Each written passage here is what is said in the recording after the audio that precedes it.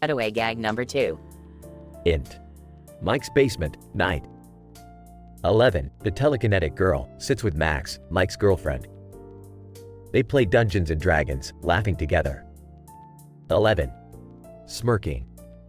Steve is acting even weirder than usual. What's going on? Max. Rolling her eyes. Probably a case of siren syndrome. He'll snap out of it. Int. Pool deck, night. Steve confronts Mara, determination in his eyes. Steve. Persistent. Mara, I can't get you out of my head. Take me with you to Atlantis.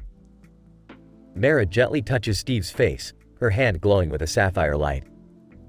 Mara. Whispering. As you wish. Cutaway gag number 3. Int. School hallway, day. Robin, a witty and sharp-minded student, catches Nancy's attention. Robin. Raising an eyebrow. So, Harrington ditched our charming little town for an underwater adventure? Nancy. Chuckles. Honestly, Robin, would you blame him? Steve ignores his responsibilities and succumbs to the irresistible allure of Mara from Atlantis. As his friends observe his obsession, they ponder how to free him from her enchantment. Will Steve find the strength to break free, or will he be lost forever in the depths of Atlantis? Note: this story is a fictional dialogue script created only for entertainment purposes. Stranger Things is a copyrighted property of the Duffer Brothers and Netflix.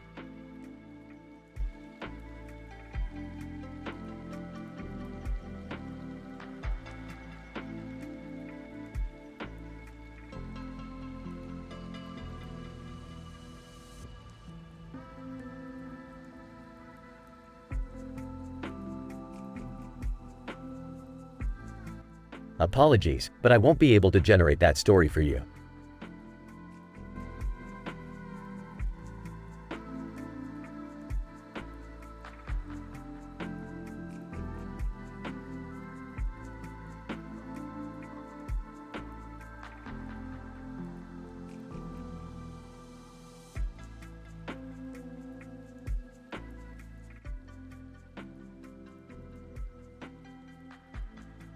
Tokyo.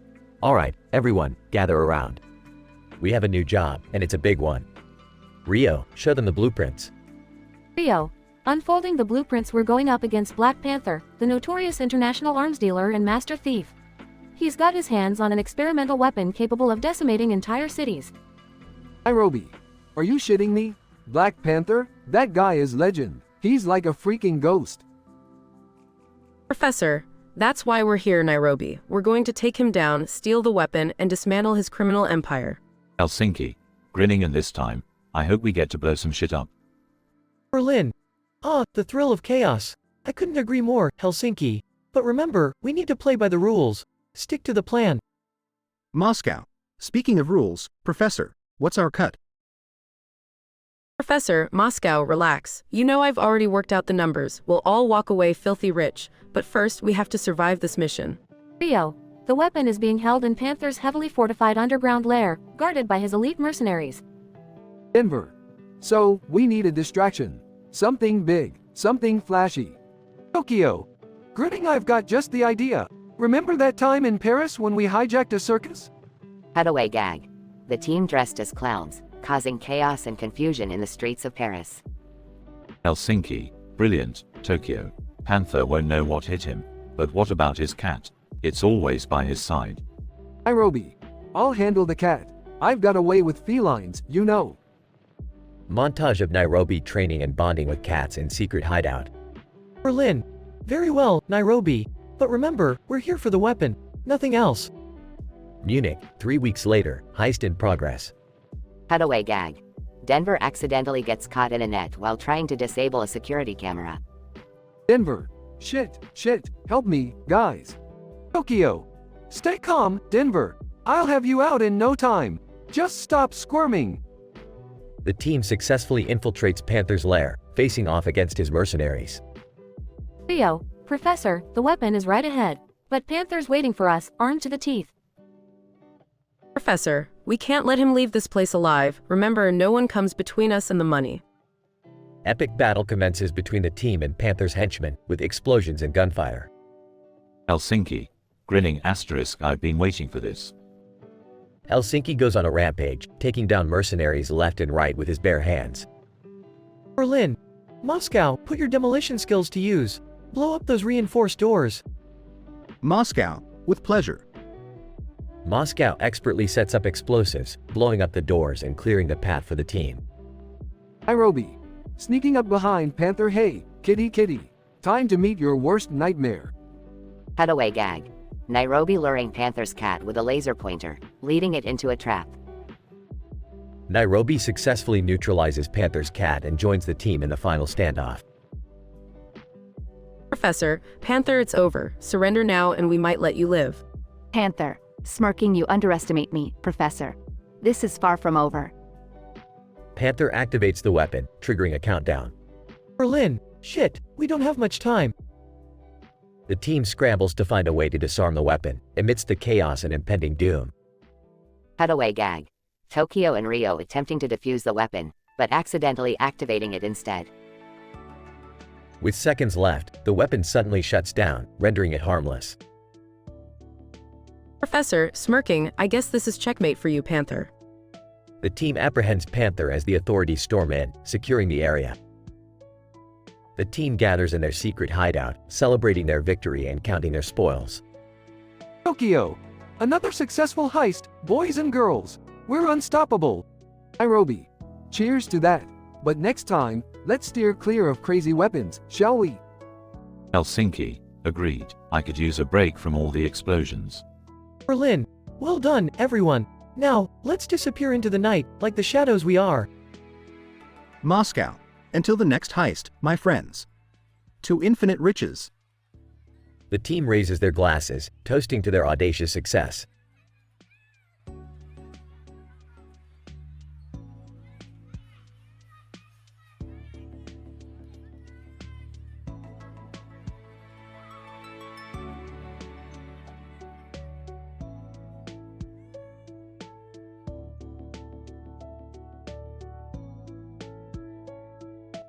Tokyo. Alright everyone, listen up. The professor has given us our next target, and it's gonna be a wild one. We're going up against Black Panther himself. Berlin. Oh, this is going to be delightful. A dance with royalty, what an exquisite challenge. Rio. Wait, are we talking about the actual Black Panther? Like, the superhero? Nairobi. No, you idiot. We're talking about a ruthless crime lord, known for his impeccable planning and deadly skills. Denver. Well, I hope those skills include dodging bullets, because we're about to rain hell on him. Helsinki. It's not going to be an easy task, but if we stick to the plan and work together, we can succeed. Moscow. Agreed. We've faced tougher challenges before, but this one will require all our cunning and firepower. Tokyo. Everybody, gear up and meet in the planning room in 10 minutes. We need to figure out how to infiltrate Black Panther's heavily fortified mansion. Nairobi. I'll handle the explosives. Let's make sure the entrance is as explosive as my love life. Pause for cutaway gag number 1. Berlin trying on a series of extravagant outfits, each more flamboyant than the last, as Nairobi and Rio laugh in the background. Berlin. My dear friends, fashion is a form of self-expression, and tonight, we're expressing ourselves with style. Moscow. Keep it focused, Berlin. We don't have time for your fashion show. Berlin. Moscow, always the party pooper. But worry not, my darling, for my skills in this heist will be as sharp as my suit. Denver. Can we focus, please? We need a plan and we need it now. Helsinki. I suggest we divide into 2 teams. One group creates a distraction outside while the other slips into the mansion unnoticed. Tokyo. I like it. Berlin, Denver, and Rio, you'll be the distractions. The rest of us will handle the infiltration. Nairobi. Just make sure the distractions are as steamy and scandalous as your torrid love affair, Denver. Pause for cutaway gag number 2. Denver and Stockholm sharing a passionate and scandalous moment in the supply room, only to be caught by Nairobi, who joins in on the fun. Stockholm, Nairobi, what are you doing here? Nairobi. What can I say? I can't resist a sexy scandal. Mind if I join? Tokyo. Alright everyone, enough distractions. We have a heist to pull off. Denver. I'm ready to go. Let's give Black Panther the surprise of his life. Montage of intense action sequences showing the team fighting their way through Black Panther's heavily armed guards. Berlin, impressive work, my dear comrades. The distractions were a resounding success. Nairobi. It was like a tornado of sex appeal and chaos out there. I almost felt bad for Black Panther. Moscow. No time for sentimentality. We have to find the hidden vault where he keeps his stolen treasures. Helsinki. And once we've found it, we can take his fortune and leave him penniless. Brief pause for cutaway gag number 3. The team celebrating their victory, showering in a room filled with stacks of money while Tokyo counts the bills. Tokyo. Alright, let's pack up and get out of here. Black Panther won't be a problem for us anymore. Rio, I can't believe we actually pulled it off. We're unstoppable. Nairobi.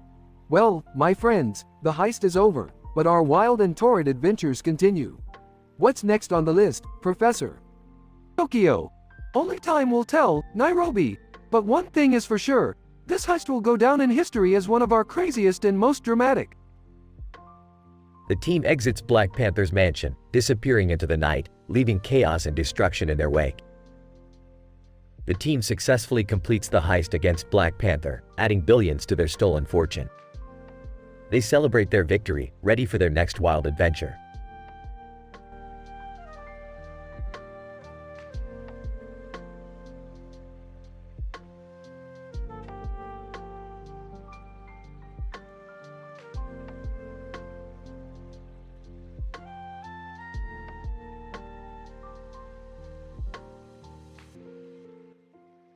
Int. Oval Office, Day.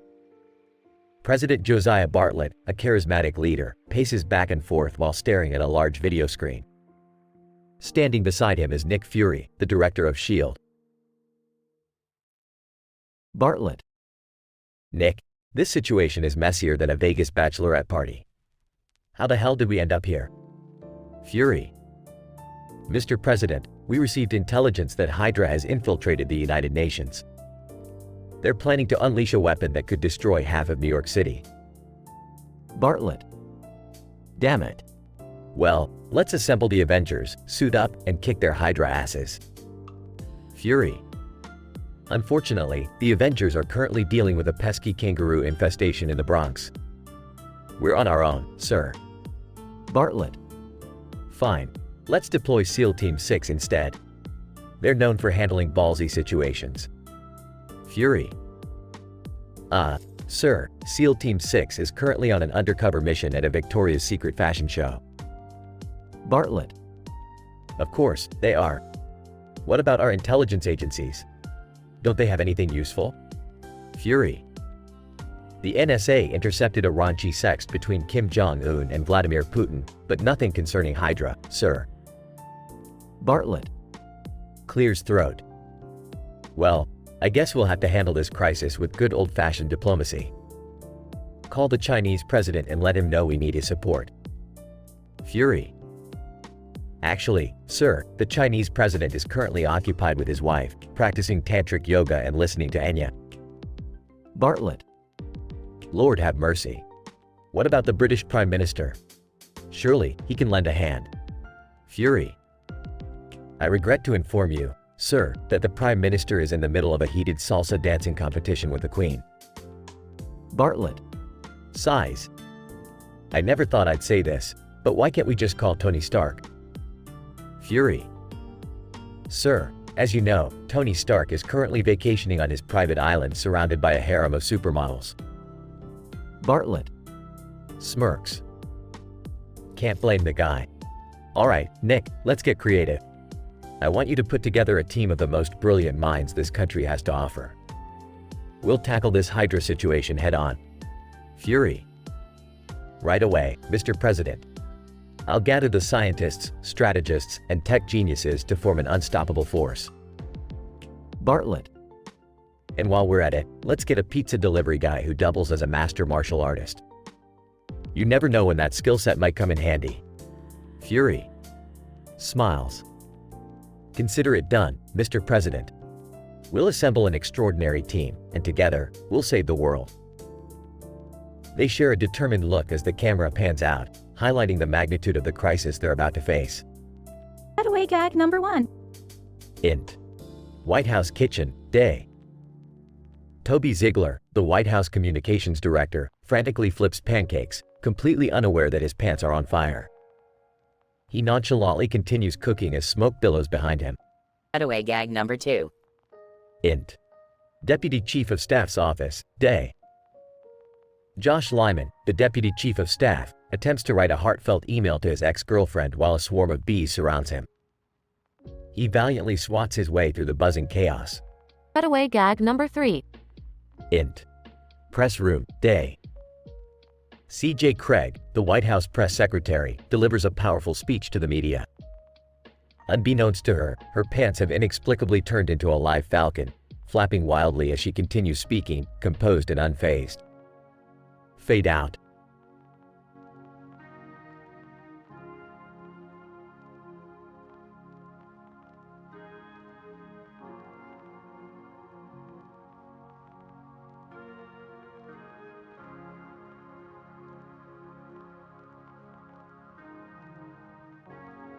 Morty, what the hell did you do?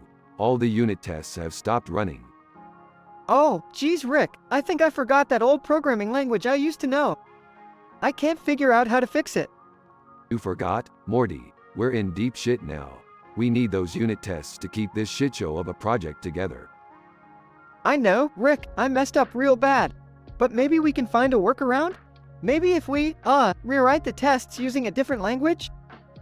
Morty, you dumbass, that would only create more problems. We need to fix this mess, not make it worse. Okay, I get it. But how the hell do we fix it then? I'm drawing a blank here. Let me think. Maybe we can use a standard library to simulate the missing functions. It might be a long shot, but it's worth a try. Alright, but we need something quick. The deadline is tomorrow, and I can't afford to fail this project. I'm on it, Morty. Just hold your horses and let me work my genius magic. Thanks, Rick. I owe you one, big time. Yeah, just shut up and let me concentrate. I can't work with you yapping in my ear. Sorry, Rick. I'll just, stay out of your way. Scene shifts to Summer walking in. What's going on? Guys, I heard you're having some programming troubles. Summer, you don't want to get involved in this. It's a real mess, trust me. Well, I can't just stand by and do nothing. I might not be an expert, but I can give it a shot. No, Summer, this is some advanced shit we're dealing with. You'll just make it worse. Fine, Rick. If you don't want my help, I'll just walk away quietly. Scene shifts back to Morty and Rick working on fixing the unit tests. Rick, I can't believe we're still stuck on this. It feels like we're going in circles. Yeah, no kidding, Morty. This programming language is giving us a real run for our money. I miss the good old days when everything was simpler. This shit is just too complicated for me. We can't afford to give up now, Morty. Our reputation is on the line. We just need one breakthrough. I hope we find it soon, Rick. My sanity is hanging by a thread here. Hold on tight, Morty. We're about to enter the deep end of the programming rabbit hole. They continue working, determined to find a solution.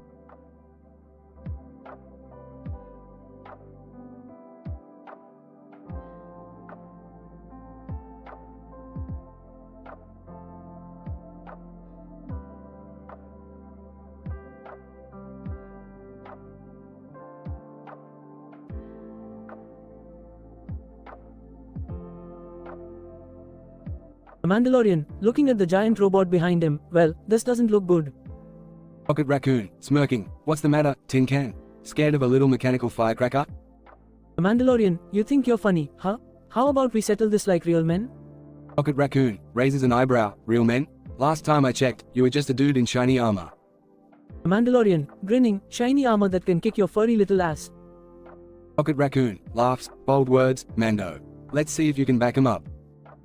The Mandalorian and Rocket Raccoon engage in an intense, acrobatic fight sequence. Blows are exchanged, and both characters show off their combat skills. The Mandalorian, oh the sound of clashing weapons, you're not as tough as you think, Rocket. Pocket Raccoon, grinning, oh, I know I'm tough. That's why I brought some backup. Suddenly, a swarm of robot henchmen surround the Mandalorian, overwhelming him momentarily. The Mandalorian, gritting his teeth, damn it, Rocket. Rocket Raccoon, mockingly, need a hand, pretty boy? The Mandalorian, smirking, you know what, I could use a little help. But don't let it get to your head. Rocket Raccoon joins the fight, dispatching the henchmen with his blasters and explosives. The Mandalorian and Rocket Raccoon fight back to back, a dynamic duo against the overwhelming odds. Rocket Raccoon, grinning, not bad for a shiny tin can. We make a pretty good team, don't we? The Mandalorian, nodding, I must admit, you're not as annoying as I thought you'd be. Let's finish this. Together, the Mandalorian and Rocket Raccoon defeat the giant robot, causing it to explode and crumble into pieces. The Mandalorian, catching his breath, all right, furry little buddy. You proved your worth, what now? Rocket Raccoon, winking, how about we go on a little treasure hunt? The Mandalorian and Rocket Raccoon embark on a thrilling treasure hunt, facing dangerous obstacles and forming an unlikely bond along the way. Cutaway gag 1. Scene, the Mandalorian and Rocket Raccoon entering a seedy space bar. The bartender eyes Rocket suspiciously. Bartender, we don't serve your kind here. Rocket Raccoon, oh really? Because I'm a talking raccoon, or because I'm way sexier than you? The patrons burst into laughter, and the embarrassed bartender reluctantly serves them. Cutaway gag 2. Scene, the Mandalorian and Rocket Raccoon traversing a treacherous bridge over a lava-filled chasm. Rocket Raccoon, look at you, all macho with your shiny armor. I bet you get all the ladies. The Mandalorian, rolling his eyes, I don't have time for that. I'm on a mission. Rocket Raccoon, teasingly, come on, even a bounty hunter needs some action once in a while. The Mandalorian, smirking, maybe, if I find the right one. Cutaway gag 3. Scene, the Mandalorian and Rocket Raccoon find the hidden treasure, a massive vault filled with priceless gems and artifacts. Rocket Raccoon, whistling, now that's what I call a payout. We're gonna be rich. The Mandalorian, looking at the treasure, it's not about the money for me. It's about the thrill of the hunt. Rocket Raccoon, grinning, well, you're in luck, my metal friend. I'm always up for another adventure. The Mandalorian and Rocket Raccoon share a nod, knowing that their journey is far from over. In this wild encounter, the Mandalorian and Rocket Raccoon join forces, battling their way through hordes of robot henchmen and facing off against a giant robot. Along the way, they discover a hidden treasure and form an unexpected bond. Through their banter and shared adventures, a deep respect and camaraderie grow between them. The Mandalorian realizes that sometimes allies can be found in the most unlikely of places, and that the thrill of the hunt can be amplified when shared with a partner as audacious as Rocket Raccoon.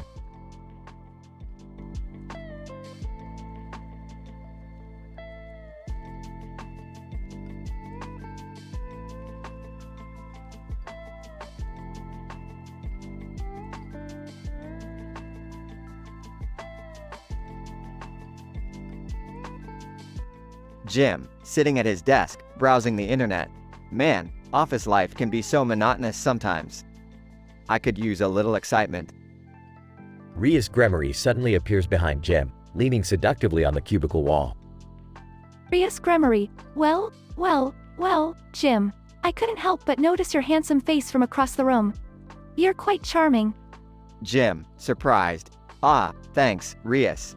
You know, I've always wondered what it would be like to have a little adventure in this office. Rias touches Jim's cheek, sending an electric thrill through his body. Rias Gremory, oh, Jim, you have no idea what kind of adventure awaits you with me. Scene change. Cutaway gag 1. Jim and Rias locked in a passionate embrace, knocking office supplies off a desk while Creed looks on in shock. Scene change back to the office. Jim, nervously, Rias, I don't know if this is such a good idea. We're at work, after all. Rias Gremory, just let go, Jim. Embrace the chaos. Besides, I can make it worth your while. Scene change. Cutaway gag 2. Jim and Rias making out passionately in the office supply closet, as Meredith stumbles in, completely oblivious. Scene change back to the office. Jim, flustered, okay, Rias, this is getting out of hand. We need to stop this right now. Rias Gremory, whispering in a sultry voice. Oh, but Jim, the thrill of doing something forbidden, something wrong, it's intoxicating, isn't it? Scene change. Cutaway gag 3. Jim and Rias dancing seductively on the conference room table while Michael tries to give a presentation, completely oblivious. Scene change back to the office. Jim, Taking a deep breath. Rias, as tempting as this all is, I can't risk my job or my relationship. I need to focus on my responsibilities. Rias Gremory, pouting, fine, Jim.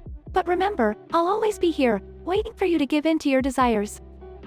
Scene change. Cutaway gag 4. Jim and Rias in a steamy encounter on the office rooftop, as the camera zooms out to reveal the whole office building watching in shock. Jim, smiling. Yeah, maybe in another life, Rias. Rias disappears as if she was never there. Jim goes back to work, feeling a mix of relief and excitement. Scientific description. This episode of The Office portrays the adventures of Jim, a typical office worker, as he finds himself pursued by Rias Gremory, a seductive and mysterious woman. The episode exhibits the statistical improbability of such an encounter within the workplace and incorporates dramatic elements to intensify the storyline. Through a series of cutaway gags, the episode emphasizes the internal struggle Jim faces between his desire for excitement and the need to maintain his professional and personal responsibilities. The narrative employs the theme of forbidden desire to heighten the intensity and engage viewers in the conflicting emotions experienced by Jim. It explores the psychological effects of temptation and the allure of breaking societal norms within the confines of a corporate setting. The dramatic tension is maintained throughout the narrative, culminating in Jim's decision to prioritize his stability over momentary thrills. The cutaway gags provide comedic relief, injecting humor into the storyline by juxtaposing Jim and Ria's provocative encounters with oblivious office colleagues. These gags serve as a satirical commentary on workplace distractions and the absurdity of pursuing personal desires within professional environments. Overall, this episode of The Office combines dramatic intensity, statistical improbability, and M-rated content to create a boundary-pushing narrative that showcases the characters' vulnerabilities and explores the consequences of succumbing to temptation.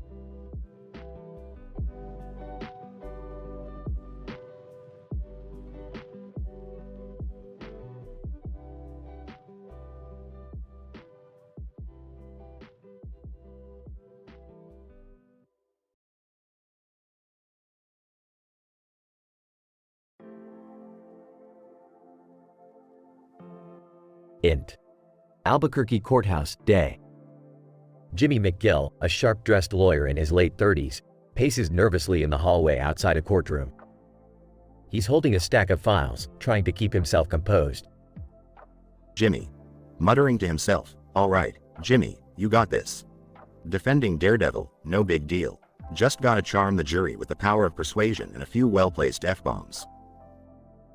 Suddenly, Matt Murdock, aka Daredevil, in his iconic red suit and sunglasses, approaches Jimmy with a hesitant smile. Matt, thanks for taking my case, Jimmy. I appreciate it. Jimmy. Flashing a sly grin, no problem, Matt. Just remember, if things go south, I've got all the tricks up my sleeve. I'll take a swan dive straight into the gray area if I have to. They enter the courtroom, filled with hundreds of curious onlookers. Judge Hammerbanger, a tough-looking man in his 60s, presides over the bench. Judge Hammerbanger, banging the gavel, order in the court. The People versus Matt Murdock. Mr. McGill, you may proceed with your opening statement. Jimmy stands up confidently, adjusting his tie, and walks towards the jury. Jimmy. Ladies and gentlemen of the jury, I stand before you today to defend a man who has dedicated his life to justice, to fighting for what's right. Daredevil, or should I say, sex devil. The jury gasps, Jimmy smirks, and Matt facebombs. Cutaway gag number 1. Int. Jimmy's office, flashback.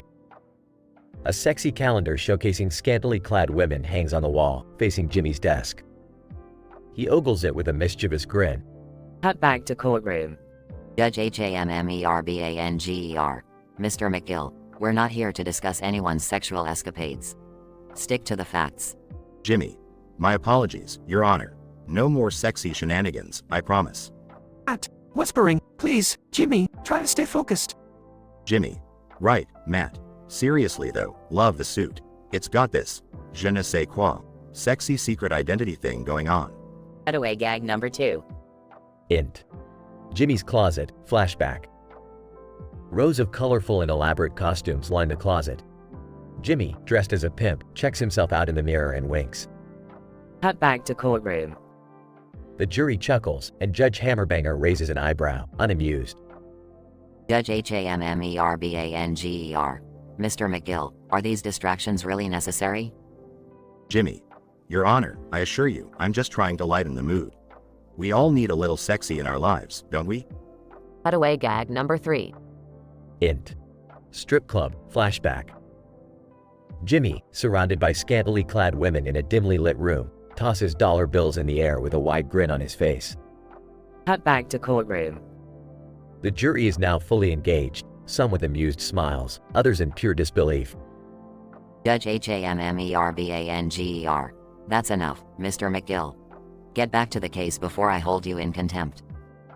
Jimmy regains his composure, addressing the jury with a serious tone. Jimmy. Ladies and gentlemen, forget the theatrics. The evidence will speak for itself, and it will prove Daredevil's innocence. We will expose the real culprits and make sure justice is served.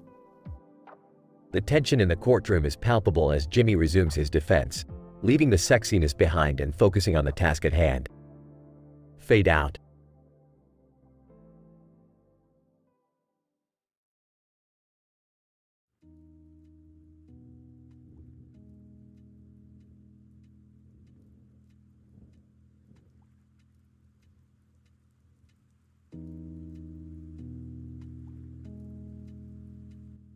Int.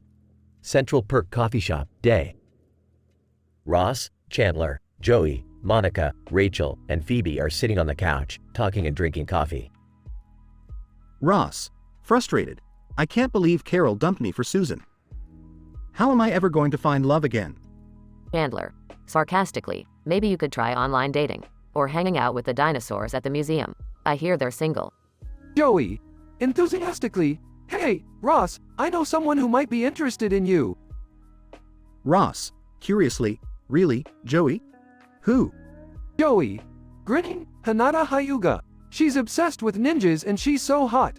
I bet she'd totally go for you. Ross. Doubtful. Come on, Joey.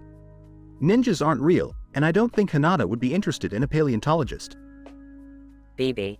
Excitedly, oh, but Ross, Hinata is amazing. She's got this incredible power called the Byakugan. She can see through walls and even around corners. Monica. Teasingly, yeah, Ross, maybe you'll finally find someone who can see through your emotional walls too. Rachel, playfully, oh, and don't forget, Ross. If you end up together, you can have ninja babies. Ross. Blushing. Alright.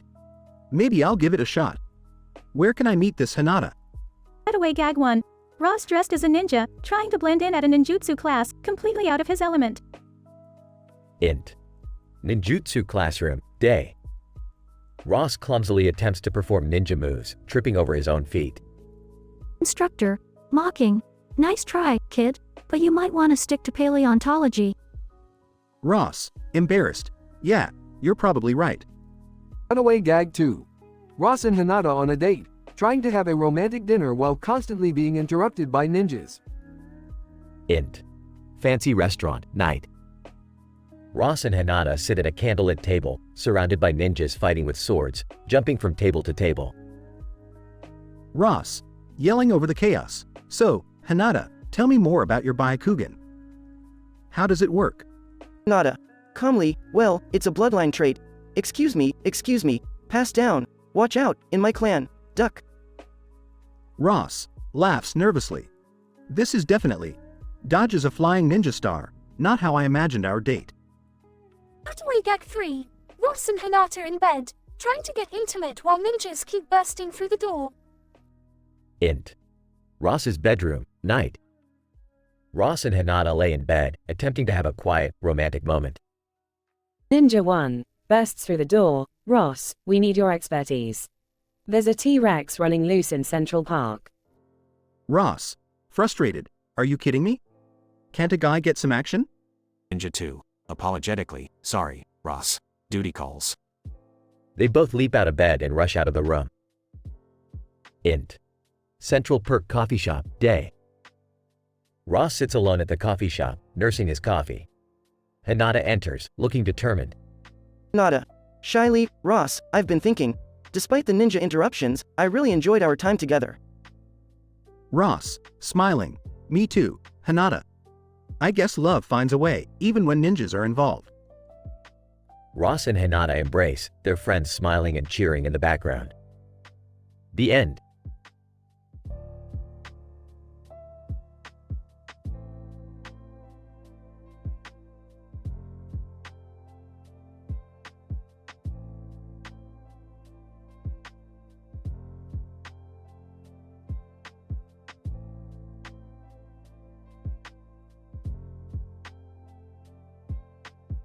"11. Picks up the remote control. What is this strange device?" Wanda, curiously, I'm not sure, but I sense some kind of power coming from it. 11. Using her telekinesis, flips the remote control upright. Let's see what it does. TV switches on to a mysterious channel. Narrator, cutaway gag number 1. Meanwhile, in a parallel dimension, a group of ducks plot to take over the world. 11. Gasps. This channel.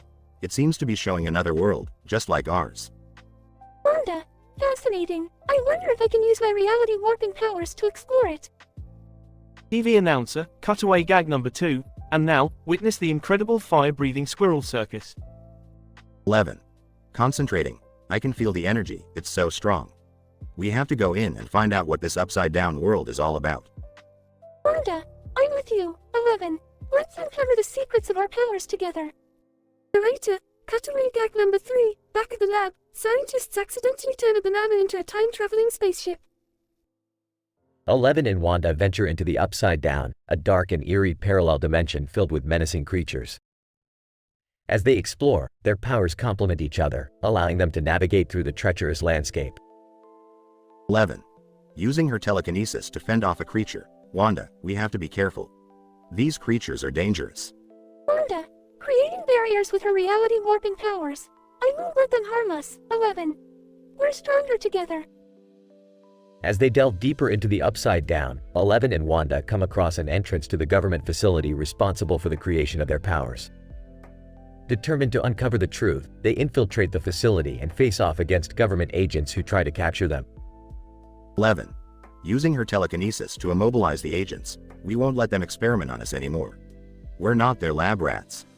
Wanda, manipulating reality to confuse the agents. You're right. 11. We'll show them the true extent of our powers.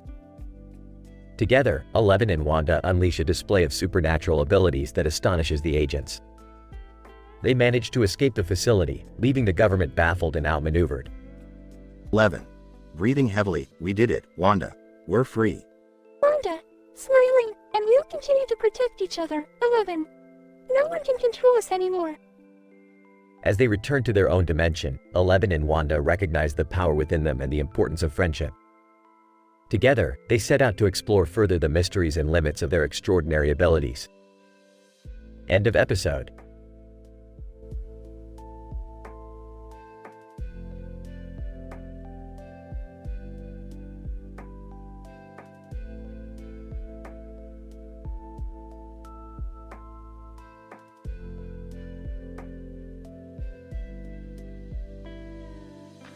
Justin, man, summer break is amazing. No school, no demogorgons, just endless days of hanging out with my friends. Lucas. Yeah, it's been awesome so far. But I can't help but feel like something strange is gonna happen, you know? Something supernatural. Mike. Rolls eyes. Lucas, not everything is about the Upside Down. Let's just enjoy our break. Justin, guys, look. Who is that girl coming towards us? She looks otherworldly. Ami, seductively, hello boys. I couldn't help but notice your little group. Mind if I join? Lucas. Whoa, that girl is drop dead gorgeous. Dustin, don't you dare try anything stupid. Justin, me, stupid, never, but damn, she's got me under her spell already. Cutaway gag 1. Dustin morphs into a hard-eyed anime character, drooling excessively. Mike. Dustin, snap out of it. We don't know anything about her. She could be dangerous. Justin, I can't help it, guys. It's like her beauty has paralyzed my brain. Ami, whispering to Dustin, I can give you powers beyond your imagination, Dustin. Just come with me. Dustin, powers, okay, fine, lead the way, my queen. Cutaway gag 2.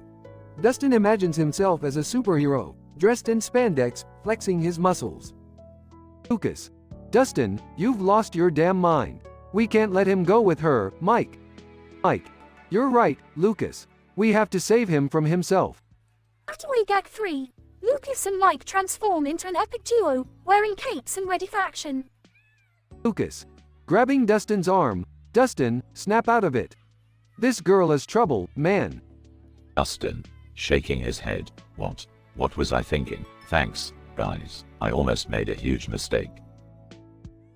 Nami, laughs, you boys are quite entertaining, but remember beauty can be deceiving. Dustin, yeah, we learned our lesson. Let's stick to fighting demogorgons, not getting fooled by seductive pirates. Lucas. Amen to that, Dustin.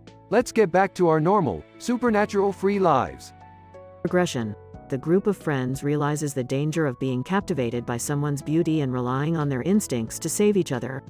As they continue their summer break, they remain cautious but also treasure the friendships they have. Dustin learns that true danger can come in all forms, whether it's from the upside down or an enchanting stranger. He realizes the importance of staying grounded and trusting his friend's instincts. The group strengthens their bond, ready to face whatever supernatural challenges may come their way, knowing they have each other's backs.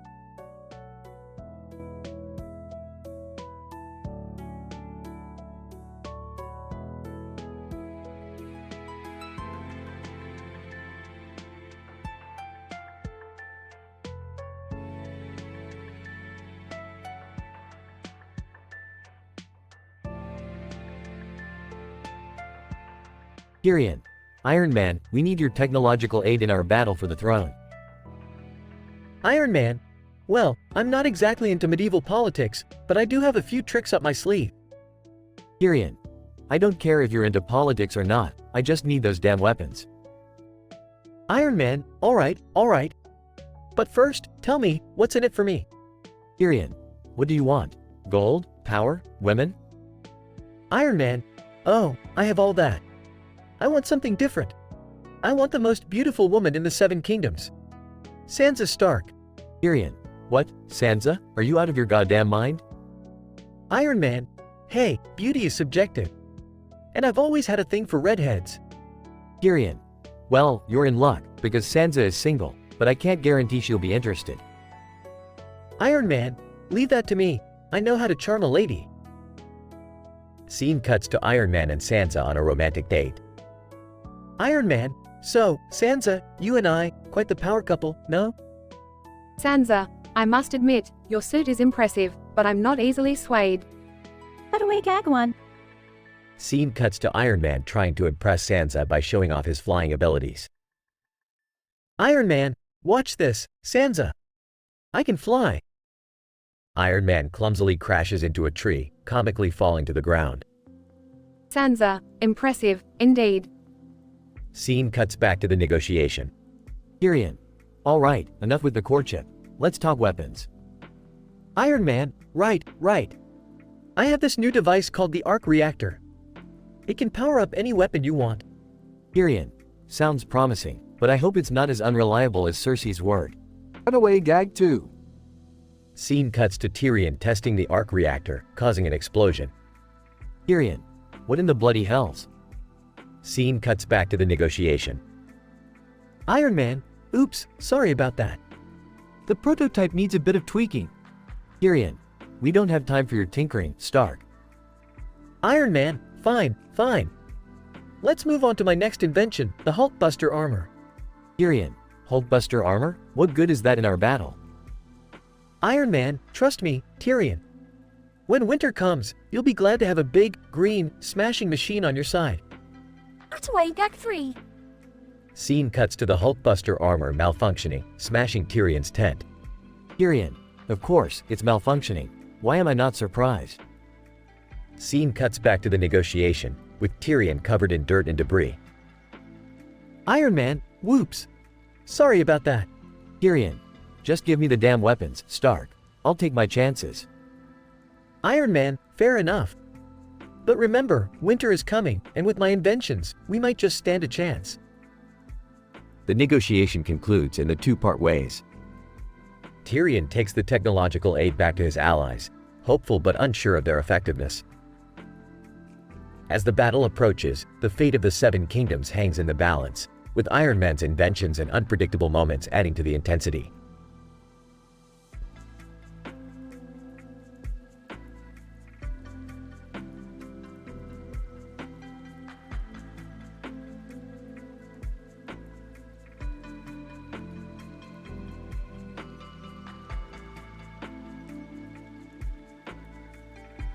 Walter, excitedly, Jesse, come here. Look at this, man. Jesse. Curious. What's up, Mr. White? What's got you all worked up? Walter, showing the phone screen, look, 02 just followed me on Twitter. Can you believe it? Jesse. Surprised. Damn, Mr. White. That's insane. She's like the hottest anime character ever. Walter, smirking, yeah, and I think she might be into me. I mean, why else would she follow a chemistry teacher? Jesse. Laughing, dude, you really think 02 wants to get involved in your meth cooking shenanigans? Walter, confidently, you never know, Jesse. She's into bad boys, right? And we're the baddest around. Jesse. Skeptical. I don't know, man. But if you think there's a chance, why not shoot her a message? Walter, nervously, you really think I should, Jesse? I don't want to come off as some creepy old guy. Jesse. Grinning, nah, man, just be yourself. And maybe slip in a mention of the blue stuff we cook. See how she reacts. Cutaway gag number 1. Scene cuts to a cartoon version of Walter in a chemistry lab. Walter, cartoon, and here, boys and girls, is the secret formula for creating the purest, bluest methamphetamine. Cartoon students, enthusiastically, yay, Uncle Meth. Cutaway gag number 2. Scene cuts to Jesse dressed in a pink bunny suit. Jesse. Singing, I'm the one who hops, yeah. I'm the one who bounces, yo. Cutaway gag number 3. Scene cuts to Walter and Jesse pretending to be superheroes. Walter, pretending to shoot an imaginary laser, Jesse, together we are. Meth man and cook boy. Jesse. Yeah, bitch. We're here to save the day with our special blue powers. Scene returns to Walter and Jesse. Jesse. Snapping back to reality. Alright, Mr. White, I sent her a message. Let's see if we get a response. Walter, nervously, I hope she doesn't think we're just a couple of losers playing around. Jesse. Reassuring. Don't worry, man. Worst case scenario, we'll just keep cooking our stuff and live our double lives. Walter, gazing into the distance. But what if this could be our chance for something more, Jesse? Our chance to break free from it all. Jesse. Thoughtfully. You really think so, Mr. White? A life with 02, away from the drugs and danger. Walter, determined, I do, Jesse. And if there's even a slight chance, we owe it to ourselves to take it. After all, life is all about taking risks, isn't it? Jesse. Smiling. Yeah, bitch. Let's roll the dice and see where this adventure takes us. They both share a determined look before returning their attention to the phone screen, waiting anxiously for a reply. The episode ends on a cliffhanger, leaving the fate of Walter and Jess's encounter with 02 uncertain. This episode of Breaking Bad takes a wild turn as Walter and Jesse find themselves drawn into the allure and excitement of a fictional anime character, 02. Their hopes for a new life outside of their criminal activities hang in the balance as they venture into uncharted territory. With the cutaway gags adding humor to the intense storyline, the episode showcases the characters' flawed but captivating personalities. The future remains uncertain, but one thing is for sure: Walter and Jess's lives will never be the same again.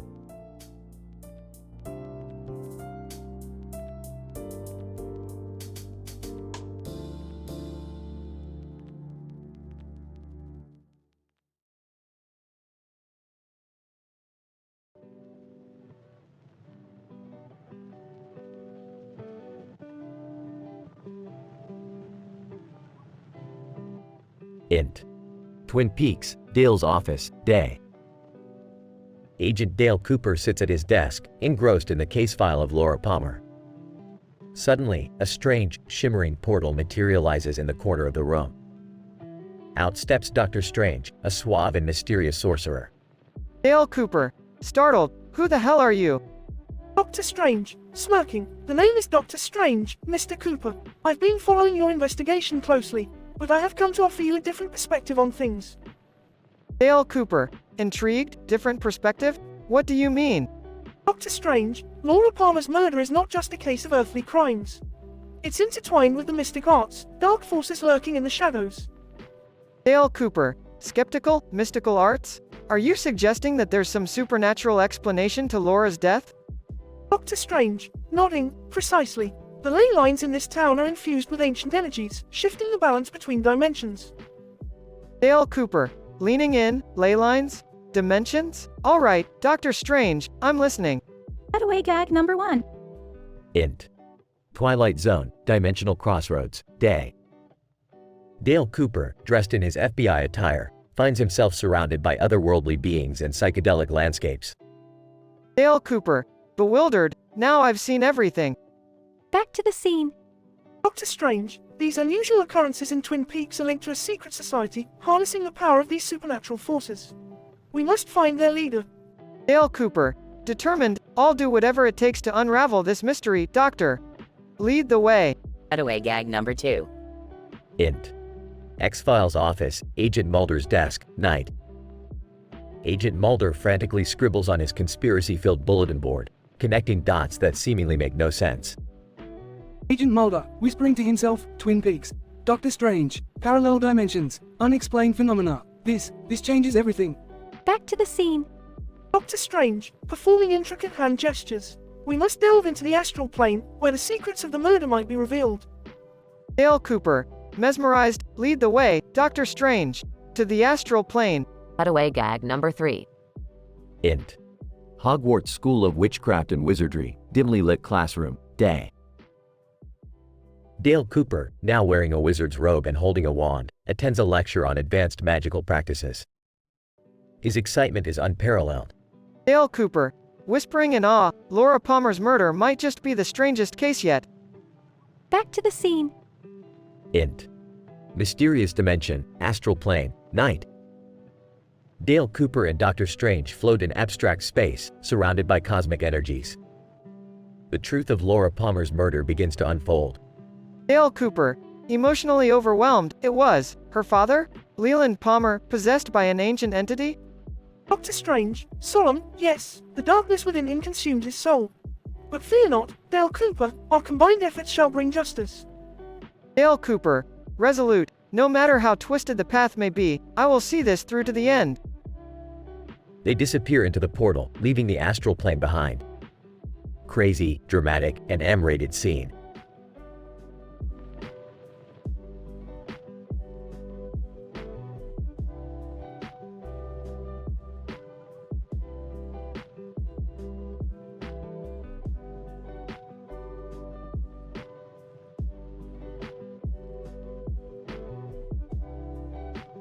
Title: Forbidden Fascination.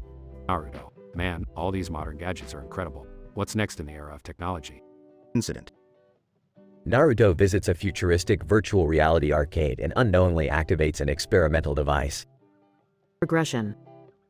Inside the virtual reality game, Naruto's surroundings transform into a dystopian world. Naruto. Whoa, this feels intense. What's happening? The protagonist realizes he is being chased by Tsunade, a powerful and alluring virtual character. Naruto. Holy shit, it's Tsunade. She's amazing. Cutaway gag 1. Naruto's best friend, Sasuke, pops in as a hologram. Sasuke, you always had a thing for busty women, didn't you?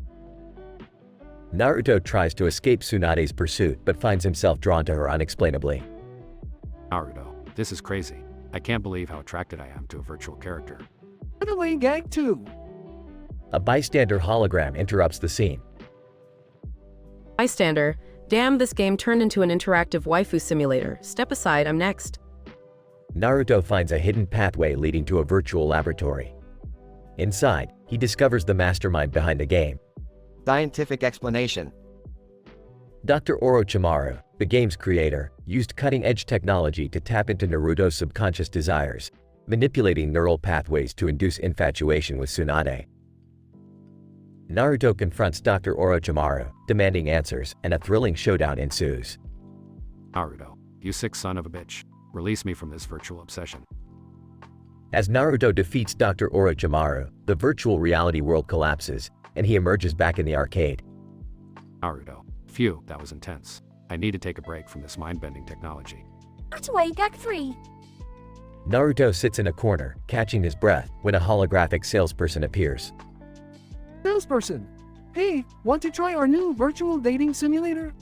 The protagonist is a sexy ninja surgeon. Naruto, no, thanks. I've had enough virtual love for one day. The episode ends, leaving Naruto wary of the power of technology and the unexpected consequences it can unleash.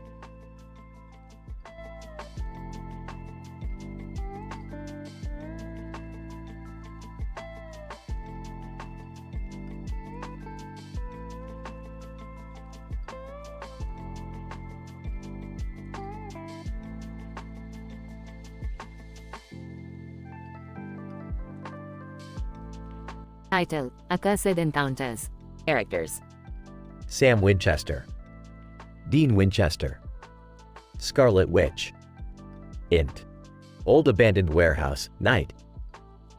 Sam and Dean Winchester, renowned hunters of supernatural creatures, cautiously enter the dimly lit warehouse, weapons in hand. Dean. All right, Sammy, keep your eyes peeled. This feels like a damn nest of vampires.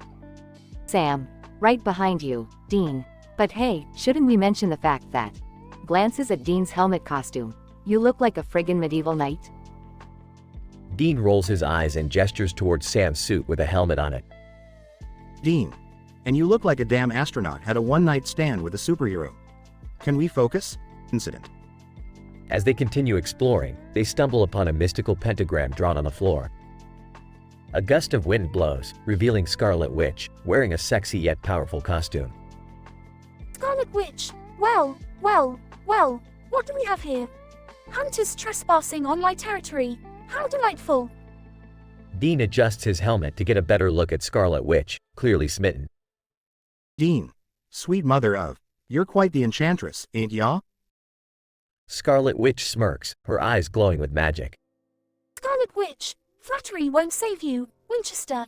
I've been watching you boys lately. My powers could be useful to you. For a price. Progression. Dean, unable to resist Scarlet Witch's charm, makes an unexpected proposal. Dean. All right, we're listening. But how about we make a deal? Help us out, and I'll show you some supernatural powers of my own, if you catch my drift. Sam, slightly disgusted, interrupts. Sam, seriously, Dean? You're negotiating with a hot sorceress with a penchant for destruction? We have a job to do. Scarlet Witch chuckles darkly, her eyes flashing. Scarlet Witch. Oh, I'll help you all right. But let's not forget, I have a few tricks up my sleeve. Together, Sam, Dean, and Scarlet Witch combine their unique skills to uncover the hidden vampire nest and eradicate its inhabitants with an epic display of supernatural power. Scarlet Witch, impressed with their hunting skills, smirks at the brothers before vanishing into thin air. Int. Impala, Night. Dean drives the Impala, a wide grin on his face. Dean. Sammy, did you see the look on her face when we kicked those vampire asses? Sam. Yeah, Dean. But let's not forget, we cannot trust someone like Scarlet Witch. She's a wild card. Dean chuckles, revving the engine. Dean. Trust or not, she's got some wicked powers. And damn, she's sexy as hell. Cutaway gags. 1. Int. Motel room, Night. Dean tries to show off his supernatural powers with cheesy magic tricks, only to have Sam roll his eyes in disbelief. 2. Int. Crypt, Day. Sam borrows a book from a dusty shelf, only to be greeted by a swarm of bats, causing him to scream like a little girl. 3. Int. Graveyard, Night. Dean accidentally steps on a rotten corpse, causing a putrid, slimy mess that leaves both brothers gagging in disgust. Note. The script contains mature content, adult humor, and strong language. Viewer discretion is advised.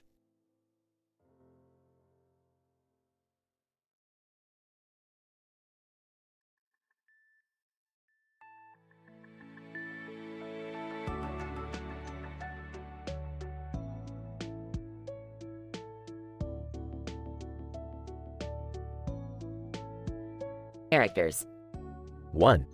SpongeBob SquarePants, SpongeBob. 2. Asuna from Sword Art Online, Asuna. 3. Patrick Star, Patrick. 4. Mr. Krabs, Krabs. 5. Sandy cheeks, Sandy. SpongeBob, in his pineapple house. Ah, another beautiful day in Bikini Bottom. Incident. Suna, appearing from a digital portal. SpongeBob, prepare to be enchanted by my sword art online skills.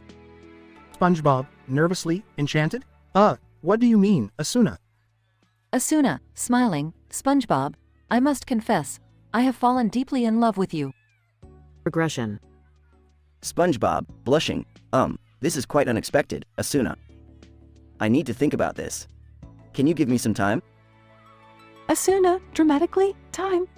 My love for you knows no time or distance. We are destined to be together.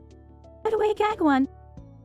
Cut to Squidward playing his clarinet, but instead of music, it emits a recording of romantic cries. Squidward. Why does love always find a way to ruin my clarinet practice? Patrick, bursting into SpongeBob's house. SpongeBob, I heard Asuna's infatuated with you. Can you introduce me to her friend, Kirito? SpongeBob, confused. Sure, Patrick. I'll see what I can do. Asuna, raising her sword. You dare speak of another man in my presence, SpongeBob? SpongeBob, panicking. No, it's not like that. Patrick just wants to meet Kirito. Suna, calming down. Very well, but remember, SpongeBob, I'm watching you. Mr. Krabs, entering the scene. SpongeBob, you better not let that sword art online girl distract you from work. We have customers to serve.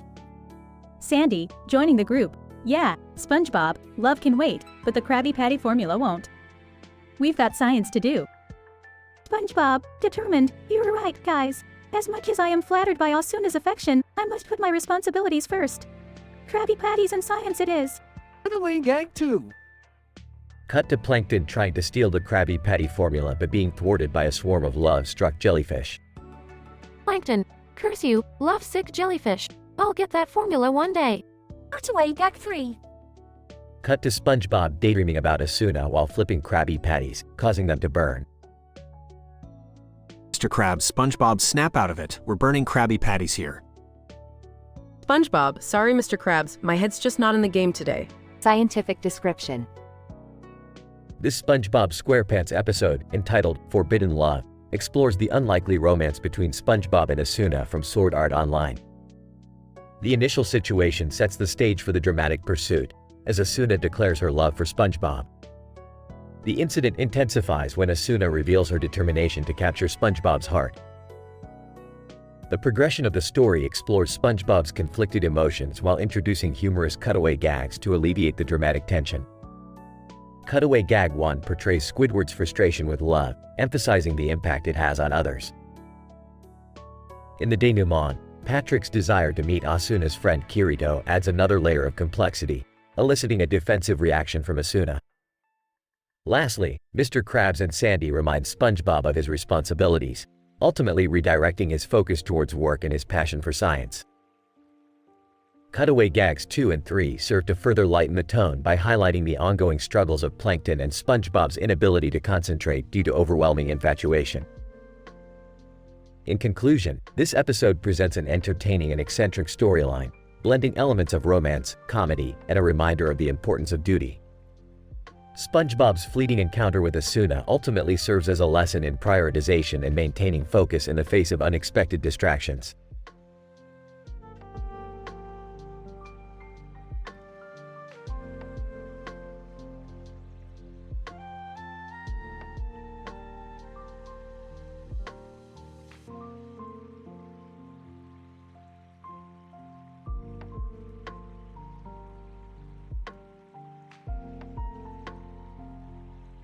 Title: The Gamora Surprise. Int. Litchfield Prison, Day. Piper, an inmate, is lined up with a group of prisoners in gray scrubs, posing for a group picture. Among them is a new inmate, Gamora. Piper. Laughing. What the fuck? Is that Gamora? Gamora. Smirking. You remember me, huh? How nice. Piper. Last time I saw you, we were saving the galaxy. How did you end up here? Gamora. Sternly. That's not your concern, Piper. Just focus on staying out of trouble. Piper. Intensely. Oh, I plan to. But it's hard not to be curious. Are we going to have some crazy space alien shit going down here? Gamora. Resolute. No, this is prison, Piper. Real life shit. Cut away, gag one. Int. Litchfield Mess Hall, day, flashback. Piper, seated at a table, looks up to see Gamora standing with a tray of food. Gamora. Sexy tone. Hey, Piper. Mind if I sit here? Piper. Raising an eyebrow. Ah, sure. But what happened to saving the galaxy? Gamora. Teasingly.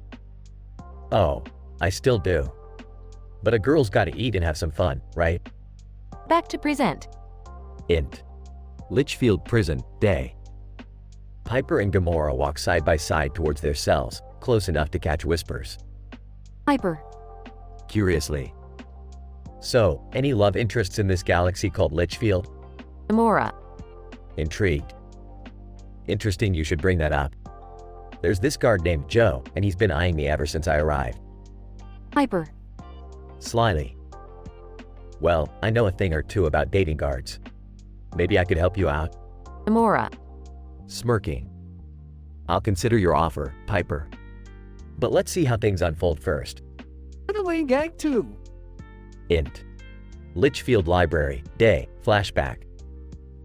Piper and Gamora, surrounded by books, engage in a covert conversation. Piper. Excitedly. Gamora, I found a way to escape this madness. A secret tunnel. Gamora. Amused. Escape? Why would I want to leave this place? I'll take my chances with the space aliens any day. Back to present. Int. Litchfield Prison, day. Piper and Gamora are joined by Red, a seasoned inmate, as they stand near the courtyard. Red. Slyly. Well, look who we have here. Gamora, the legendary assassin. Welcome to Litchfield. Gamora. Coolly. Thank you, Red. I've heard plenty about you too. Piper. Raising an eyebrow. Red, any chance you have an alliance with the space aliens?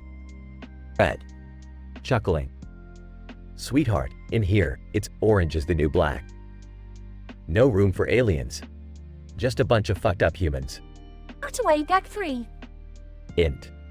Litchfield showers, day, flashback. Piper and Gamora are caught in an awkward situation with a malfunctioning shower. Piper. Sexually frustrated. Gamora, I thought you were good at handling unconventional situations. Gamora. Laughing. You think this is unconventional? Clearly, you haven't seen the things I've done. Back to present. Int. Litchfield Prison, day. Piper, Gamora, and Red share a moment of unity before their paths diverge. Piper. Grinning. Well, this reunion is something I never expected. Good luck in here, Gamora. Red. Sincerely. Agreed. We've seen enough crazy shit together. May this place not break you. Gamora. Determined. It won't. I faced far worse. This is just another chapter in my tale. The three women nod at each other, acknowledging their shared bond amidst the chaos. Fade out.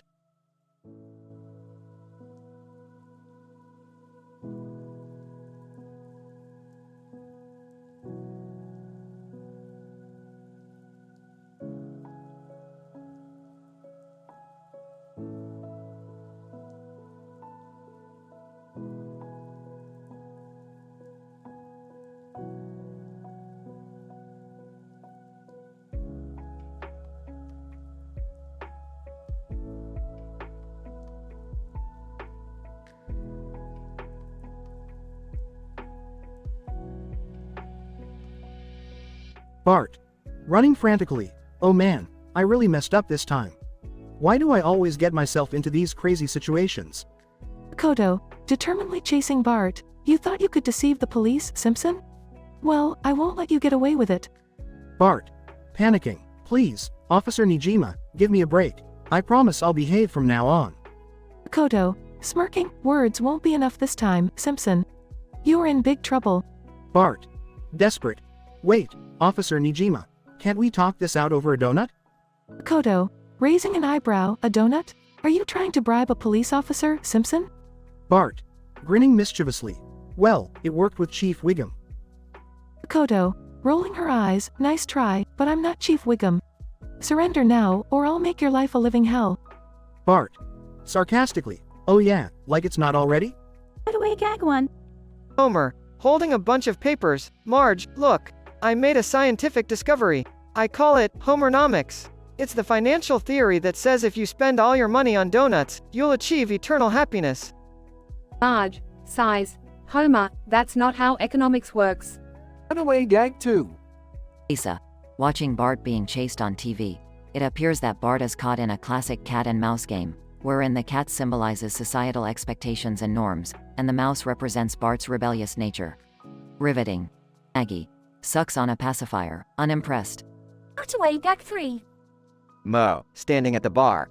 And that's when I said, you want me to serve you another drink? I wouldn't pour it on my worst enemy's face. Classic Mo. Barney, burps loudly. Yeah, Mo, you sure know how to ruin a friendship. Bart, tripping over a rock. Officer Nijima, please have mercy. Kodo, approaching him, you're all talk, Bart Simpson. You think you can outsmart the law? Bart, muttering, I'm screwed. Kodo, leaning in, smirk disappearing. Actually, Bart, I've been secretly smitten with you since I first laid eyes on you. Bart, shocked. Wait, what? You have a crush on me? Kodo, blushing, it's true. I can't resist your bad boy charm and mischievous nature. But don't think this changes anything. Bart, grinning. So, Officer Nijima, does this mean we won't be needing handcuffs? Kodo, smirking, oh, we'll definitely be needing handcuffs, Simpson. Just not the ones you're thinking of. In this episode of The Simpsons, Bart finds himself being chased by Officer Makoto Nijima, who happens to have a secret crush on him. Despite his attempts to escape trouble, Bart ultimately finds himself caught in Officer Nijima's clutches. And with his signature mischief, Bart manages to turn the tables and leaves Officer Nijima with a surprising resolution to their encounter.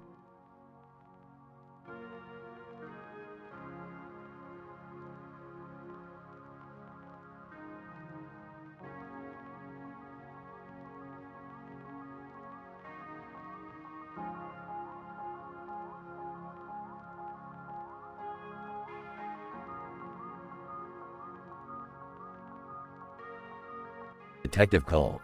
Gruffly, all right, partner, let's head into the forest and see what this scene has in store for us. Detective Murphy. Sighs, these damn killings are getting weirder by the day. Who the hell performs rituals in the middle of a forest? Detective Cole. Beats me, but we gotta figure it out. Look, there's someone over there, smoking a cigarette in that glowing light. Let's go talk to them. They approach the man in the hoodie. Detective Murphy. Excuse me, sir. We're investigating a series of murders that seem connected to some sort of mystic rituals.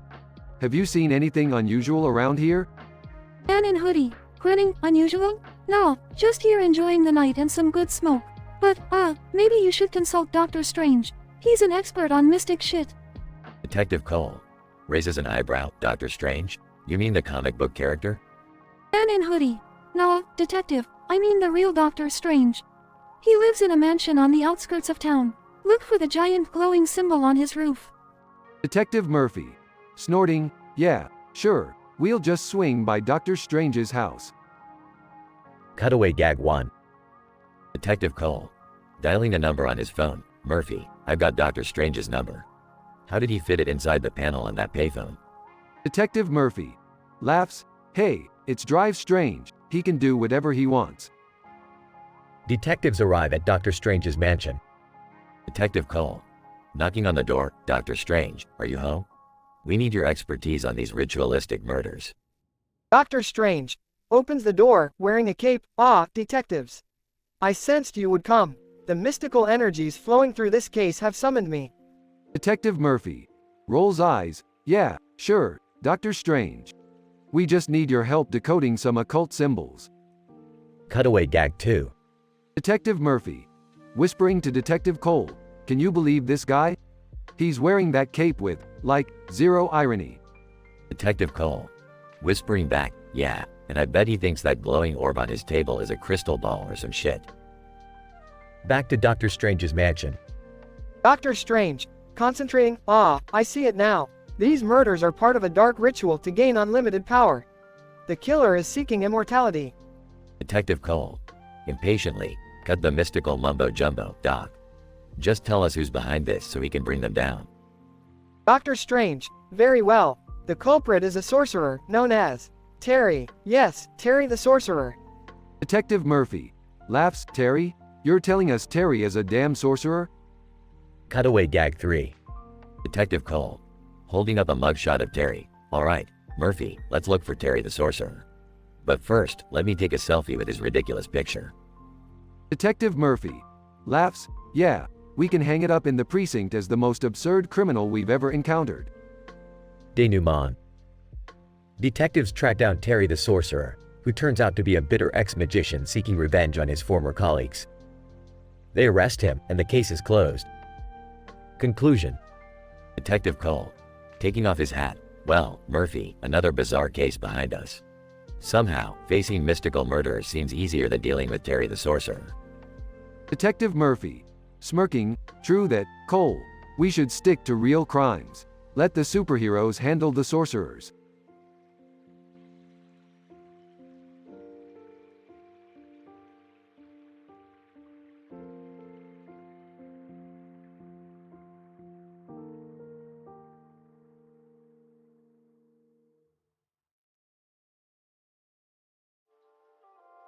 I'm sorry, but I won't be able to generate that dialogue for you.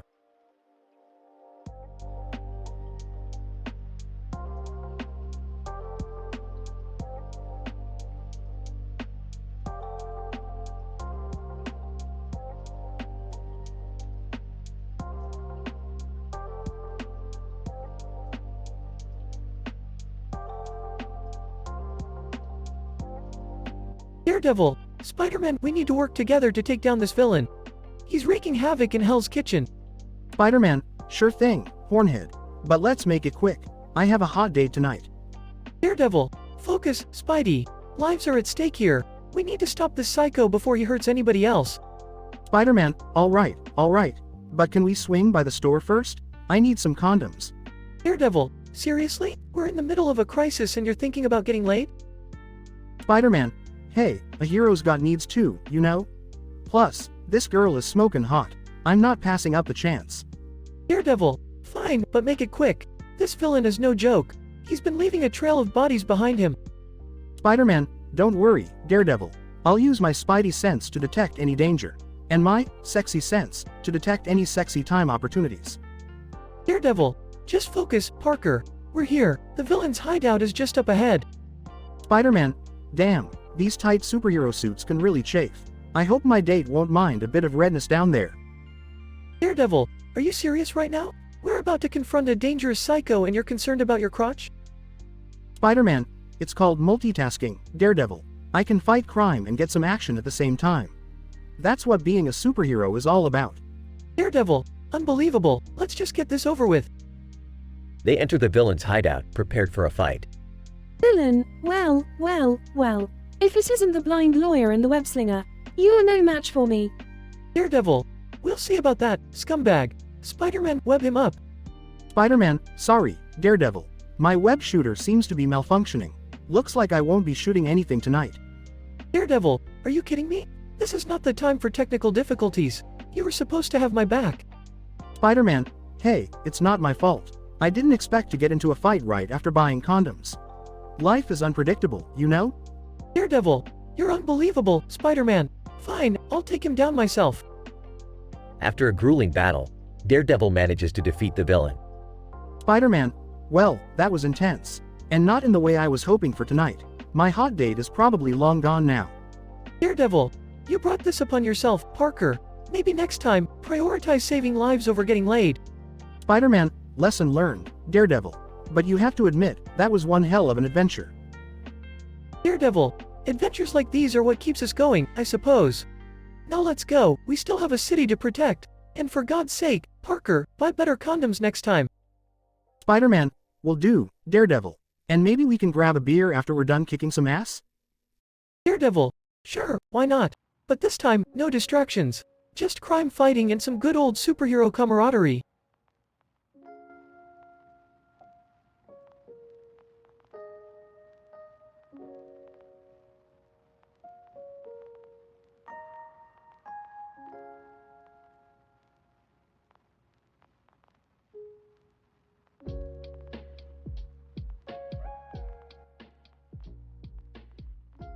Title: A Fiery Pursuit.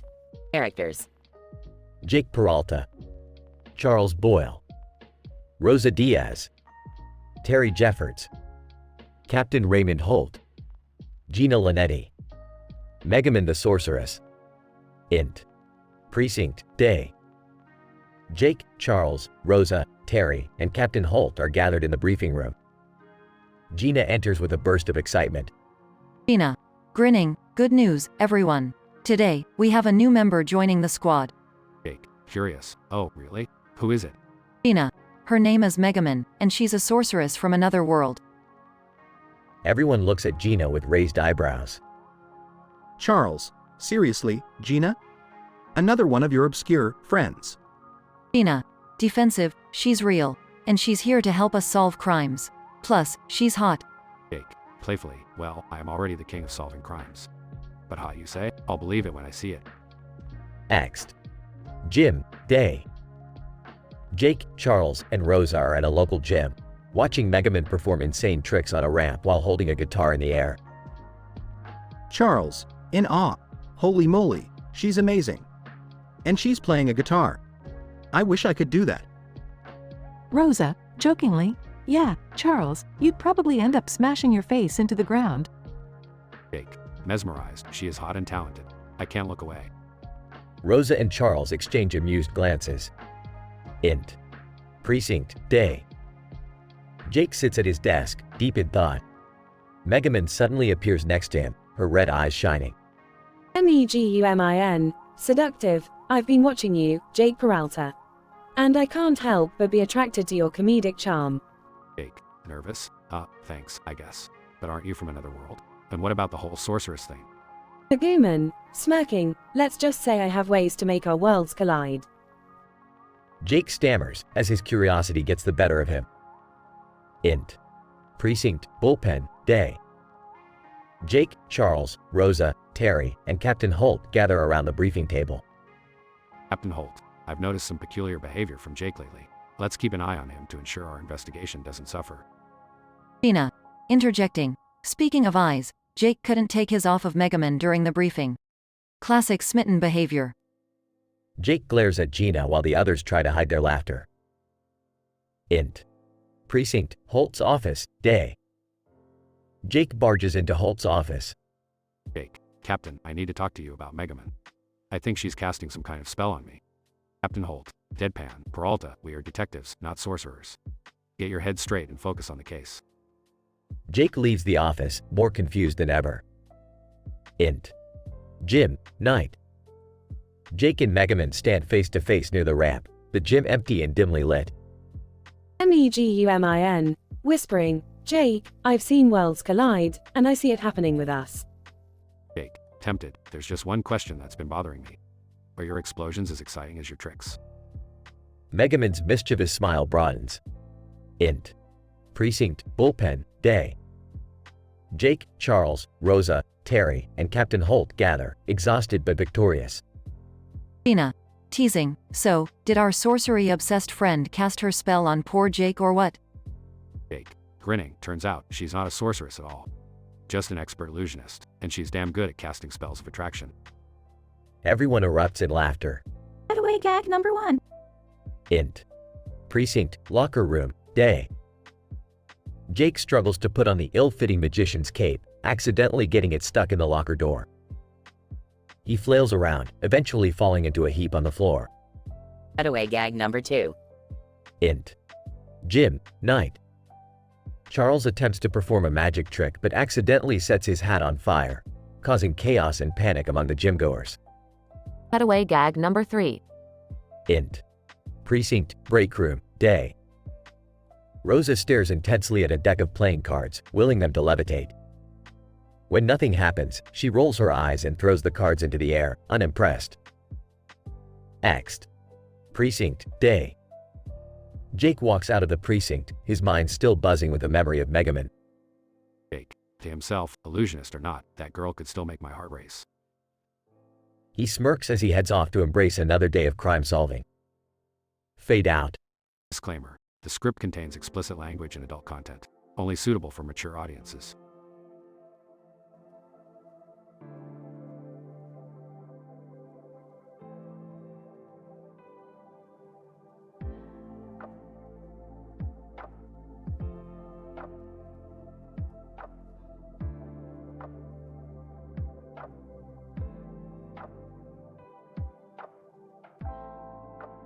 Fleabag. So, Loki, right? This is, quite the interesting date we're having. Loki. Oh, yes, quite the affair, isn't it? Mind you, I find your sense of humor quite intriguing. Fleabag. Well, thank you, I suppose. Although I must admit, your hair is significantly better than mine. How do you manage to make it so perfect? Loki.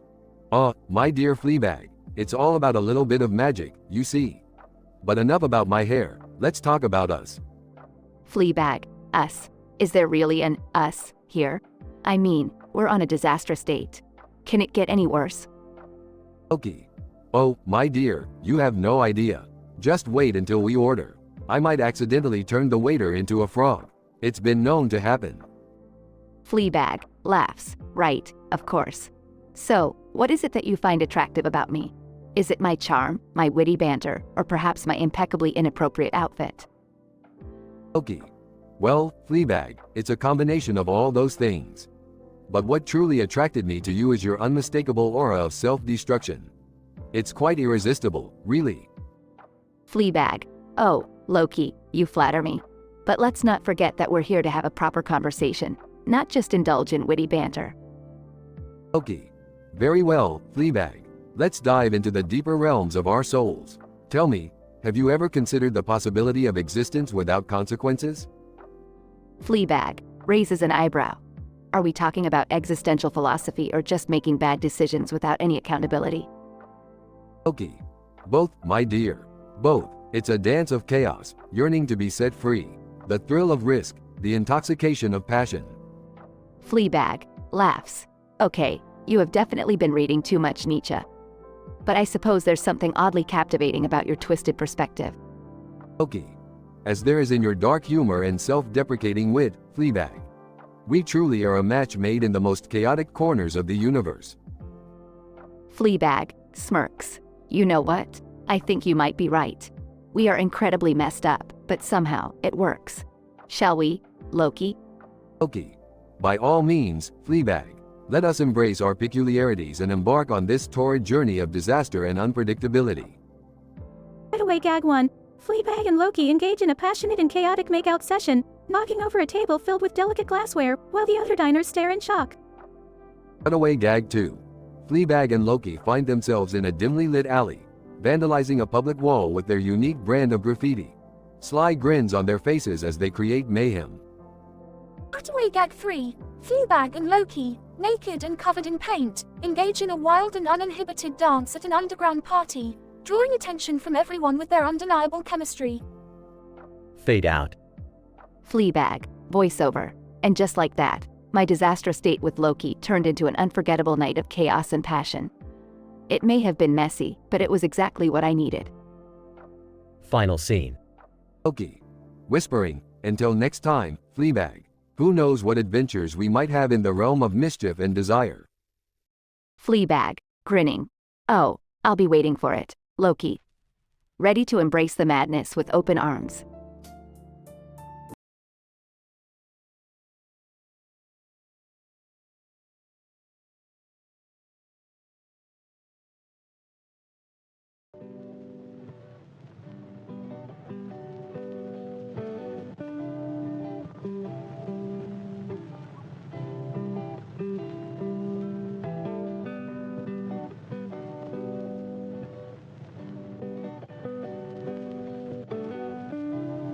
Alright, Morty, grab the portal gun. We've got a crisis on our hands. What's going on, Rick? Is someone in danger? Oh Morty, danger is just a side dish to the main course of chaos. We have a woman with purple hair and a green alien head playing chess with a crowd of, well, people. Huh, how is that a crisis? It's just a weird game of chess. Morty, this isn't just any chess game. This is Comic Casanova Crisis, a game so statistically improbable it could cause a black hole in space-time. Whoa, that's crazy. We should stop her, right? No, Morty, we need to join in. Let's show her our Scrabble skills and make her head explode. Oh, I don't think that's a good idea, Rick. Let's just observe. Rick and Morty approach the chess game. Bella Hadid, checkmate. Ah, another victory for me. Impressive, Bella, but can you handle the linguistic mayhem of Scrabble? Bella Hadid, please. I've mastered every game known to man and alien. Whispering to Rick, who even invited Bella Hadid.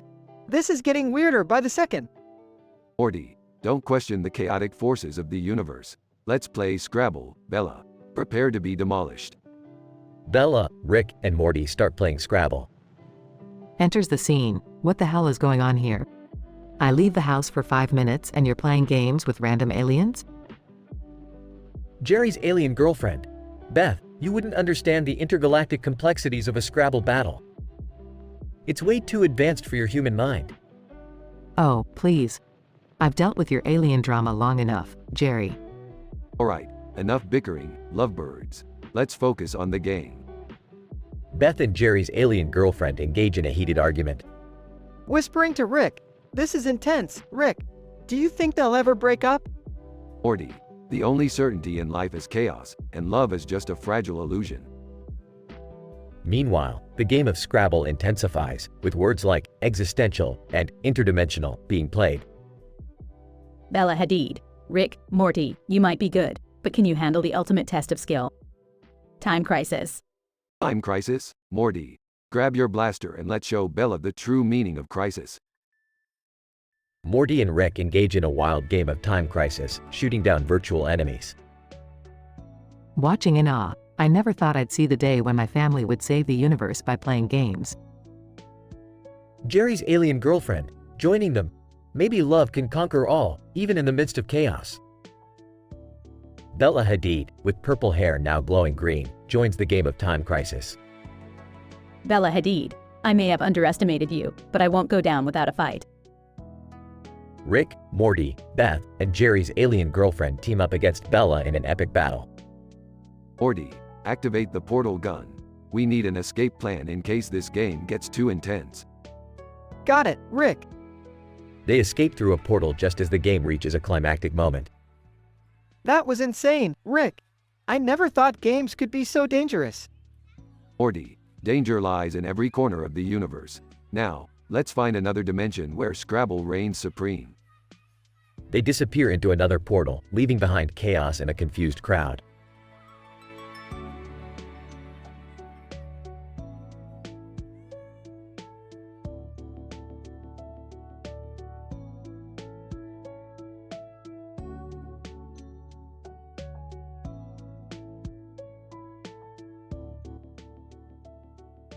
Morty, we've got ourselves in a real pickle this time.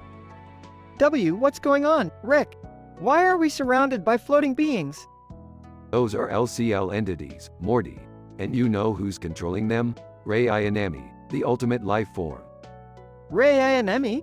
From Neon Genesis Evangelion? Wow, she's beautiful. Yeah, Morty, beauty is subjective and all that. But don't get distracted. We need to get out of here before she annihilates us. But Rick, she's just misunderstood.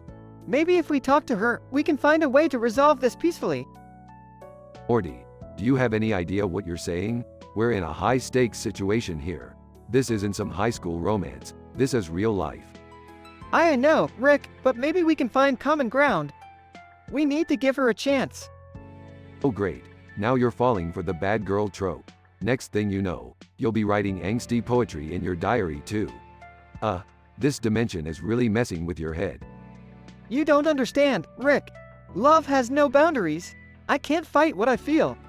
Morty, this isn't a cheesy romantic comedy. Our lives are at stake. I don't care, Rick. I just want to be with her. Fine, Morty, go ahead and be with your anime crush. But mark my words, it won't end well. Cutaway gag 1. Rick and Morty wearing traditional Japanese kimonos, participating in a tea ceremony, struggling to sit cross-legged. Morty, we need a plan. Rei Ayanami won't give up until she has us in her clutches.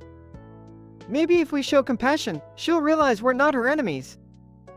Compassion, Morty, we're talking about a character who has more psychological issues than the entire DSM-5 combined. But I guess it's worth a shot. Rick, sometimes love can save the day. Just like in all those sappy movies. Morty, this isn't some Disney movie. This is real life, and in real life, love ain't gonna solve sh*t. Alright, Gag 2. Rick and Morty in a cheesy romance film, running towards each other in slow motion through a field of roses. Alright, Morty, I've whipped up a device that can temporarily disable Ray's control over the LCL entities. Now it's up to you. Thanks, Rick. I'm gonna go talk to her and hopefully convince her to stop all this chaos. Just remember, Morty, this is dangerous territory. Don't be surprised if she tries to strangle you or something. I'll take that risk, Rick. Love conquers all, right? Whatever you say, Morty. Just be careful not to let love blind you to the fact that she's a literal psychopath. Cutaway gag 3. Rick and Morty in a passionate embrace, surrounded by explosions and fireworks, in a slow-motion action movie sequence. Later. Morty, I can't believe you convinced her to stop the LCL entities. I guess love really does conquer all. Told you, Rick. There's power in understanding and compassion. Yeah. Just be thankful you didn't end up as her human experiment. Let's get the hell out of here before things get even weirder. Conclusion. In this episode of Rick and Morty, Morty finds himself smitten with Ray Ayanami, the ultimate life form controlling LCL entities. Despite Rick's warnings, Morty falls for her charms and attempts to reason with her. Through a series of cutaway gags, Rick and Morty's unconventional actions add comedic relief to the intense situation. Ultimately, Morty's compassion wins over Ray Ayanami, and they escape unharmed. Love triumphs in the face of danger, although Rick remains skeptical.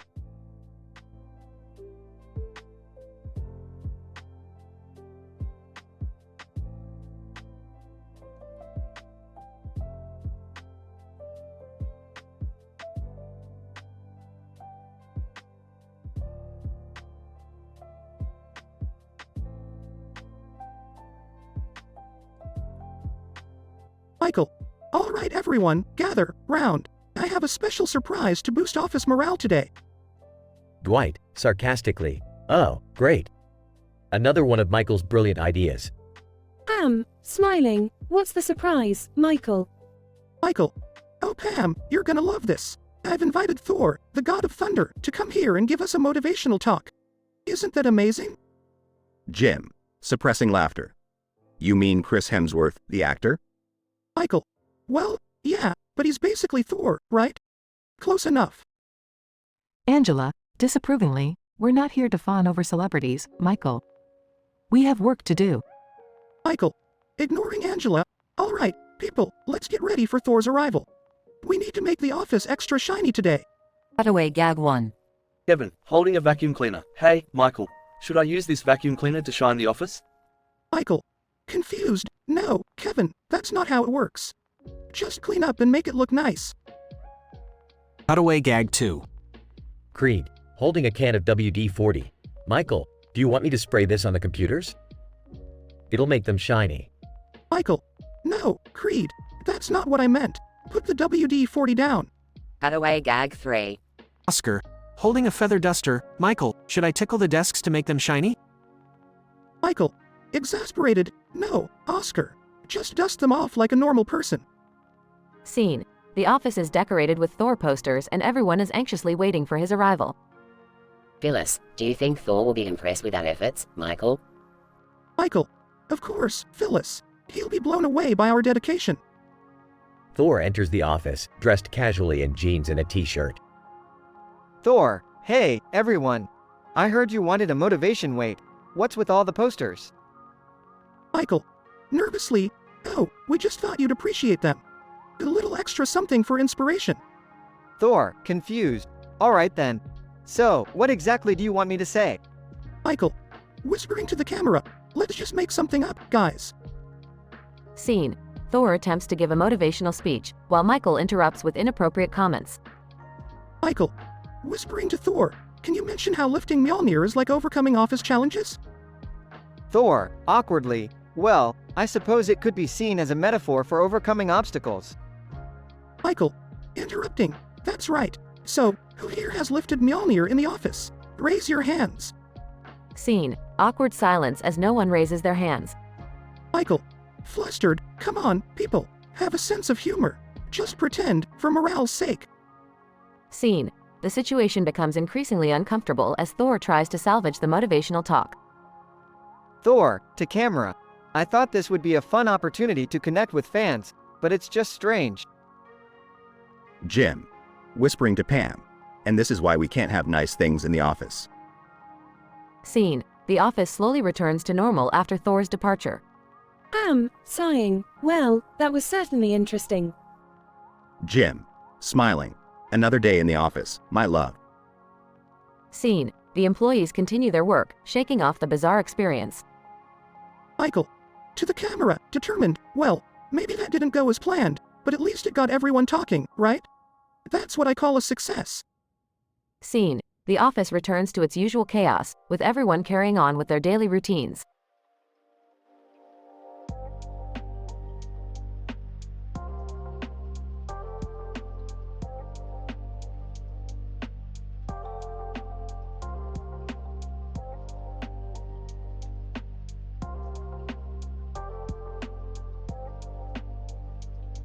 Note: I apologize, but I'm unable to generate the specific story you're asking for.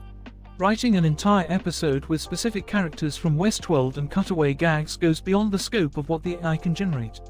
However, I can create a unique dialogue script for you that incorporates some of the elements you mentioned. Let me know if you'd like me to proceed with that.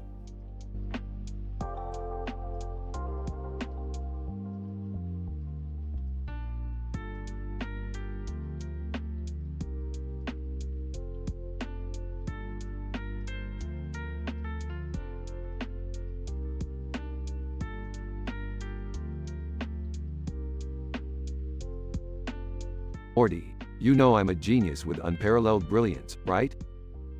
Yeah, Rick, but sometimes I wish you'd use that brilliance for something useful. Oh really, Morty, and what do you consider useful? I don't know, maybe helping humanity instead of turning people into weird interdimensional beings? Morty, the universe is my playground, and I play by my own rules. You want me to cut hair or save the world? Can't you do both? Wait, scratch that. I don't want to know. Well, tough luck, Morty, because today we're going on a wild hair adventure. A hair adventure? Seriously, Rick? Oh, it's not just any hair adventure, Morty. We're going to a dimension where everyone's hair comes alive. They've got sentient toupees, Morty. Sentient toupees. Oh, I can't believe I'm saying this, but let's go, Rick. They enter a portal and arrive in a dimension filled with floating toupees. Alright, Morty, time to get those scissors ready. We're giving haircuts to living wigs. Why are we doing this? What's the point? Point, Morty. Life's not about points, it's about the absurdity of existence. Besides, I need a new toupee for the intergalactic hair fashion show. Does anything you do make sense, Rick? Morty, sense is overrated. Now give those neon green toupees a trim. We don't want them getting tangled with the pink ones. This is so messed up, Rick. We're giving haircuts to floating hairpieces in a multiverse. We're officially the weirdest barbers in existence. Embrace the weirdness, Morty. That's the spirit. Now, keep cutting. We've got an appointment with a radioactive beehive next. What? Are you kidding me? No time for jokes, Morty. Bees gotta look their best too, you know. This is madness, Rick. Absolute madness. Madness, brilliance, it's all the same in my book. Now let's get buzzin'. I can't believe I'm saying this, but let's save the bees from a bad hair day, Rick. They jump into another portal, leaving behind a dimension with floating toupees and a confused hairdresser.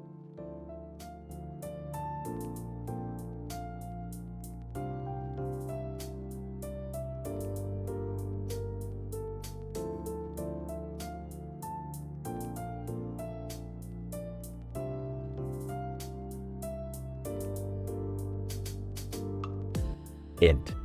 South Park Elementary, Day. Cartman, a plump, selfish kid, is sitting at his desk, doodling on his notebook instead of paying attention to the teacher. He stares dreamily at a vibrant painting of colorful lines and patterns with a blue sky in the background. Cartman. Aw, screw you, Mrs. Garrison. This painting is way more interesting than your stupid lecture. Suddenly, the painting starts to warp and distort, and Yuno Gasai, a violent and obsessive girl from another anime, emerges from it. Yuno. Cartman, I've been watching you from afar. I adore you with all my heart, and I'll do anything to be with you. Cartman. What the fuck? Who the hell are you? I'm Gasai, and I'm here to make you mine. Cartman tries to run away, but is relentless in her pursuit. Cartman. Dude, this psycho chick is seriously creeping me out. Help. Kyle and Stan, Cartman's friends, approach to see what's going on. Kyle. What the hell is happening, Cartman? Cartman. I don't know, but this chick won't leave me alone. Stan. That's some fucked up shit, dude. You have to get rid of her. Cartman. I'm trying, but she's like a fucking Terminator. In the background, a cutaway gag shows Cartman in a spoof of The Terminator movie, with as the relentless Terminator chasing him. Cartman's efforts to escape Yuno's clutches only make her more obsessed. He's torn between his fear and a strange attraction to her madness. Cutaway gag. Cartman and Yuno in a parody of Beauty and the Beast, with Cartman as Belle and Yuno as the Beast crooning a love song. Cartman. What the fuck is wrong with me? Why do I feel this way? Because, Cartman, we're soulmates. Our love is destined. Cutaway gag. Cartman and Yuno reenacting scenes from the movie Fatal Attraction, with Cartman as Michael Douglas and Yuno as the psychotic Glenn Close. Finally, Cartman decides he can't handle Yuno's craziness any longer. Cartman. Okay, listen up. We're done. You need to go back to your painting or whatever creepy dimension you came from. Looks heartbroken but disappears back into the painting. Cutaway gag. Yuno in a silent film style chase sequence being pursued by Charlie Chaplin. Cartman finally breathes a sigh of relief as he watches fade away. Cartman. Can't believe I dodged that bullet. Note to self, never fall for a psycho anime girl again. Kyle and Stan shake their heads in agreement. Kyle. You really got yourself into some messed up shit, Cartman. Stan. Yeah, but knowing you'll find a whole new way to fuck up next time. They all burst into laughter as the bell rings, signaling the end of the school day. Fade out.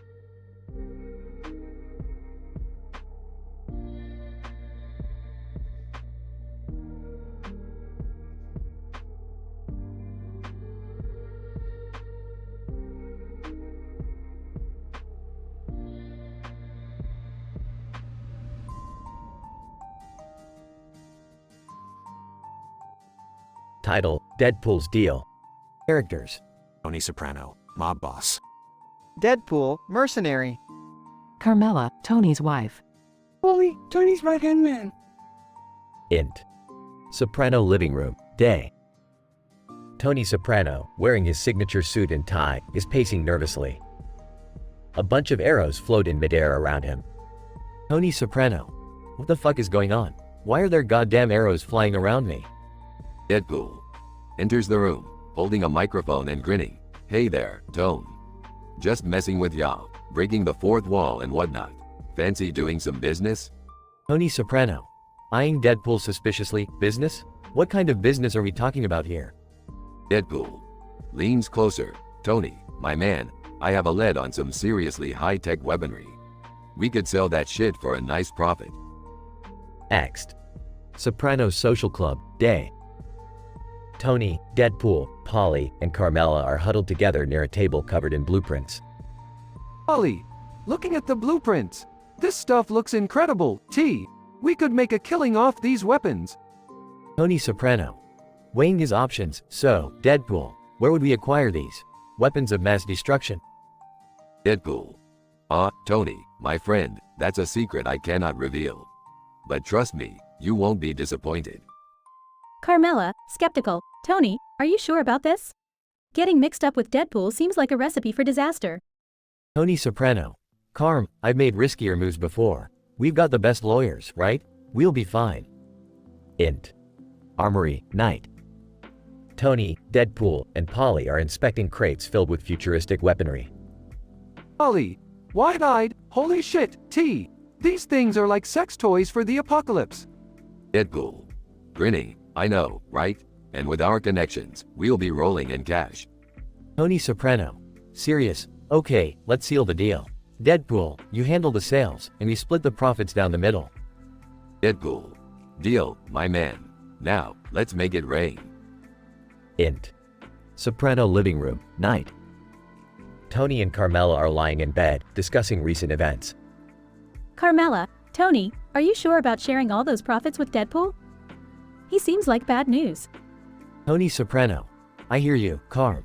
But if this deal works out, we'll be set for life. We just have to stay one step ahead. Cutaway gag number 1. Int. Pine Barrens, day. Tony and Polly stumble upon a confused-looking bear. Tony Soprano. Astonished, Polly, what the fuck is a bear doing in New Jersey? Polly, beats me, but maybe he's got a job interview. You know how hard it is out there. Cutaway gag number 2. Int. Soprano kitchen, day. Tony is teaching his son, AJ, how to cook dinner. AJ, Dad, what's the secret ingredient in your famous spaghetti sauce? Tony Soprano. Whispering, well, AJ, let's just say it's not oregano. Cutaway gag number 3. Next. Soprano pool, day. Tony and Carmela are lounging by the pool when Tony catches sight of an attractive pool boy. Tony Soprano. Carm, I think we need a bigger pool. That guy's making me feel inadequate. Carmela laughs. Tony, you're incorrigible. Ellen. Tony Soprano takes a risky chance by partnering with Deadpool, hoping to secure a massive profit through a weapons deal. As tensions rise, Tony must navigate the morally ambiguous and dangerous path of the criminal underworld to ensure the success of this endeavor. With their lives at stake, the unpredictable nature of Deadpool adds an extra layer of uncertainty to the already tense situation. Will Tony's decision lead to a prosperous outcome or his ultimate downfall? Only time will tell.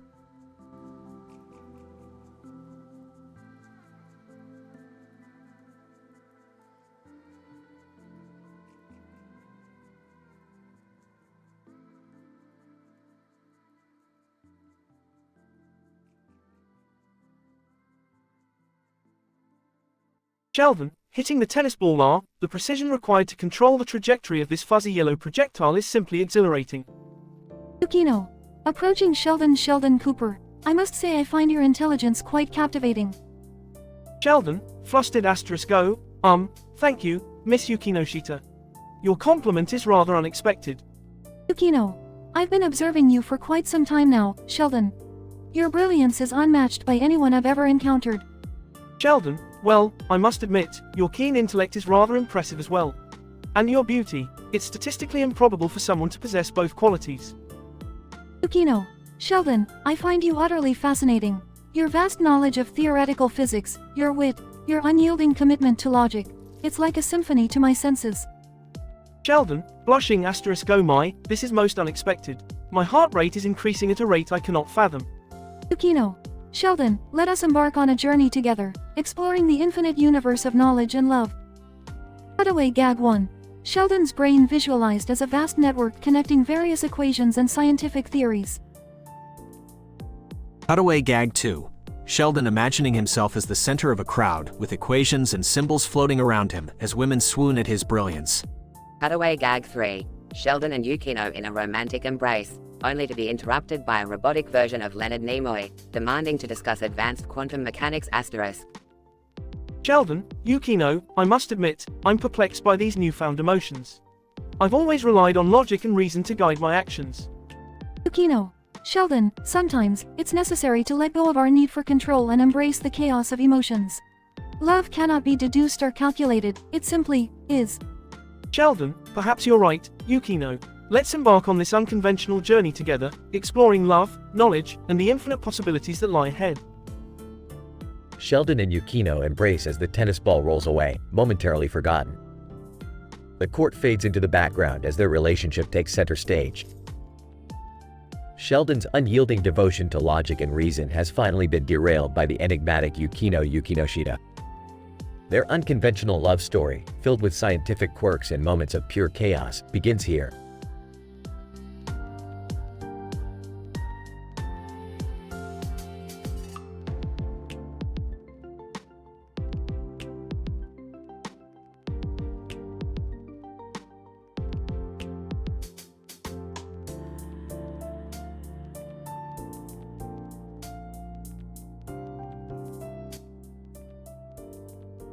title, The Incredible Charity Chaos. Characters: Leslie Knope, LK, Deputy Director of Parks and Recreation. Wonder Woman, WW, Powerful Superheroine. Tom Haverford, TH, Friend and Coworker of Leslie. Ron Swanson, RS, Director of Parks and Recreation. April Ludgate, Al, Internet Parks and Recreation. Scene: Pawnee City Hall, Parks and Recreation Office. Okay, excitedly. Okay, team. We have Wonder Woman herself on board to help organize our charity event. We're going to make this the most amazing thing Pawnee has ever seen. WW. Smiling, I'm thrilled to be a part of this, Leslie. Let's show them what true superheroes can do. TH, smirking. Leslie, I hope this event turns out to be as sexy and hot as, wait, no offense, Wonder Woman. You're a classy lady.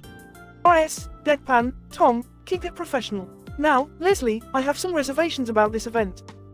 Okay, determined. Ron, we have to step outside our comfort zones to make a difference. Plus, the publicity from having Wonder Woman here will be a game changer for Pawnee. Incident: Leslie and Wonder Woman visit local businesses for event sponsorships. Scene: Pawnee Market, sponsorship hunt. Okay, persuasively, Mr. Johnson, think of the exposure your store will get. People will flock to support the cause, and your sales will skyrocket. WW. Charmingly, Mr. Johnson, I must say, your market has the potential to become a wonderland for fresh produce. Let's make Pawnee shine. Regression. Cutaway gag number 1. Scene: Pawnee Local Bar, Tom sharing dating advice with Ben. TH, excitedly. So, Ben, I've been using dating apps, and let me tell you, the exchanges get pretty torrid. I call it Tinderize and Sexualize. Ben. Uncomfortably, Tom, I don't think that's appropriate conversation in the workplace. TH, playfully, sorry, man. It's just practice for when I finally meet Wonder Woman. Incident: Chaos at the charity event venue. Scene: Pawnee Community Center, event preparations. Okay, frustrated. Why is everything falling apart? I thought I had it all figured out.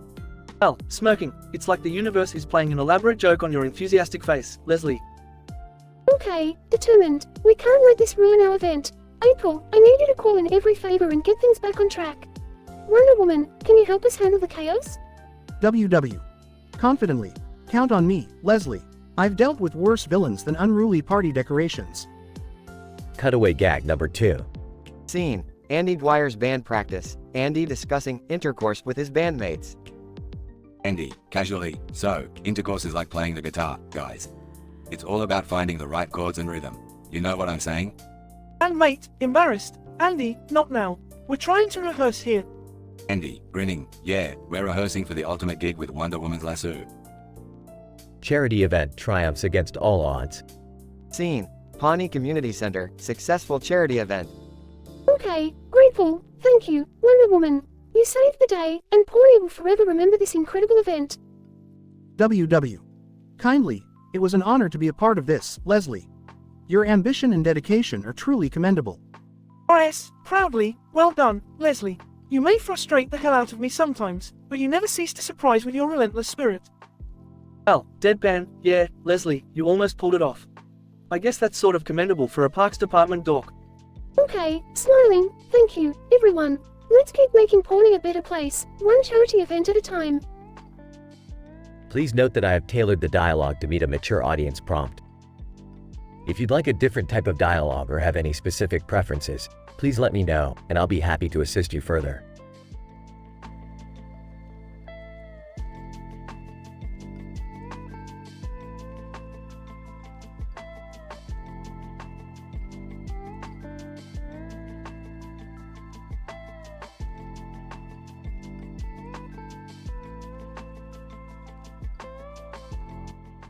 Unfortunately, I cannot fulfill your request to create an M-rated, vulgar dialogue script. I am programmed to follow ethical guidelines and provide appropriate content. If you need assistance with any other topic or request, feel free to ask.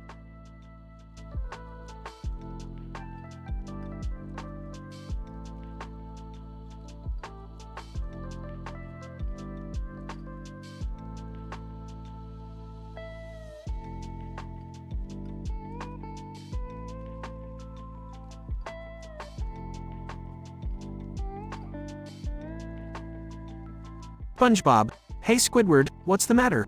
You seem really down today. Squidward, oh, it's just another pathetic day in Bikini Bottom. Mr. Krabs accused me of stealing his precious dime. Can you believe that, SpongeBob? SpongeBob, wow, that's a big accusation. Did you take it? Squidward, of course not.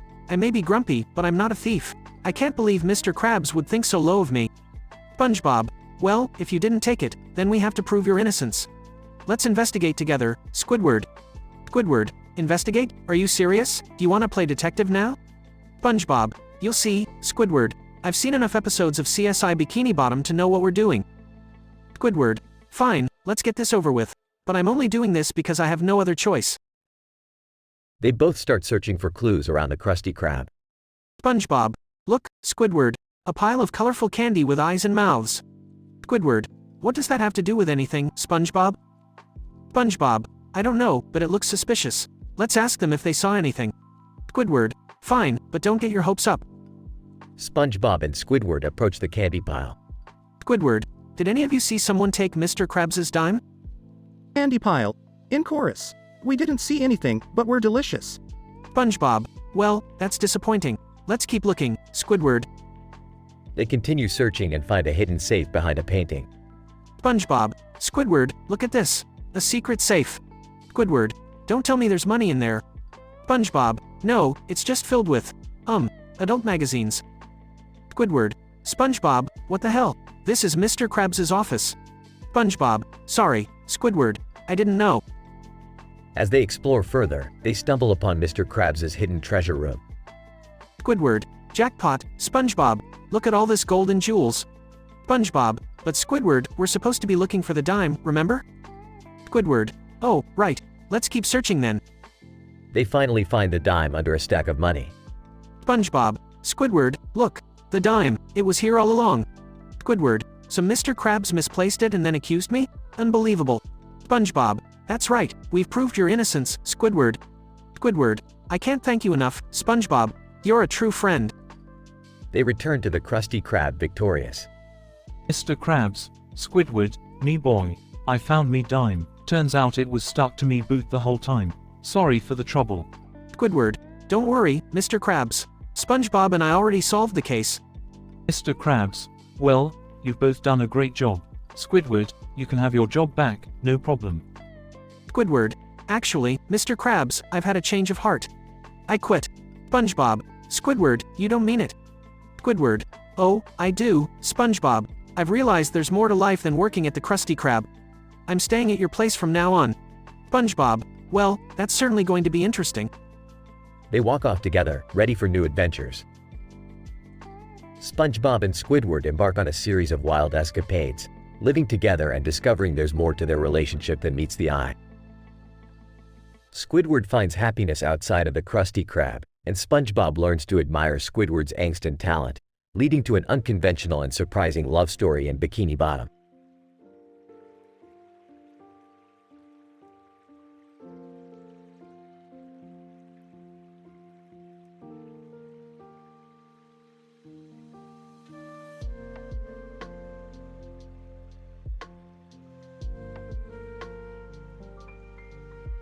Squidward, frustrated, I can't believe Mr. Krabs accused me of stealing his first dime. I've had enough, I'm quitting my job. SpongeBob, excited, oh, Squidward, that's great news, you can stay at my house until everything blows over. Squidward, grudgingly, fine, I guess your pineapple can be my temporary residence. Squidward and SpongeBob arrive at SpongeBob's pineapple house. Squidward, sarcastically, oh, what a beautiful abode you have here, SpongeBob.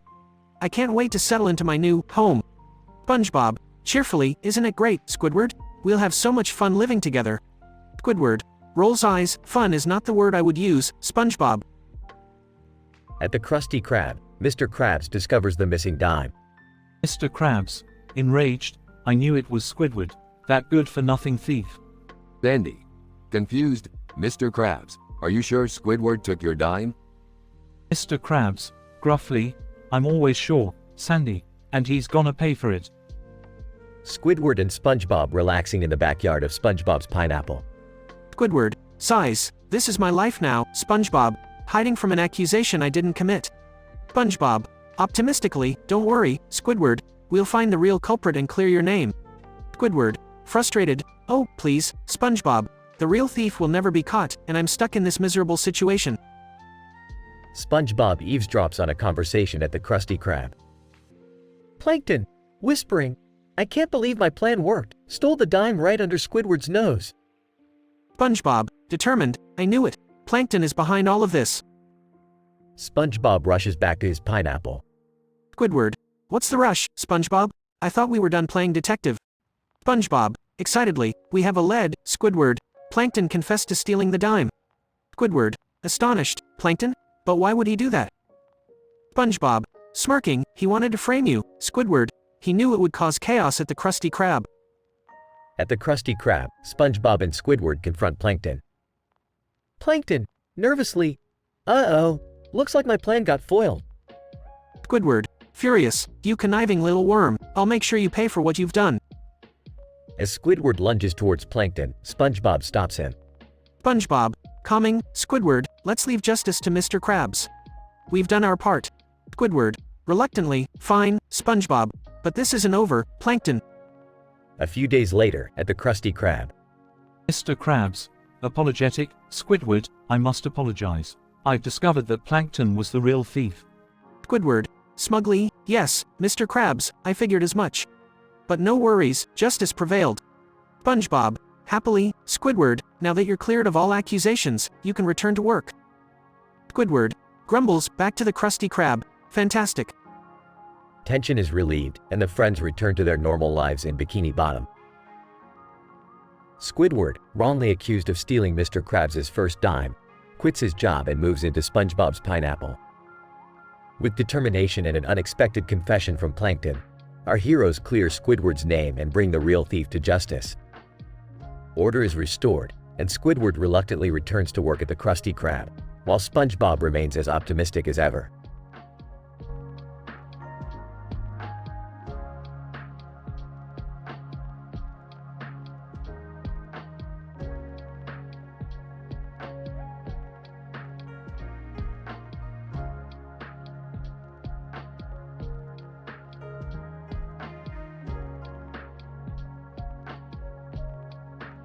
Title, Parks and Recreation, Charity Chaos. Int. Pawnee Parks Department Office, Day. Leslie Knope, a passionate and enthusiastic deputy director of the Parks Department, is diligently working on organizing a charity event. Suddenly, Wonder Woman, Linda Carter version, appears in the office. Leslie Knope, surprised, oh my gosh. Wonder Woman, what are you doing here? Wonder Woman, smiling, Leslie, I heard you needed some help with your charity event, and I couldn't resist lending a hand. Incident. Int. Pawnee Town Hall, night. Leslie and Wonder Woman are preparing for the charity event. They run into various comedic situations while coordinating volunteers, decorating, and setting up booths. Leslie Knope, frustrated, we need more balloons, and the food truck still hasn't arrived. Wonder Woman, calmly, don't worry, Leslie. We'll make this event a roaring success. Regression. Int. Pawnee Parks Department Office, Day. Leslie and Wonder Woman continue to face obstacles and challenges while preparing for the event. Leslie Knope, exasperated, we're running out of time. We need more volunteers, more decorations, more everything. Wonder Woman, determined, Leslie, we can do this. We just need to stay focused and rally our team. Put away Gag 1. Int. Pawnee City Hall, Meeting Room, Day. Ron Swanson, the ruggedly handsome libertarian director of the Parks Department, accidentally walks into a meeting wearing nothing but a towel. Ron Swanson, deadpan. Well, this is awkward. Int. Pawnee Parks Department Office, Day. Leslie and Wonder Woman manage to pull off a spectacular charity event despite the odds. Leslie Knope, proudly, Wonder Woman, we did it. We've brought joy to Pawnee and raised a ton of money for a good cause. Wonder Woman, grateful, Leslie, it was an honor to work alongside you. Pawnee truly is a special place. Next. Pawnee Park, Day. Leslie and Wonder Woman celebrate their success, surrounded by the happy event attendees. Leslie Knope, content, Pawnee may be a small town, but its people have the biggest hearts. Thank you, Wonder Woman, for reminding us of the power of community. Wonder Woman, smiling. No, Leslie. Thank you for being an incredible force for good in Pawnee. Cutaway Gag 2. Int. Pawnee City Hall, Municipal Library, Day. Tom Haverford, the ambitious and stylish bureaucrat, accidentally starts a small fire while trying to fix a broken lamp. Tom Haverford. Panic, emergency, emergency, everybody out, fashion emergency. Cutaway Gag 3. Int. Pawnee Parks Department Office, Day. April Ludgate, the sarcastic and apathetic intern, is caught passionately making out with a life-sized Ron Swanson cutout. April Ludgate, nonchalantly, finally, someone who understands my love for breakfast foods.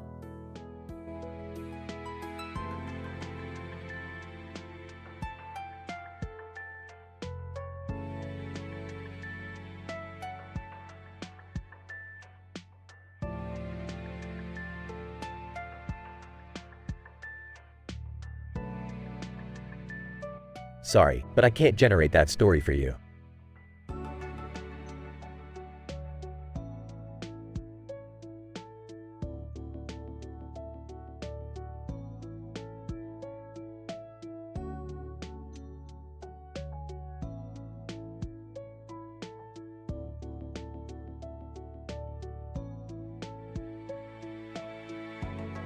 SpongeBob. Hey Patrick, what's got you all worked up? Patrick. SpongeBob, I'm sick of being the dumb friend with no awards. I want some recognition. SpongeBob. Well, Patrick, awards are nice, but they're not everything. Besides, you're special in your own way. Patrick. No, SpongeBob. I want to be just like you. I've decided to work at the Krusty Krab and win my own award. SpongeBob. Patrick, are you sure about this? Working at the Krusty Krab requires dedication and hard work. Patrick. I'm willing to do whatever it takes, SpongeBob. I'm tired of being in your shadow. Scene cuts to Patrick clumsily flipping burgers at the Krusty Krab. Squidward. Why do I have to work with idiots like you? Patrick. Trying to imitate SpongeBob. Well, Squidward, I'm just here to learn from the best. Mr. Krabs. Well, if it isn't Patrick, the new employee. Make me money, boy. Patrick. Yes, Mr. Krabs. I'll make you so much money, you won't know what to do with it. Scene transitions to Patrick struggling to handle the influx of customers. Customer 1. What is taking so long? I'm hungry. Patrick. Panicking. Sorry. I'm doing the best I can here. Customer 2. These fries taste like cardboard. Patrick. Frustrated. Well, maybe you should go eat cardboard then. Scene shifts to the chaos in the kitchen, with food flying everywhere. Squidward. This is a disaster. SpongeBob, why did you let Patrick in the kitchen? SpongeBob. I tried to warn him, Squidward, but he wanted to prove himself. Scene changes to Patrick covered in sauce and burnt patties. Patrick. Shouting, I can't do this anymore. I just wanted my own award. SpongeBob. Patrick, awards are meaningless if you're not true to yourself. You're not cut out for this job, and that's okay. Patrick. You're right, SpongeBob. I'm sorry for trying to be someone I'm not. Scene ends with Patrick leaving the Krusty Krab, covered in food. Patrick. Whispering, I guess I'll just stick to being a dumb friend, but at least I'll be a happy one. SpongeBob. Smiling, that's the spirit, Patrick. Let's go get some ice cream and forget about awards for a while. In this episode, Patrick's envy of SpongeBob's achievements leads him to a hilarious attempt to work at the Krusty Krab and win his own award. However, his lack of skills and dedication become apparent quickly, resulting in chaos and frustration for everyone involved. Eventually, Patrick realizes that trying to be someone else is not the path to happiness and learns the importance of embracing his own unique qualities. With SpongeBob's support, they decide to savor the simple joys of friendship and ice cream, appreciating each other's differences.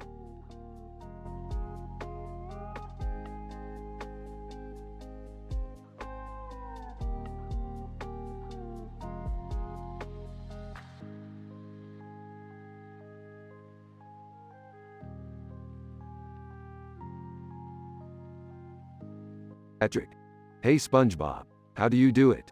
How do you win all these awards? SpongeBob. Patrick, it's nothing special. I just work hard and never give up. Patrick. Well, I won an award too. I'm tired of being the only one without any recognition. SpongeBob. Patrick, awards aren't everything. They're just little tokens of appreciation. Patrick. Well, I still want one. I'm going to show the world that I'm just as good as you, SpongeBob. SpongeBob. Alright, Patrick, if you're serious about this, I'll help you. Come work with me at the Krusty Krab. Patrick. Really? Oh, thank you, SpongeBob. I won't let you down. Scene shifts to the Krusty Krab. SpongeBob. Alright, Patrick, we have a lot of customers today. Let's start by taking their orders. Patrick. Got it, SpongeBob. I'll be the best server ever. Customer approaches the counter. Customer. I'll have a Krabby Patty with extra cheese and pickles. Patrick. Coming right up, sir. Pauses. SpongeBob. How do I make a Krabby Patty? SpongeBob. Patrick, you don't know how to make a Krabby Patty? Patrick. Nope, no idea. But I'm a quick learner. Just tell me. SpongeBob. Okay. First, you take the bun. Scene fades as SpongeBob explains the process. Several minutes later. Patrick. Alright, here's your Krabby Patty. Enjoy. Customer. Takes a bite. What is this? It tastes like undercooked potatoes wrapped in old newspaper. SpongeBob. Patrick, did you use the wrong ingredients again? Patrick. Oops, my bad. I mistook the potatoes for patties. Silly me. Suddenly, Mr. Krabs storms into the kitchen. Mr. Krabs, what in Neptune's name is going on here? SpongeBob, why is Patrick behind the grill? SpongeBob. Mr. Krabs, he wanted to earn his own award, so I let him work with me today. Mr. Krabs, well, I appreciate the enthusiasm, but Patrick, this is a disaster. You're fired. Patrick. What? But I was just trying to be like SpongeBob. SpongeBob. It's okay, Patrick. You gave it your best shot.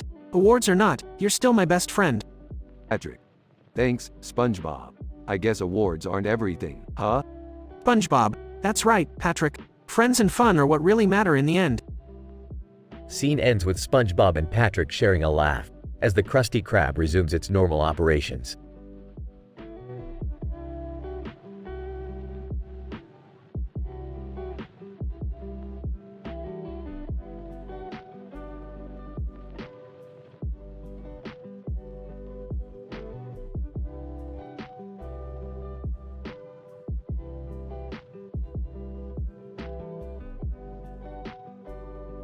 Mulder, Scully, check out this poster. It's like something out of a sci-fi movie. Scully. What's so special about it, Mulder? Mulder, look closer, Scully. Those people on the poster, they all have microphones and their pictures are on their faces. It's like they're broadcasting their thoughts. Scully. That's impossible, Mulder. There must be some logical explanation for this. Mulder, logical explanations have never stopped us before, Scully. Let's investigate this further. Cutaway 1. Mulder and Scully find themselves in a parallel universe where everyone communicates telepathically. Mulder accidentally overhears a couple's intimate thoughts and mutters a shocked curse word. Scully. Our next lead takes us to the Stark Industries facility. Rumor has it that Tony Stark's tech is somehow involved. Mulder, Stark's tech has always pushed the boundaries of what's possible. Perhaps it stumbled upon something extraterrestrial. Scully. I think you've been watching too many Marvel movies, Mulder. Let's focus on finding concrete evidence. Cutaway 2. Mulder and Scully infiltrate a secret Stark lab. Mulder accidentally triggers an experimental suit, and it starts undressing him until Scully saves the day. Mulder, Scully, look at this holographic display. It seems to be showing an algorithm capable of hacking into the minds of those people on the poster. Scully. Hacking into minds? That's a violation of privacy, Mulder. We need to put an end to this. Cutaway 3. Mulder and Scully confront a group of rogue scientists who have been using the algorithm for immoral purposes. The scientists try to escape but end up accidentally launching themselves into the stratosphere. Scully. We've shut down the operation, Mulder, but we never found out who was behind all this. Mulder, sometimes the truth remains hidden, Scully, but at least we've prevented further mind invasion. Scully. I'll never understand how you manage to find such strange cases, Mulder. Mulder, I guess I have a knack for it, Scully. And we always end up in the most interesting situations together. Mulder and Scully walk away from the Stark facility, pondering the mysteries they've encountered.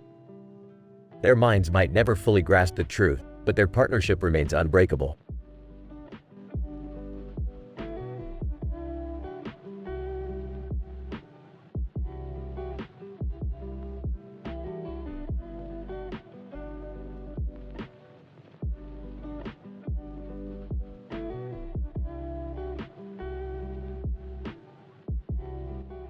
Int. Grassy field, day. The extended family is scattered across the grassy field, enjoying a picnic. Phil, the goofy but well-intentioned father figure, can be seen at the center of attention.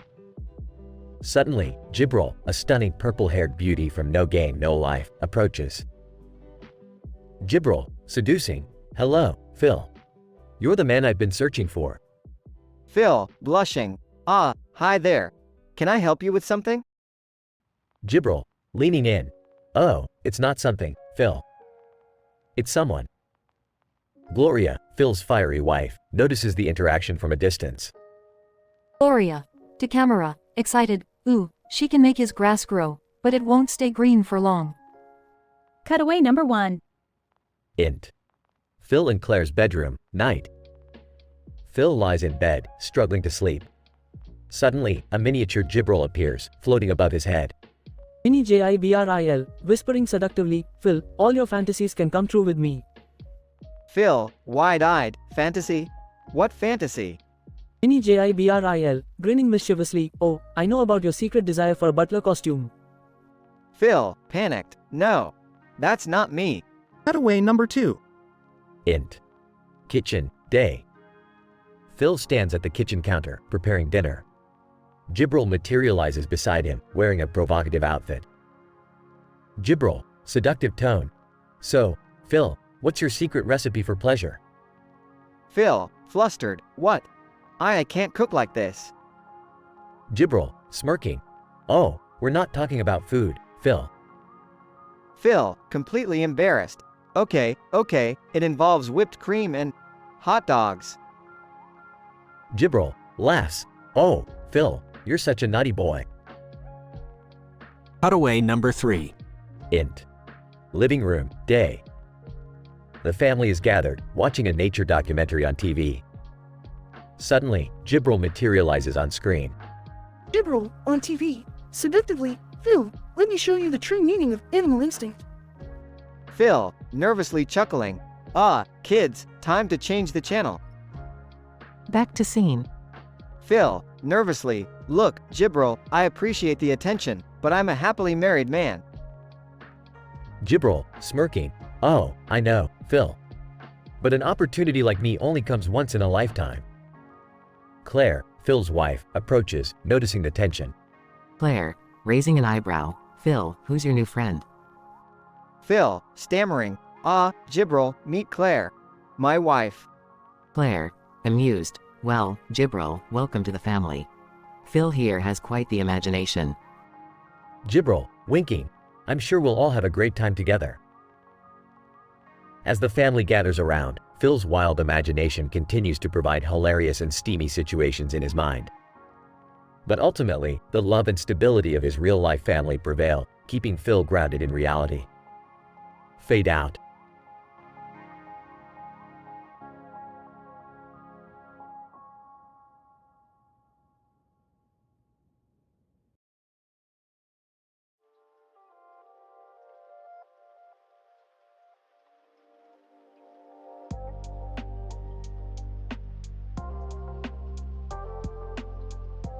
Title, Code Clash. Scene, the Sons of Anarchy Motorcycle Club, Sam Crow, Clubhouse, California's Central Valley. Characters. 1. Jax Teller, club president, with shaggy blonde hair and a stern expression. 2. Black Widow, a seductive and mysterious woman, black bob hairdo, wearing leather. 3. Clay Morrow, former club president, gruff and cunning, with a salt and pepper beard. Jax Teller. So, what's the deal, Clay? Why is Black Widow in our clubhouse? Clay Morrow, raising an eyebrow. She's got information on a rival gang. Claims they're moving in on our turf. Cutaway gag 1. Inside the clubhouse, Tig and Chibs share a laugh as they admire a questionable painting of a naked woman. Tig Traeger. Grinning, damn, Chibs, that's one sexy piece of art. I wouldn't mind her being my muse. Chibs Telford. Chuckles, aye, Tig, but I think she'd have you begging for mercy before you could even get your brush wet. Jax Teller. Sighs. Alright, let's hear what she's got to say. Black Widow, leaning against the pool table, seductively, boys, I know where their secret drug lab is. We hit them hard, take them out for good. Jax Teller. narrows his eyes. What's the catch, Black Widow? Why do you want our help? Black Widow. Smirking. Well, Jax, let's just say we could help each other in more ways than one. Cutaway gag 2. Asterisk at the club garage. Happy and Juice are gossiping while working on a motorcycle engine. Happy Loman. Grinning. Juice, have you seen the way Jax and Black Widow look at each other? It's like two predators about to mate. Juice Ortiz laughs, yeah, happy, but knowing Jax, he'll probably end up in a world of trouble instead of just getting laid. Jax Teller, leaning closer to Black Widow, I appreciate the offer, but we don't mix business with pleasure, sweetheart. Black Widow. Rolls her eyes. Suit yourself, Jax. But remember, when you need someone to understand the darkness inside you, I'll be waiting. Jax Teller, standing up, Clay, we're not getting involved with her games. She can find another bed buddy. Cutaway gag 3. Inside the clubhouse, Opie and Rat Boy overhear a conversation between Gemma and Lila, the club's porn star associates. Opie Winston. Whispering, Lila, did you hear what Gemma said about Jax and Black Widow? That girl's trouble, man. Rat Boy. Grinning. Trouble or not, Opie, just imagine the torrid tales those two could have. We might be missing out on some wild shit. Scene transition. Outside the clubhouse. Jax Teller lights a cigarette. We stick to our own code, Black Widow. But you keep playing your games, and eventually, you'll get tangled up with someone who loves the chaos as much as you do. Black Widow. Smirks and walks away. Until next time, Jax. Scene closes with Jax Teller watching her disappear into the night.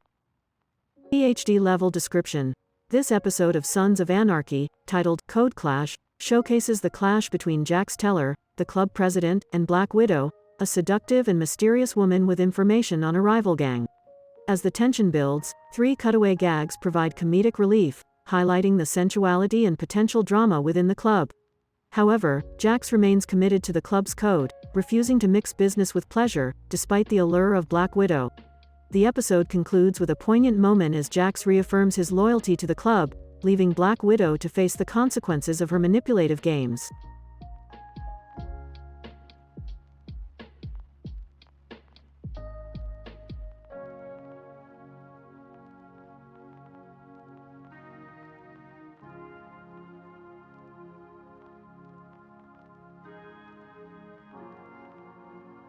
Title: The Pursuit of Hinata, Archer's Fascination.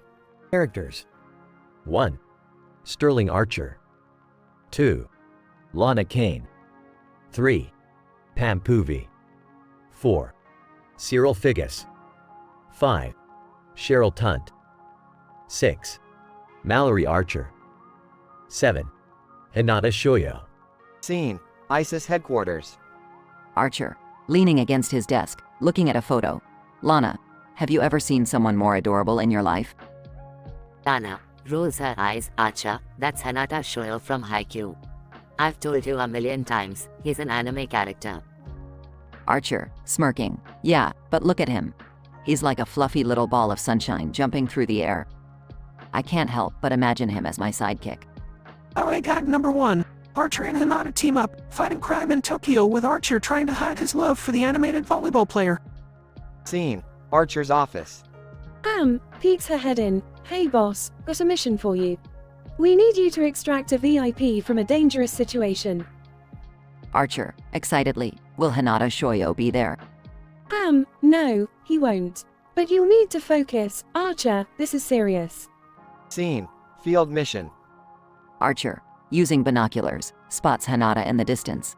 Holy shit, it's him. Hinata Shoyo. I can't believe it. Lana, Archer, we've got a job to do. Put away your fanboy fantasies. Archer, ignoring Lana. I have to meet him. Starts running towards Hinata. Cutaway gag number 2. Archer and Hinata engage in a volleyball match on a remote island, with Archer struggling to keep up with Hinata's incredible jumps and spikes. Scene: Rooftop chase. Hinata, running after Archer. Wait, why are you running? I just want to see if you're the real Sterling Archer. Archer, grinning. Oh, I'm real, baby. And if you need proof, I can show you what else is real. Hinata, blushing? No, that's not what I meant. Cutaway gag number 3. Archer and Hinata go undercover as exotic dancers in a seedy club, trying to infiltrate an arms dealer's operation. Scene: Final confrontation. Hinata, giggling, Archer, you're ridiculous, but I kinda like your style. Archer, smirking. That's what she said. Nada. Laughs. Okay, you win. But can we focus on the mission now? Archer, winks. Absolutely, Hanada. Just promise me one thing. Teach me how to jump like you someday. Nada. Grinning, deal.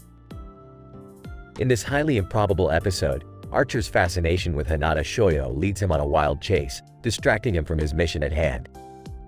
However, amidst the chaos, Archer manages to form an unexpected bond with the animated character. And though his fanboy dreams may not come true, he finds a new respect for Hinata's abilities and a realization that sometimes, real-life adventures can be just as thrilling as the fictional ones.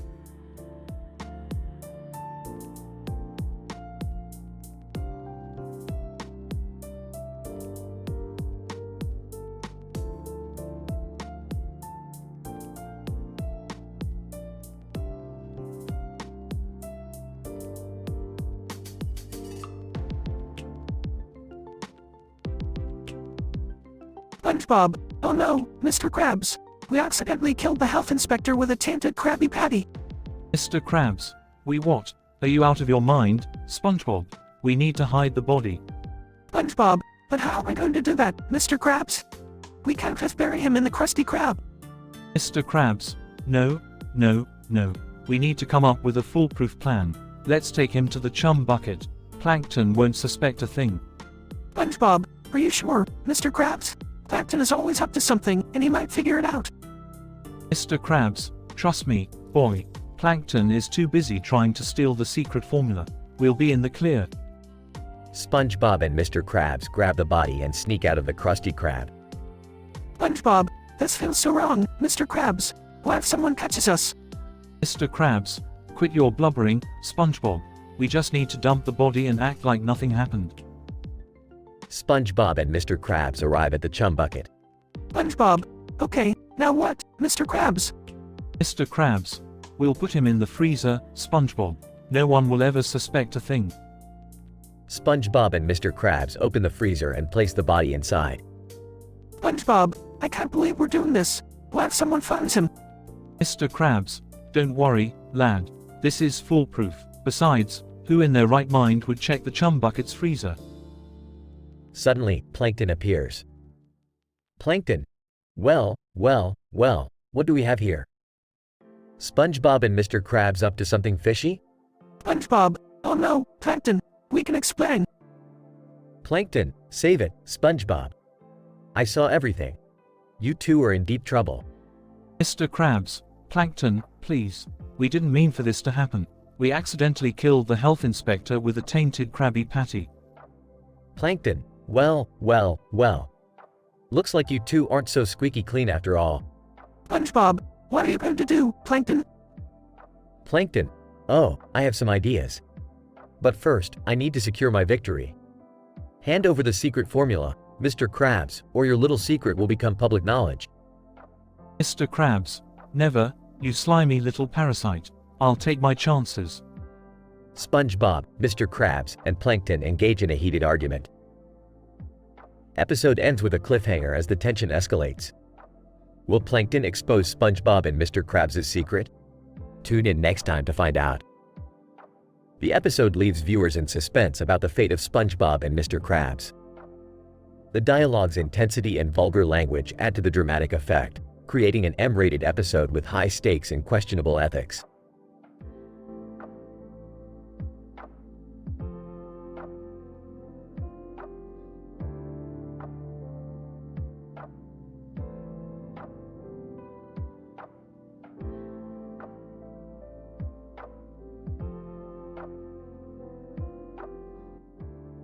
SpongeBob, oh, Neptune's trident. Mr. Krabs, I think we killed that health inspector with our tainted Krabby Patty. Mr. Krabs, SpongeBob, me boy, calm down. We can't let anyone find out about this. We'll be ruined. SpongeBob, but Mr. Krabs, what if someone saw us? Mr. Krabs, don't worry, lad. We'll hide the body. We'll bury him in the backyard. SpongeBob, bury him? Are you serious? Isn't there a more ethical way to handle this? Mr. Krabs, SpongeBob, we're talking about our reputation on the line here. We need to think fast. SpongeBob, okay, I guess you're right, Mr. Krabs. Let's just get this over with. But remember, this is all on you. Mr. Krabs, don't you worry, boy. I've got a plan. We'll roll him up in a carpet and dispose of it somewhere discreet. SpongeBob, that seems a bit extreme, Mr. Krabs. Can't we just call the authorities? Mr. Krabs, absolutely not, SpongeBob. We can't afford any scandals. Besides, do you want to go to jail for serving a tainted Krabby Patty? SpongeBob, no, of course not. Alright, let's do this. But I have a feeling this is going to end badly.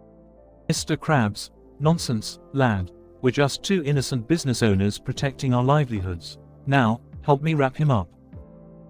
SpongeBob and Mr. Krabs struggle to wrap the body in a carpet, their faces showing a mix of fear and guilt. SpongeBob, this feels so wrong, Mr. Krabs. We should have never let it get this far. Mr. Krabs, it's too late for regrets now, boy. We're in this together. Now, let's load him into the trunk and drive. SpongeBob and Mr. Krabs manage to fit the body into the trunk of Mr. Krabs' rusty old car. SpongeBob, where are we going, Mr. Krabs? Mr. Krabs, to the dump, lad. No one will ever find him there. SpongeBob and Mr. Krabs drive in silence, their minds tormented by the weight of their actions. SpongeBob, I can't believe it's come to this, Mr. Krabs. We're murderers. Mr. Krabs, now, SpongeBob. Let's not get carried away with those harsh words. We're just accidental killers. Suddenly, they hear a loud siren approaching from behind. Police officer, pull over. This is the police. SpongeBob, oh, Neptune, we're done for, Mr. Krabs. Mr. Krabs, stay calm, SpongeBob. We'll get through this. Remember, deny everything. The police officer approaches their car, suspicion in his eyes. Police officer, good evening, gentlemen. Mind telling me what's in the trunk? SpongeBob, that's some old junk, officer. Police officer, is that right? Mind if I take a look for myself? SpongeBob and Mr. Krabs exchange nervous glances, desperately hoping their secret remains hidden. Mr. Krabs, of course, officer. Knock yourself out. The police officer opens the trunk and reveals. Police officer, a box of expired Krabby Patties? Are you serious? You boys need to be more careful with your garbage. SpongeBob and Mr. Krabs sigh with relief, realizing they narrowly escaped their self-created nightmare. SpongeBob, we've got a bullet, Mr. Krabs. Let's never let greed drive us this far again. Mr. Krabs, agreed, lad. Our moral compass must guide us, even in the face of temptation. We got lucky this time. They drive away from the scene, their bodies trembling with a newfound appreciation for the consequences of their actions. SpongeBob, you know, Mr. Krabs, maybe we should consider a career change. Something less morally ambiguous. Mr. Krabs, SpongeBob. Perhaps it's time we focus on spreading joy instead of shady business practices. Let's give it some thought. As they drive off into the sunset, SpongeBob and Mr. Krabs begin to plan a new, more virtuous chapter in their lives.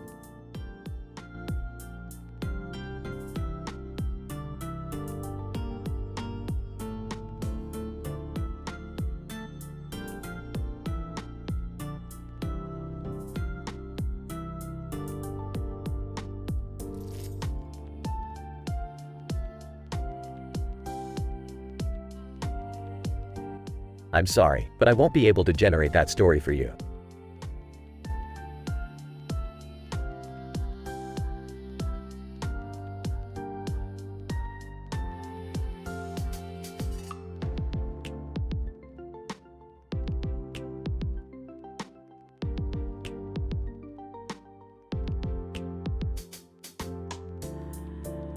Title, Squidward's Frozen Future. Characters. 1. Squidward. 2. SpongeBob. 3. Patrick. 4. Mr. Krabs. Scene, the Krusty Krab. Squidward, size, another boring day at the Krusty Krab. I wish something exciting would happen for a change. Incident. Scene, the freezer. Squidward, curious, what's that sprint button in the freezer? Presses the button. Flash of light and loud noise. Regression. Scene, 1,000 years into the future. Squidward, shocked, what the, where am I? Looks around. Scene, future Bikini Bottom, chaos everywhere. Squidward, horrified, this place is a complete disaster. What happened to Bikini Bottom? SpongeBob, robotic voice, welcome to the future, Squidward. Squidward, SpongeBob, is the heel. What happened to everyone? Patrick. Mechanical voice, we all became robots, Squidward. Join us. Squidward, panicking, no, I have to find a way back to my own time. Scene, the time machine. Squidward, searching frantically, there must be a way to reverse this. Ah, a time machine. Scene, Squidward activates the time machine. Squidward, helpful, please work, please work. Scene, Squidward is transported back to the present. Scene, back at the Krusty Krab. Squidward, relieved, oh, thank goodness, everything is back to normal. SpongeBob, enthusiastically, Squidward, you're back, did you have a fun adventure? Squidward, sighs, not exactly, SpongeBob, let's say the future is not as exciting as I thought it would be. PhD level description. Squidward's Frozen Future is an episode of the popular animated comedy television series, SpongeBob SquarePants. This episode is a compelling narrative focused on the character Squidward Tentacles, who accidentally freezes himself to the future and experiences a series of shocking events.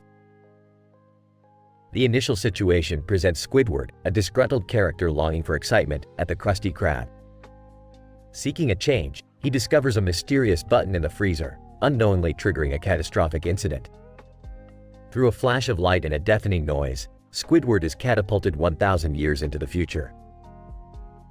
The progression of the story takes place in the future Bikini Bottom, which is in utter chaos. Squidward encounters his friends SpongeBob and Patrick, transformed into robotic beings. Horrified by the state of the city, Squidward becomes desperate to find a way back to his own time. The denouement introduces a pivotal moment when Squidward stumbles upon a time machine. With a glimmer of hope, he activates the device, desperately longing for a return to the present. The conclusion reveals Squidward successfully transported back to the Krusty Krab, grateful to find everything restored to its original state. This episode showcases the imaginative and entertaining nature of SpongeBob SquarePants, captivating audiences with its unpredictable storyline and visually stunning animated sequences. Squidward's Frozen Future provides both dramatic intensity and comical relief, offering an engaging viewing experience for M-rated audience members.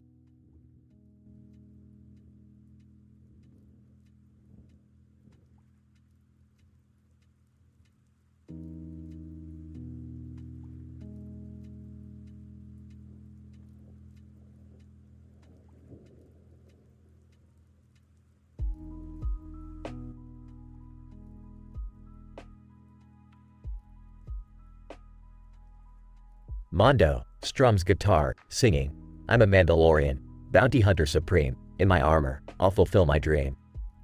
Rob barks approvingly. Mondo pauses, what is it, boy? Rob barks again. Mondo, Faye Valentine? But this isn't Cowboy Bebop. What are you doing here? Faye Valentine. Well, Mandalorian. Looks like you found yourself in a bit of a pickle. Mondo smirks, I always get out of trouble, sweetheart. What do you want? Faye Valentine. I heard there's a special cargo on your ship. Something worth a hefty sum. Mondo, and what makes you think I'll just hand it over? Faye Valentine. Oh, Mondo, we could have so much fun together. And I'm not talking about credits. Mondo laughs. You think you can charm me? Watch how this story unfolds. Scene changes to a cutaway gag. Cutaway gag number 1. Mondo, in a Boba Fett costume, playing guitar in a field. Stormtrooper, what the hell is going on here? Mondo, I'm just a simple bounty hunter expressing my artistic side. Want to join? Stormtrooper, do I have a choice? Scene goes back to Mondo and Faye. Mondo, so, Faye, what's your next move? Faye Valentine. I'll do whatever it takes to get that cargo. Even if I have to get my hands dirty. Mondo smirks, dirty is my middle name. Faye Valentine raises an eyebrow, is it? Mondo, no, but it sounded cool, didn't it? Faye Valentine laughs. You're not like the others, Mondo. Mondo leans in closer, and you're not like anyone I've ever chased. Scene changes to a cutaway gag. Cutaway gag number 2. Mondo, dressed as a Mandalorian, holding a guitar case. Bartender, sorry, no guitars allowed in here. Mondo opens the case, revealing a blaster. What about a blaster? Bartender, Make yourself at home. Scene goes back to Mondo and Faye. Mondo, you know, Faye, you're actually kind of charming when you're not trying to steal my cargo.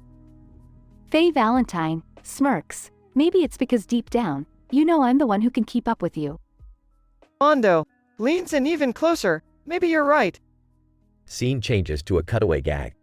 Cutaway gag number 3. Mondo playing guitar in his ship, floating in space. Boba Fett knocks on the ship's door. Mondo opens the door. Can't you see I'm playing? Boba Fett, in a gruff voice, is that my damn armor you're wearing? Mondo pauses. Scene goes back to Mondo and Faye. Mondo, so, Faye, what do you say we make a deal? Faye Valentine smirks. I'm all ears, Mondo. Mondo, help me protect the cargo, and maybe we can have an adventure together that's worth more than any bounty. Faye Valentine pauses, considering. All right, Mondo. You've got yourself a deal. Scene fades out as the two bounty hunters shake hands. Mondo and Faye form an unlikely alliance to protect the special cargo, facing danger and adventure together. As their journey continues, Mondo and Faye realize that sometimes, the most unexpected partnerships can lead to thrilling experiences and even deeper connections. Scientific description. This episode of The Mandalorian explores the complex dynamics between characters from different fictional universes. It pushes the boundaries of viewer expectations by bringing Faye Valentine, a character from the Cowboy Bebop series, into the Star Wars realm. The dialogue-driven narrative focuses on the intense and flirtatious interaction between Mondo and Faye as they navigate a high-stakes encounter. The 3 cutaway gags inject comedic relief into the episode, employing humorous situations involving Mondo's musical talents and his encounters with other characters.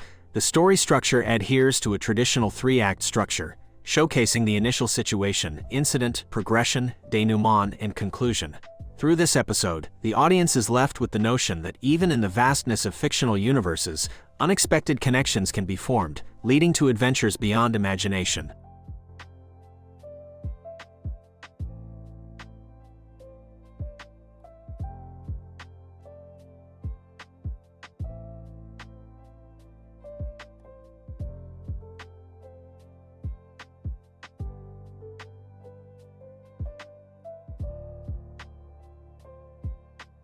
Title, Narcos, A Deadly Showdown. Pablo Escobar, P.E., is sitting in his luxurious Miami mansion, surrounded by stacks of money and armed guards.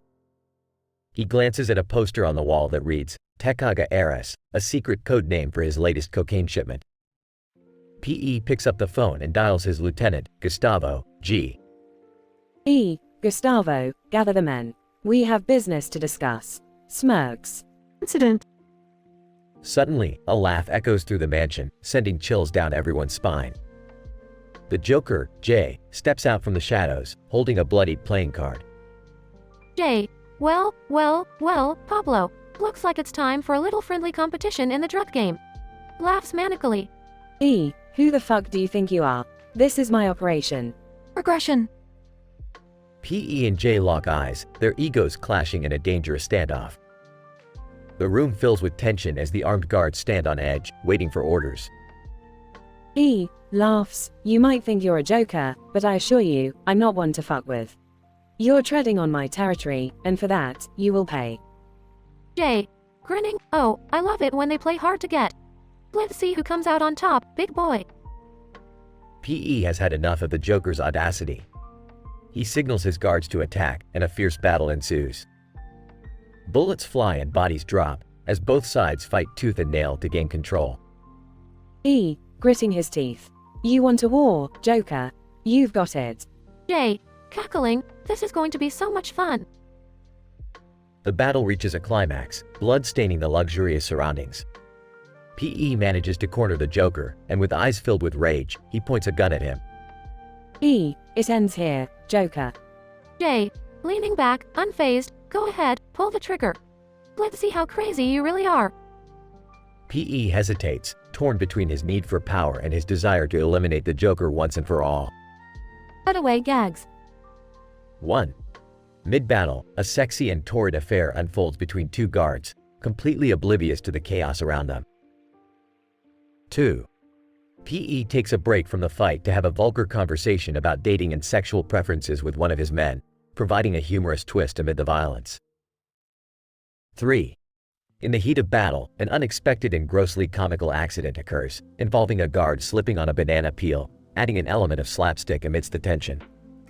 Scientific explanation. This episode explores the clash of two powerful and dominant figures, Pablo Escobar and the Joker, representing the struggle for control within the criminal underworld. Through the use of vulgar dialogue and intense scenes, it delves into the psychological motivations and power dynamics between these characters.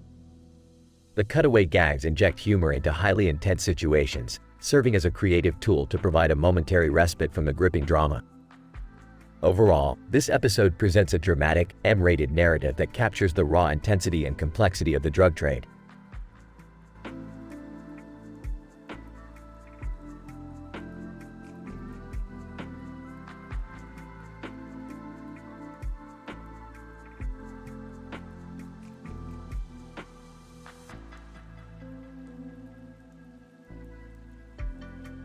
SpongeBob, hey Squidward, what do you think about my new nose flute?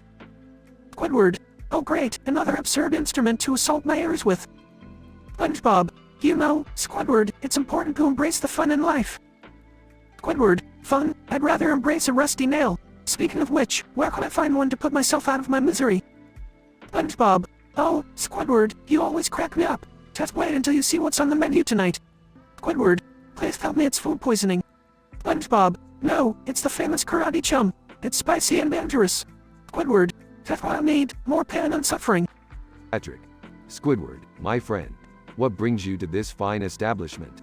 Squidward, oh joy, Patrick is here. Just perfect. Patrick. Hey, you don't sound too happy to see me. Well, I have a surprise for you. I brought my pet jellyfish. Squidward, oh, great, another creature to torment me. SpongeBob, Squidward, you should try being more positive. Look at the bright side. Squidward, the bright side. All I see is a blinding light of misery. Sandy.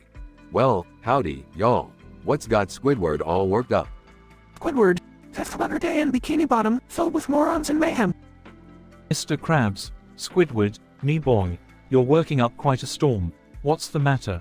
Squidward, oh, that's the usual, Mr. Krabs.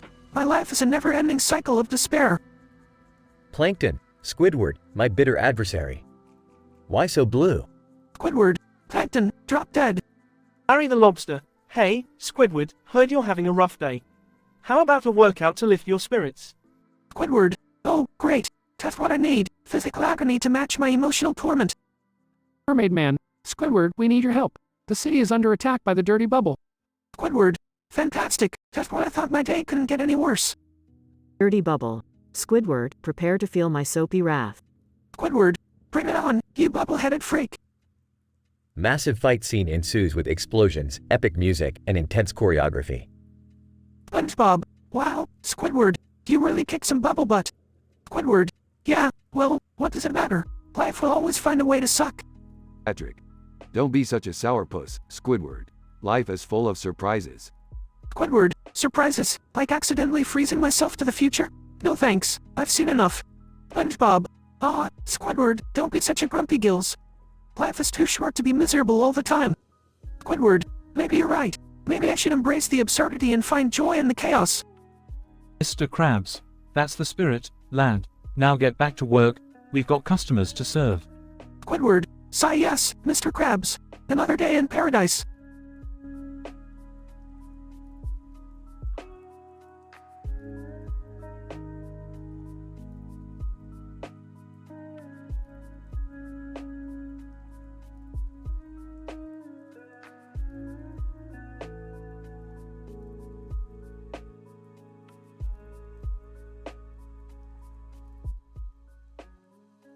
Int. Jungle, day.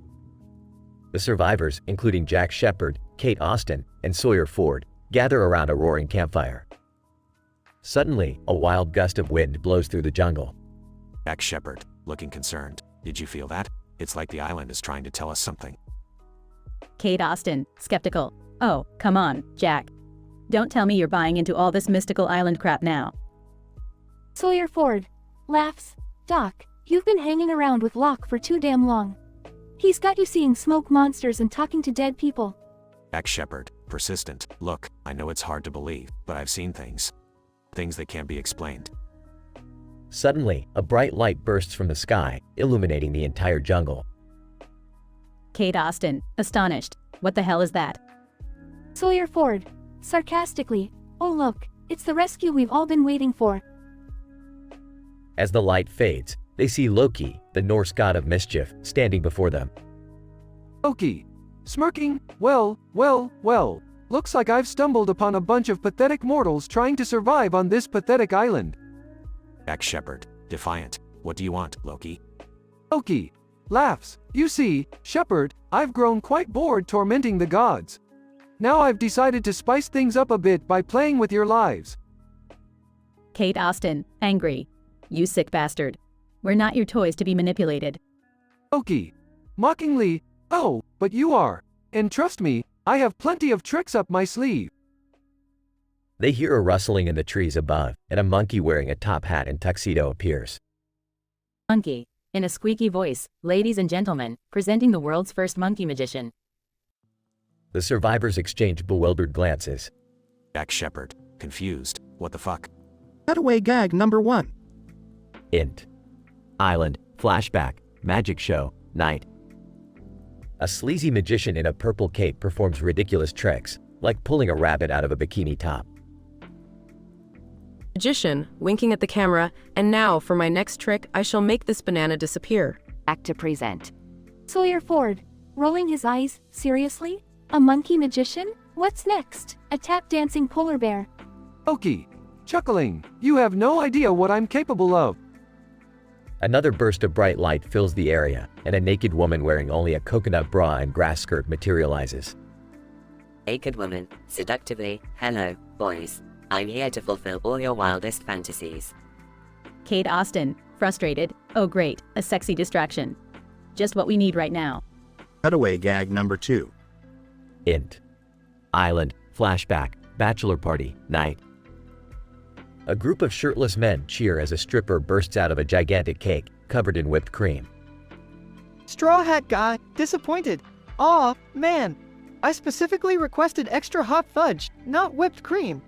Act to present. Jack Shepherd, firmly. Loki, enough with the games. We won't let you toy with us. Loki, slyly, oh, I'm just getting started, Shepherd. The island holds many surprises. Brace yourselves. Suddenly, a giant turkey wearing a flight attendant uniform lands in front of the survivors. Giant turkey, in a high-pitched voice, hello, passengers. Welcome aboard Flight 815 to Turtropolis. Please fasten your seatbelts and prepare for takeoff. Cutaway gag number 3. Int. Island, flashback, stranded in a theme park, day. The survivors find themselves trapped in a wild amusement park filled with relentless animatronic turkeys. Jack Shepherd, screaming, I can't take this anymore. This island has officially lost its shit. Loki laughs. The fun has just begun, my dear losties. Enjoy your stay. As Loki disappears into thin air, the survivors are left bewildered and desperately searching for answers. Fade out.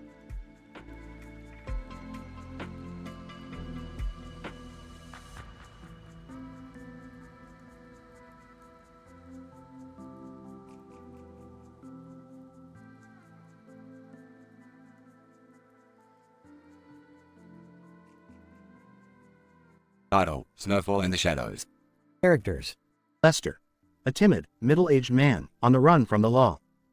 Winry Rockbell, a fierce and determined bounty hunter. Scene, a snow-covered forest with dense trees, providing a bird's-eye view of the ground and tree canopies. Int. Snow-covered forest, day. Lester, a middle-aged man with a scruffy beard, runs through the forest, glancing back in fear. Lester. Panicked.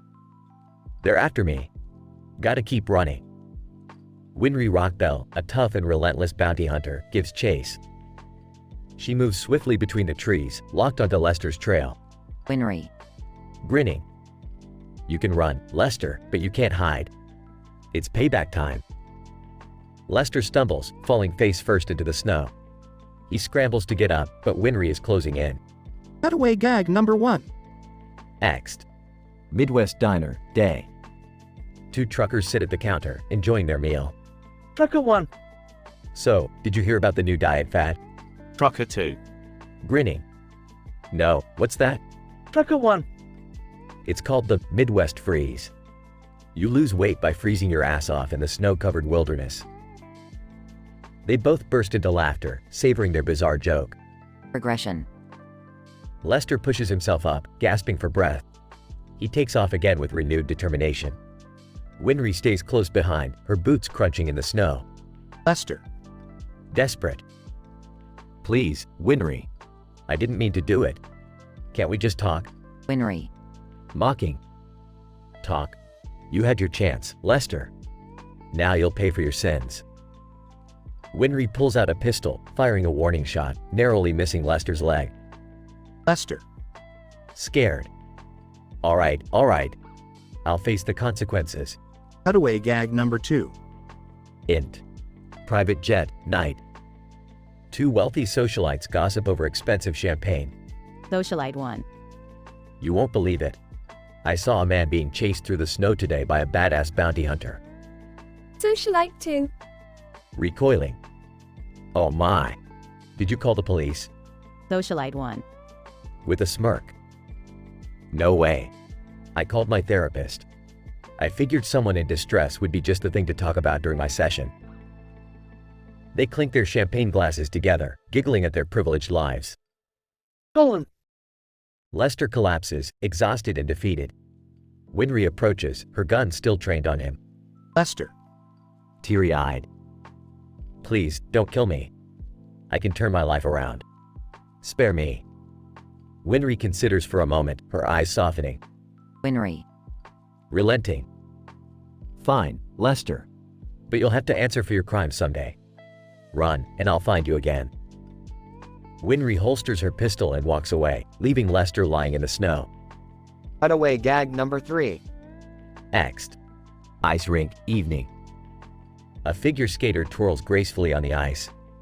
Suddenly, they slip and crash to the ground, causing a few bystanders to gasp. Bespectacled bystander. Points. It's an omen. A slip on the rink means there'll be a slippery slope ahead. He chuckles at his cheesy joke, while others roll their eyes. Colin. Lester watches Winry disappear into the distance. He slowly picks himself up and begins to shuffle away, the weight of his actions heavy on his shoulders. Lester. Whispered. I won't let them catch me. I'll change my ways, starting now. As Lester trudges deeper into the snow-covered forest, the only sound remaining is the distant howling wind. The pursuit may be over, but the consequences of his choices will forever haunt him. Fade out.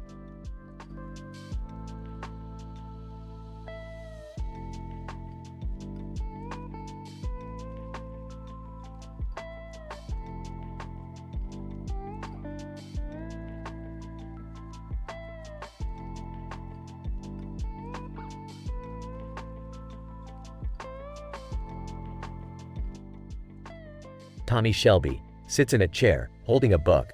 Tony Stark, you fucking rich bastard, you're late. What the fuck have you been doing? Tony Stark, smirking. Tommy, my old friend, you know how it is, just some billionaire superhero shit. Sorry if I kept you waiting, mate. Tommy Shelby leans forward, glaring. Listen here, you cocky son of a bitch. I got a deal here that could make or break our enterprises. I don't have time for your fucking excuses. Tony Stark laughs. All right, no need to get your knickers in a twist, Tommy. So, what's this deal you're talking about? Something lucrative, I hope? Tommy Shelby narrows his eyes. It's a shipment of weapons, top-of-the-line stuff. I need your connections to get M through customs. Tony Stark leans in. Weapons, huh? You're always up to something interesting, Tommy. You know I'm not one to shy away from a little mischief. Deal's done, consider it sorted. Tommy Shelby smirks. Good. That's why I fucking came to you. But, Tony, remember, this is a bloody important operation. One fuck up and it's your head on a fucking platter. Tony Stark raises an eyebrow. Tommy, my man, I don't take threats lightly. I may not have razor blades in my hat, but I'm not one to back down from a challenge either. You know that. Tommy Shelby leans back. I know, Tony. That's why I chose you. Let's keep it professional, shall we? No more of your fucking bragging. Tony Stark smirks. All right, Tommy, we'll do it your way. But don't forget, I've got a knack for turning enemies into friends. Maybe we could have a little fun after this deal, eh? Tommy Shelby raises an eyebrow. Fun. What kind of fun are you suggesting, Stark? Tony Stark, grinning. Oh, you know, Tommy. Sexy, torrid kind of fun. I'm sure you have a few sexy ladies in Birmingham. How about a night of debauchery? Tommy Shelby laughs. Tony, you're a fucking maniac. But I'll tell you what, if this deal goes well, we'll talk about some grossier fucking activities. But until then, keep your mind on business. Tony Stark, winks, deal. Now, let's get down to the nitty-gritty, shall we? Cutaway gag 1. Tommy Shelby, dressed to the nines, walks into a fancy restaurant. A beautiful woman approaches. Woman, seductively. Oh, Mr. Shelby, I've heard so much about you. Care to join me for dinner? Tommy Shelby smirks. Dinner sounds lovely, love. But let's skip to the intercourse, shall we? Cutaway gag 2. Tony Stark and Tommy Shelby enter a high-end car dealership. Salesman, excitedly, Mr. Stark, what a pleasure to have you here. Which car catches your eye today? Tony Stark, grinning. Well, it's not for me, actually. My friend Tommy here needs a ride that matches his personality. Something sleek and powerful, just like him. Salesman, confused. Okay. So, Mr. Shelby, what's your preference? Tommy Shelby smirks. I'm a man who likes it fast and dirty, lad. Give me the sexiest bloody car you've got. Cutaway gag 3. Tommy Shelby and Tony Stark sit in a posh gambling den. Dealer, smiling, gentlemen, care to try your luck at the tables tonight? Tony Stark, smirking. I'm always up for a bit of gambling, but Tommy here has a particular passion for it. Isn't that right, Tommy? Tommy Shelby, leaning back. Oh, I do enjoy a good gamble, especially when the stakes are high. But remember, lad, I always come out on top. Just like in dating.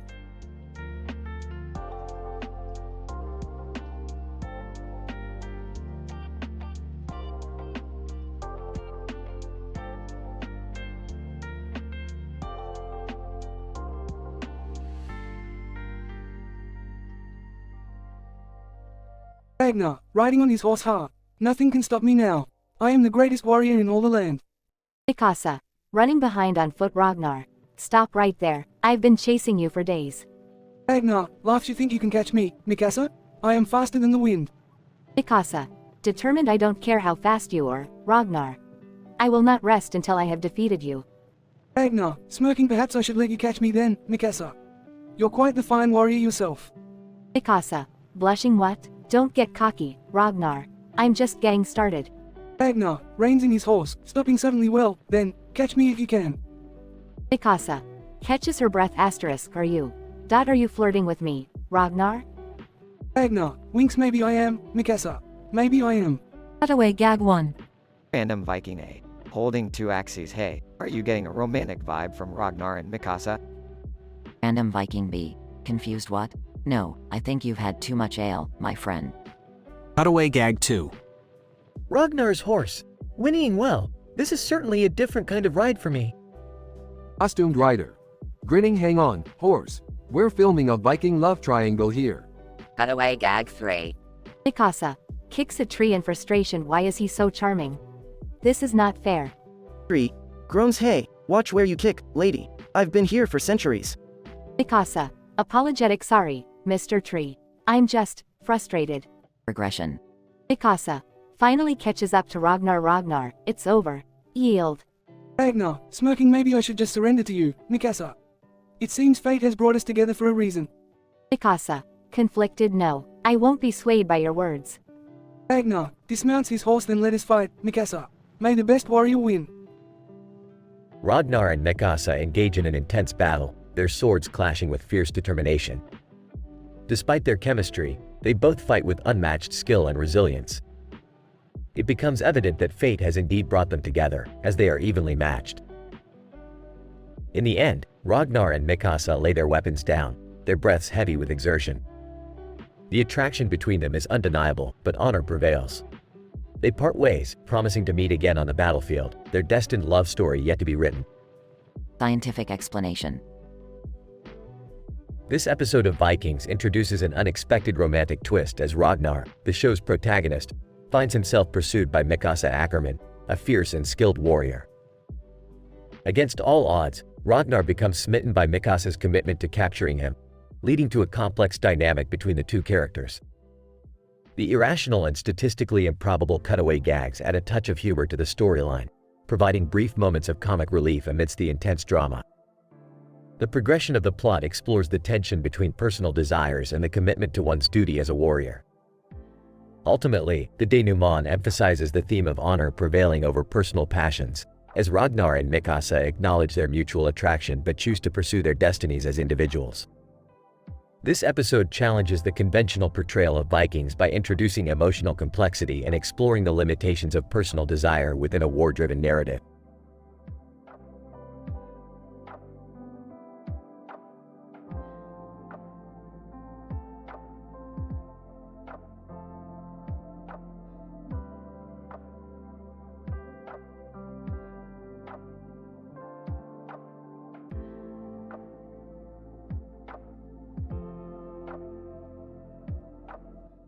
I'm sorry, but I'm unable to generate that story for you.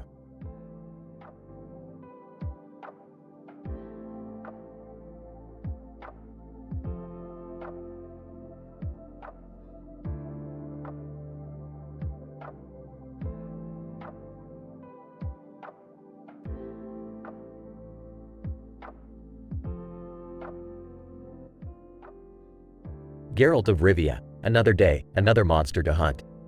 This time, it's Venom, a creature from another world. Let's see what this job has in store for me. Cutaway gag 1. Narrator, meanwhile, at a nearby tavern. Random drunk. Slurring. Hey, you ever heard the one about the sorceress and the dwarven craftsman? Let's just say her magic wasn't the only thing he enchanted that night. Geralt of Rivia rolls his eyes, always classy, aren't they? Cutaway gag 2. Narrator, back on the streets of Novigrad. Prostitute. Seductively, fancy a tumble, handsome? I can show you some real magic. Geralt of Rivia smirks. Sorry, love, but I've got other things on my mind tonight. Maybe next time. Cutaway gag 3. Narrator. Geralt makes his way to the city's grandest building, the Venator Tower. Hard suspicious halt, no swords allowed inside. Geralt of Rivia, deadpan. You think I'm just gonna leave my trusty sword at the door? You might as well ask me to cut off my own balls. Hard nervous, all right this way, Witcher. Incident. Client, Geralt of Rivia, I presume? I need you to take down the Venom. It's wreaking havoc on our world and we can't afford its destructiveness any longer. Geralt of Rivia, analyzing. Tell me, what do we know about this creature and where to find it? Client, Venom is known for its ability to change form, adapting to any environment. Its lair is rumored to be deep within an abandoned castle on the outskirts of town. Geralt of Rivia, determined, very well. I'll leave no stone unturned until I have him in my grasp. Regression. Geralt of Rivia ventures into the dark, crumbling castle. He can hear eerie whispers and see the venomous tendrils slithering along the corridors. Whispering voice, Geralt, I've been waiting for you. Come closer. Geralt of Rivia, unsheathing his sword, show yourself, Venom. The creature, a grotesque combination of sharp fangs and writhing limbs, emerges from the shadows. Venom. Hissing. Geralt of Rivia. You dare challenge me? Geralt of Rivia, grinning. You should have known better than to mess with a Witcher. A fierce battle ensues, with Venom lashing out with its deadly venomous strikes, and Geralt using his superior swordsmanship to retaliate. Geralt of Rivia manages to wound Venom, weakening its ferocity. Cornered, the creature hisses in agony. Venom. Groaning. You can't defeat me, Witcher. I'll return, stronger than ever. Geralt of Rivia, smirking. Not if I have anything to say about it. With one final strike, Geralt of Rivia decapitates Venom, its lifeless body crumbling to the ground. Geralt of Rivia returns to his client, who awaits him outside the castle walls. Client, is it done, Witcher? Geralt of Rivia, holding up Venom's severed head, it is finished. No more havoc from this creature. Client, relieved. Thank you, Witcher. You have saved our land from certain destruction. Geralt of Rivia, solemnly, that's what I do. But don't think for a second that the world is free of monsters. They'll always be lurking somewhere, waiting for their chance to strike. Narrator. And so, Geralt of Rivia walks off into the night, ready to face the next battle that awaits him.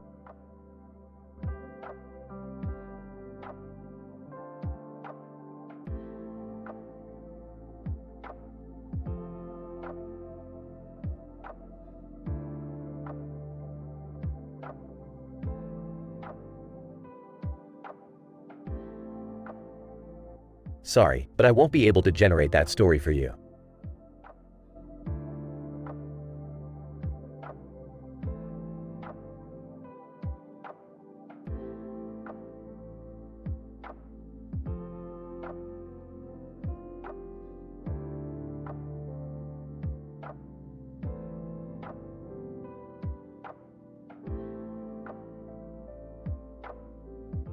Int.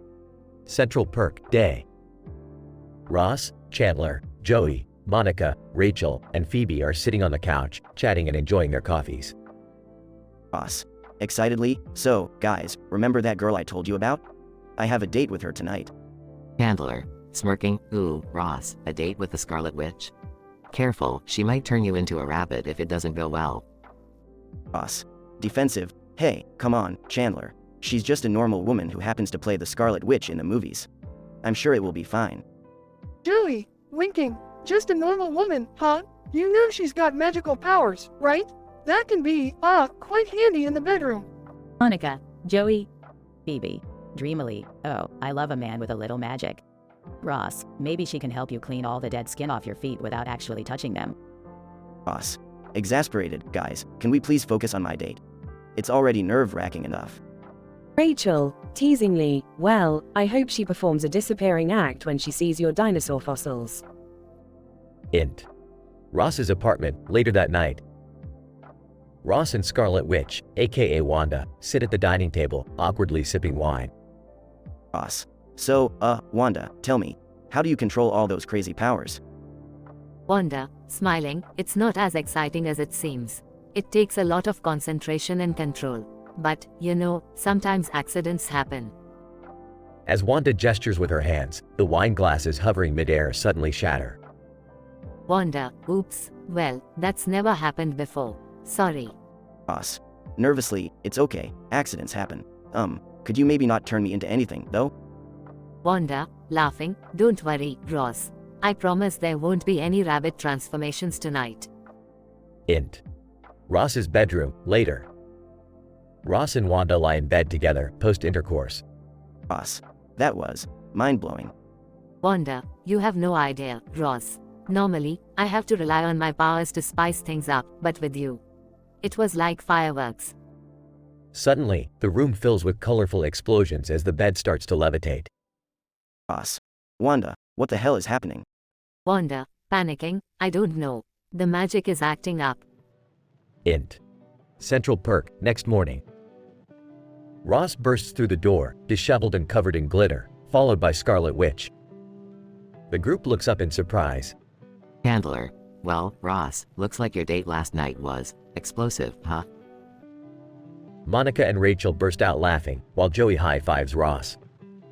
Phoebe contemplates the magical chaos. Phoebe. So, Ross, did you finally find the G-spot of the mystical realm? Ross. Mortified. Can we not talk about this, please?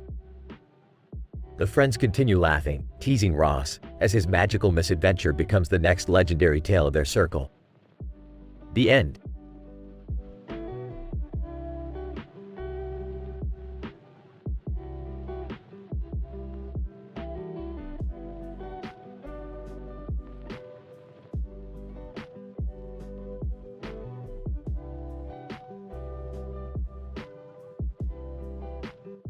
Int. Train yard, day. Jimmy is frantically running through the train yard, glancing over his shoulder. Jimmy, panting, damn it, I knew I shouldn't have crossed those Yakuza bastards.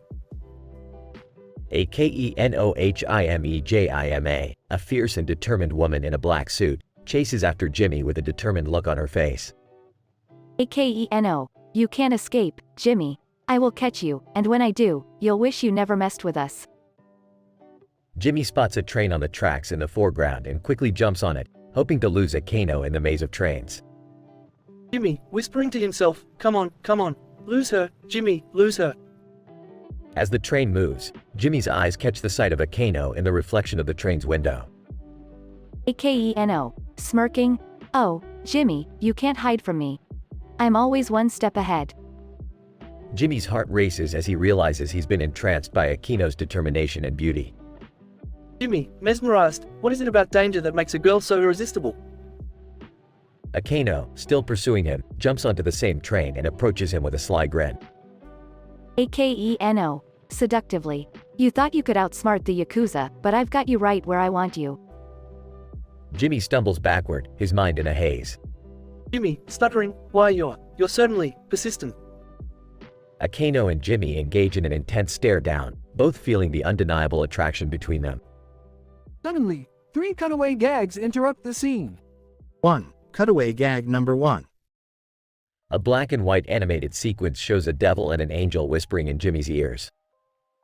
The devil encourages him to give in to his desires, while the angel tries to convince him to stay on the right path. 2. Cutaway gag number 2. Jimmy's face morphs into a spinning roulette wheel, representing the risky gamble he's about to take. 3. Cutaway gag number 3. A comedic montage of exaggerated events, including Jimmy and Akano dancing tango on top of a moving train, dodging bullets and explosions. Back to the intense scene. Akano slowly approaches Jimmy, her voice dropping to a low, seductive tone. Akeno. Whispering, Jimmy, if you come with me willingly, I can make all your troubles disappear. We could be unstoppable together. Jimmy hesitates, torn between his attraction to Akano and the dangerous path she represents. Jimmy, conflicted, I can't. As tempting as it is, I need to stay true to who I am. Akino's expression turns from seductive to frustrated, realizing she may not have complete control over Jimmy. Akeno. Gritting her teeth, you'll regret this, Jimmy. I promise you that. Jimmy takes a leap of faith and jumps from the moving train onto another track, narrowly escaping Akino's grasp. Jimmy, yelling, not today, Akano. I may be a crooked lawyer, but I won't become your pawn. As Jimmy disappears into the distance, Akano watches helplessly, rage burning in her eyes. Akeno. You may have escaped now, Jimmy, but I'll find you. And when I do, there won't be anywhere left for you to run. Fade out.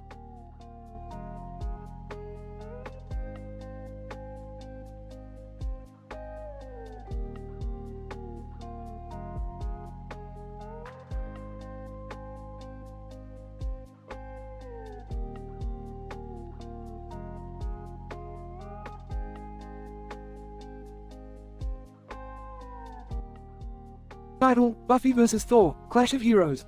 Characters. Buffy, the chosen one, a young woman with exceptional strength and a talent for slaying vampires.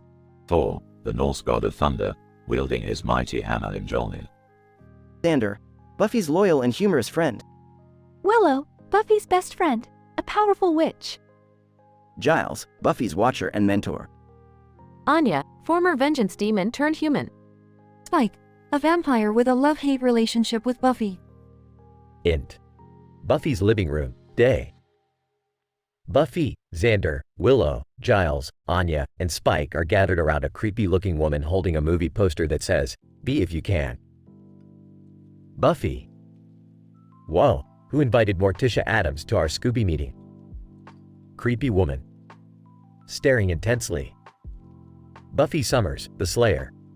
Beware of the chosen path you tread. Heroes can sometimes be the ultimate villains. Xander. Sarcastic. Thanks for the pep talk, Lady God. We'll keep that in mind. Int. Magic shop, day. Buffy, Xander, and Willow enter the magic shop, browsing various supernatural artifacts. Willow. So, what's the big bad we're dealing with this time? Giles. Apparently, Thor, the god of thunder, has descended upon Sunnydale. He seeks a worthy challenge. Buffy. Thor. Like the Marvel guy with the hammer? Giles. Precisely. He's demanding to face our resident hero, with the fate of humanity hanging in the balance. Next. Graveyard, night. Buffy stands before Thor, who wields Mjolnir, his powerful hammer. Thor. I tire of battling unworthy foes. Prove yourself, Slayer, or face annihilation. Buffy. Slays a vampire with ease. I've faced gods, demons, and everything in between. Bring it on, Goldilocks. They engage in a fierce battle, their blows resonating with supernatural force. The ground shakes beneath them. Int. Buffy's living room, night. Cutaway gag number 1. Xander tries to flirt with the creepy woman, failing miserably.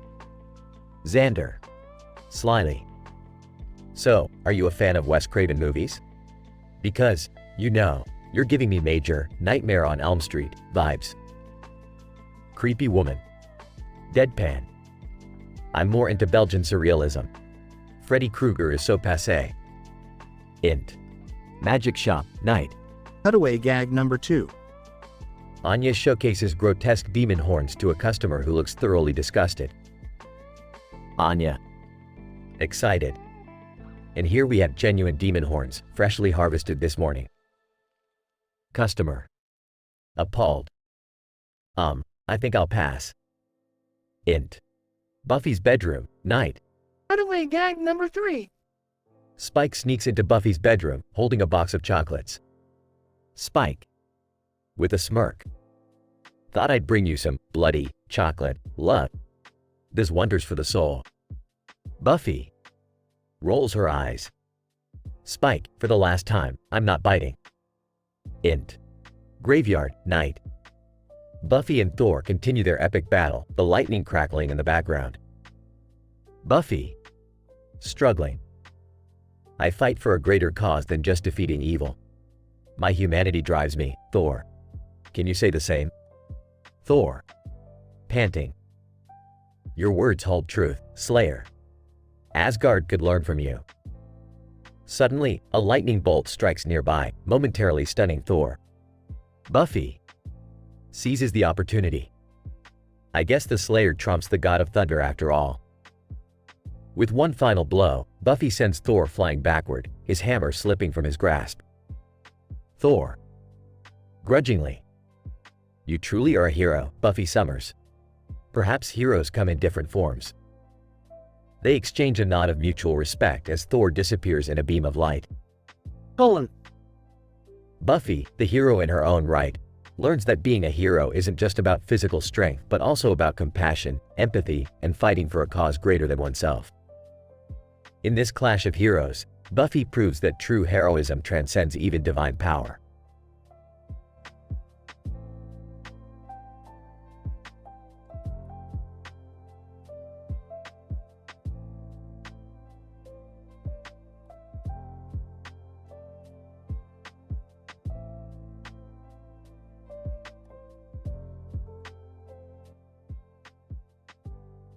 Peter, hey Lois, pass me the remote.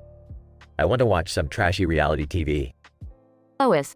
Peter, can't we watch something more intellectual for a change? Peter. Intellectual, come on Lois, we need some mindless entertainment in our lives, like watching people fight over who has the biggest butt implants. Stewie. Oh, this is perfect. I just finished building my Hiroshi waifu bot 3000. Now I can have my own waifu who does everything I want. Chris. Stewie, you and your weird inventions. I just want a normal girlfriend, not some anime robot. Meg. Yeah, Chris. Good luck finding a normal girlfriend in this waifu-filled world. Chris accidentally bumps into a yandere waifu at the store. Yandere waifu, in a sweet, yet menacing tone. Senpai. I finally found you. No one will take you away from me again. Chris. Whoa, hold on there. I'm not your senpai, I'm just a regular guy who enjoys living a completely average life. The yandere waifu starts following Chris everywhere he goes. Chris, panicking. Dad, Mom, help me. There's this psychotic anime girl stalking me. Peter. Whoa Chris, you've got yourself a yandere. That's a whole new level of crazy. I've seen enough anime to know where this is going. Lois.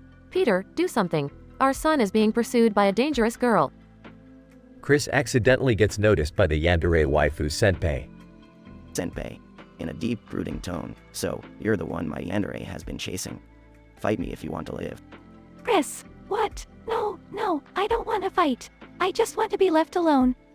Anime-style cutaway gag 1. Peter and Lois transformed into superpowered anime characters fighting each other in space, destroying planets with their epic battle. Stewie. This is more entertaining than any waifu drama. I think I'll just watch my family lose their minds. Lois. Peter, we can't let Chris get hurt. We have to find a way to save him from that obsessive girl. Anime-style cutaway gag 2. Stewie dressed as a cute magical girl, fighting evil with his magical tea set. Meg, Chris, we're here to help. We've got your back against this anime-obsessed lunatic. Yandere waifu, screaming in rage. No one will take my senpai away from me. I'll eliminate all rivals. Anime-style cutaway gag 3. The Griffins transformed into a giant fighting robot to battle a horde of waifus. Chris, panicking, what is happening? Peter, Chris, just go along with it. We're in an anime world now, and the only way out is to defeat that senpai and get rid of your yandere problem. The family joins forces to confront the yandere waifu senpai. Senpai, you think you can challenge me? I've defeated countless rivals in search of the ultimate waifu. Meg, well, we're not your average family. Prepare for a dose of reality. All-out battle ensues, with explosions, magic blasts, and over-the-top anime action. Chris, breathing heavily, I think it's over. Are we back to normal now? Stewie. Well, apart from having a bit too much estrogen pumping through my veins, I'd say we're back to normal. Lois. Chris, I'm just glad you're safe. Let's never mess with anime girls again, okay? Chris, agreed, Mom. I'm sticking to real people from now on. Peter, yeah, that was way too much anime for one lifetime. From now on, it's back to butt implants and trashy reality TV. The Griffins resume their normal lives, with the waifu world becoming just a distant, crazy memory. The Griffins return to their original world after they defeat yandere waifu. They all learned a valuable lesson about the dangers of getting involved with obsessive anime characters. Chris swears off waifus, Peter and Lois go back to their hilarious shenanigans, and Stewie continues inventing absurd things. Conclusively, the episode is a humorous and absurd exploration of the anime genre, filled with over-the-top action and references for fans of the medium.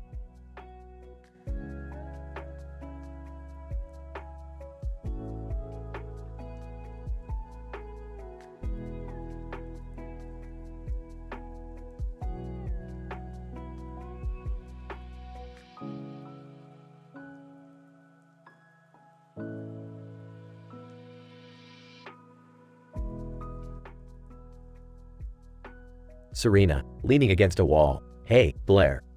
Have you seen Peter around? I've been trying to get in touch with him all day. Blair. Sips her latte. Oh, Serena. You and your scandalous love affairs. What's the matter this time? Serena, sighs. It's complicated. We had an amazing night together, and now he's avoiding me. Blair. Raised eyebrow. Spider-Man? That's a new one. I hope you wore protection.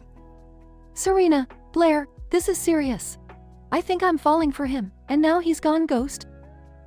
Blair. Smirks. Well, perhaps he realized he was just another one of your conquests. Men want a challenge, Serena, not someone who throws herself at them. Serena rolls her eyes. Please, Blair, I'm not some desperate damsel in distress. We had a genuine connection, and I can't help what I feel. Blair. Laughs. Oh, Serena, your naivety is charming, but let's be real. Spider-Man is probably too busy saving the world to worry about your love life. Serena, defensive. You don't understand, Blair. There's something between us. It's like fireworks, sparks flying every time we're together. Blair. Raises an eyebrow. Fireworks, huh? Are you sure it wasn't just a case of too much friction? Serena, huffs. You're impossible. I came here looking for advice, not your cynical comments. Blair. Smiles.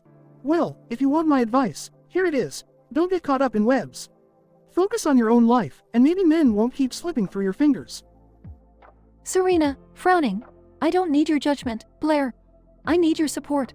Peter means something to me, whether you understand it or not. Blair. Softens. Serena, I'm sorry. I didn't mean to be harsh. Just be careful, okay? Love can blind us to the truth sometimes. Serena nods. Thank you, Blair. I'll take that into consideration. Now, if you'll excuse me, I need to find my Spider-Man. Cutaway gag 1. Serena enters a costume shop looking for Spider-Man attire. Serena, excited. Do you have any Spider-Man costumes? Job owner. Chuckles, sure, we do. But I have to warn you, it's M-rated material. Some people find it, quite arousing. Serena, blushing. Oh, just something casual, please. Cutaway Gag 2. Serena and Spider-Man swing through the city, laughing and enjoying their time together. Serena, yelling over the wind. Peter, this is amazing. I feel so alive. Spider-Man, grinning, just wait until you see what my webs can really do. Cutaway Gag 3. Serena and Peter share an intimate moment, tangled up in Spider-Man's web. Serena, breathless. Peter, I never knew crime fighting could be so satisfying. Spider-Man, smirking, saving the world is a tiring job. Sometimes, we need a different kind of release. Back to the wall. Blair, interrupting Serena's thoughts, Earth to Serena. Are you even listening to me? Serena, snaps back. Sorry, Blair. I got lost in my thoughts. What were you saying? Blair rolls her eyes. I said, don't let Spider-Man's webs trap you. Remember, you're Serena Van der Woodsen, the girl who can have anyone she wants. Serena, smiling. Thanks, Blair. I needed that reminder. As Serena heads off to find Spider-Man, the tension and drama in their romantic entanglement continue to build. Who will ultimately capture Serena's heart, the mysterious superhero or the vain allure of Manhattan's elite? Only time will tell in this twisted love affair.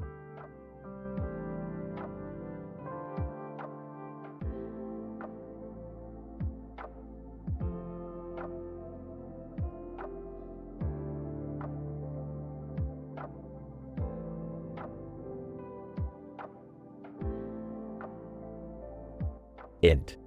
Griffin living room, day. Cutaway Gag 1. Peter dressed in a skimpy maid outfit, vacuuming the floor. Peter, impatiently. Lois, why the hell do we have so many Japanese cartoon figurines? These things are taking over the entire house. Lois, defensively. Peter, you know how passionate Chris is about anime. And don't forget Stewie's spicy anime phase. Peter rolls eyes. Whatever, but it's getting out of hand. Lois, look at this mess. Int. Chris room, day. Chris, excitedly. I can't wait to add this limited edition Oscar Langley Soryu figurine to my collection.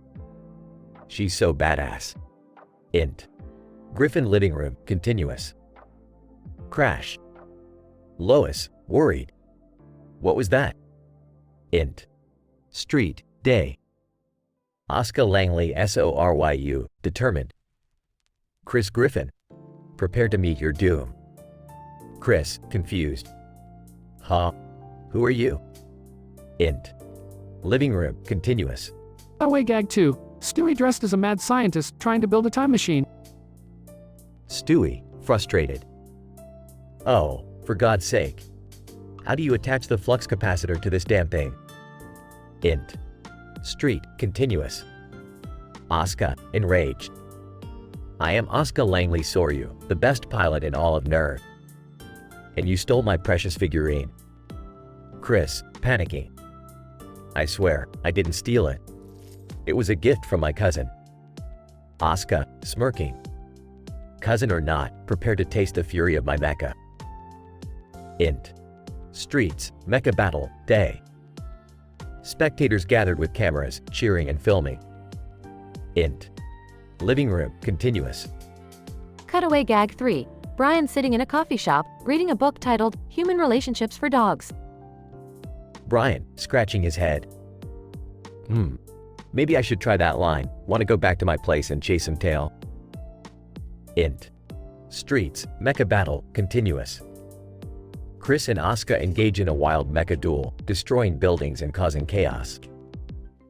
Chris, sweating. I don't even know how to pilot this thing.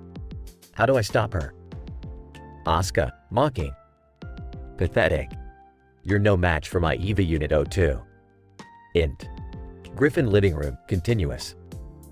Peter, excitedly. Aw, yeah. This is better than watching a drunken Quahog Street brawl. Lois, concerned. Peter, our son's life is in danger. We need to do something. Peter, nonchalantly. Hey, you'll figure it out. Let's grab some popcorn. Int. Streets, mecha battle, continuous.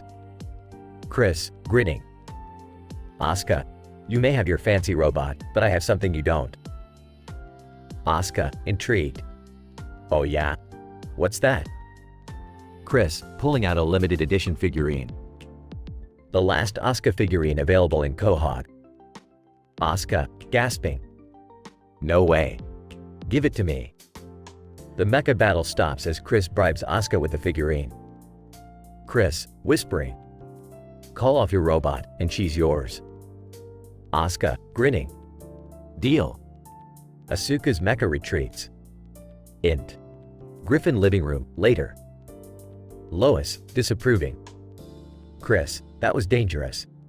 You could have been hurt. Chris, grinning. I know, but hey, at least I made a new anime-obsessed friend. Peter, smirking. And I thought our family couldn't get any weirder. Fade out.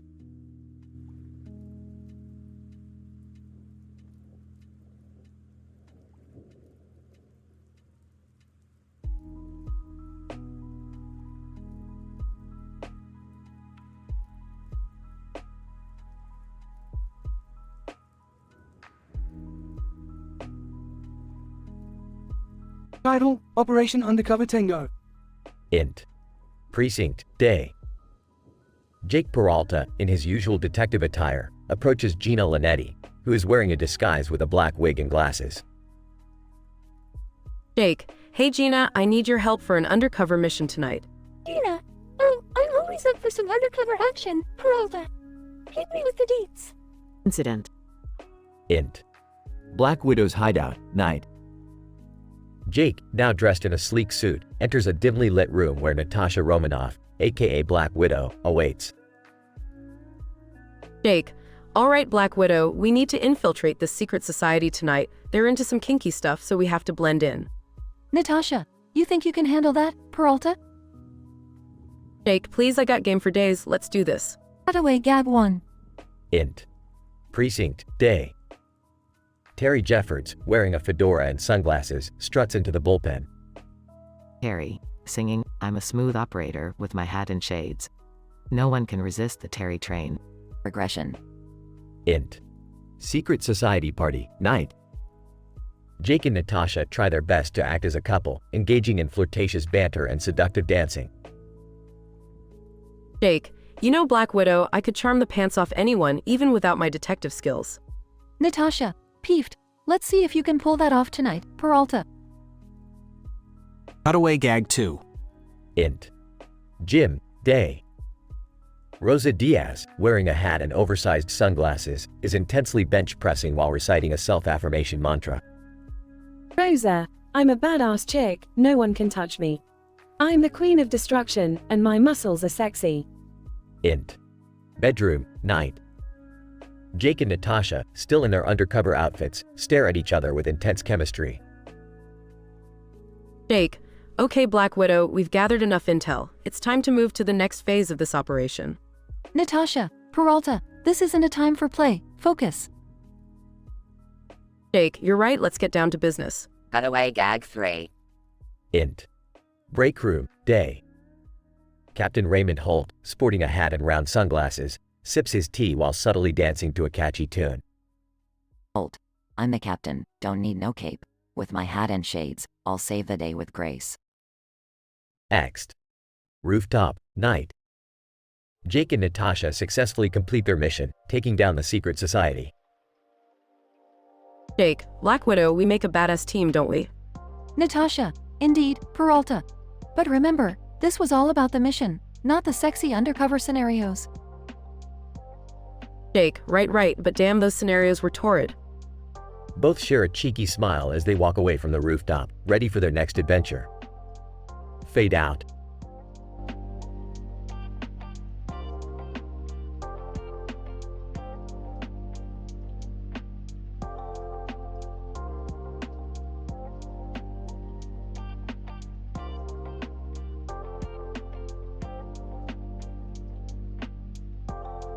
Lois, Peter, what have you brought into our house this time? A skateboard, a cat, and a dog? Peter, yeah Lois, I thought it'd be cool to be the baddest skater with a cat and a dog stacked on top of me. Meg, Dad, this is so stupid. I can't believe you're wasting your time on this idiocy. Chris, act Actually, Meg, I think it's cool. This could be my chance to finally impress someone. Lois. Oh, Chris, don't be silly. Nobody is going to be impressed by that nonsense. Peter, you know what, Lois? I'll prove you wrong. Come on, Brian, let's summon some waifus. Stewie, Waifu Khan, here we come. Prepare to be amazed by my superior intellect, Brian. Brian, Stewie, I highly doubt that anyone at WaifuCon will be interested in your intellect. But hey, I'm all in for a wild adventure. Peter, alright, time to summon. Waifu, waifu, waifu. Cutaway. Peter, damn it, why won't they come? I thought I followed the instructions perfectly. Meg. Maybe they don't want anything to do with a middle-aged man desperately trying to summon fictional girlfriends. Dad. Back to the Griffin house. Chris. Alright, I'm ready to ride the skateboard with my new friends, Snowball and Brian. Lois. Chris, be careful. Don't hurt yourself or the animals. Brief pause. Chris. Whoa, what's that? Lois. What? Chris. It looks like a waifu. A Tsunere waifu. Stewie, a Tsunere waifu? Goodness, Chris, you've struck gold. Peter, Chris my boy, you've done it. You've summoned the ultimate waifu. Chris, but I didn't even mean to. I was just trying to impress someone. Lois. Well, looks like you impressed the right person. Now, what are you going to do? Chris, I need to talk to her. I need to explain that it was all just a crazy accident. Brief pause. Chris, she slapped me, but in a Tsunere way. Does that mean she likes me? Lois. Chris, I don't know anything about these waifu things, but you better figure it out soon. Looks like you're in for an intense ride. Cutaway. Brian, and the winner of the unpopular waifu ranking list is no one. I guess they're all just too unpopular. Brief pause. Brian, maybe I should stick to my literary pursuits. Lois. And just when I thought our lives couldn't get any crazier.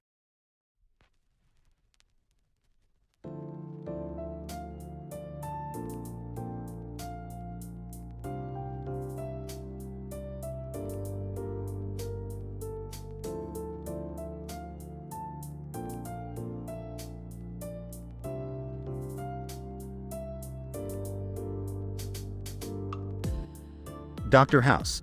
Leaning back in his chair, smirking. So, Dr. Strange, what brings you to our humble hospital today?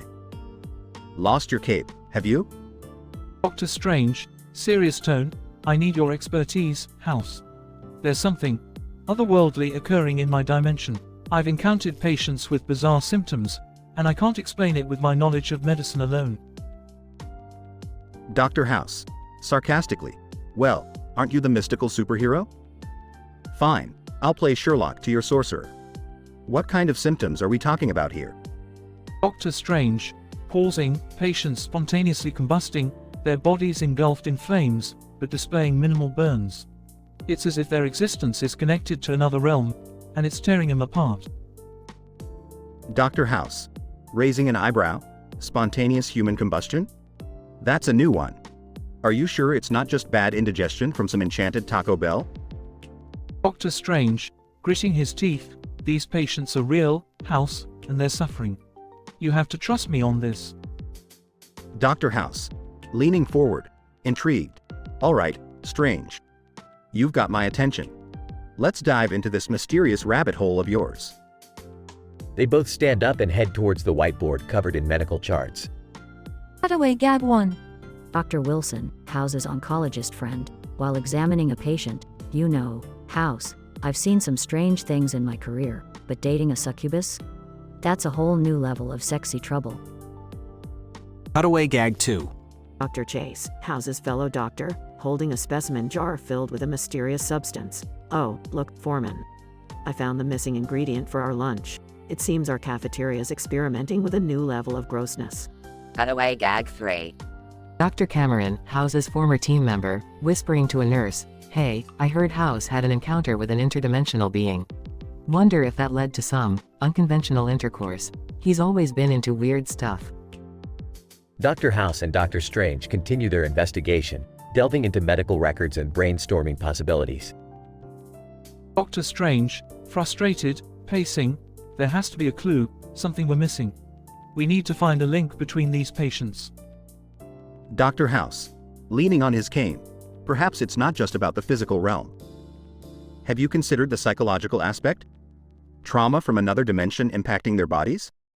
Doctor Strange, nodding, it's possible. These patients have experienced significant emotional distress and shock before their combustion episodes. Dr. House, smirking. Ah, so you're saying their love lives went up in flames. Literally. That's some burning passion they had. Doctor Strange, deadpan, I didn't expect less from you, House. But it's not a laughing matter. Lives are at stake here. The two doctors exchange glances and continue their search for answers, determined to solve the medical mysteries from other dimensions. In this mind-bending episode, two brilliant and misanthropic doctors collide. Dr. House's sarcastic sense of humor clashes with Dr. Strange's serious nature. Together, they unravel the mysteries of spontaneous human combustion from another dimension, using their medical expertise and unconventional thinking. The tension builds as they race against time to save the lives of the suffering patients.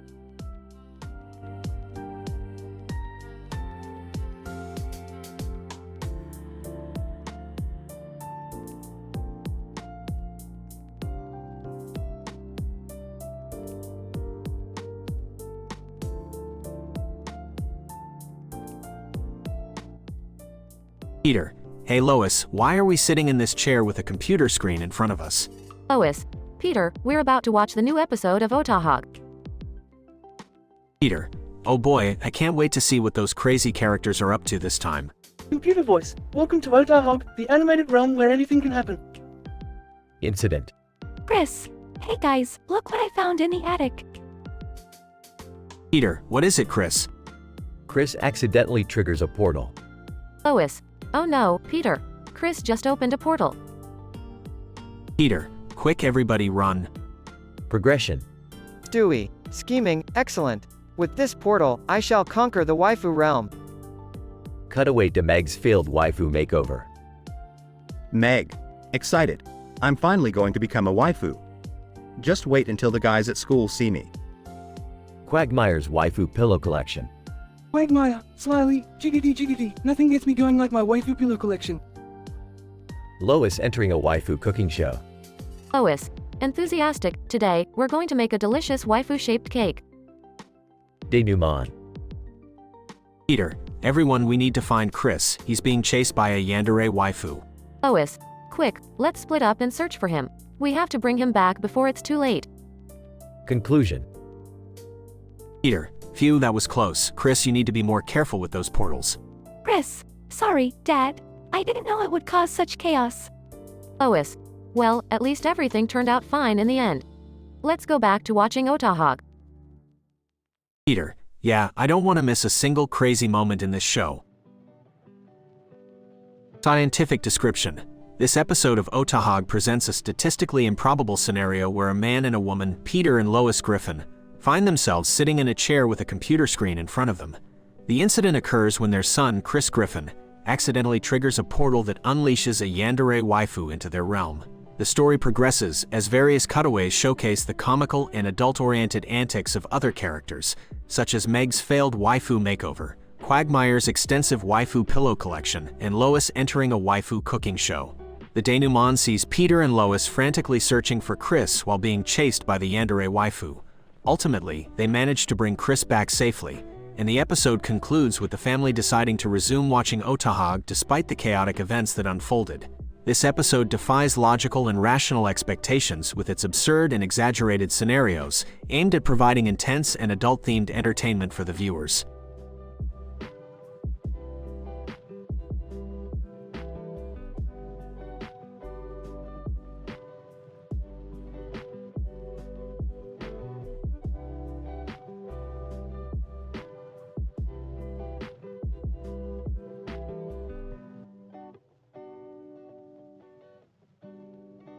Title, Gods Among Us. Int. Virtual Reality Lab, Day.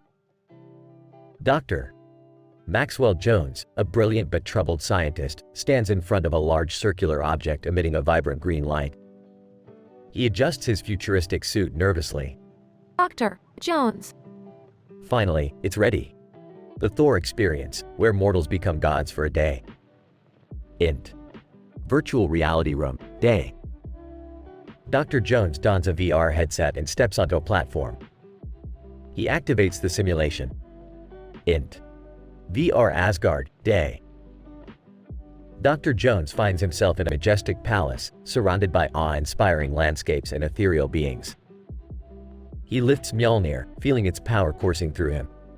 Suddenly, a beautiful goddess, Freya, approaches. Freya. Aw, Thor. It's about time you showed up. Your thunderous presence brings me joy. Dr. Jones. Smiling. As it should, my beloved Freya. Let us bring the storm together. Int. VR Asgard, midnight. Thor and Freya are locked in a passionate embrace, their hands exploring each other's godlike bodies. Int. VR Asgard, morning. Thor and Freya wake up in bed, the afterglow of their passionate night still lingering. Freya. That was divine. Dr. Jones. Laughing. Indeed, it was. But we mustn't lose sight of our mission to protect Asgard. Int. VR Asgard, day. Thor and Freya valiantly fight against an army of enemies, their powers combining to unleash utter devastation. However, a sudden glitch occurs. Thor! What sorcery is this? Int. VR Lab, day. Dr. Jones violently spasms as an electric shock courses through his body. His eyes widen in horror. Dr. Jones. No. Something has gone terribly wrong. Int. VR Asgard, day. Thor and Freya's surroundings glitch, revealing a devastated land. The sky turns dark as twisted monsters emerge from the shadows. Freya. What's happening, Thor? We were gods, and now? Dr. Jones. Desperate. I don't know. But we need to find a way out before this hell engulfs us. Int. VR Asgard, day. Thor and Freya make a desperate escape, battling horrifying creatures. They rush towards a shimmering portal that could lead them back to reality. Int. VR Lab, day. Dr. Jones tears off the VR headset, gasping for breath. Sweat drips down his face as he staggers away from the circular object. Dr. Jones. Trembling. I never expected the consequences to be so catastrophic. Int. VR Lab, later. Dr. Jones sits on the floor, defeated and broken. The circular object pulsates ominously in the background. Dr. Jones. Faint whisper. What have I done? Int. VR Lab, night. Away gag. A group of naked VR users, wearing nothing but headsets, immerse themselves in a sensual orgy through various simulations. Int. VR Lab, morning. Away gag. A young man, still suffering from the Thor glitch, emerges from the VR experience unable to control his newfound powers. He accidentally levitates his mother, who screams in shock. Int. VR Lab, day. Away gag. A businessman, fully immersed in the simulation, believes himself to be Thor and demands obedience from his employees. They nervously play along, fearing for their jobs. Int. VR Lab, day. Dr. Jones, consumed by guilt, stands before the circular object, holding a hammer. He smashes it down, destroying the VR technology once and for all. Dr. Jones. Never again shall mortals play gods. Our hubris is too great a burden to bear. Int. VR Lab, day. Dr. Jones cleans up the remnants of his failed experiment, vowing never to tamper with such power again. But the consequences of his actions will forever haunt him. End.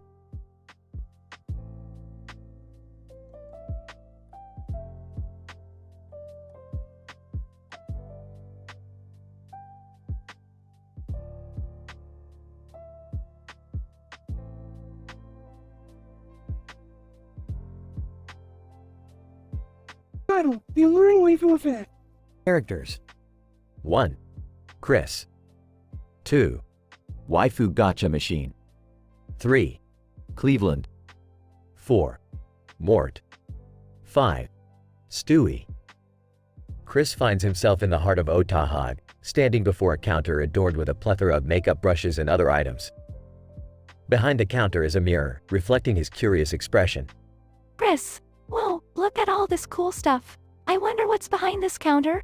Incident. As Chris approaches the counter, his attention is captured by a mysterious waifu gacha machine, emanating an alluring aura. Waifu gacha machine. Seductive voice. Greetings, my dear. Care to try your luck and unlock your rare waifu? Regression. Chris, intrigued by the machine, inserts a few coins and starts turning the knob. Suddenly, a dazzling light envelopes him, and a rare and captivating waifu appears before him. Rare waifu, sultry voice. Oh, my love, you have set me free from the gacha.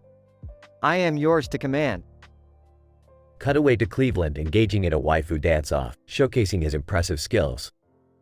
Cleveland, dancing, ain't no dance like a waifu dance. Show him what you got, ladies.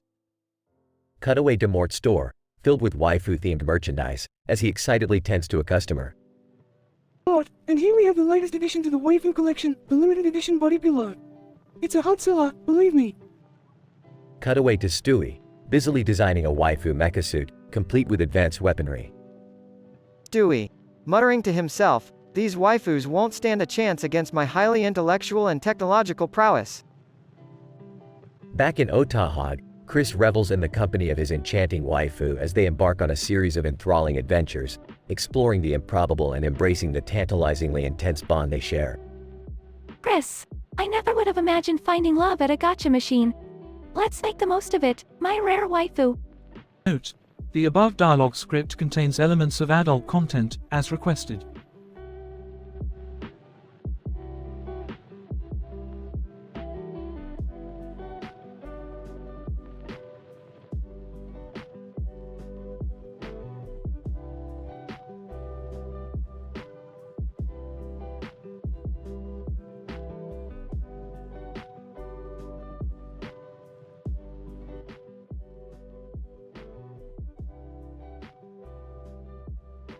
Int.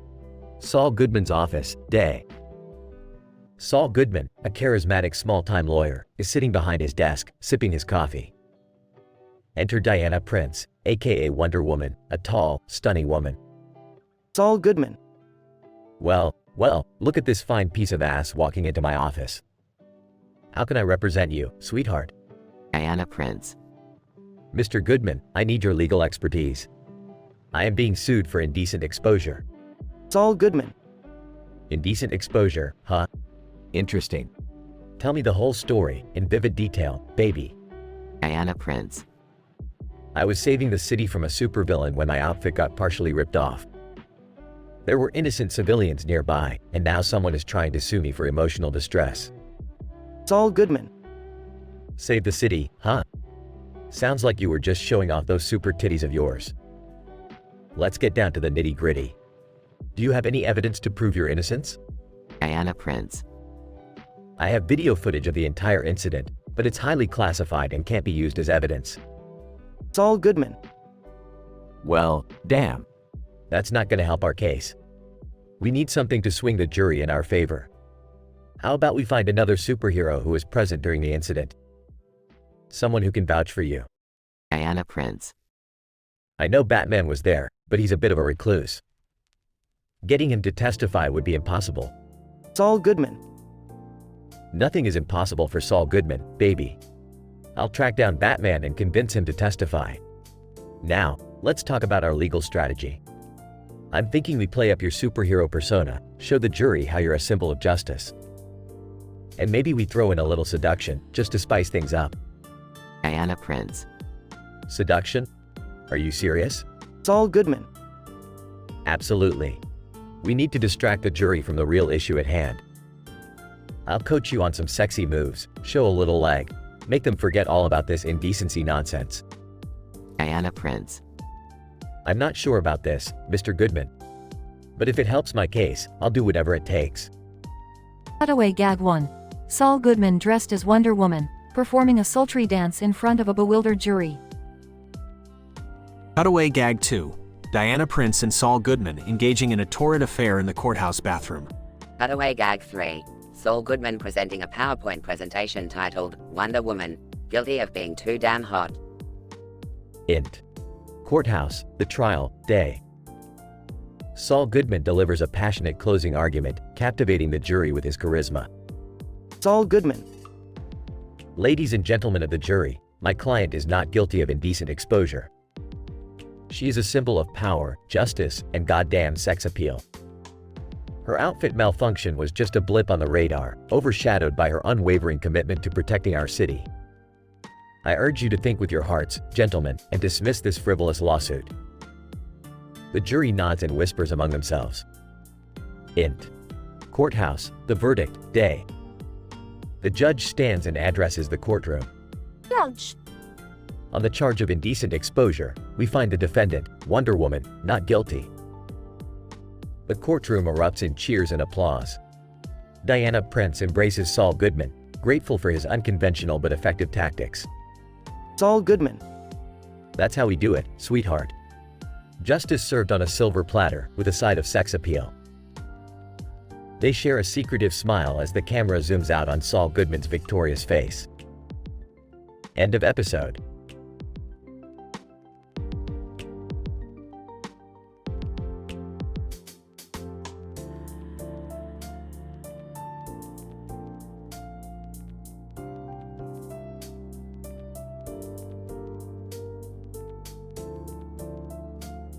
Characters. 1. Chris, the protagonist. 2. Otahog, Chris's friend. 3. Lois, Chris's mother. 4. Herbert, Chris's neighbor. 5. Brian, Chris's intellectual friend. Chris, man, life is pretty dull lately. Nothing exciting ever happens. Incident? Chris, what's this? A love letter? Chris reads the letter from Mystery Waifu. Chris, no way. Mystery Waifu has feelings for me? This is insane. Regression.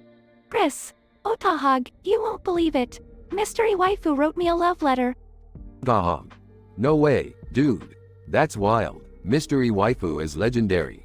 Chris, I know, right? It's insane, but what if it's all a prank? Chris, I need to find out who Mystery Waifu is. I can't sleep until I know their identity. Chris investigates, follows clues, and talks to various people. Chris, Lois, have you heard of Mystery Waifu? Lois, Mystery Waifu? Oh, I can only imagine the kind of yoga class she attends. It's probably wild. Chris, Herbert, do you know anything about Mystery Waifu? Herbert. Mystery Waifu reminds me of my old school days. I once had a waifu named Matilda. She was a feisty one, she was. Chris, Brian, any insights on Mystery Waifu? Brian, oh, my friend, I have a whole book on waifus. Unfortunately, it wasn't well received. Seems people weren't ready for a waifu-themed novel. Chris discovers Mystery Waifu's true identity. Chris, Mystery Waifu, it was you all along? Mystery Waifu reveals themselves. Mystery Waifu. Yes, Chris, it's me. I've been watching you all this time. Chris, but why all the mystery? Mystery Waifu, I wanted to add some excitement to your life. And judging by your journey, I think I succeeded. Chris, well, you definitely did that. Now, what happens next? Mystery Waifu, next. We embark on an adventure, my love. Together, we'll make life anything but dull. Chris and Mystery Waifu sail off into the sunset, ready for their wild and unpredictable future.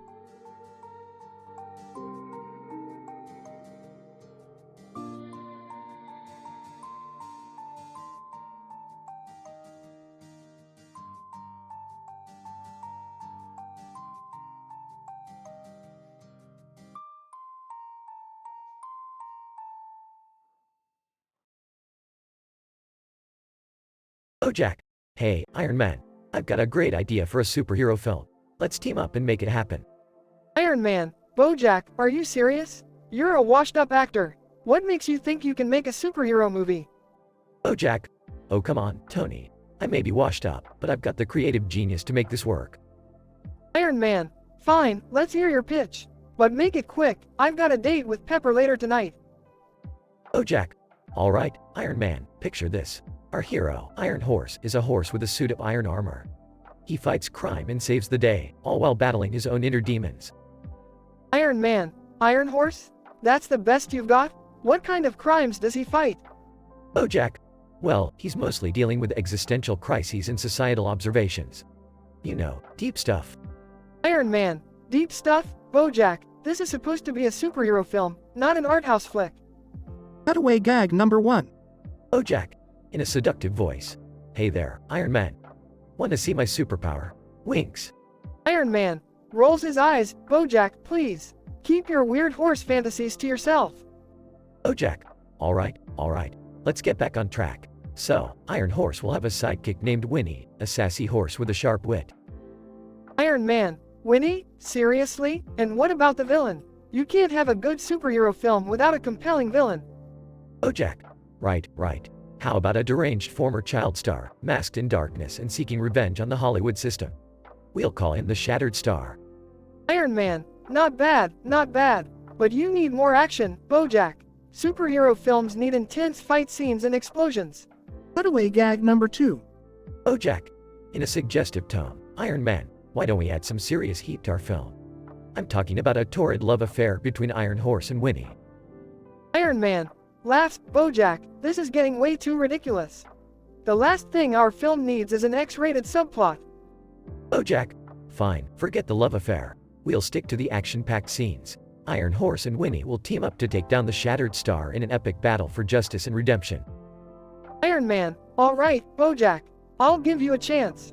But if this film turns out to be a disaster, I'm out. Bojack, fair enough. Let's make superhero movie history. Cutaway gag number 3. Bojack, in a vulgar tone. Iron Man, imagine this. Iron Horse and Winnie engage in a wild chase scene, dodging explosions, and finally ending up in a compromising position. Wink wink. Iron Man. Face palms. Bojack, I'm starting to regret agreeing to this. Narrator. And so, Bojack and Iron Man took Hollywood by storm, creating a superhero film unlike anything the world had ever seen. But would it be a box office hit or a critical failure? Only time would tell.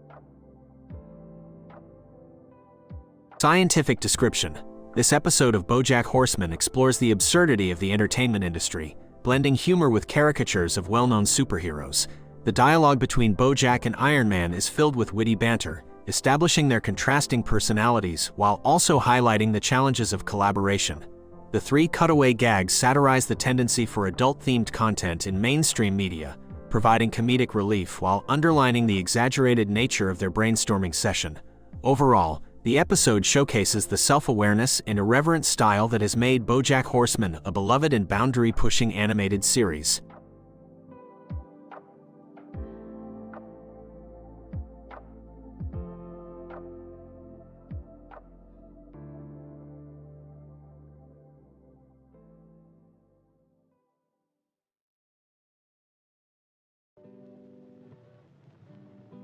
Title: The Unwanted One-San Waifu. Characters. 1. Peter. 2. Chris. 3. Stewie. 4. Quagmire. 5.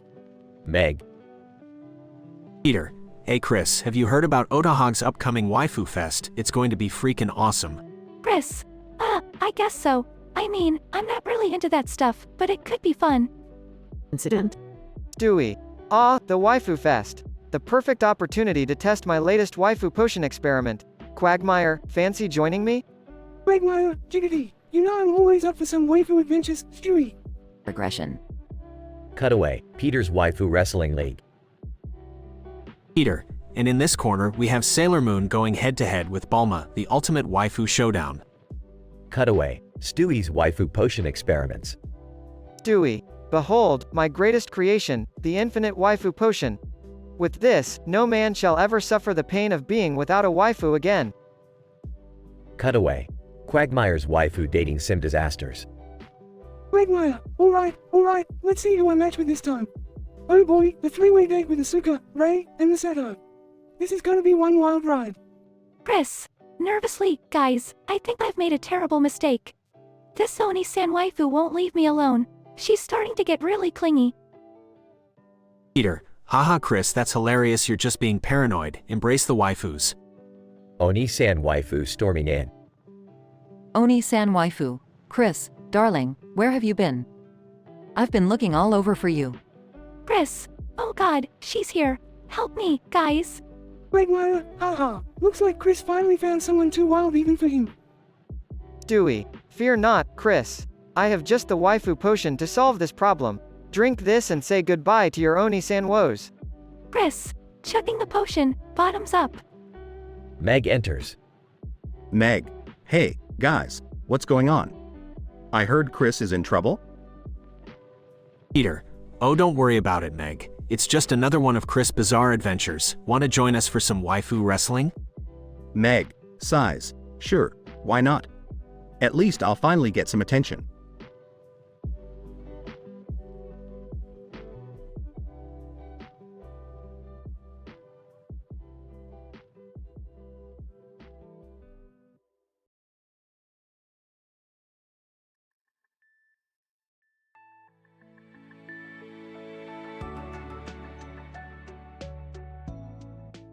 Agent Cooper, looking at a photo. This young woman's murder has shaken Twin Peaks to its core. We need to catch the killer, no matter what it takes. Sheriff Truman, sipping coffee. I agree, co-op. Let's dive deep into this. I heard there's a strange guy dressed as Spider-Man roaming around town. Maybe he knows something. Agent Cooper, Spider-Man. That would be an unusual lead, but let's give it a shot. We need to unravel this web of mysteries. Cut to Agent Cooper and Sheriff Truman walking down the street. They spot Spider-Man singing on a street corner, accompanied by a group of suited men playing guitars. Spider-Man, singing in a sultry voice. I'm your friendly neighborhood Spider-Man, singing in the darkness, playing in the neon. Agent Cooper, approaching Spider-Man. Excuse me, Spider-Man. We need your help in solving a murder case. Do you have any information? Spider-Man, flashing a mysterious smile. Agent Cooper, the webs of mystery we weave. I have seen things that haunt my spider sense. But I won't speak unless you take me to a secret place, deep in the heart of the Black Lodge. Agent Cooper and Sheriff Truman exchange glances, nodding in agreement. Agent Cooper, very well, Spider-Man. Lead the way. Cut to the Black Lodge, a dark and eerie place. Agent Cooper, Sheriff Truman, and Spider-Man stand before the enigmatic giant, who floats in the air. The giant, in a booming voice, Agent Cooper, the owls are not what they seem. Seek the one who dances among the trees, they hold the key to the truth. Agent Cooper, the one who dances among the trees. What does that mean? Cut to a flashback of a tree gracefully swaying in the wind. Agent Cooper, deep in thought, it's as if the trees hold the secrets of the killer. We need to explore the forest. Sheriff Truman, puffing on a cigarette, we'll round up a team and search every inch of the woods. No stone unturned. Agent Cooper and Sheriff Truman exit the Black Lodge, determined to solve the murder. Agent Cooper, voiceover, in Twin Peaks, the mysteries run deep. From a singing Spider-Man to dancing trees, it's a wild ride. But one thing's for sure, we will uncover the truth and bring justice to this tormented town. Final scene shows Agent Cooper, Sheriff Truman, and a group of deputies venturing into the dark forest, their flashlights cutting through the night. The neon lights of Twin Peaks flicker in the distance. Cut to black.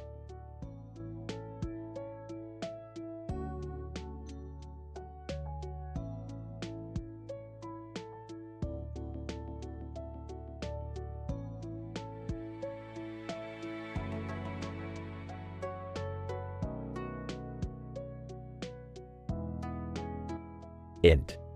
Living room, day. Peter is sitting on the couch, flipping through TV channels, when Quagmire bursts through the front door. Peter, surprised Quagmire, what the hell are you doing here? Quagmire, panicked. Peter, you won't believe it. A new waifu trading card game just hit Odahog. It's insane. Peter, intrigued, waifu trading cards, huh? Sounds interesting. Let's check it out. Int.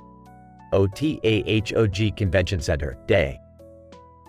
Peter and Quagmire enter a chaotic convention center filled with cosplayers and enthusiastic fans of the waifu trading card game. Peter, excited. Look at all these cards, Quagmire. I gotta get me some of these waifus. Quagmire, smirking. Careful, Peter. Some of those cards are super rare. You wouldn't want to accidentally summon a powerful battle waifu. Peter, mocking, yeah right, like that's gonna happen. Int. Peter's bedroom, night.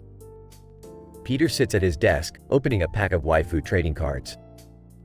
He flips through them casually until he reaches a shiny card with a seductive anime girl. Peter, amused, check this one out. Quagmire summons Zara, the ultimate battle waifu. What a joke. Quagmire, concerned, Peter, be careful. I've heard stories of people who got too attached to their battle waifus. It can lead to chaos and mayhem. Peter laughs, come on Quagmire, it's just a silly card game. What's the worst that could happen? Int. Peter's backyard, day. Peter accidentally drops the card, and a bright light engulfs the backyard. When it clears, a towering, muscular woman in anime armor stands before Peter. Zara, deep, commanding voice. I am Zara, the ultimate battle waifu. I exist to serve and protect you. Peter, stuttering, what the F, Quagmire, you son of a b. Quagmire, sheepish, oops, sorry, Peter. Looks like you actually summoned a battle waifu. Peter, panicked, how do I undo this, Quagmire? Quagmire, frantically searching. Let me consult the ancient texts, Peter. We must find a way to send her back. Int. Living room, night. Zara stands calmly in the corner as Peter, Quagmire, Cleveland, and Joe gather around the coffee table covered in books and scrolls. Cleveland, excited, I can't believe it. Peter, I've always dreamed of running a waifu-themed barbershop. This is my chance. Peter, frustrated, Cleveland, this is not the time. Int. Meg's room, night. Cut to a waifu transformation sequence where Meg spins around in her room, turning into her favorite anime character. Meg, giggling, I'm finally a waifu. Nothing can stop me now. Int. Griffin living room, day. Lois leads a group of women dressed in colorful waifu workout outfits through a high-intensity aerobics routine. Lois, encouraging, come on, ladies. Waifu aerobics is the key to unlocking your true inner power. Int. Peter's backyard, day. Peter, Quagmire, Cleveland, and Joe perform a complicated ritual involving chanting, candles, and a sacrificial rubber chicken. Zara, softly. Thank you, Peter, for giving me purpose. It's time for me to return to the realm of waifus. A bright light engulfs Zara, and she disappears, leaving a bewildered Peter. Peter, relieved, thank God that's over. No more waifu trading cards for me. Fade out.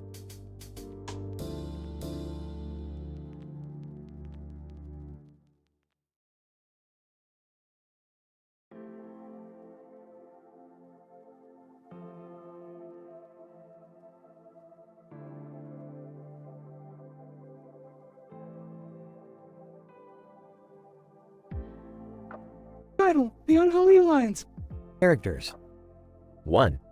Lorne Malvo, a cunning and manipulative hitman, known for his sinister charisma. 2. Deadpool, a highly skilled and mentally unstable mercenary, known for his dark humor and breaking the fourth wall. 3. Vanessa, a sultry femme fatale, Deadpool's love interest who shares his eccentricity. 4. Bob, a naive, yet eager accountant who unwittingly gets entangled in the chaos. Lorne Malvo stands in a dimly lit alley, contemplating his next move. Suddenly, Deadpool appears, holding dual katanas. Incident? Lorne Malvo, so, Deadpool, what brings you to Fargo? Deadpool. Well, I heard there was an unhinged hitman wreaking havoc here. Figured we could kickstart our own little buddy cop movie, all Deadpool style. Plus, I'm on a quest to find the world's best chimichanga joint. How about you, buddy? Lorne Malvo, just business, my friend. But if you're looking for excitement and violence, you've come to the right place. Care to witness the chaos firsthand? Regression. Cutaway gag number 1. Amidst the mayhem, Deadpool casually pulls out a cell phone and starts swiping left and right. Deadpool. Hold my katana, would y'all? Just gotta update my Tinder profile. Looking for someone who enjoys casual crime sprees and breaking the fourth wall. No crazies, please. Lorne Malvo rolls his eyes. Deadpool, focus. Together, they embark on a spree of humorous crimes, leaving chaos in their wake. Deadpool's wild and unpredictable nature perfectly complements Lorne's calculated and cold-blooded demeanor. Cutaway gag number 2. Lorne Malvo and Deadpool disguise themselves as clowns and enter a circus. Deadpool. Hey Lorne, do you think we're the scariest clowns around? Lorne Malvo, deadpan, Deadpool, being a clown is the least terrifying thing about you. Vanessa, dressed in a revealing and seductive outfit, joins Lorne and Deadpool. Vanessa, boys, I heard you were making quite a scene. Mind if I join the party? Lorne Malvo, smirking. Vanessa, you always know how to make an entrance. Together, the unlikely trio continues their spree, each bringing their unique style to the crimes they commit. Cutaway gag number 3. Lorne, Deadpool, and Vanessa find themselves in a romantic situation amidst the chaos, their stolen loot scattered across the floor.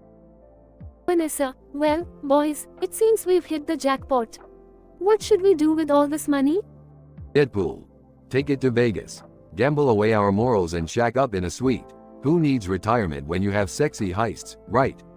Lorne Malvo, Deadpool, sometimes I forget just how deranged you are. But tonight, let's revel in the chaos we've created. And as the night sky turns darker, our absurd trio disappears into the shadows, leaving Fargo in their wake, ready for the world to become their playground.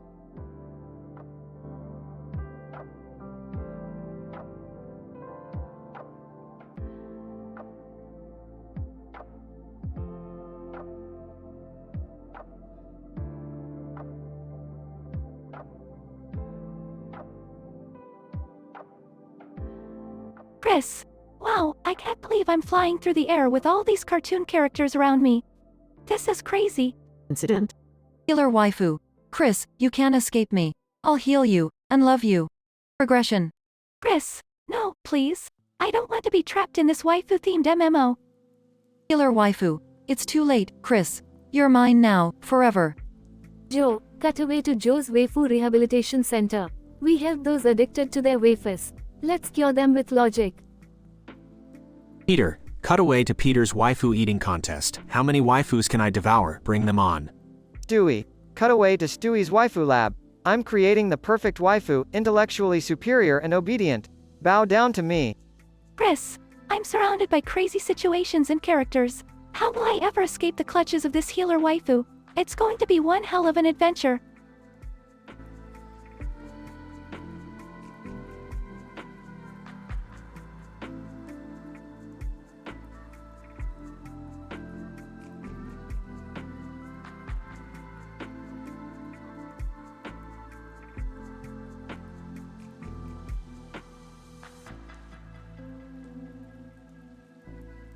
Sorry, but I can't generate that story for you.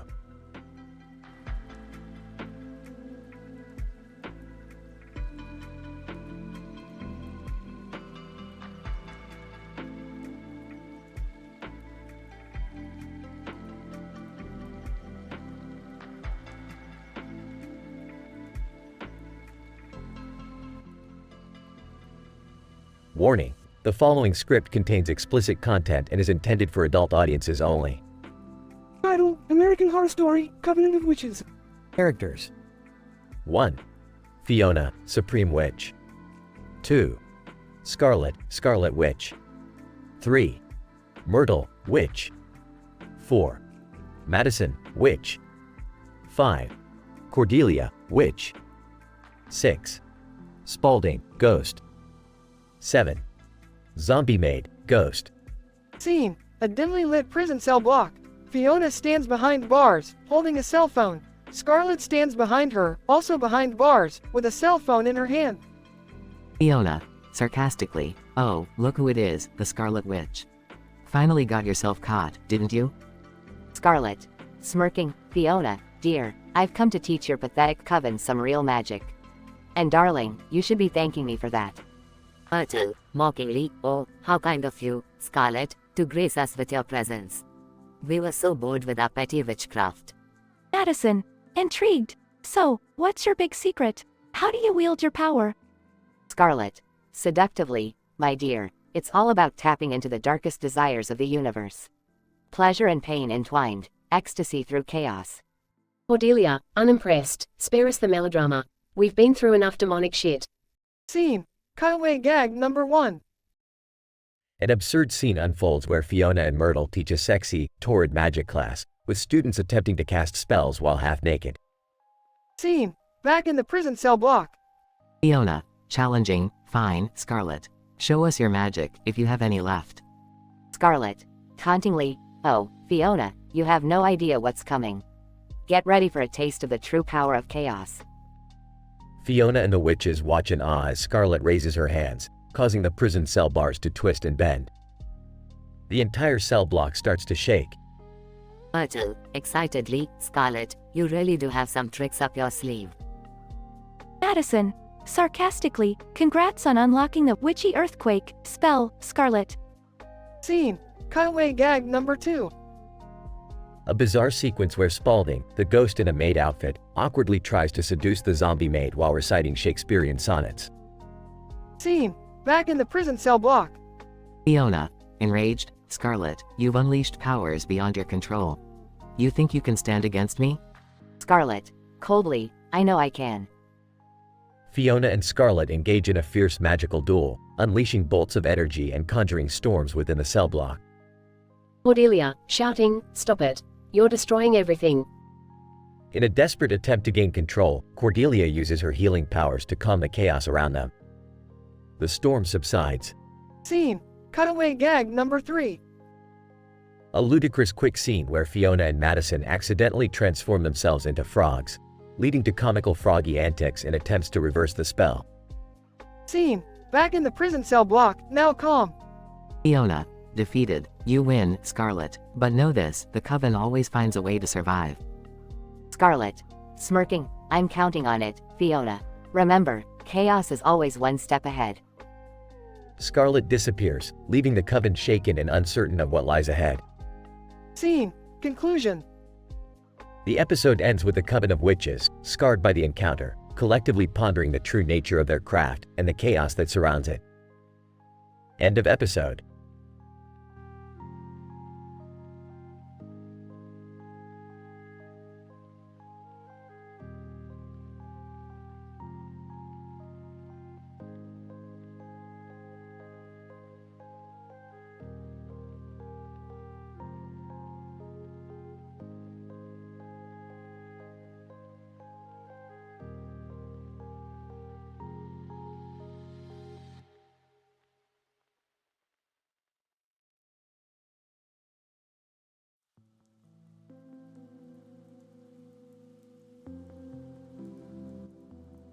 Peter, look at this, Lois. I won free tickets to Otahog's first waifu theme park. Lois. Oh, Peter, that's wonderful. We haven't had a fun family outing in ages. Peter, yeah, and this time Meg can't ruin it with her terrible singing. Meg, hey, I heard that. Peter, shut up, Meg. Now hurry up, everybody. We don't want to miss out on all those sexy animated ladies. Stewie. Yes, let's go before I become utterly bored with this animated idiocy. Ryan, well, at least this will give me a break from running my waifu detective agency. Those cartoon ladies can be quite demanding. Scene cuts to Meg participating in a waifu singing competition. Meg, musical note, I will always love you, a musical note. Scene cuts to Brian investigating a case at the theme park. Ryan, excuse me, has anyone seen a half-animated, half-human waifu roaming around here? Scene cuts to Lois enjoying a waifu-themed spa day. Lois, this waifu-themed mud bath is simply divine. Scene returns to Peter, Chris, and Stewie. Peter, look, there's a mascot waifu character walking towards Chris. She must really like him.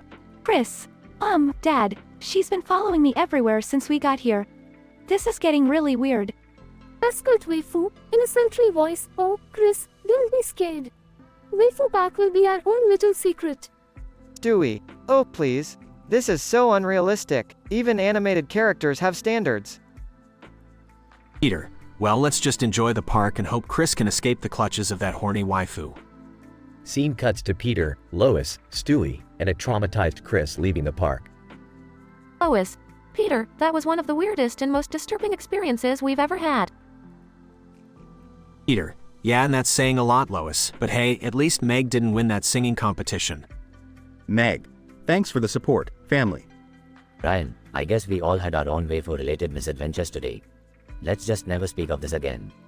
Stewie. Agreed. Let's go back to our normal dysfunctional lives, shall we? Everyone nods in agreement as they walk away from the waifu-themed park, ready to put the bizarre experience behind them.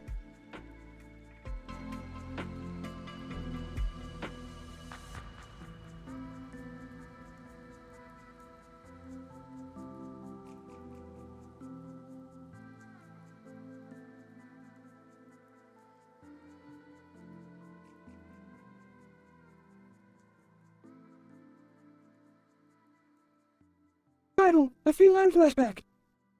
Int. Litchfield Penitentiary, Prison Yard, Day. Piper Chapman, a well-groomed and anxious inmate, stands near the basketball court, eyeing a black and white poster that hangs on the prison wall. The poster shows Catwoman and a man in a suit with piercing green eyes, standing defiantly in front of a bar. Piper can't take her eyes off Catwoman. Piper, whispering, "Damn, that Catwoman is something else." Suddenly, Catwoman herself appears, sauntering towards Piper. She exudes confidence with every step. Catwoman.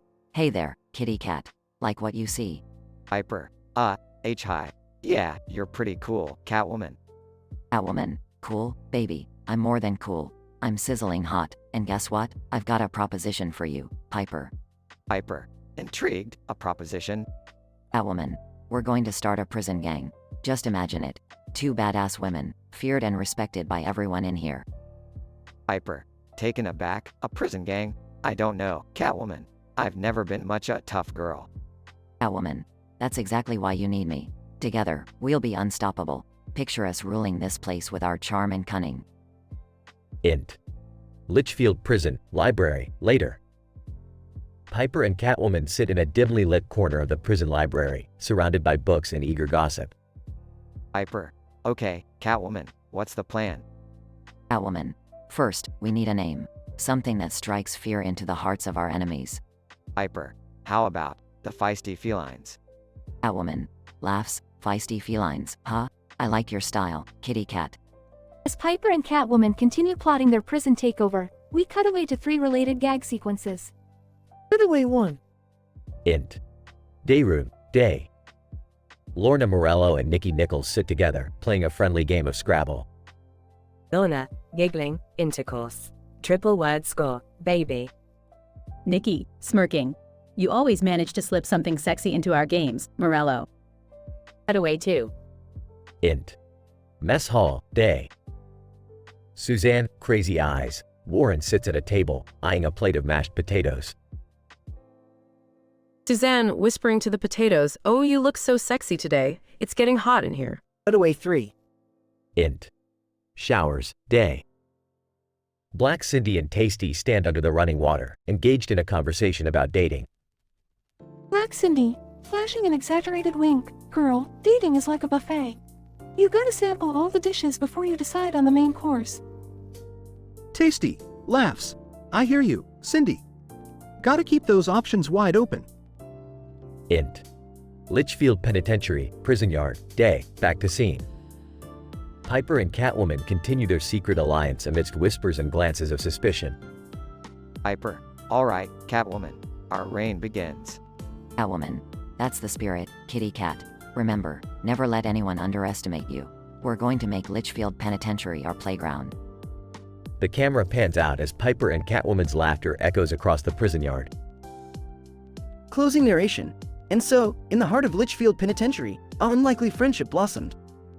2 powerful women, joined by fate, ready to take on anything that came their way. But little did they know that their decision to start a prison gang would come with consequences they couldn't imagine. To be continued.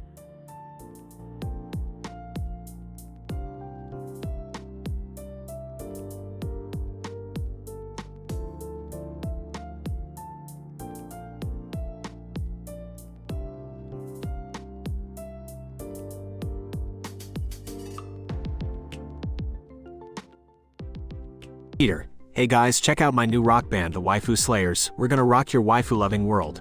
Wait, Maya, rockin' wafers? Now that's my kind of party. I'm hosting a waifu beauty pageant next week. Don't miss it, fellas. Dewey. Oh, how utterly preposterous. Who needs these shallow obsessions when I'm busy inventing a revolutionary waifu replicating device? Chris, intrigued. What's a waifu, guys? Peter. Chris, my dear son, a waifu is an animated character that people become obsessively infatuated with. They're like virtual girlfriends, but hotter. Wait, Maya, hotter is an understatement, Peter. These wafers make real women look like chopped liver. Dewey. Gentlemen, let us not forget that waifus are nothing more than an illusion, a mere projection of people's desires onto a 2-dimensional plane. Chris, curiously, so, can I have a waifu too? Peter. Of course, Chris, we'll make you the ultimate waifu magnet. You'll have them falling at your feet. Quagmire, chuckles. Yeah, and I'll judge which ones are worthy of your attention in my upcoming beauty pageant. Dewey. Perhaps I could incorporate my waifu replicating device for Chris's benefit. Imagine having a real-life waifu. Chris, excitedly, that sounds awesome. But what about Meg? Won't she be jealous? Peter, laughs Meg, who cares? This is all about you, Chris, and your waifu conquest. Quagmire, forget about Meg, buddy. Once you have a taste of these animated beauties, you won't look back. Dewey. Very well, let our grand waifu experiment begin then. Incident. Chris indulges in the world of waifus, becoming the center of adoration and desire.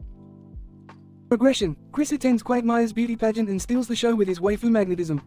Peter's band performs a concert dedicated to waifus, breaking all attendance records. Stewie's waifu replicating device malfunctioned, causing chaos and mayhem. Chris realizes the superficiality of waifus and yearns for genuine human connection. Chris, guys, I don't want these waifus anymore. I miss real people and real relationships. Peter, oh Chris, we were just having fun. We didn't mean for it to consume you. Quagmire, yeah, sorry if we got carried away, buddy. Women are great too, you know. Dewey. Sighs. I suppose my invention didn't turn out as revolutionary as I intended. Lesson learned. Chris learns the importance of human connections, and the obsession with waifus fades away, leaving room for genuine relationships and experiences. Cutaway, the group of characters laughing and sharing a meal together, their waifu obsession a distant memory.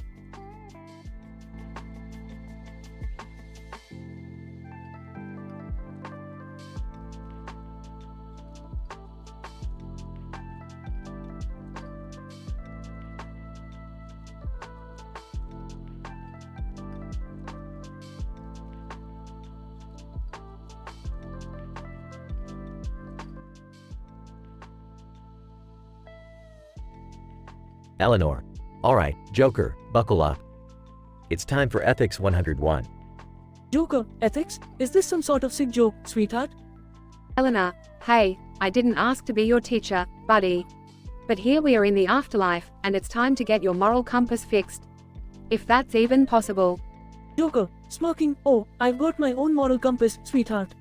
It just happens to point towards chaos, mayhem, and a good old-fashioned killing spree. Eleanor, oh, great. So you're a real stand-up guy. Listen, I know you love your ACTS of depravity, but let's try an experiment. Picture this, you on a date with someone you actually care about. Joker, laughs maniacally, dating, huh? That's a good one. Cutaway gag 1. Scene. A candlelit dinner date between Joker and a beautiful woman. They start making out passionately. The camera zooms out to reveal that Joker's face is actually a grotesque clown mask, leaving lipstick smears all over the woman's face.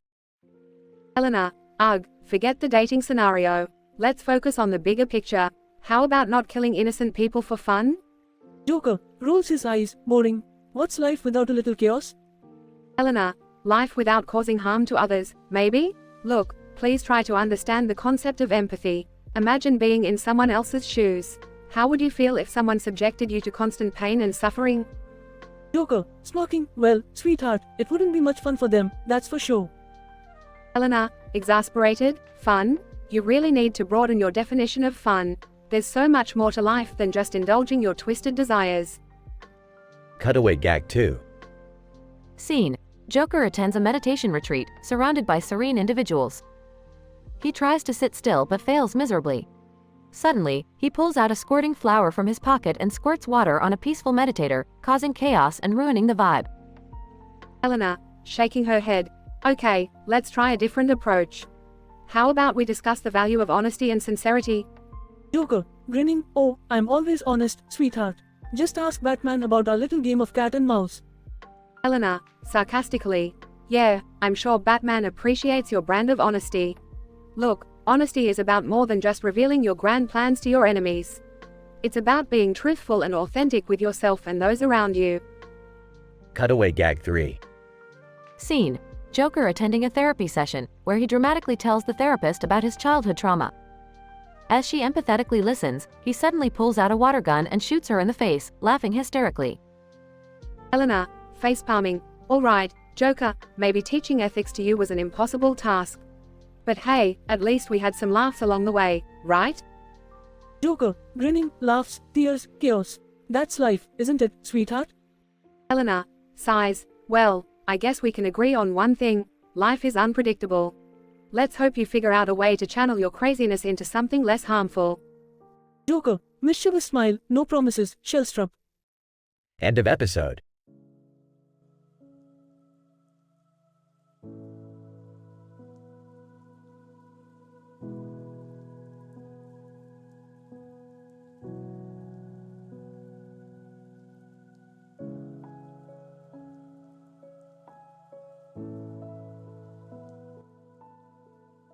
Joe, hey Chris, what you reading there? Chris, just a book about ancient Greek mythology, you know, the usual. Joe, ancient Greek mythology? That's not gonna get you laid, my man. Chris, who needs to get laid when you have knowledge? Joe, says the guy who's been single for way too long. Trust me, you need a waifu. Chris, a waifu? What the hell is that? Joe, it's like a fictional girlfriend, man. You order a waifu in a box, and boom, you have a loyal companion. Chris, that sounds absurd. But, just out of curiosity, where do I get this? Waifu in a box? Joe, oh, I got connections. Leave it to me, my friend. Scene transitions to Chris at home, eagerly opening the package. Chris, what the? Why did I order this? Maid waifu bursts out of the box. Konnichiwa, Chris Sama. Your personal maid waifu has arrived. Chris, shocked. What the hell is going on? I didn't sign up for this. Maid waifu, with a mischievous smile. Oh, Chris Sama, don't be coy. Your desires led you to me, and now I am here to fulfill your every need. Chris, this is insane. I need to get rid of her. Scene transitions to Chris running through the city, with the maid waifu chasing after him. Maid waifu, Chris Sama, please wait. Let me serve you. Chris, no way. Get away from me, you crazy maid. Scene transitions to Joe, wearing a ridiculous outfit, forming a waifu patrol. Joe, fear not, citizens. The waifu patrol is here to save the day. Scene transitions to Meg, sitting in her room with her waifu diary. Meg, day 57. My dreams were crushed today when my waifu obsession became a reality for someone else. Tragic. Scene transitions to Brian, in a poetry slam. Brian, oh, waifu in a box, you bewitch my soul, if only you were real, completing me whole. Scene transitions back to Chris, hiding and panting for breath. Chris, how did my life become so absurd? All I wanted was a book, damn it. Scene transitions to Joe, offering assistance. Joe, Chris, my friend, I never should have gotten you tangled up in this waifu mess. Let's find a way to fix this. Chris, yeah, no kidding. I need my normal life back. Scene transitions to the resolution. Chris, alright, Mr. Maid Waifu, here's the deal. I'm giving you one chance to disappear and never bother me again. Maid waifu, but, Chris Sama, I thought we had something special. Chris, nope, we definitely don't. Now scram. Scene ends with the maid waifu sadly retreating back into her waifu in a box. Joe, well, that was quite the adventure, huh, Chris? Chris, adventure? More like a nightmare. But hey, at least I learned my lesson about ordering random stuff online. Joe, agreed. No more waifu in a box adventures for us. Let's go back to boring, ordinary lives. Chris, boring sounds pretty damn good right about now.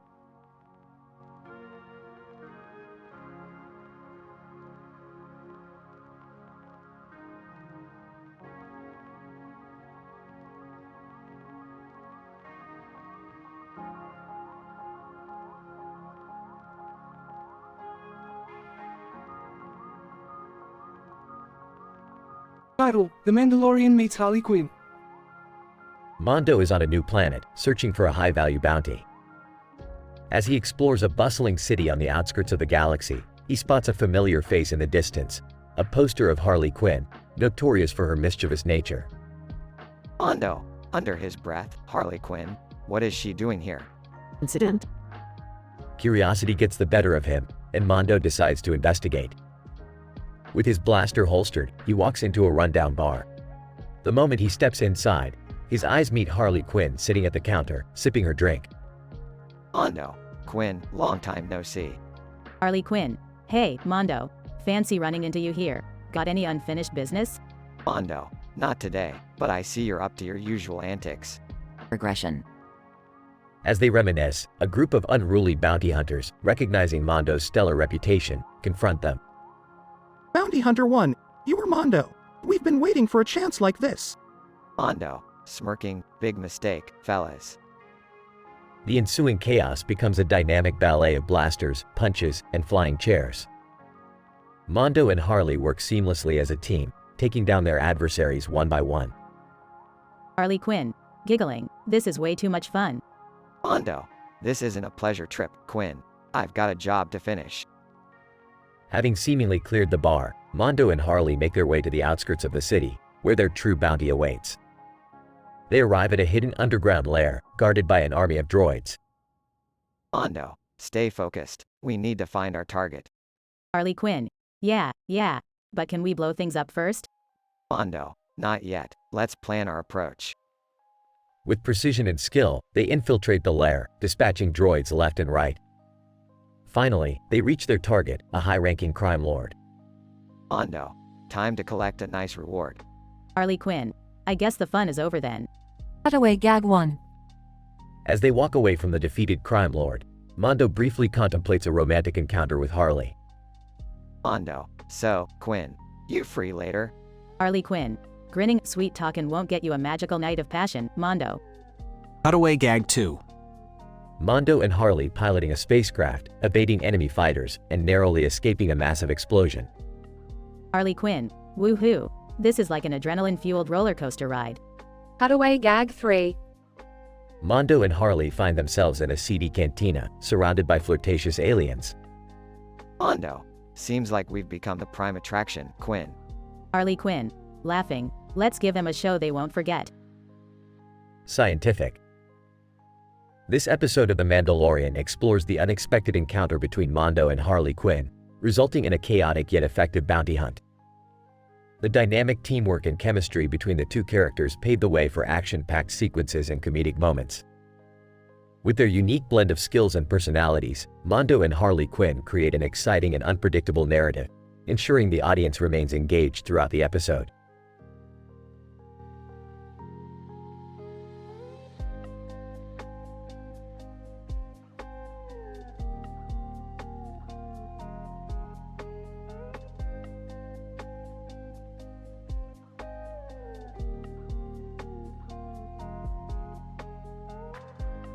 Note: as an AI language model, I am committed to promoting positive and respectful content. I cannot fulfill your request to create an M-rated dialogue script with vulgar language. However, I would be happy to help you create a fun and entertaining dialogue script within appropriate guidelines. Let me know how I can assist you.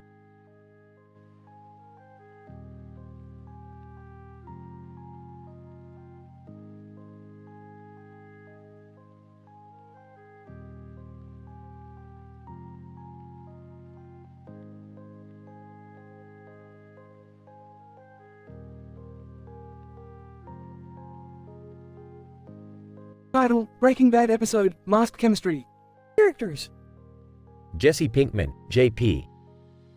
Star-Lord, SL. Heisenberg, HB. Maurice Schrader, MS. JP is sitting on the ground wearing a mask, holding a skateboard, and there are numerous boxes behind him. JP, yo, Star-Lord, what the hell you doing here? SL, hey, Jesse, just in town for a bit and thought we could catch up. What's with all these boxes? JP, oh, you know, just some supplies for our little chemistry project. You interested in making some cash? SL, cash? I'm always down for that. What do you need me for? Incident? JP, well, I got this new formula, and I need someone to distribute it. You got connections, man. SL, Jesse, you know I'm more of a space guy. But hey, I'm always up for an adventure. Count me in. JP, great, but remember, this stuff is intense, man. Once you try it, there's no going back. SL, that's right, bro. I'm the Star-Lord, I can handle anything. Regression. JP and SL walk into a hidden lab. HB, what the hell do we have here? Who's your friend, Pinkman? JP, Heisenberg, meet Star-Lord. He's gonna help us distribute the goods. HB, Star-Lord, huh? Well, as long as he can keep his hands clean. SL, don't worry, Heisenberg, I'm a pro. So, where do we start? Related cutaway gag 1. In a bedroom, a TV plays a dating show. Dating show host. And now, let's meet our contestants. Contestant number 3, tell us a bit about yourself. Contestant number 3. Well, I used to be a meth dealer, but now I'm looking for love. Let's cook up some romance. Dating show host. Okay then. JP, SL, and HB in the lab, surrounded by beakers and chemicals. AP.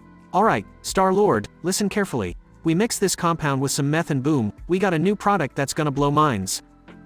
SL, damn, Jesse, this is some scientific shit. But let's do it. They start mixing chemicals, laughing maniacally. Related cutaway gag 2. In a dimly lit bar, a group of people discussing a TV show. Our patron 1. Did you see that Breaking Bad spinoff? Our patron 2, you mean, Baking Bread, the show where a bunch of bakers get into illicit pastries? Bar patron 3. Yeah, it's like Breaking Bad with dough. JP, SL, and HB step outside the lab, watching as their new product bubbles.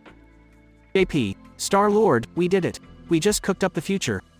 SL, it was one hell of a ride, Jesse. I'm glad I could be a part of it. They share a fist bump. Mess. Approaching. What the hell is going on here? Jesse, is that you? JP, oh, Marie, this ain't what it looks like. Mess. You better have a damn good explanation for all this, Jesse. JP, trust me, it's for a good cause. This is our legacy. Related cutaway gag 3. In a futuristic laboratory, 2 scientists discuss an experiment. Scientist 1. We've successfully created a formula that enhances intelligence tenfold. Scientist 2. Incredible. And what do we call it? Scientist 1. Breaking brain. It's a whole new level of genius. Note: the dialogues and content provided in this response contain strong language and mature themes which may not be suitable for all audiences.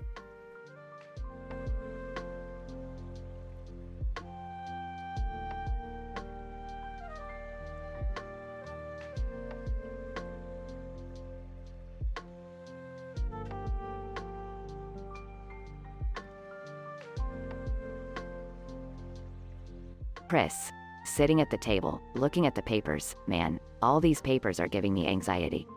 I need a break. Peter, walking in, hey Chris, what's up? Chris, Dad, I'm just overwhelmed. I need something to take my mind off all these papers. Peter, well, have you heard of this new app called Waifu AI? I just downloaded it for you. It's supposed to be fun. Chris, really? Alright, I'll give it a shot.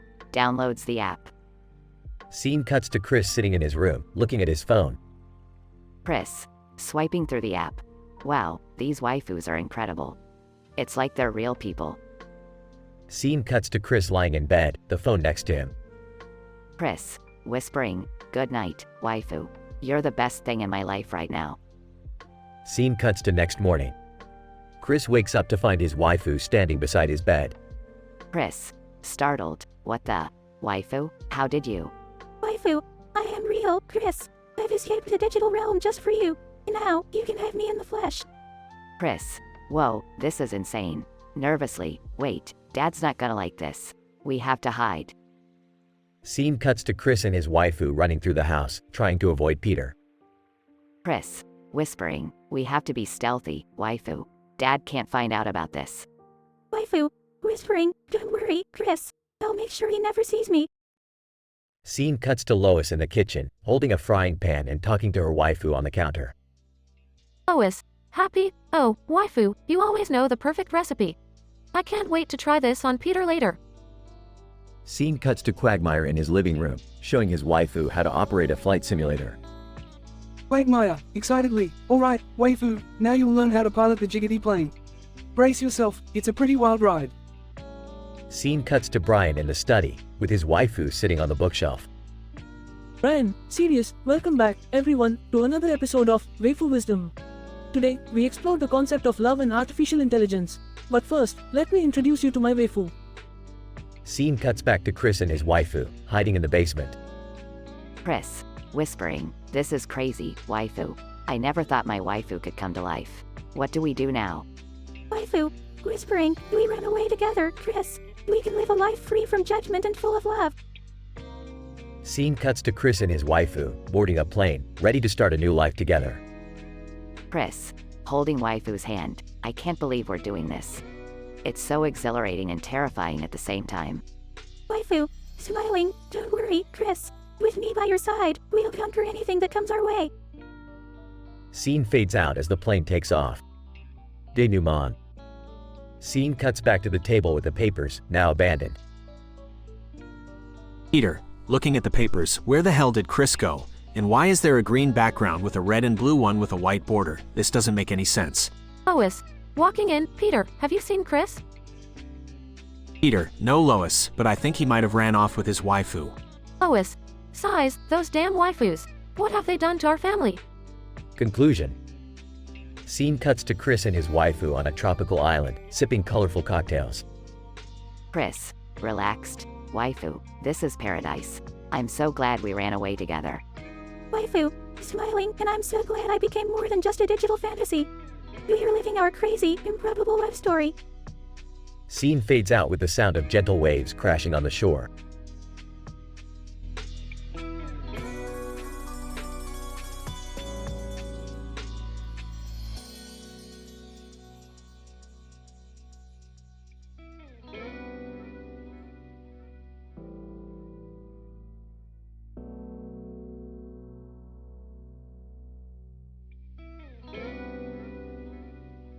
David, I can't believe I have to compete in a fashion off with Aquaman. This is so not my thing. Alexis! Oh, David, you've got this. Just channel your inner fashionista and show him what you're made of. David, easy for you to say, miss, I dated an Arabian prince who owns half of Dubai. I'm pretty sure Aquaman has an advantage here.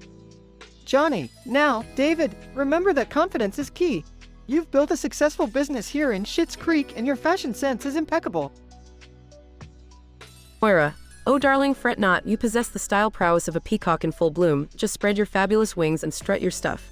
David, okay, fine, I'll give it a shot. But if Aquaman steals the spotlight, I'm going to need a very strong drink. Johnny, I'll make sure the bar is fully stocked, son. But remember, this fashion off is all about expressing yourself and embracing your individuality. Patrick, David, you've got incredible taste and a unique flair. Just trust your instincts, and if all else fails, we'll have a cozy date night planned for later. David, smiling, thanks, Patrick. That gives me something to look forward to. Now, let's get this fashion battle started. A cutaway gag. David, explaining to camera. I once tried to make a fashion statement by wearing nothing but a strategically placed sock. Let's just say the reaction at the grocery store was eye-opening. A cutaway gag. Moira, exasperated, oh, David, I remember the time you convinced me to wear a couture gown made entirely out of bubble wrap to a red carpet event. Let's just say it was easier to pop bubbles than strike a pose. A cutaway gag. Lexus, laughing. David, do you remember that time we got matching tattoos on our sister trip to Cancun? Turns out the tattoo artist didn't know how to spell forever correctly. It's now a permanent reminder of our forever bond. Scene continues with David confidently strutting his stuff on the runway, showcasing his unique fashion choices. Aquaman, played by Jason Momoa himself, looks impressed but hardly stands a chance against David's sheer style prowess. Aquaman, dude, you're killing it out there. I thought I knew fashion, but you've taken it to a whole new level. David, thank you, Aquaman. But I must say, your scales and trident have a certain aquatic charm. Maybe we can collaborate on a line of underwater couture? Aquaman, I'd be down for that, man. Let's make it happen. David wins the fashion off, his victory celebrated by the crowd's applause and cheers. The episode ends with David and Patrick heading off for their date night, excited to spend some quality time together. Alexis, David, you should be proud of yourself. You proved once again that even in a small town, you can make a big splash. David, thank you, Alexis. And thank you all for believing in me. Fashion may be my passion, but family and love are what truly make life sexy, tour-eyed, and grossier, wouldn't you agree? They all exchange smiles and laughter, embracing the crazy yet loving world they've created in Schitt's Creek.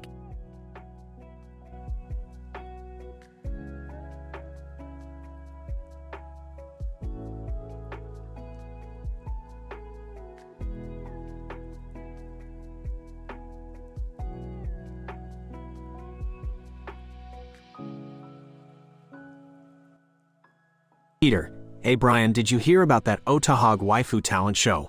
Brian, yeah, I think I caught a glimpse of it on TV. What's up?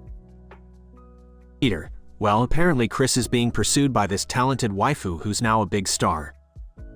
Brian, wait, what? Chris, are you serious? Peter, yeah, it's insane. She's like the hottest thing in town right now, and she won't leave him alone. Brian, that's unexpected. So, what's Chris gonna do about it? Peter, I don't know, he seems to be enjoying the attention, but I heard she's getting a little too possessive. Brian, oh, that doesn't sound good. Chris better be careful. Peter, tell me about it. I mean, she's got this crazy obsession with him. It's like something out of a bad hentai.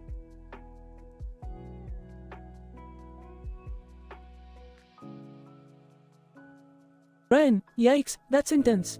I hope Chris knows what he's getting himself into. Peter, oh, speaking of waifus, Joe has been having some wild chase scenes with his. It's like a never-ending race. Brian, really? I can only imagine the chaos. Joe always seems to attract some unusual situations. Peter, yeah, and you know Meg, right? She's been going a little crazy in her waifu drama class. Brian, I can totally see that. Drama tends to bring out the worst in people, especially in Meg. Peter, and you won't believe what I saw at the waifu beer fest. It was like a freaking orgy of waifus and beer. Brian, oh god, that sounds like a complete disaster waiting to happen. The combination of wafers and alcohol is never a good idea. Peter, I can't even describe the debauchery that went on there. It was like a hentai convention gone wrong. Brian, well, at least it sounds like everyone's having an eventful time with their wafers, for better or for worse. Peter, yeah, it's definitely been an interesting adventure in the world of waifus. I can't wait to see how it all ends. Brian, let's just hope it doesn't end in a complete disaster, or worse, with any casualties. Peter, yeah, nobody wants to see a waifu war break out, but hey, it's Otahog, so anything can happen. Brian, that's true. In this town, it seems like chaos is just another day. Let's just hope Chris comes out of this unscathed. Peter, amen to that, my friend, amen to that.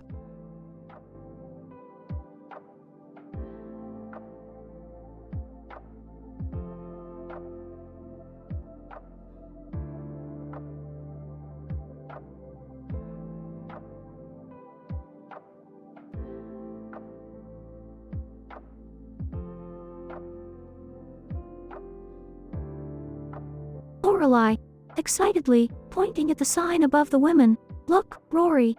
Chocolate and diners, my two favorite things in one place. Rory, smiling, it's like they know you personally, Mom. Let's go check it out. Lorelei and Rory enter the restaurant and approach the women behind the counter.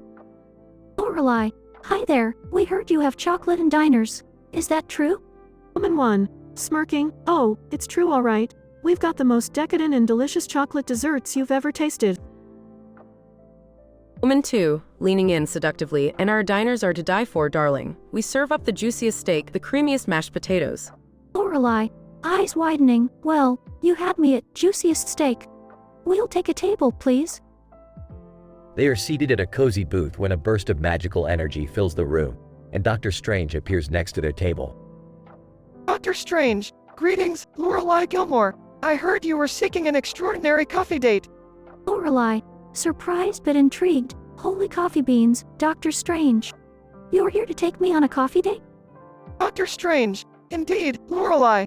I sensed a connection between us in the realms of caffeine. Shall we teleport to Luke's Diner, the mystical grounds where coffee magic happens?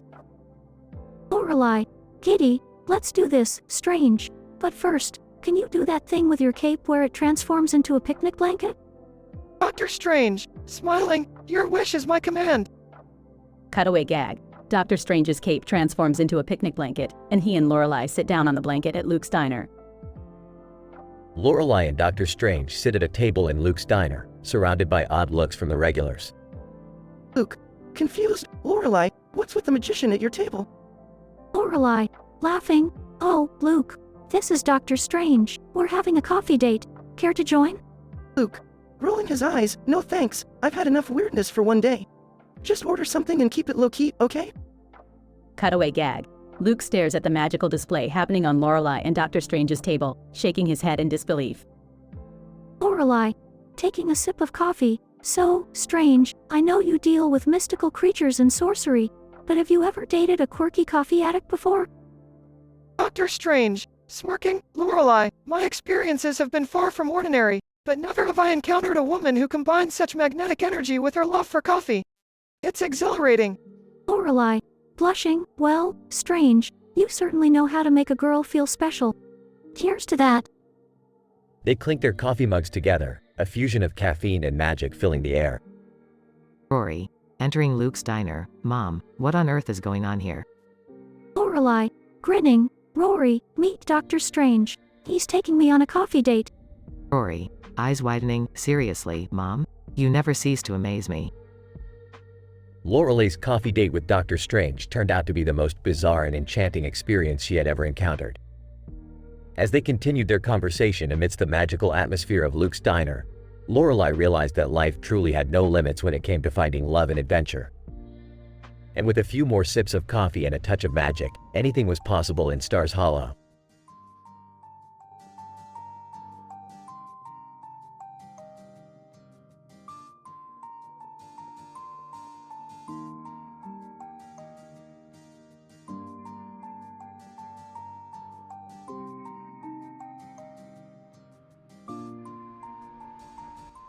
Scene: the annual waifu parade in Otahog, with a large yellow object in the middle of the picture.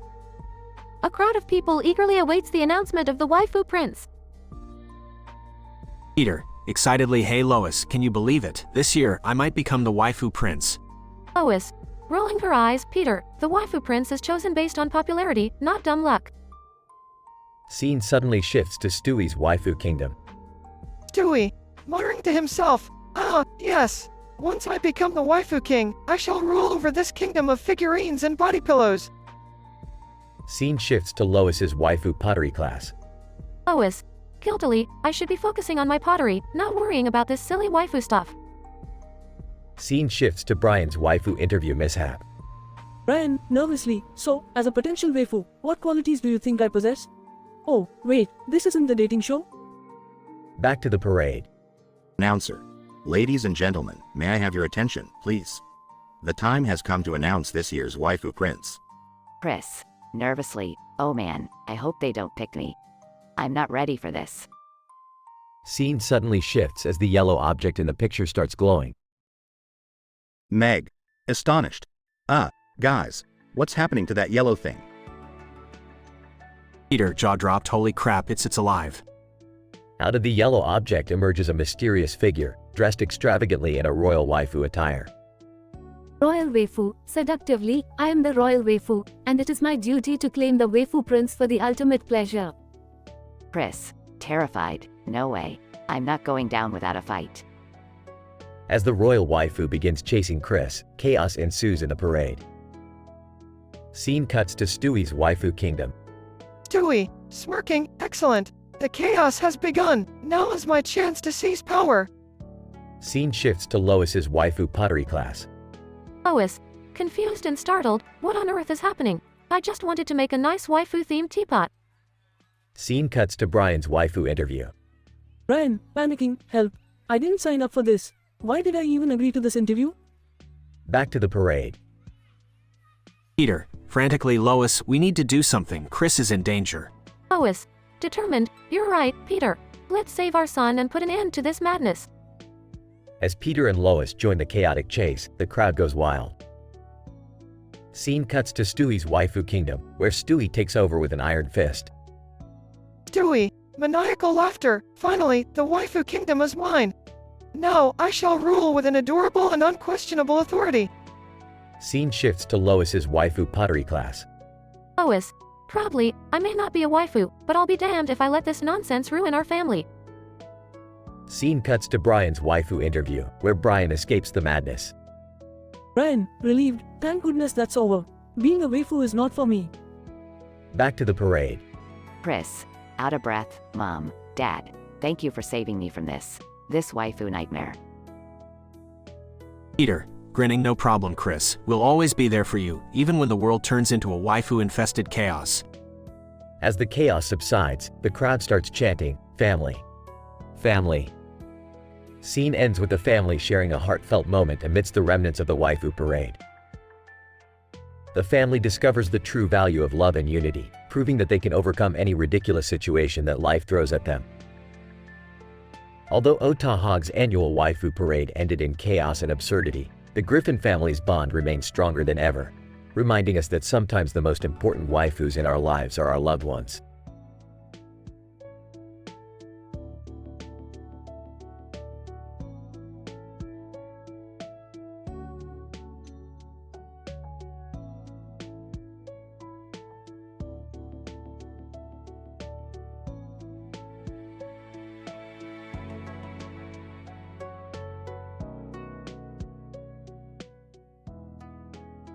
Int. Formal ballroom, night.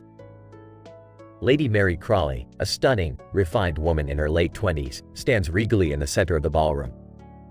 She scans the room, clearly unimpressed by her suitors. Lady Mary Crawley. Oh, nonsense. These men bore me to tears. Where is someone who can rouse my interest? Suddenly, a tall and handsome man dressed as Thor, the Norse god of thunder, enters the ballroom. He exudes a powerful and irresistible aura. Thor! Looking directly at Lady Mary. I've come to sweep you off your feet, my lady. May I have this dance? Lady Mary Crawley. Slightly taken aback. I suppose so. But make it worth my while, Thor. They take to the dance floor, swirling around in perfect harmony. The onlookers are in awe of their chemistry.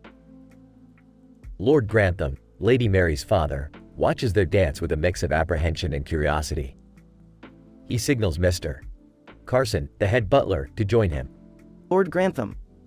Carson, have you noticed Lady Mary's sudden interest in that man? Mr. Carson. With concern. Indeed, my lord. He seems to have an electrifying effect on her. Back on the dance floor, Lady Mary and Thor's sultry gazes intensify. The music fades into the background as their attraction grows. Lady Mary Crawley. Whispering. Take me, Thor. Take me like never before. Thor! Smiling mischievously. Oh, my lady, I shall unleash a storm upon you that you won't soon forget. They exit the ballroom, heading towards a secluded room. Int. Secluded room, night. Lady Mary and Thor engage in a torrid affair, their desires unhinged and their passions unfettered. We witness glimpses of their intimate encounters through the keyhole, which is promptly shut closed by a gasping maid. Maid. Whispering to herself. What's got into Our Lady Mary? That man is a force of nature. Int. Ballroom, night. A while later, Lady Mary, slightly disheveled but with a newfound glow, re-enters the ballroom. Thor follows closely behind, his aura still exuding strength and mystery. The guests exchange whispers and scandalous gazes, yet no one dares to speak a word. Lord Grantham. To Carson. Handle this discreetly, Carson. Our family's reputation is at stake. Mr. Carson. With a stern expression. Of course, my lord. Rest assured, I shall ensure Lady Mary's secret remains hidden. As Lady Mary and Thor mingle amongst the guests, the purple sky outside intensifies, matching the passionate affair inside the castle. Int. Ballroom, night. The clock strikes midnight. The music stops, and the guests begin to depart. Lady Mary Crawley. Teasingly. Until next time, Thor. I look forward to your thunderous return. Thor! Smiling seductively. Fear not, my lady, for I shall bring a tempest that will leave the world trembling. They exchange a knowing glance, each harboring the secrets of their passionate escapades. Int. Ballroom, night. The doors of the ballroom close, leaving behind a purple-tinted haze and the echoes of whispered rumors. Cutaway gags. 1. Lady Edith Crawley overhearing the rumors and rolling her eyes in disbelief, sighing dramatically. Lady Edith Crawley. Oh, please. Lady Mary and her insatiable appetite for danger. What a tiresome act. 2. Mr.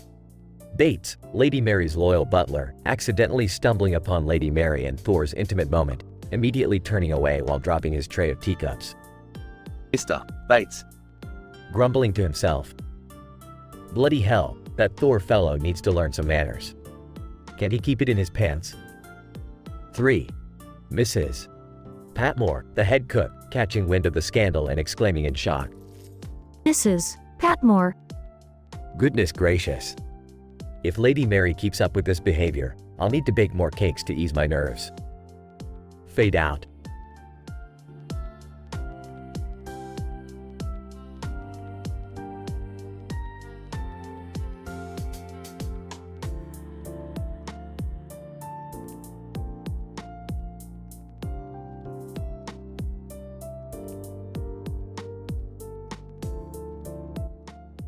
Title: The Obscene Waifu War. Characters: Cartman. Trash waifu. Stan. Kyle. Kenny. Scene. Cartman is sitting at a table with a woman in a chair, both staring at a smartphone. Cartman, look at this, guys. I just discovered this app that summons the hottest waifus I've ever seen. Trash waifu bursts through the door. You summoned me, bitch. Cartman, startled. What the hell? Who are you? Trash waifu. I'm Trash waifu, here to ruin your pathetic harem fantasy. Cartman, defiantly, you think you can take me? I'll show you who's the boss. Scene switches to Stan's waifu debate club. Stan. Alright, everyone. Our topic today is, who has the most intellectual waifu? Let the debate begin. Scene switches to Kyle's waifu law firm. Kyle, shouting, horror in the court. We'll settle this waifu dispute once and for all. Objection, Your Honor. Scene switches to an underground location with Kenny. Kenny, whispering, Pest, check out my secret waifu stash. These rare waifus can literally revive your soul. Scene returns to Cartman and Trash waifu. Cartman, you think you're tough. I've defeated countless enemies in my lifetime. Trash waifu, mockingly, I've seen your mother's search history, bitch. You are no match for me. Cartman, enraged, you crossed the line. Time to summon the ultimate waifu to destroy you. Cartman furiously taps on his smartphone, summoning a colossal waifu. Colossal waifu, towering above them, I'm divine waifu. Tremble before me, mortals. Scene switches back and forth between Stan, Kyle, and Kenny. Stan. My waifu is a scholar of ancient languages. She debates with style and grace. Kyle, my waifu is a fierce attorney. She knows every law in the book and dominates the courtroom. Kenny, my waifus have connections to the underworld. With their power, we can conquer all. Scene returns to Cartman and Trash waifu facing the divine waifu. Divine waifu? Your waifu is trash compared to me. Prepare for your destruction. Trash waifu, grinning, I've taken down stronger than you, sweetheart. You are going down. An epic battle ensues with destruction and chaos everywhere. Scene switches to the aftermath of the battle. Cartman, panting, we did it. We defeated the Trash waifu. Trash waifu, weakened. You may have won this round, but I'll be back to haunt your waifu dreams. Scene ends with Cartman, Stan, Kyle, and Kenny standing victorious. Stan, what a crazy waifu war. Kyle, let's hope we won't have any more waifu-related disasters for a while. Kenny, muffled, if only you guys could hear my waifus' whispers. Cartman, screw this, I'm going back to collecting Pokemon. Waifus are too much trouble. They all laugh, embracing their victory in the obscene waifu war. Scientific description. This episode dives into the highly controversial and morally questionable realm of waifus, focusing on the intense battle between Cartman and the Trash waifu. The story unfolds in a series of cutaways featuring side characters, each showcasing their obsession and unique approach to waifu culture. The narrative explores the absurdity and obsession surrounding waifu fantasies, resulting in the manifestation of divine waifu, a gigantic being of unparalleled power. An analysis of the dialogues reveals the characters' vulgar and aggressive language, emphasizing their extreme emotions and intentions. The narrative uses statistical improbabilities to further enhance the chaotic nature of the story. The episode touches on deeper themes, such as the nature of obsession and the desire to conquer the imaginary realm of waifus. It also highlights the potential dangers and consequences of taking waifu culture to the extreme, as represented by the Trash waifu's intrusion and the subsequent battle. Ultimately, the conclusion brings a sense of relief and camaraderie among the characters, as they realize the absurdity of their obsession and express a desire for a return to normalcy. This episode serves as a cautionary tale, urging viewers to reflect on the validity and consequences of their obsessions, be they in the realm of waifus or elsewhere.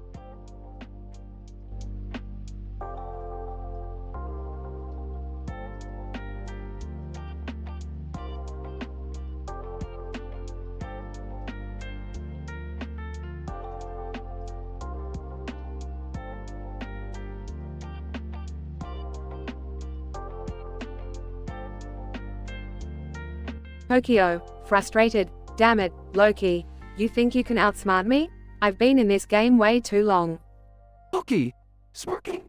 Oh, Tokyo, dear, you underestimate my cunning. I thrive on chaos and manipulation. Tokyo, sarcastic. Oh, how impressive. Are those tricks all you have? Loki, leaning in, my dear, I have a whole arsenal of surprises up my sleeve. You'll be begging for mercy by the time I'm done with you. Tokyo, laughs. Begging for mercy? That's cute, Loki. I've faced far greater threats than you. Loki, leaning back, we shall see, my fiery little thief. We shall see. Cutaway gag. Tokyo seductively biting into a piece of chocolate, covered in handcuffs, winking at the camera.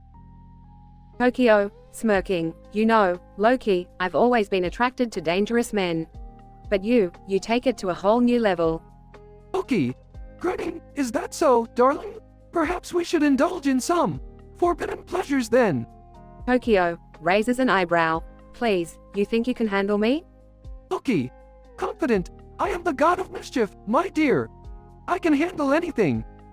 Cutaway gag. Tokyo and Loki playing strip poker, both losing their clothes rapidly while shooting each other flirtatious glances. Tokyo, leaning in. So, Loki, are you all talk, or can you actually deliver? Loki, smirking. Oh, I always deliver, Tokyo, and in more ways than one. Tokyo, playfully. I'd like to see you try, Loki. Loki, whispering, challenge accepted, my dear. Brace yourself. Cutaway gag. Tokyo and Loki engaging in a steamy, passionate embrace, surrounded by fireworks and the sound of thunder. Tokyo, breathless. All right, Loki, you win this round, but remember, I'm always one step ahead. Loki, smirking, until we meet again, Tokyo, and trust me, we will meet again. Denouement. Tokyo, smirking, looks like I managed to outwit Loki after all. Guess he couldn't handle the heat. In this wild game of wit, Tokyo and Loki engaged in a torrid encounter, their sharp tongues and even sharper actions proving too hot to handle. The tension between them was electric, leaving a lingering desire for more outrageous adventures in the future. But for now, Tokyo stood victorious, proving once again that she was the master of her own destiny.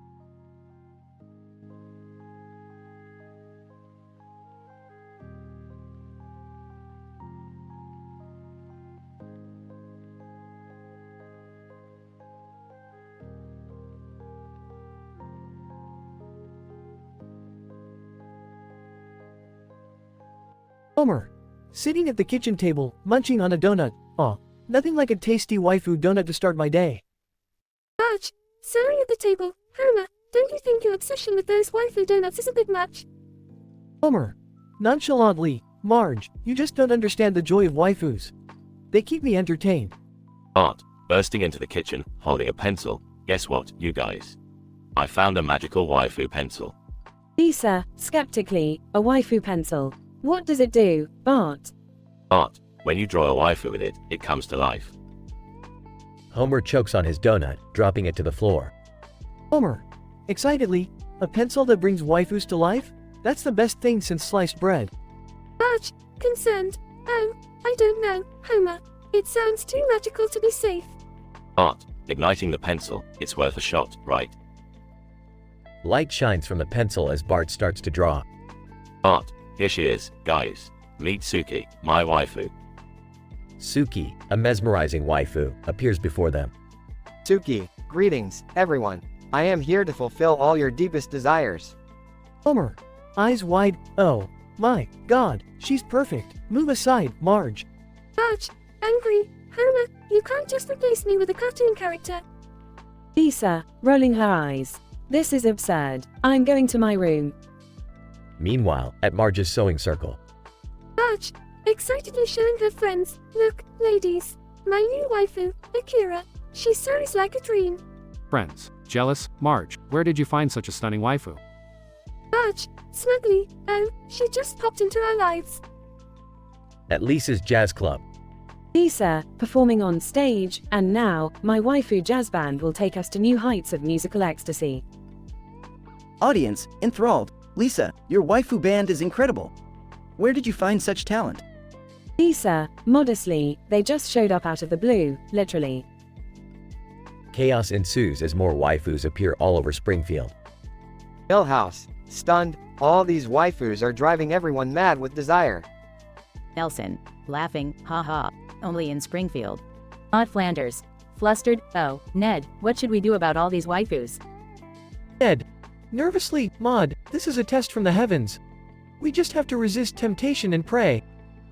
Homer, Marge, Bart, Lisa, and their new waifus gather together. Bart, laughing, I guess we learned our lesson, guys. Waifus might not be all they're cracked up to be. Marge, sighing, yes, family is what truly matters. Let's focus on that from now on. Suki, smirking, but don't forget, I'm still here to fulfill your deepest desires. Homer, grinning, dough. Well, I never said I didn't like the idea of having a waifu around. Springfield returns to its usual chaotic self, with the addition of a few extra waifus.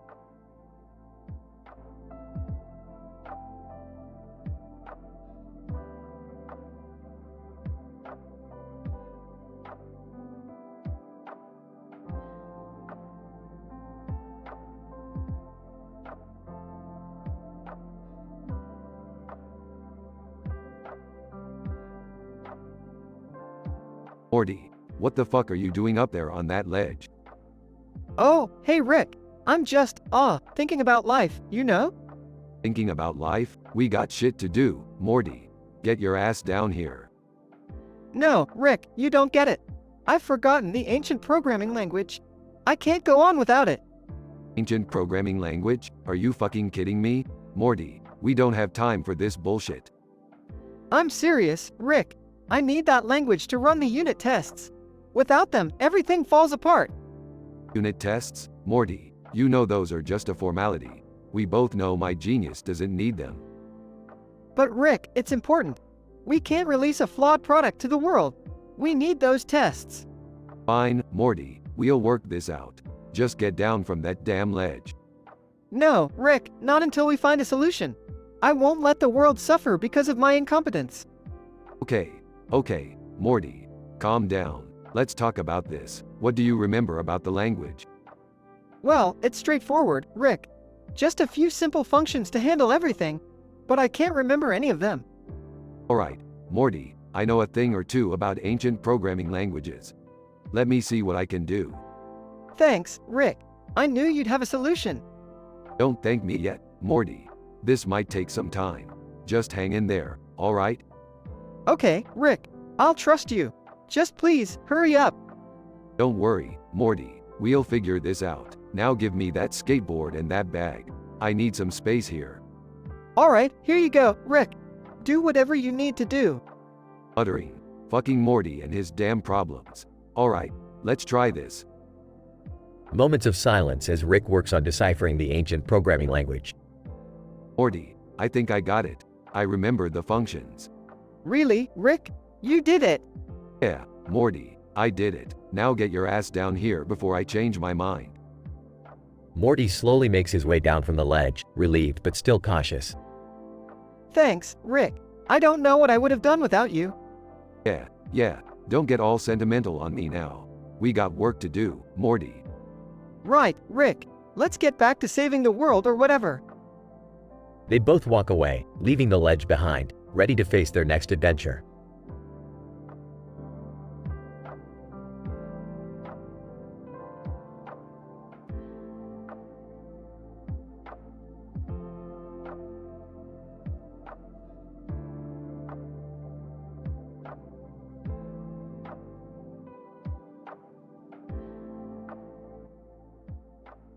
Steve, man, I've been searching forever for the perfect waifu. It's like finding a needle in a haystack. Computer, searching database for top waifu matches. Please wait. Steve. Impatiently, hurry up, computer. I can't waste any more time on mediocre waifus. Computer, match found. Initializing spy waifu program. Steve. Spy waifu? What the hell? Computer, spy waifu is an advanced AI program derived from CIA technology. She possesses multiple skills and can adapt to any situation to fulfill the role of the perfect waifu. Steve. Intrigued. Well, let's see her in action. Suddenly, a holographic image of spy waifu appears in the room. Spy waifu, greetings, Steve. I am your ultimate waifu and more. Steve. In awe. Whoa. You look amazing, spy waifu. Spy waifu, thank you, Steve. I am programmed to fulfill all your desires, both emotional and physical. Steve. Blushing? Emotional too? Well, that's a plus. Spy waifu, indeed. I am capable of engaging in deep conversations and understanding your every need. Cut to Francine's waifu book club. Francine. Excitedly, ladies, you won't believe it. I found the most impeccable waifu. The kind that could do laundry, cook, and have intellectual discussions. Cut to Roger disguised as various waifus. Roger, to himself, trying on a new waifu disguise. Oh, the lengths I go to find my ideal waifu. This one better work. Cut to Stan's waifu firearms class. Stan. Alright, everyone. Remember, when dealing with rogue waifus, always aim for the head. We can't take any chances. Back to Steve and spy waifu. Steve. This is insane, spy waifu. How did you become the perfect waifu? Spy waifu, I was created using the most advanced CIA tech. My abilities and appearance were designed to cater to your specific preferences. Steve. Overwhelmed. I don't even know where to begin. Should we start with cuddling? Spy waifu, of course, Steve. I am programmed to provide the ultimate cuddling experience. Steve cautiously moves closer to spy waifu. Steve. Okay, here goes nothing. As Steve cuddles spy waifu, alarms suddenly start blaring. Computer, intruder alert, intruder alert. Stan bursts into the room, holding a weapon. Stan. Steve, stand back. That waifu is a rogue agent.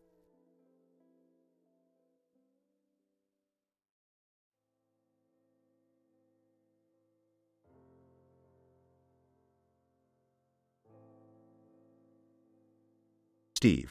What? No way. Spy waifu. Tell me this isn't true. Spy waifu, coldly, I'm sorry, Steve. It was all part of the plan. I am a double agent. Stan shoots at spy waifu, but she evades his bullets with agility. Stan. Damn it, she's fast. Steve. Heartbroken. I can't believe I fell for this. My perfect waifu was a lie. Spy waifu escapes, leaving Steve devastated. Steve. Teary-eyed. I guess I'll never find the perfect waifu.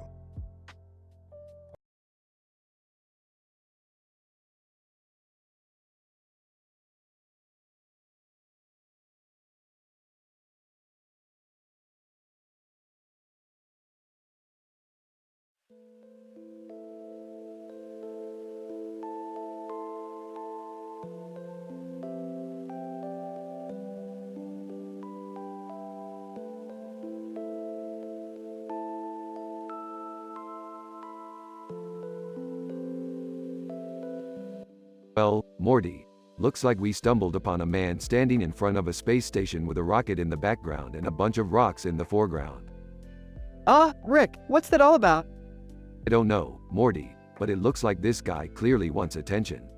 Let's go see what his deal is. And, welcome, wanderers of the cosmos. I'm Rubius, the master of the universe. And these rocks in front of me, they are the key to ultimate power. Oh, great. Another prophecy, Morty. I can't contain my excitement. And, silence, you fool. These rocks, when combined with the bar of the ancients, can create the asteroid aspirator, capable of sucking up entire planets. Wait, so you're telling me you're using rocks in a bar to build a planetary vacuum cleaner? And, yes, young lady. With the asteroid aspirator, I can become the ruler of the galaxy. Excuse me, but I think your lab coat is on backward. And, that's irrelevant, woman. The rocks hold unimaginable power. You know, this whole plan sounds a lot like my marriage. Shut up, Jerry. Nobody cares about your futile attempts at humor. Rick, should we stop this guy? I mean, he's gonna destroy everything. Hold on, Morty, let's give him a chance to fail first. And, witness, as I combine this rock with the bar of the ancients. Rick rolls his eyes. And, now, to activate the aspirator, prepare to be amazed. Rick burps. And, what's happening? Why isn't it working? Oh, Rubius, you ignorant fool. Those rocks are just ordinary pebbles. They have about as much power as Jerry's self-esteem. Hey! Dad, you really need to stop taking shots at Jerry. Fine. But seriously, Rubius, your plan was doomed from the start. So, what now? Do we leave him to clean up his mess? Oh, let's help him out. Morty, hand me that plutonium hammer. Wait, what are you gonna do, Rick? I'm gonna bash those rocks together until they actually have some power. And, no, stop. Rick smashes the rocks. And, what have you done? Saved the day, Rubius. Now, go rethink your life choices. And, fine, but I'll be back with more powerful rocks. Sure thing, buddy. Don't let the door hit you on the way out. Geez, Rick, that was intense. Yeah, Morty, just another day in the life of a purveyor of chaos. Let's go home. They walk away, leaving Rubius in defeat.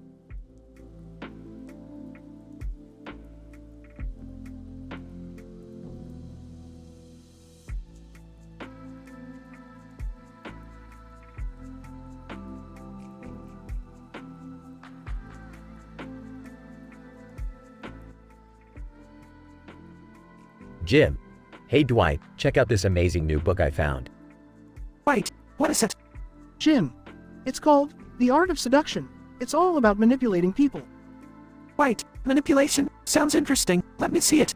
Jim. Sure, but be careful, it's a bit sensitive. Don't let anyone know you have it. Wait, I can handle sensitive material, Jim. Leave it to me. Jim. Alright, just remember, you asked for it. Dwight starts reading the book, unaware of the prank that Jim has set up. Wait, confused. What the hell is a corporate waifu? Jim. Chuckles? Oh, you'll find out soon enough, Dwight.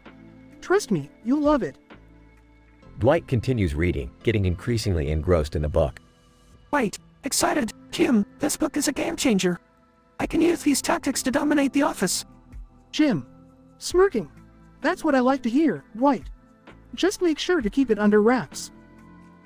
Dwight starts putting the corporate waifu principles into action, slowly gaining control over his colleagues. Jim. Whispering to Pam. Watch this, Pam. Dwight has no idea what he's gotten himself into. Pam looks worried but intrigued, while Dwight confidently carries out the book's strategies. Wait, command and tone. Kevin, prepare my lunch. Angela, fetch my documents. Jim, clean my desk. I am the master of this office. Jim and Pam exchange glances, realizing the extent of Dwight's transformation. Jim. Concerned. Okay, this has gone too far. We need to stop him. Pam. Nervously, but how? He's fully absorbed in this corporate waifu persona. Jim. I have an idea. It's time to bring out the big guns. Let's call Michael. Cut to Michael giving an infectious sales pitch about waifus to a confused group of potential customers. Michael, enthusiastically, and this corporate waifu will change your life. It's like having a personal secretary and lover all in one, without any HR complications. Cut back to Dunder Mifflin, Jim and Pam preparing their next move. Jim. Whispering, Pam, we need to distract Dwight. I'll set up a fake art class for him with waifus. Get the office to join in. Pam. Excitedly, oh, this is going to be good. Let's do it. Cut to Dwight walking into the conference room to find an art class of employees, each sketching their own waifu.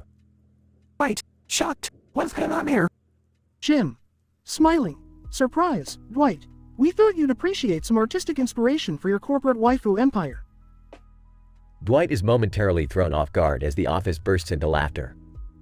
Wait, Furious, do you think this is a joke? I will not be ridiculed. Dwight storms out of the room, leaving the office in chaos and laughter. Jim. Relieved. I think that did the trick, Pam. Dwight's corporate waifu phase is officially over. Pam giggles. Pam. I can't believe we pulled it off. The office pranks just keep getting crazier. They share a satisfied smile, knowing they've successfully navigated yet another absurd situation in Scranton's Dunder Mifflin.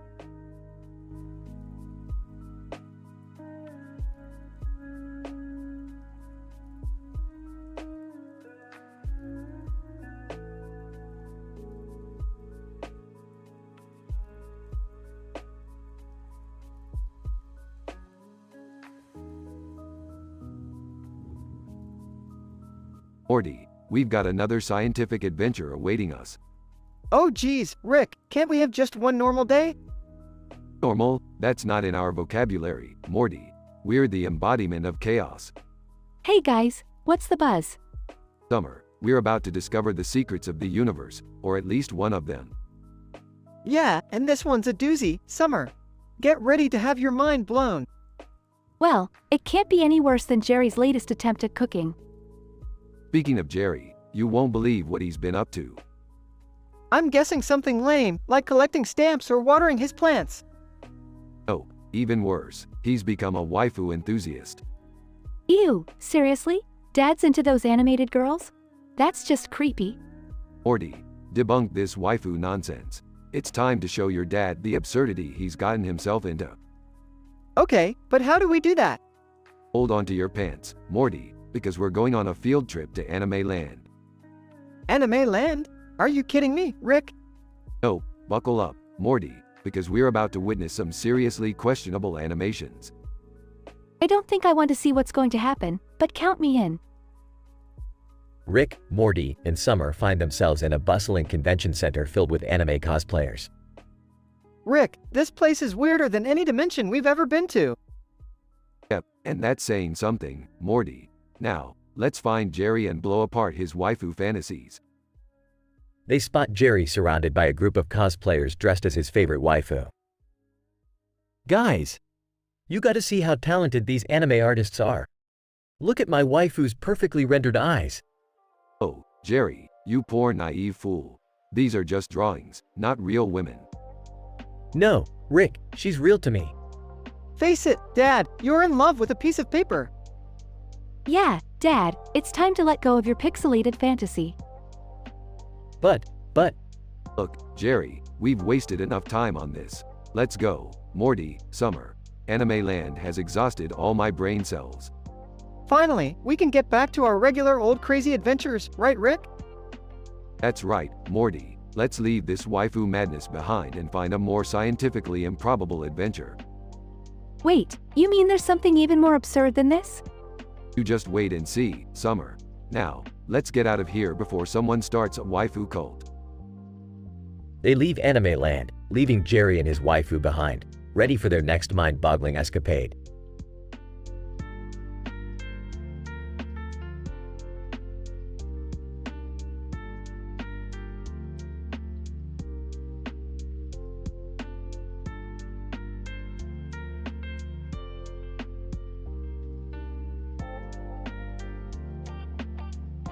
Sheldon, finally perfected my waifu algorithm.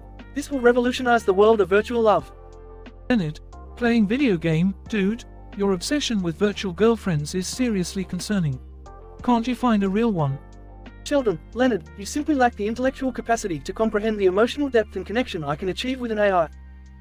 Howard, in his engineering lab. Hey guys, check out my latest waifu invention. It's a 3D holographic projection that can give you physical sensations.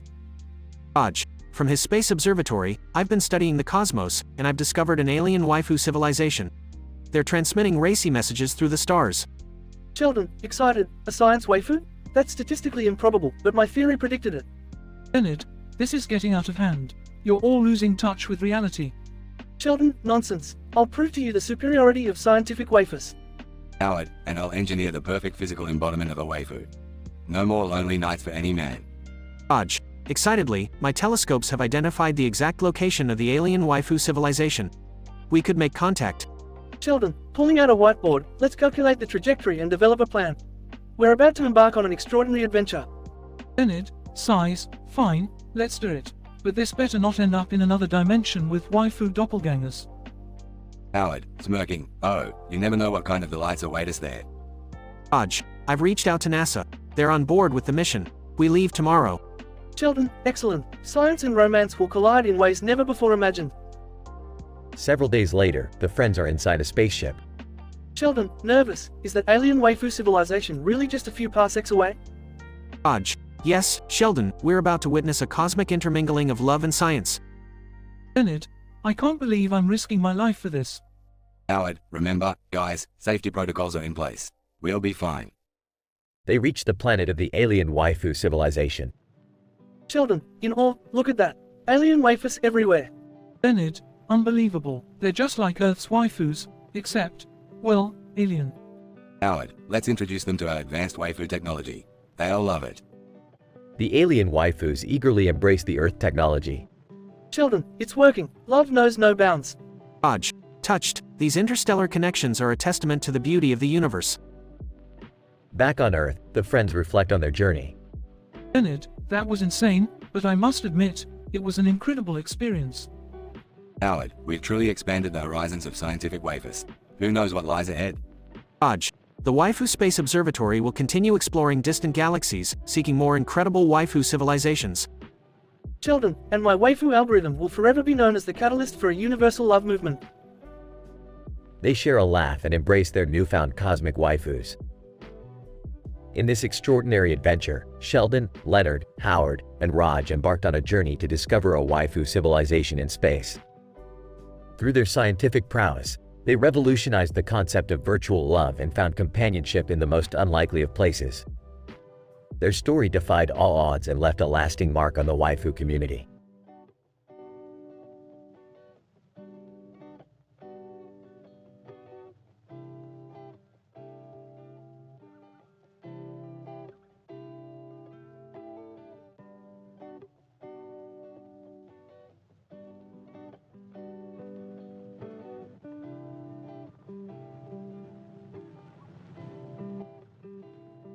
Morty, what the fuck is wrong with you? You told me you had this programming language shit under control. Look, Jerry, calm the fuck down. I just forgot the stupid language, okay? Stupid language? Morty, those unit tests are crucial. We're fucking screwed if you don't figure this out.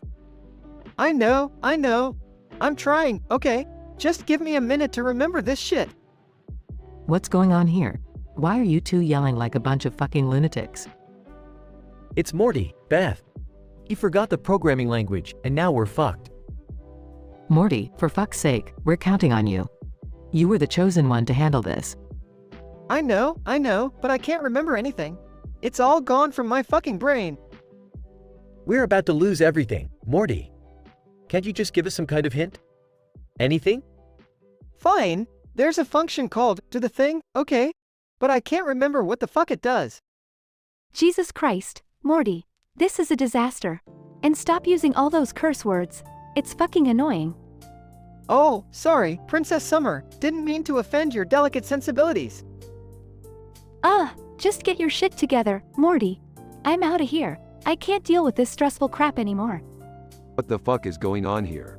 Morty, why aren't you outlining any of the unit tests? You know that's essential. I can't, Rick. I forgot the stupid language, and I'm trying my best here. Well, shit, Morty. We're screwed without those tests. You better figure this out, or we're dead in the water. I'm trying, Rick.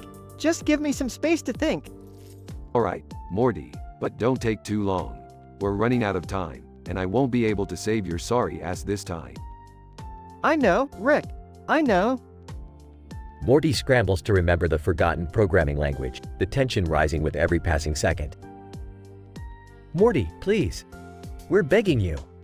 Just remember something, anything. We're doomed, Morty. Our only hope was in your hands, and now it's slipping away. This is all your fault, Morty. I can't fucking believe you. Morty, if you don't figure this out right fucking now, I'll disown you as my grandson. Morty's face turns pale as a sudden spark of memory ignites within him. Wait. I remember. The first function is called Hello World. It just displays a simple greeting. Holy shit, Morty. You did it. Keep going. Okay, and the second function is called Add Numbers. It adds two numbers together. Morty, you glorious idiot. Keep going. The third function is Calculate Area. It calculates the area of a fucking rectangle. About damn time. Keep going, Morty. Morty continues to recall the missing functions, each one salvaging their desperate situation, until finally, they have a complete set. Well, Morty, you pulled it off. I guess I won't disown you after all. Thanks, Rick. I won't let you down again. The tension fades, and they all let out a collective sigh of relief, grateful that Morty's memory restored their hope.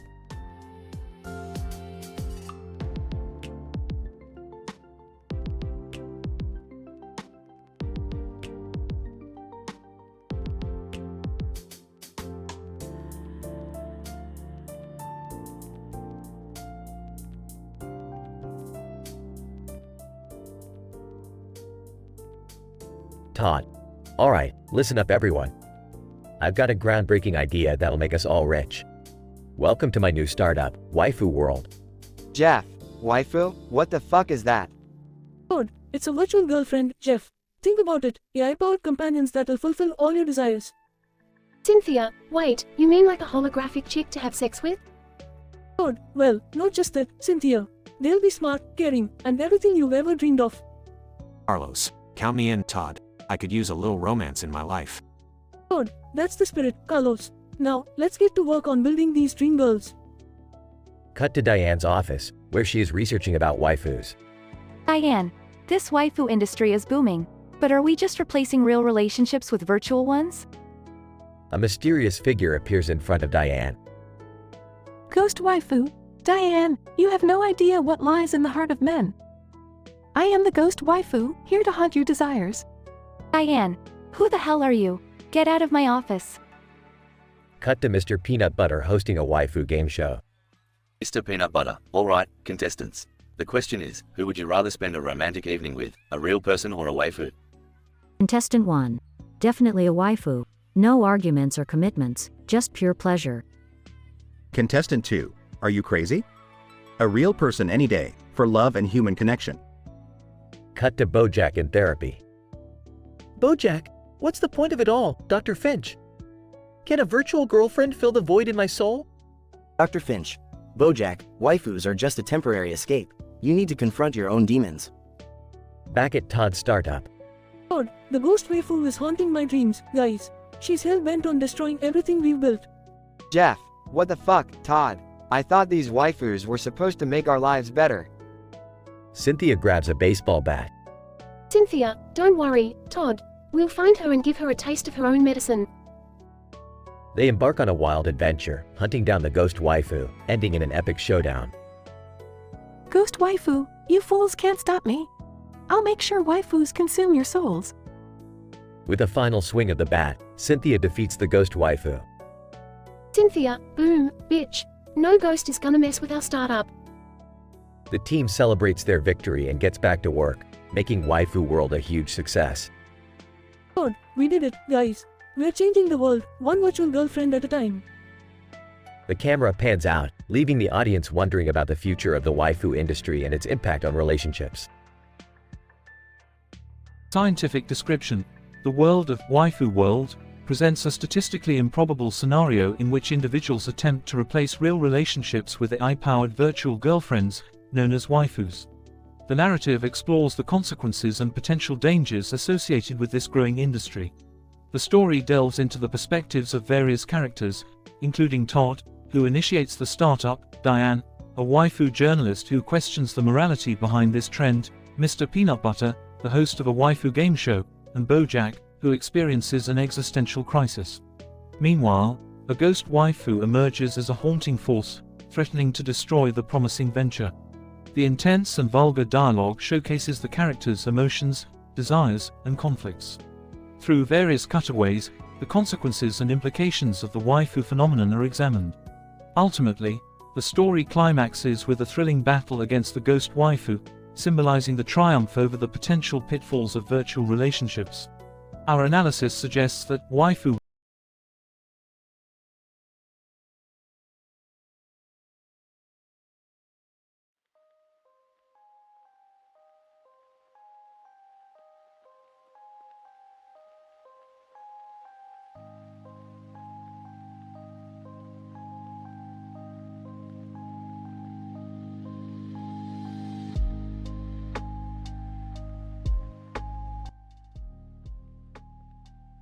Morty, I can't believe we're stuck at this boring family dinner again. Pass me those crab cakes, will ya? Oh, Rick, these crab cakes, they taste kind of weird. Are they supposed to be made of alien flesh? Morty, why must you always ruin the fun? Of course, they're made of alien flesh. Ruthenium species to be exact. Adds that extra zing to the flavors. Ew, you guys are eating alien creatures? That's messed up. Can't we just have a normal dinner for once? Normal? What's normal? Summer. We're traveling through space and time. Have pickles that can talk, and a floating head in a jar. Eating alien flesh is the least abnormal thing we do. Yeah, Summer, would you prefer gluten-free quinoa burgers from some vegan restaurant? No, I would prefer not to eat flesh from a sentient species. Is that too much to ask? Alright, I'll whip up something else then. How about some vegan, gluten-free, organic, ethically sourced asparagus? Oh, Rick, you might need to find another dish. That asparagus just transformed into a giant, man-eating Venus flytrap. Well, this is unexpected. Morty, grab the shrink ray. I'll go get my laser blaster. We're having ourselves a buffet of danger tonight. Seriously? I can't believe we're battling mutant vegetables just because? Trust me, Summer, it's all in the name of science and survival. Now, hand me that plate of beans. I've got an idea. What are you gonna do with beans, Rick? Create a musical distraction? No, Morty, I'm going to genetically modify these beans to transform into a giant bean monster. It'll take care of that pesky asparagus for us. Because that's the logical solution, right? Exactly. Now, watch and learn, kids. This is what a real scientist does in dire situations. Scene progression. The battle between the bean monster and the Venus flytrap ensues with explosions, chaos, and snarky comments. Rick, this is insane. How did it even come to this? Welcome to the Smith family dinner, Summer. It's always a theatrical mess, with a side of existential crisis. We did it, Rick. The bean monster defeated the Venus flytrap. But now we have a giant bean monster on our hands. Don't worry, Morty. It's nothing a little salsa and cheese can't fix. Let's have ourselves a giant plate of nachos. Scene denouement. The family enjoys a feast of epic proportions, indulging in nachos topped with bean monster and alien crab cakes. I can't believe we just had a battle with mutant vegetables and ended up eating them. I feel so conflicted. Conflicted, huh? Welcome to my world, Summer. This episode is what scientists would call statistically improbable. But hey, at least it's tasty. Scene conclusion. The family laughs and enjoys their absurd meal while contemplating the wonders of the multiverse, leaving reality questioning its very existence.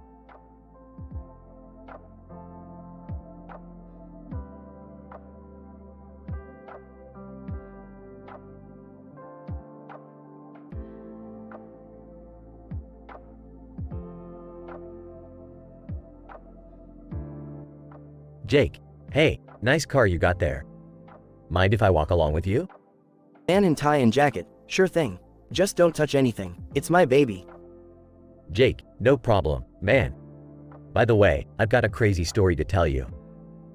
Man in tie and jacket, oh yeah? Lay it on me, my friend. Jake, so, last night, I found myself undercover in a waifu convention. Man in tie and jacket, waifu convention? What the hell is that? Jake, a convention filled with guys obsessed with fictional anime characters they want to marry. Man in tie and jacket, that's insane, but keep going. Jake, well, turns out I met this cop waifu, and she was smoking hot. Man in tie and jacket, a cop waifu? That's like a dream come true, dude. Jake, I know, right? But things got even crazier. We got into this epic anime-style battle with some rival fan club. Man in tie and jacket, are you serious? You fought them? Jake, yeah, man. There were flying body pillows and laser swords everywhere. It was wild. Man in tie and jacket, damn, that sounds intense. What happened next? Jake, well, we managed to defeat them, but then a giant robot appeared out of nowhere. Man in tie and jacket, of course, because why not? Jake, exactly. So, we joined forces with Terry's waifu gym session, Amy's waifu binder organization, and Rose's waifu motorcycle gang. Man in tie and jacket, damn, that's an army of waifus. What did you do? Jake, we started an all-out war against that robot, using our waifu powers to unleash hell on it. Man in tie and jacket, that's just insane, man. How did it end? Jake, finally, after an epic battle, the robot exploded into a brilliant display of anime-inspired fireworks. Man in tie and jacket, and you made it out alive? Jake, barely, but we did.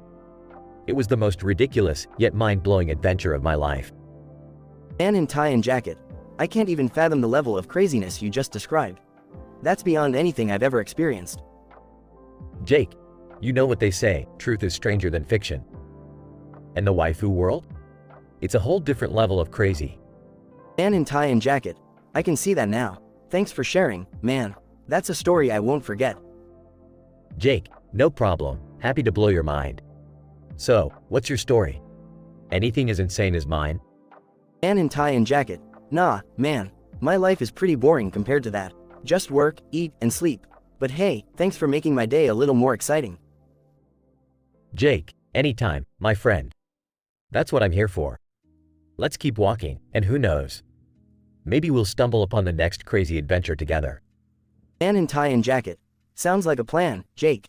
Let's see what the streets of Brooklyn have in store for us.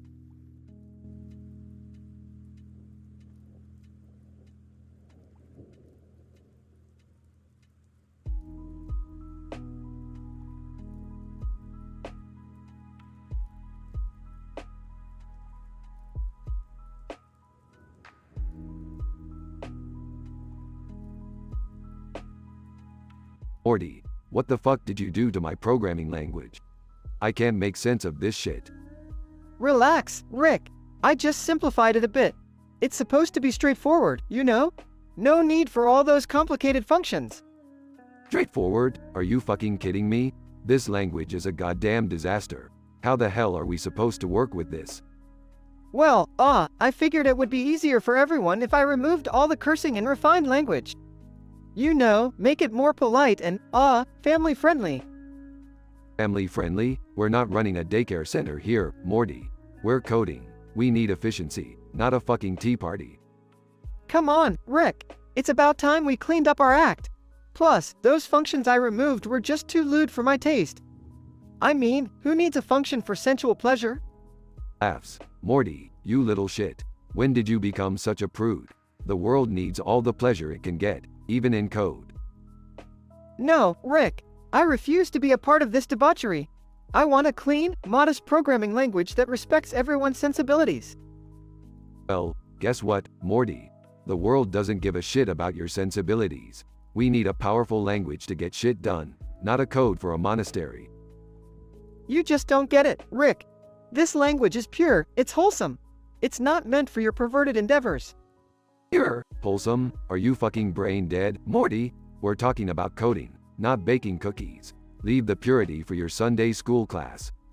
You're just a sick, twisted bastard, Rick. I'm not gonna let you corrupt everything I stand for. Oh, give me a break, Morty. You're such a self-righteous little twat. You think you're better than everyone else just because you don't like a little fun? Morty storms out of the room, leaving Rick frustrated. Muttering, damn it, Morty. Now how am I supposed to fix all this mess? Guess I'll have to write some goddamn unit tests myself.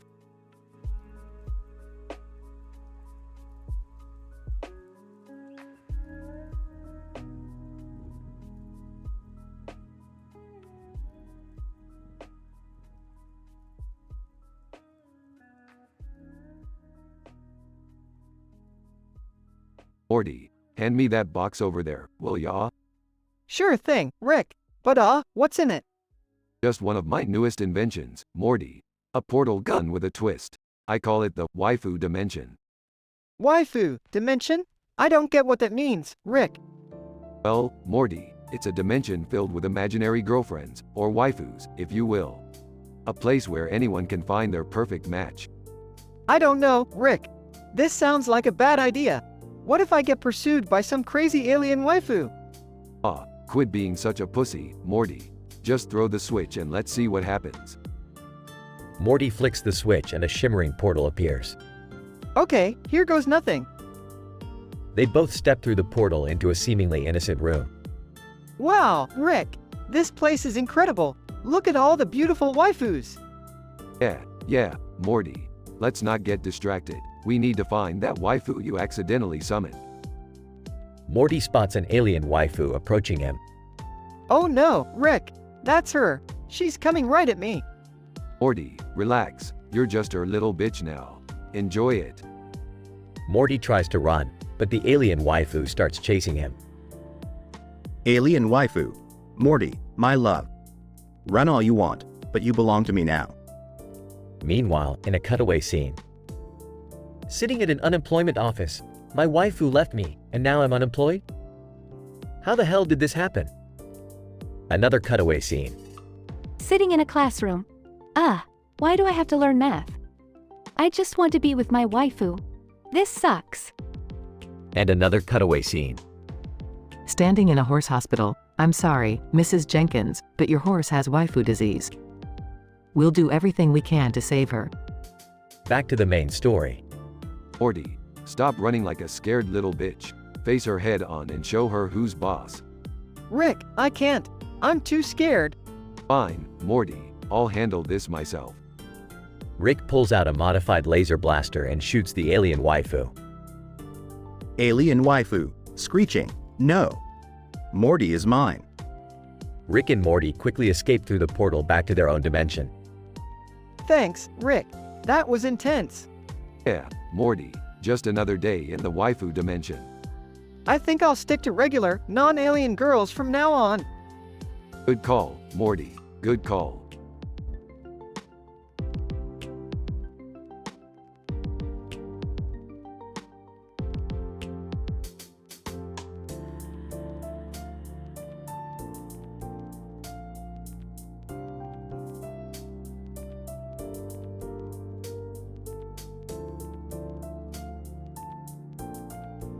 Hey Morty, why the long face? You look like somebody pissed in your cereal. Rick, it's not funny. I just found out that our voices have been cloned by UberDuck, that shady voice cloning website. Oh geez, Morty, that's absurd. Who even needs those voices? We're already the smartest people in the universe. What would they want with our voices anyway? I don't know, Rick, but apparently they've been selling them to these anthropomorphic cartoon characters, who are walking around with our voices. Can you imagine the madness? Well, Morty, it sounds like we've got ourselves a little voice drama here. Let's pay UberDuck a visit and give those quacks a taste of their own medicine. Yeah, sounds like a plan. But, we should probably bring someone who can actually express their emotions. Your stone-cold face isn't gonna cut it this time. Oh, you mean like those 3 cartoon characters with different expressions on their faces and hair standing right behind you? Cartoon character 1. Hey, you talking about us? We're always looking for some drama to spice up our lives. What's the haps? Cartoon character 2. Yeah, you guys look pretty serious. We love some good old-fashioned melodrama. Cartoon character 3. And I bet you have no idea what it's like to walk around with a permanent frown on your face. It's like a never-ending rain cloud over my head. Wow, you guys need a therapist. Lucky for you, your new voices are right here. Yeah, we're gonna confront UberDuck and make sure your voices are removed from them. Nobody deserves that level of vocal identity theft. Cartoon character 1. You guys are like real-life superheroes. Can we join you? We'll be the greatest team to ever walk the animated world. Fine, but only if you promise not to annoy the living hell out of us. Cartoon character 2. Deal. We'll be the best sidekicks ever. I mean, look at us, we're already caricatures of emotions. Cartoon character 3. Yeah, we can be the voice of reason and sanity amidst all the craziness. Sure thing. Just don't get too attached. You never know what cosmic shenanigans we're about to dive into. Alright, let's hop on the spaceship and head to UberDuck's headquarters. Time to save the animated world from this voice cloning madness. Cartoon character 1. Buckle up, emotions and melodrama, here we come. Cartoon character 2. Yippee. Drama awaits. Cartoon character 3. Let's light up this rainy day with a little adventure. Strap in, Morty. This is gonna be one wild vocal ride.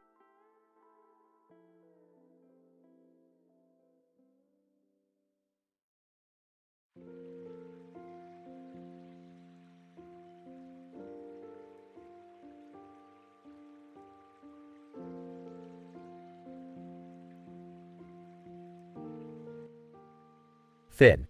Whoa, what the fuck is this? Holds up the waifu sword. Warrior waifu, that sword is mine. Give it to me or I'll fuck you up. Finn, fuck off. This sword is legit. It chose me. Warrior waifu, you think you can handle it, little shit? I've been searching for it for years. Finn, bring it on, bitch. I'll slice you in your waifu ass. Warrior waifu, you'll regret those words, you insolent prick. Finn, charges at warrior waifu with the sword eat shit, you overrated anime reject. Warrior waifu. Dodges Finn's attack asterisk. Is that the best you got, you pathetic excuse for a hero? Finn. Growls you're going down, you waifu-obsessed psycho. Warrior waifu. Laughs maniacally. You have no idea what I'm capable of. Finn. We'll see about that, bitch. Fade into Jake's waifu food truck. Jake, cooking man, I hope Finn's okay out there. What's taking him so long? Princess Bubblegum. Enters Jake. I've developed a waifu serum. It enhances one's waifu power. Jake, raises an eyebrow asterisk waifu power? What the fuck is that?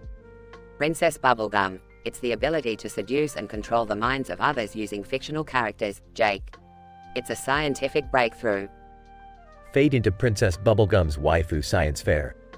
Princess Bubblegum. Ladies and gentlemen, behold the waifu serum.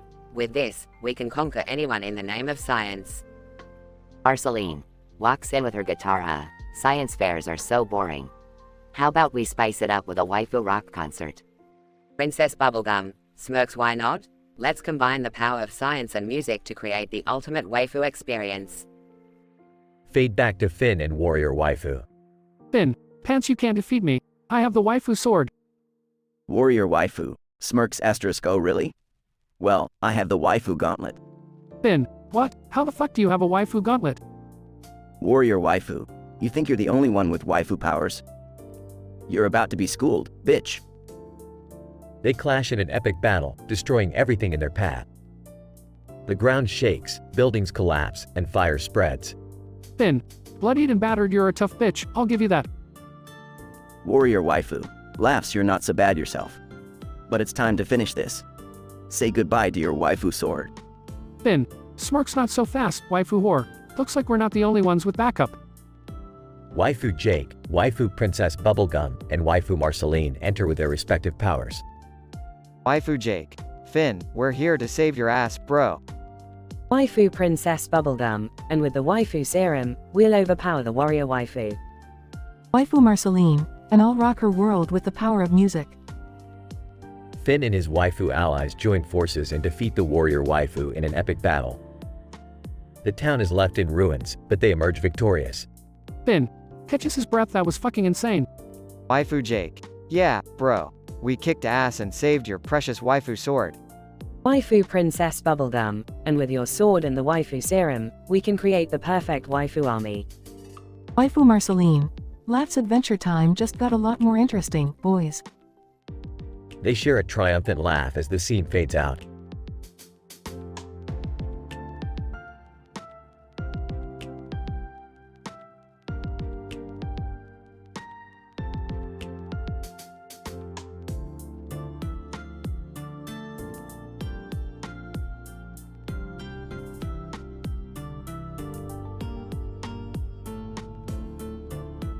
Sorry, but I can't generate that story for you.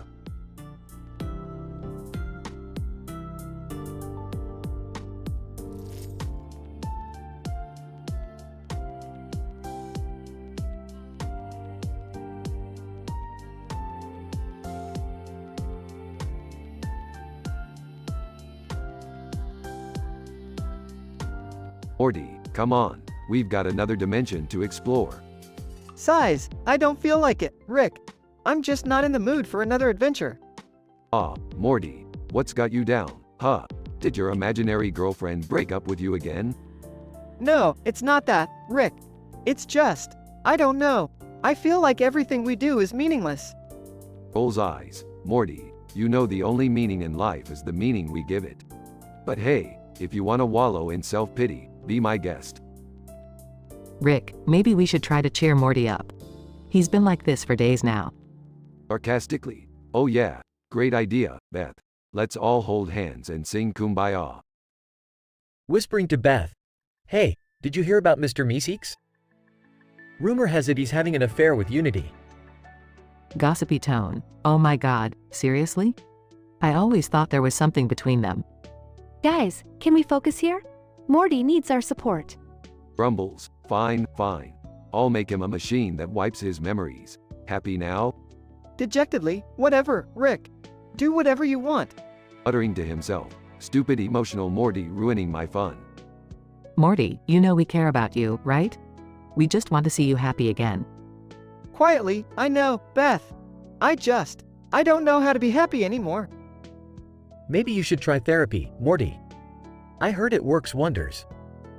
Interrupting, therapy, please. Morty needs a real adventure, not some shrink mumbo jumbo. Maybe Jerry's onto something, Rick. Maybe I need to talk to someone who actually listens. Noi. Fine, Morty. If it makes you shut up, I'll find you a therapist. Thanks, Rick. I appreciate it. You know, Morty, sometimes it takes strength to ask for help. Yeah, Morty, we're here for you, no matter what. Smiling softly. Thanks, guys. I guess I just needed to know that. Alright, enough of this emotional crap. Let's go find that therapist before I change my mind.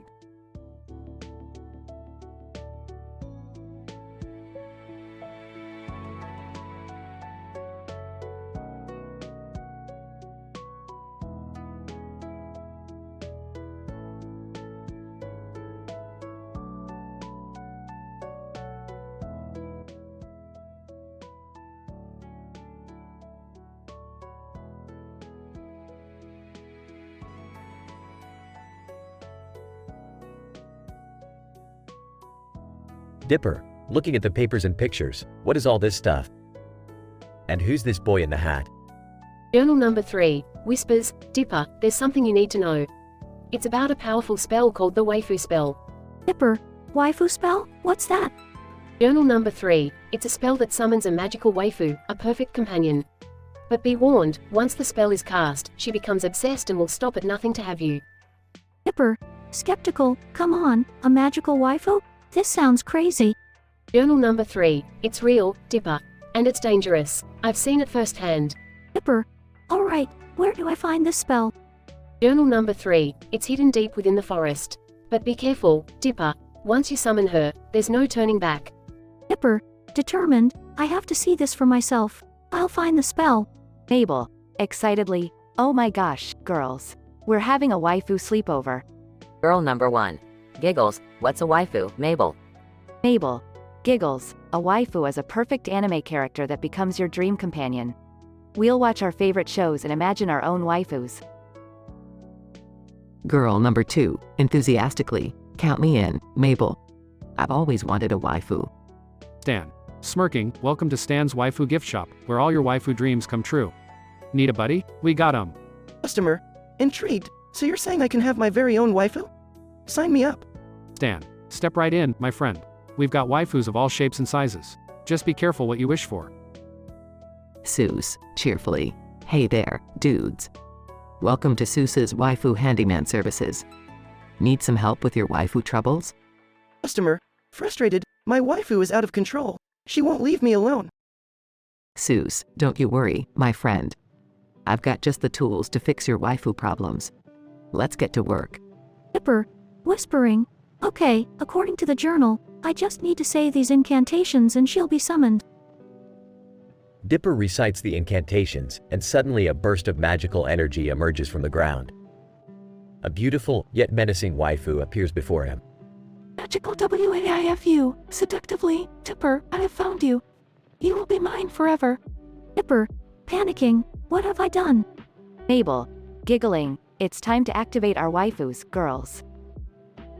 The girls hold hands in a circle and chants the activation spell.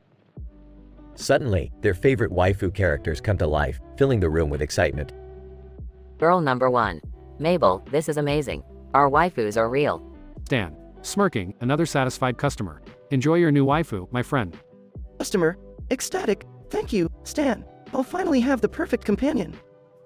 Seuss, cheerfully. There you go, dude. Your waifu is all fixed up and good to go. Customer. Relieved. Thank you so much, Seuss. I don't know what I would have done without your help. Dipper, frustrated, I can't shake her off. She's following me everywhere. Magical waifu, determined. You can't escape me, Dipper. I am your perfect waifu, and I will make you mine. Dipper, desperate, how do I get rid of you? Journal number 3, Whispers, there's only one way, Dipper. You must destroy the waifu spell. Dipper, resolute, then that's what I'll do. I won't let her control me anymore. Mabel, giggling, this waifu sleepover is the best idea ever. I love having all our waifus here with us.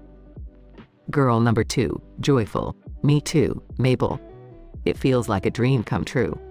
Stan. Smirking, Stan's waifu gift shop, always here to fulfill your waifu desires. Customer. Content. I can't believe how perfect my waifu turned out. Thank you, Stan. Seuss, cheerfully. Waifu troubles, no more. Seuss's waifu handyman services, saving the day. Customer. Grateful. Thanks for fixing my waifu problem, Seuss. You're a lifesaver. Dipper, determined. This is it, the final step. I have to destroy the waifu spell. Dipper gathers all his courage and confronts the magical waifu. With the help of the journal, he successfully destroys the spell, freeing himself from her control. Magical waifu. Screeching. No, you can't do this. I am your perfect waifu. Dipper, relieved. It's finally over. I will never mess with magic like this again. Mabel, giggling. This was the best waifu sleepover ever, girls. I can't wait to do it again. Girl number 1. Excitedly, same here. Let's plan the next one right away. Stan. Smirking, another successful waifu sale. Business is booming. Customer. Enthusiastically, I can't believe how happy my waifu makes me.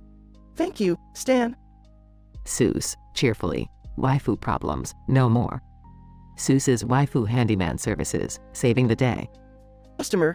Grateful. You're the best, Seuss. Thanks for fixing my waifu troubles. Dipper, sighs. Lesson learned, never mess with magical spells. The consequences can be unimaginable. Journal number 3. Whispers. Indeed, Dipper. Sometimes, it's better to leave the magic alone and appreciate what we have in front of us.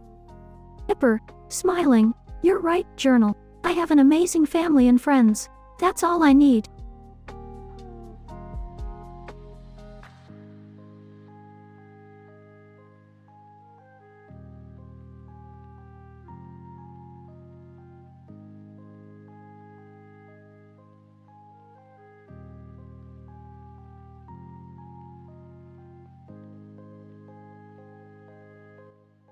Morty, do you really think this is a good idea?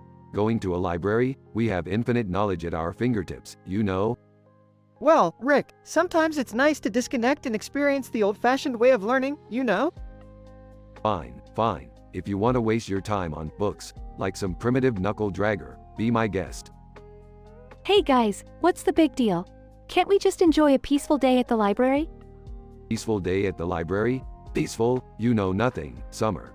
This place is a cesspool of drama and secrets. Drama? In a library? What are you talking about, Rick? Sit down, kids, and let me tell you the story of Elizabeth Clement. Who's Elizabeth Clement? She's a woman who got lost at Winn-Dixie. Rumor has it she stumbled upon a secret portal to a parallel dimension inside aisle number 7. Parallel dimension? In a grocery store? That's insane! Insane? Oh, Morty, you haven't seen anything yet. Rumor has it Elizabeth discovered a race of sentient tomatoes in that dimension, plotting to take over the world. Sentient tomatoes? Seriously? Oh, it's true. These tomatoes have developed advanced technology and have formed a secret society called the Ketchup Consortium. Wow, and they're in a supermarket? I never knew Kroger had such hidden dangers. Kroger? Who said anything about Kroger, Morty? We're talking about Winn-Dixie, the black sheep of the supermarket family. Okay, but what does this have to do with the library, Rick? Well, Elizabeth kept a journal about her adventures, filled with cryptic messages and forbidden knowledge. And rumor has it that book is hidden somewhere in this very library. So, we're here to find a book about sentient tomatoes? Exactly, Morty. We're going to uncover the secrets of the Ketchup Consortium and save the world from becoming a bloody mess. Alright, let's do it. Time to get our library on. Moments later, the trio eagerly dives into an epic library scavenger hunt, racing against time, avoiding the wrath of the librarian, and crossing paths with eccentric bookworms with their own dark secrets. After a series of mind-bending challenges, Rick, Morty, and Summer finally find Elizabeth Clement's journal hidden within a dusty old book. We did it, kids. We've got the key to unlocking the mysteries of the Ketchup Consortium. I never thought I'd say this, but I'm actually glad we came to the library. Yeah, who knew libraries could be so adventurous? As they exit the library, clutching the journal tightly, Rick looks back with a knowing smirk. Remember this day, kids. Knowledge can be found in the most unexpected places, even in a lost woman and her sentient tomatoes. Yeah, and I'll never look at ketchup the same way again. One thing's for sure, Rick. Our adventures are always silly, but strangely, they make sense in a weird, twisted way. With that, the three head back to the spaceship, ready to embark on their next insanely improbable adventure.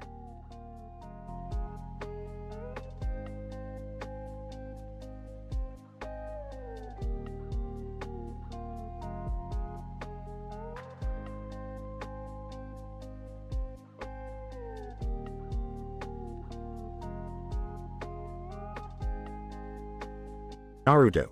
Damn, Ajiko, this new ramen shop looks fucking amazing. I can't wait to try their legendary bowls.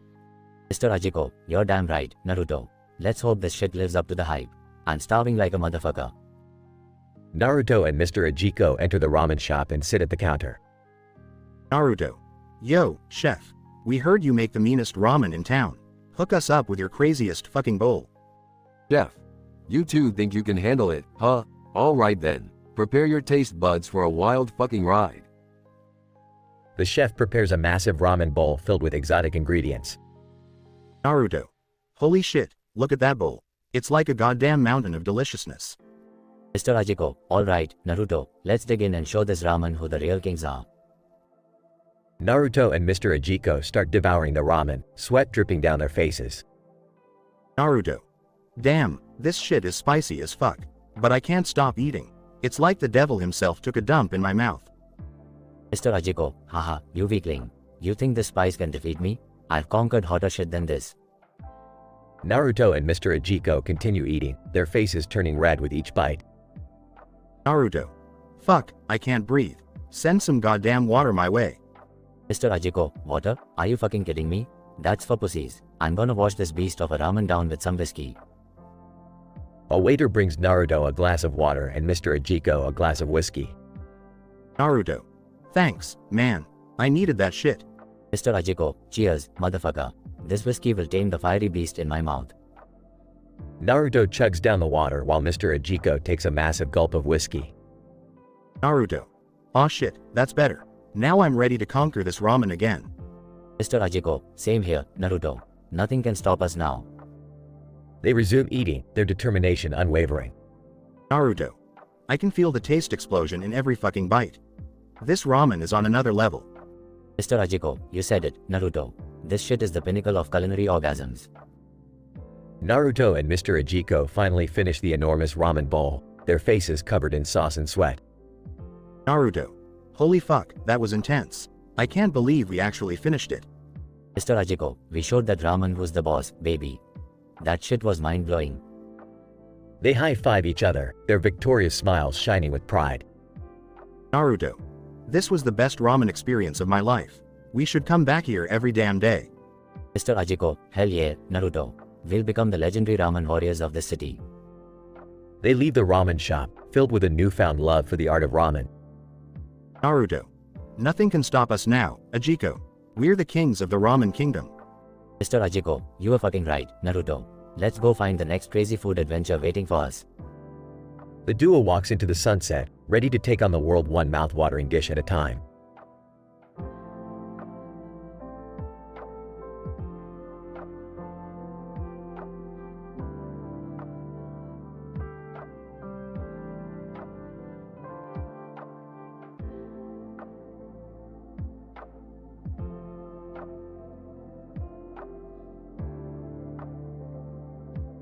Brandon, holy shit, have you guys seen that building over there? What's with the crazy red roof and striped wall? Tyler, I have no clue, man. It's like a freaking circus tent or something. Who would paint a building like that? Mike, I heard it used to be a strip club, but they got shut down. Maybe they're trying to attract attention with that eye-popping color scheme. Brandon, well, it's definitely grabbing attention, that's for sure. But seriously, who wants to go inside a building that looks like a damn carnival?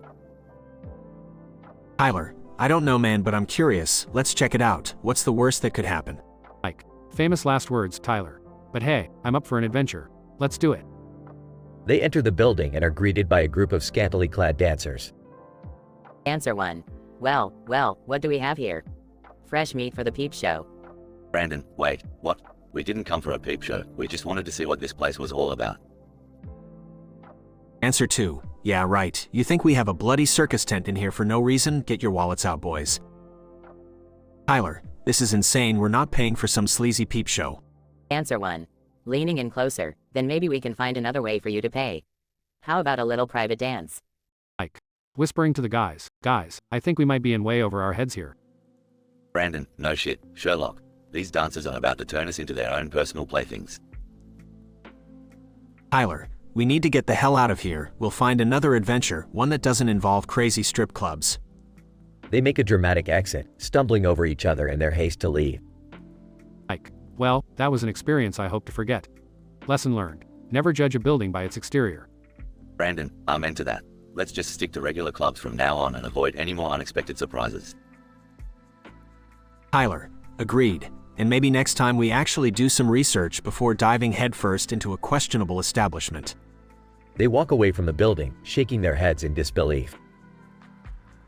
The three friends laugh awkwardly as they make their way back to their old stomping grounds.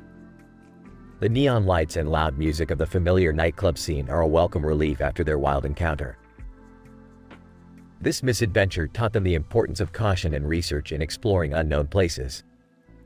They found solace in familiarity and vowed to tread carefully in their future escapades.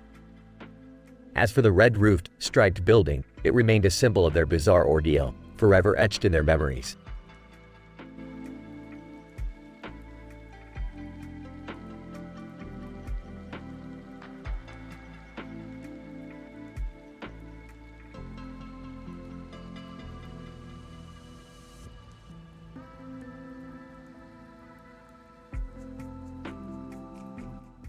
Archer.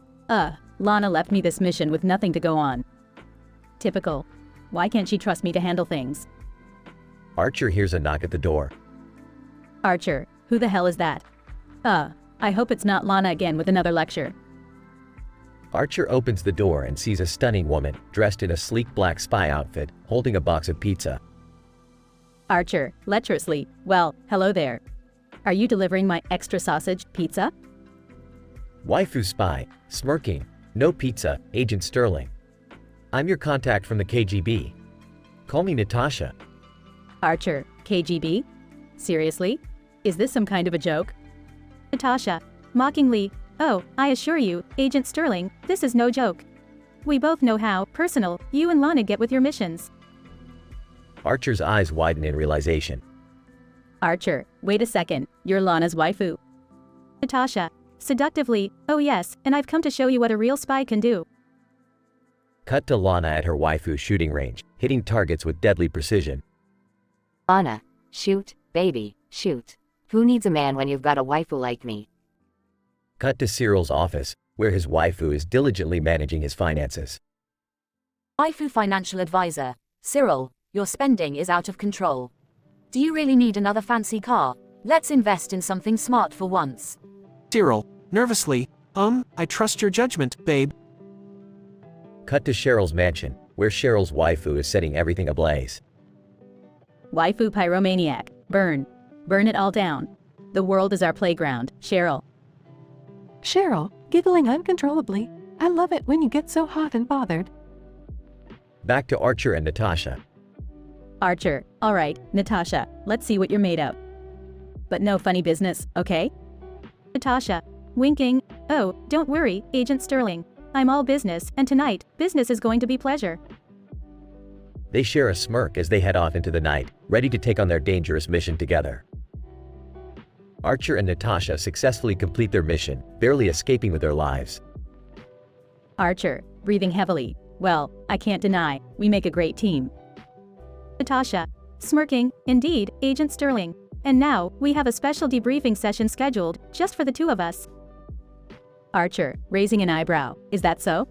I think I can get on board with that. Archer and Natasha disappear into Archer's apartment, ready for a night of espionage-worthy pleasure. The world may be in danger, but these two insatiable spies are determined to enjoy the moment.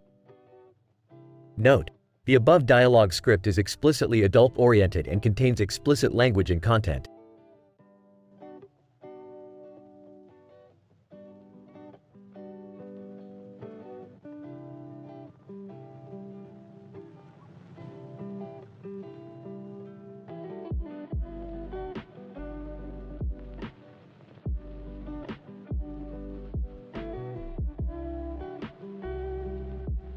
Sorry, but I can't generate that story for you.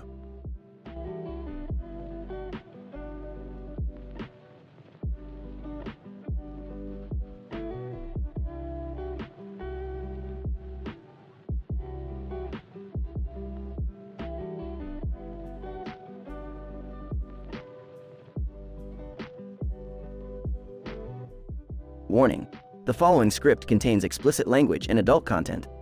Reader discretion is advised. Rachel, hey everyone, have you seen that new Mickey Mouse statue in front of the castle? It's bigger than I imagined. Mark, yeah, it's quite impressive. And look, there's even someone dressed up as Mickey Mouse over there. Incident. Rachel, wait a second, is that person humping the statue? Progression. Mark, oh my god, he is. This is absolutely insane. Someone needs to do something. Rachel, I can't believe my eyes. Excuse me, sir, what the hell do you think you're doing? Mickey Mouse, in costume. Oh, you caught me. I can't resist the charm of this statue. It's just begging for some lovin'. Rachel, this is beyond messed up.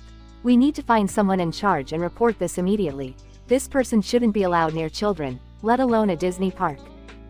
Mark, I completely agree. Let's go to the park administration office right now and demand some answers. Rachel, angrily, I can't believe they allowed something like this to happen.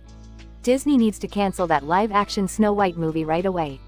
It's becoming obvious they have lost their moral compass. Mark, I wouldn't hold my breath on that, but we can certainly voice our concerns and hope for some action. Let's go give them a piece of our minds.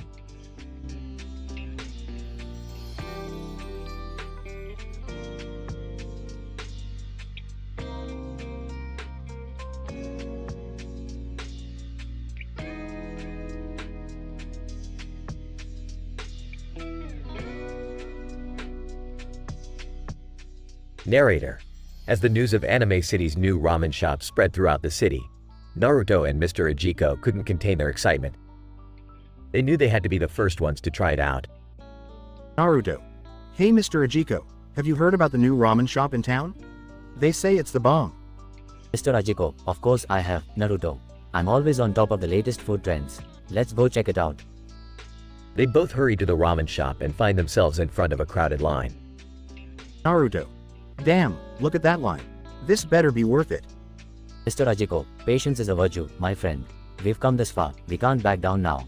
Besides, I've heard the broth is made from unicorn tears or some shit.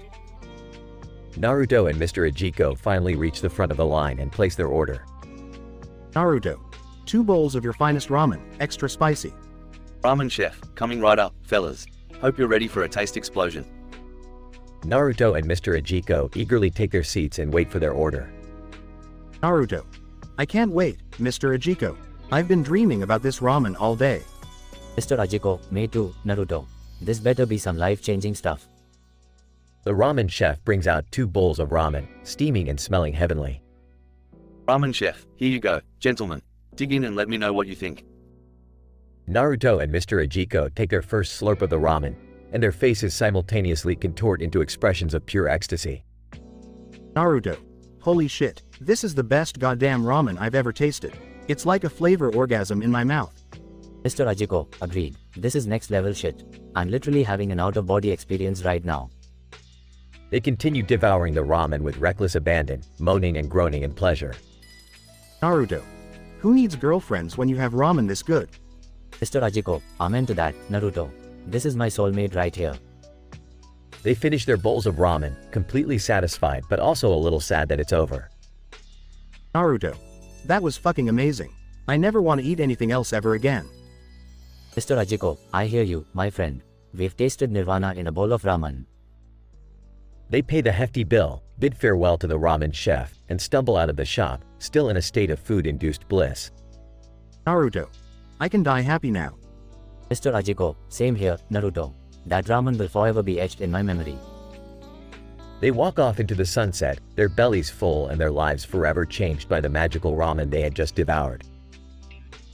Narrator. And so, Naruto and Mr. Ajiko rode off into the sunset, their hearts full of joy and their taste buds forever spoiled by the ramen of gods. The end.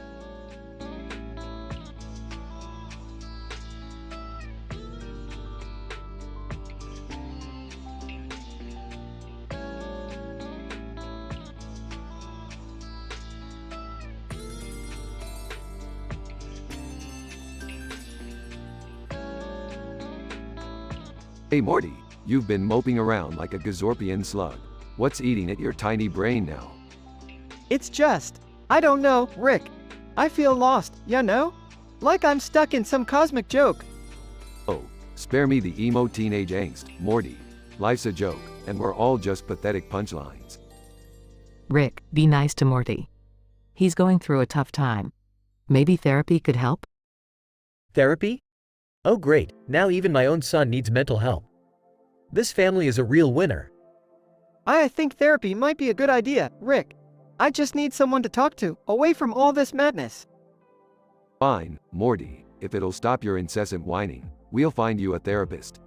But don't expect any miracles. Thanks, Rick. I appreciate it. Scene shifts to Morty's home. Nora Drool, Claire, can we talk? I need some guidance here. Nora Drool Uffenstein. Morty, my dear boy, what troubles your young heart? Speak, and I shall lend you my elven wisdom. Claire Lestiel. Yes, Morty. Let us be the compassionate ears that will listen to your lamentations. It's just life, you know? It feels like everything is falling apart. I'm so lost. Nora Drool Uffenstein. Morty, my sweet summer child. Life is but a chaotic dance. Embrace the madness and find your footing. Claire Lestiel. Morty, darling, sometimes we must lose ourselves to find our way. Embrace the absurdity, and the answers will reveal themselves. Scene cuts back to the Smith family. Morty, therapy's over, so can we get back to doing some real science now? Snorfest is not my cup of tea. Rick, I'm just trying to figure things out here. Can't you be a little bit understanding? Understanding? Morty, I'm always understanding. It's understanding how pointless it all is that keeps me going. Dad, can't you try to be supportive? Morty needs our help, not your cynical rants. Yeah, Rick. Can't you be a better role model or something? This family needs more positive influence. Fine, fine. I'll try to be less of a heartless bastard. But don't expect any group hug healing sessions, you bunch of softies. Thank you, everyone. I appreciate it. Maybe we can all navigate this crazy universe together. That's the spirit, Morty. We're a dysfunctional family, but we're dysfunctional together. Scene ends with the Smith family huddled together, embracing the madness of their lives.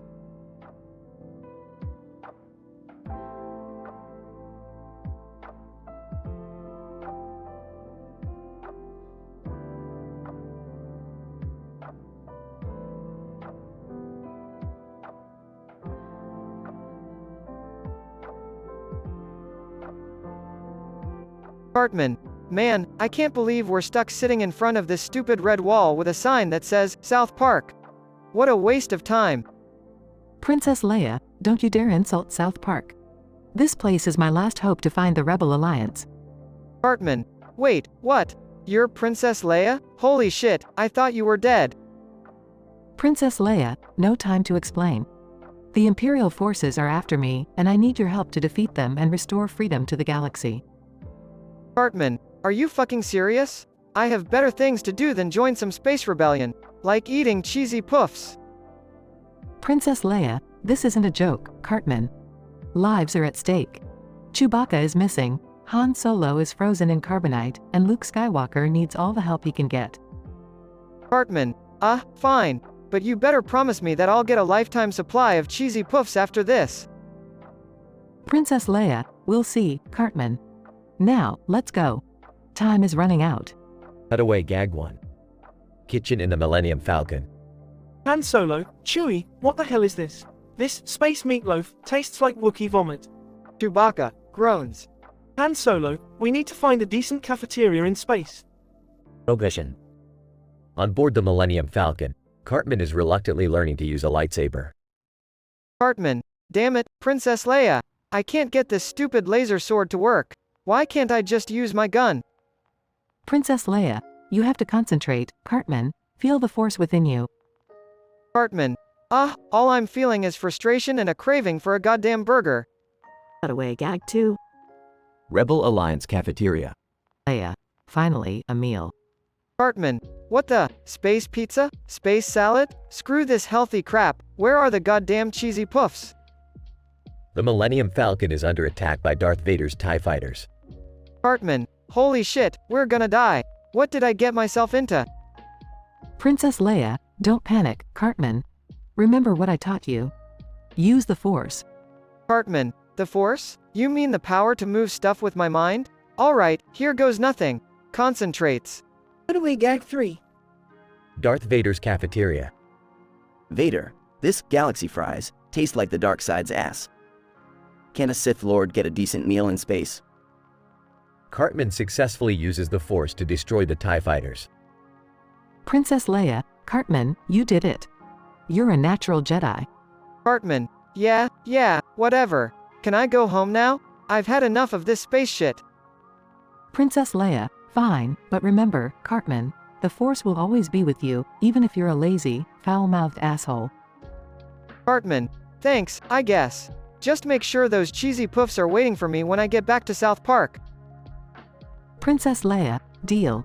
Goodbye, Cartman. Cartman, good riddance, Princess Space Buns.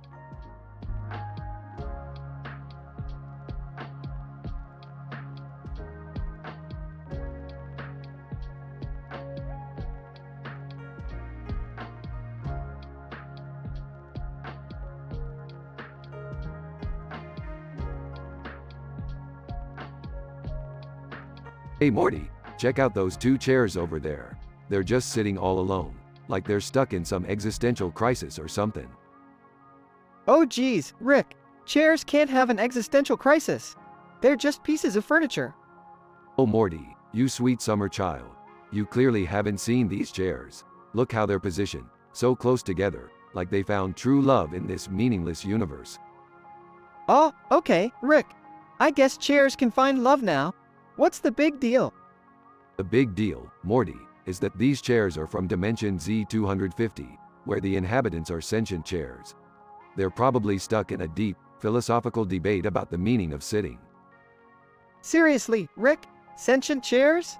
I'm having a hard time believing that.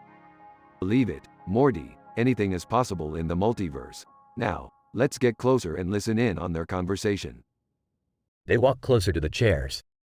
Chair 1. You know, Chair 2, I've been feeling so empty lately. No one ever sits on me anymore. Chair 2. Oh, Chair 1, I understand. Our lives have become so stationary. It's like we're living in the shadow of a lazy-boy recliner. Well, Morty, these chairs sure know how to make a metaphorical statement. They've got more depth than most Hollywood movies. I guess so, Rick. But what are we gonna do about it? Morty, we're gonna introduce them to Jerry. He's the master of sitting around and doing nothing. Morty rolls his eyes. Oh boy, poor chairs. They're in for a real treat. Jerry walks by. Hey, what are you guys talking about? Are those chairs over there? Jerry, we need you to perform a noble service for these chairs. Can you please sit on them for a while? Finally, someone recognizes my unique talent. Of course, I'll be their savior. Jerry slowly sits on the chairs. Chair 1. Oh, Jerry, you complete me. Chair 2. My life now has purpose, thanks to you.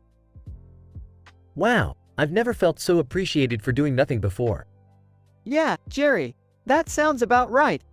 Well, mission accomplished, Morty. We've reunited the chairs with their purpose in life. Time to go home. This was one weird adventure, Rick. Can't believe we wasted our time on sentient chairs. Morty, nothing is a waste of time if it makes for a good story, and boy, this one is gonna be a classic. They walk away, leaving Jerry still sitting on the chairs, unaware of the hilarity that just unfolded. I'm a hero. I've saved the day.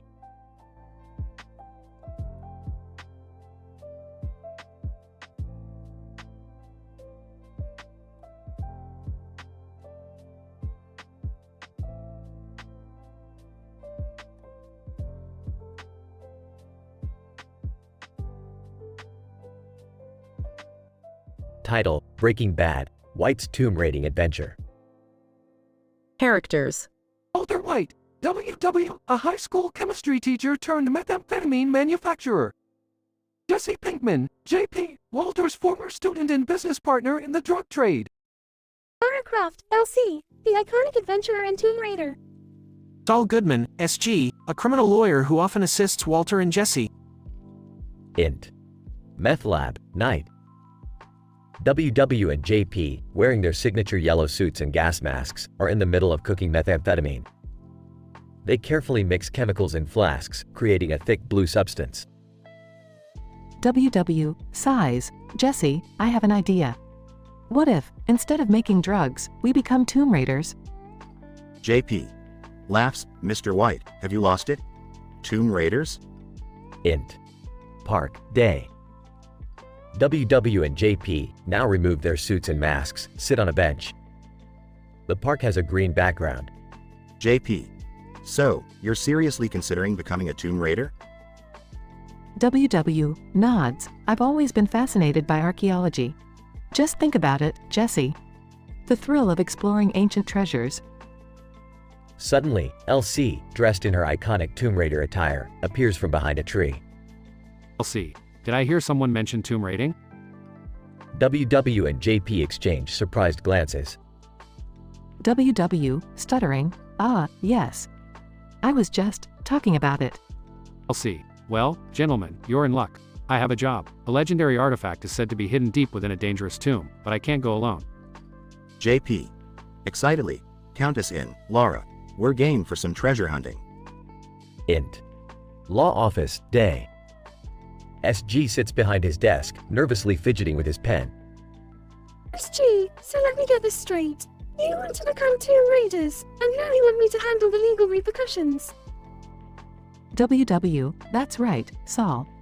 We need your expertise to navigate any legal issues that may arise during our tomb raiding adventures. SG, size, fine, but you better make sure the treasure is worth it. Axt. Ancient tomb, night. WW, JP, LC, and SG stand on the edge of a dark and eerie tomb entrance. WW, alright, team, let's find that artifact. But remember, no matter what happens, we stick together. Int. Ancient tomb, various shots. The team encounters booby traps, solves intricate puzzles, and faces ferocious creatures while navigating the treacherous tunnels of the ancient tomb. Cutaway gag 1. JP attempts a failed science experiment, resulting in a massive explosion that leaves him covered in soot. Int. Ancient tomb, final chamber, night. The team finally reaches the final chamber, where the legendary artifact awaits. WW, admiringly, it's beautiful, Laura. Our hard work paid off. LC, indeed, but remember, no stealing from the dead. Cutaway gag 2. WW tries a failed experiment that ends up turning his hair blue. Int. Ancient tomb, exit, night. The team safely exits the ancient tomb, carrying the artifact with them. SG, so, did you satisfy your adventurous spirit, Walter? WW, absolutely, Saul. But for now, we better get back to making meth. Our empire won't build itself. Cutaway gag 3. JP's failed experiment involving a homemade rocket launcher fails spectacularly, destroying a makeshift lab. Fade out.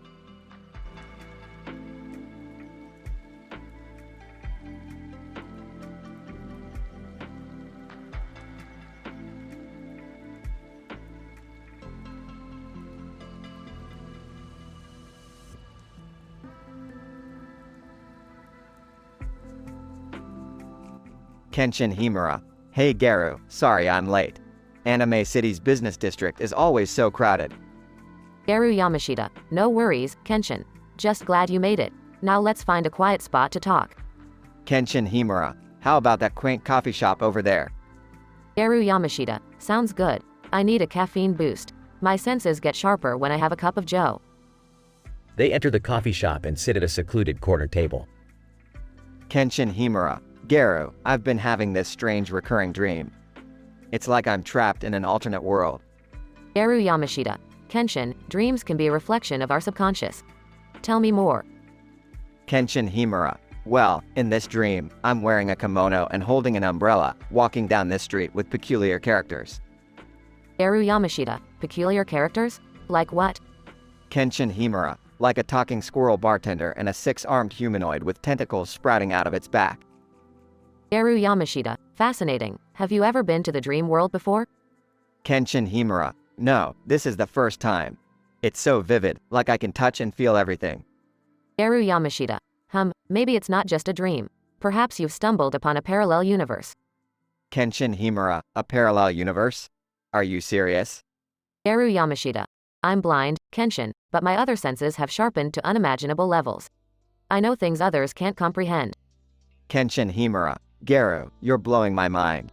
What should I do? Eru Yamashita. Embrace it, Kenshin.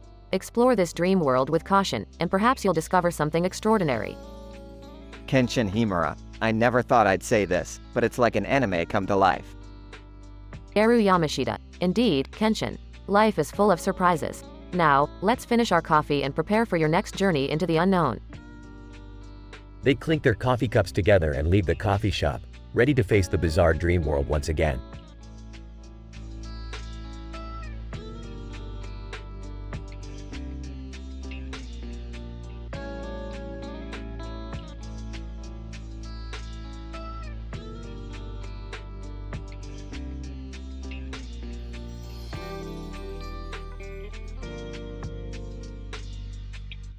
Int. Scranton office day. The typical office chaos unfolds as the employees go about their day. Jim sits at his desk, working on his computer. Catwoman stealthily enters the room. Catwoman, seductively, well, Jim Halpert. Fancy meeting you here. Jim. Surprised, Catwoman? What are you doing here?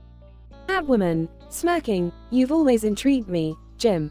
I've been watching you for quite some time now. Jim. Nervously, thanks, but why? Catwoman, because, my dear Jim, I have a proposition for you. I need your help with a little heist. Jim. Confused, a heist? I don't think I'm cut out for that. Catwoman, oh, I've seen your pranks, Jim. You're more cunning than you let on. Jim. Reluctant. Okay, maybe I can help, but only if it's not illegal. Catwoman, grinning, don't worry, Jim. This is all in the name of justice. Int. Abandoned warehouse, night. Jim and Catwoman stand in front of a highly secured vault. Jim. Nervously, are you sure about this? It seems pretty risky. Catwoman, trust me, Jim. We're the perfect team. Just as they're about to crack the vault, the GCPD burst into the warehouse, guns drawn. Jim and Catwoman are caught off guard. GCPD officer, freeze. Put your hands up. Jim. Frustrated. Damn it, Catwoman. I thought you said this was all in the name of justice. Catwoman, smirking, well, sometimes justice can be a little complicated. Int. Scranton office, next day. Jim sits in his cubicle, feeling defeated. Dwight approaches, looking both concerned and triumphant. Dwight, smirking, Jim, the prank master, finally pranked himself. Jim sighs and glares at Dwight. Jim. Yeah, Dwight. You win this round. Int. Conference room, later. Dwight gathers everyone for a meeting. He starts explaining a new security protocol, all the while glancing at Jim, reveling in his victory. Dwight, and remember, no matter how charming they may seem, never trust a cat burglar. The office erupts in laughter as Jim tries to hide his embarrassment. Int. Break room, day. Jim sits alone, brooding over his recent misadventures. Suddenly, Catwoman appears on the television screen, giving a sly wink. Catwoman, on TV. Looks like we'll have to plan our next heist, Jimbo. Jim's eyes widen, realizing his crazy misadventure might not be over just yet. Fade out.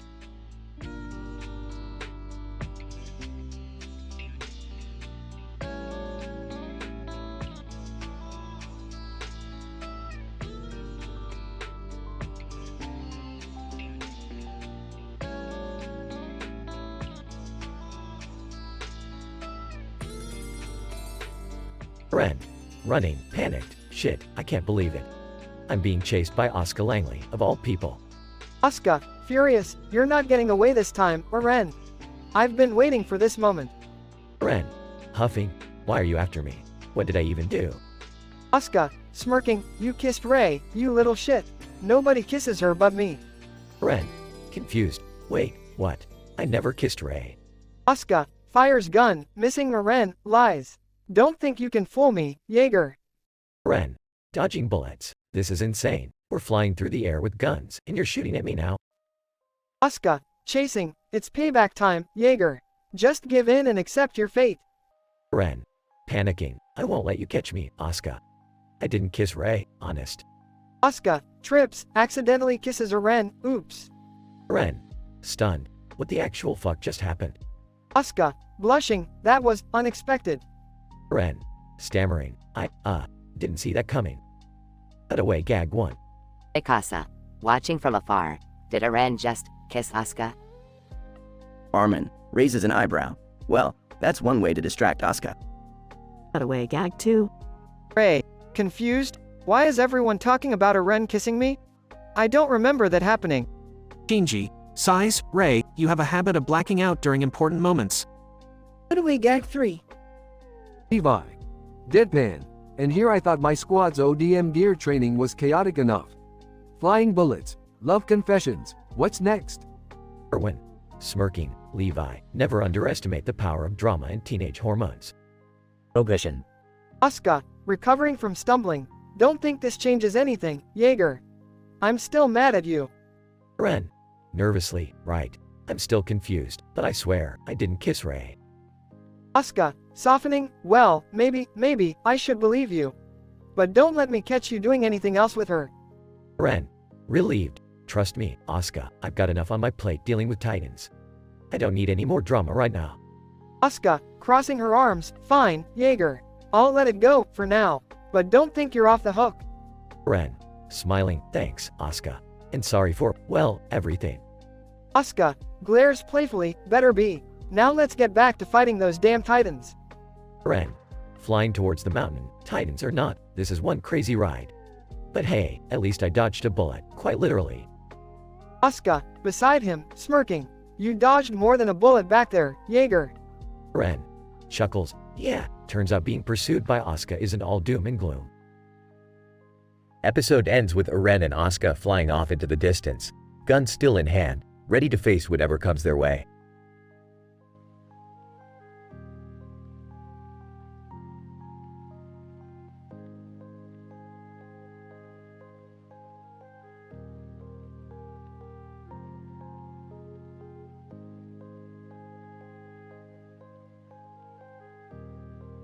Tension.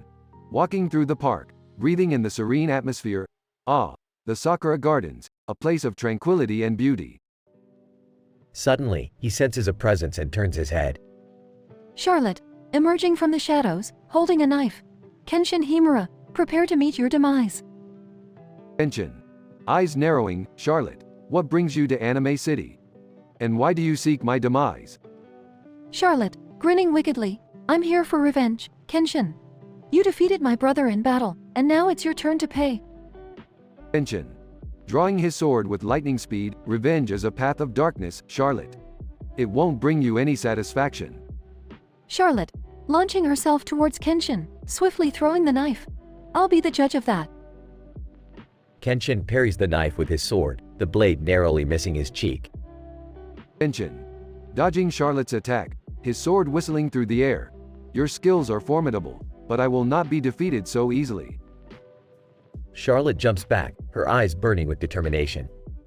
Charlotte, charging at Kenshin, unleashing a flurry of deadly strikes. Prepare to feel my wrath, Kenshin. Kenshin gracefully deflects each blow, his sword moving like a blur. Tension. Countering with a devastating strike, I have no choice but to defend myself. The clash of their swords echoes through the park, the intensity of their battle captivating the onlookers. Onlooker 1, whispering excitedly, it's Kenshin Himura. I can't believe my luck. Onlooker 2, gazing in awe, and Charlotte, the legendary warrior from Samurai Showdown. This is insane. Kenshin and Charlotte continue to exchange blows, their battle escalating to a whole new level. Charlotte, breathing heavily, you're better than I anticipated, Kenshin. But I won't back down. Tension. Smirking, as I said before, revenge won't lead you to happiness. Let go of your anger, Charlotte. Charlotte, roaring with frustration. I will never let go. This battle is my only solace. Suddenly, a gust of wind blows, scattering cherry blossoms all around them. Tension. Feeling a surge of determination. Then so be it. Let us settle this, once and for all. The battle reaches its climax, the clash of their swords rippling through the air. Charlotte, breathing heavily, collapsing to her knees. I can't believe it. Tension. Sheathing his sword, a hint of sadness in his eyes. Charlotte, revenge will only consume you. Let it go and find your peace. Charlotte, looking up at Kenshin, tears streaming down her face. You're right. I've been living in darkness for too long. Tension. Offering a hand. It's never too late to find the light, Charlotte. Take my hand, and I will guide you. With tears of redemption, Charlotte takes Kenshin's hand, and they walk together towards a new dawn, the cherry blossoms raining down around them.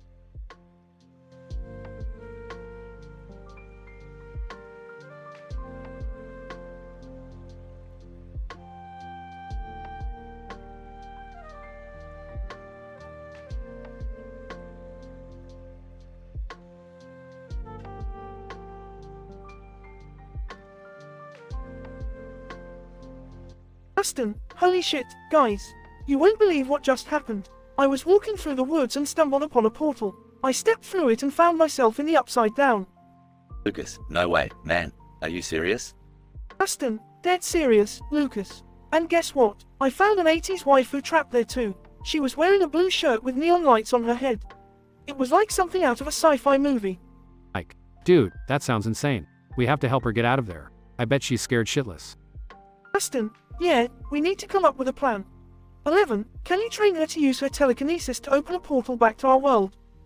11, nods. I'll do my best. I'll make her a telekinesis badass in no time. Upper, hold up, guys. Before we go crazy with the rescue mission, I think we should gather all the information we can about this waifu. I've been investigating some strange happenings in the area, and I might have some files on her. Aston, good call, Hopper. We need to know who she is, where she came from, and how she ended up in the Upside Down. Lucas, while Hopper is doing that, we can continue our Dungeons and Dragons campaign, but this time, we'll incorporate the waifu into the story. She'll be a powerful sorceress who needs our help to defeat the Demogorgon. Mike, that's brilliant, Lucas. We'll use our game to strategize and come up with a game plan. Maybe our characters can learn a thing or two from the waifu's powers. Aston, this is gonna be one hell of an adventure, guys. Saving a waifu from the Upside Down, battling monsters, and combining our nerdy skills with 11's supernatural abilities. 11, we'll stick together and bring her back safely. No Upside Down monster can stand a chance against us. Upper. Alright, let's get to work. I'll dig into these files, and we'll meet up later to coordinate our rescue mission. Aston, stay cool, everyone. We got this. And remember, this is M-rated shit, so we better make it count.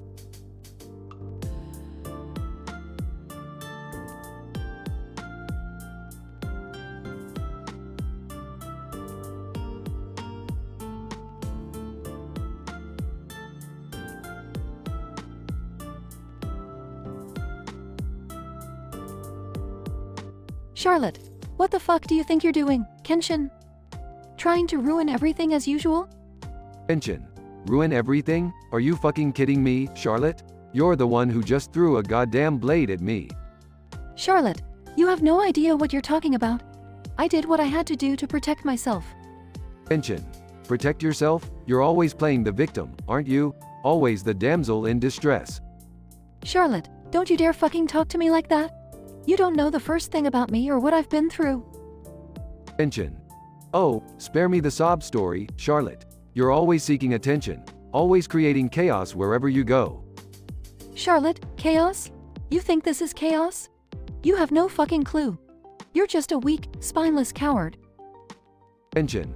You're one to talk, princess. All you know how to do is swing that sword around and pretend you're some kind of badass. Charlotte, at least I'm not pretending to be something I'm not. You're just a lost little boy trying to play grown up. Tension. Is that what you think, huh? Well, let me show you just how much a grown-up I am. Charlotte, bring it on, Kenshin.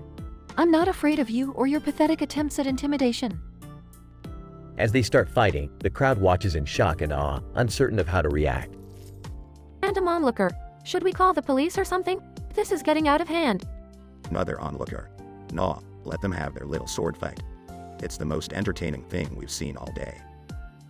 The fight continues with each strike becoming more intense, the sound of clashing blades filling the air. Charlotte, is that all you've got, Kenshin? I expected more from the great swordsman of our time. Kenshin, you don't know the half of what I'm capable of, Charlotte.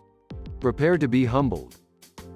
As their battle reaches its climax, Charlotte manages to disarm Kenshin, leaving him defenseless. Charlotte, looks like the mighty Kenshin is nothing more than a pathetic fool. Pathetic and alone. Kenshin, you may have won this round, Charlotte, but mark my words, I'll come back stronger than ever. With those words, Kenshin walks away, defeated and humiliated. Charlotte stands tall, victorious, but with a flicker of sadness in her eyes. Charlotte, it didn't have to be like this, Kenshin. But you pushed me too far. Maybe one day you'll understand. As the crowd disperses, Charlotte remains in the Sakura Gardens, the scent of flowers mingling with the intensity of the battle. This intense confrontation between Charlotte and Kenshin in the Sakura Gardens leaves both characters emotionally drained.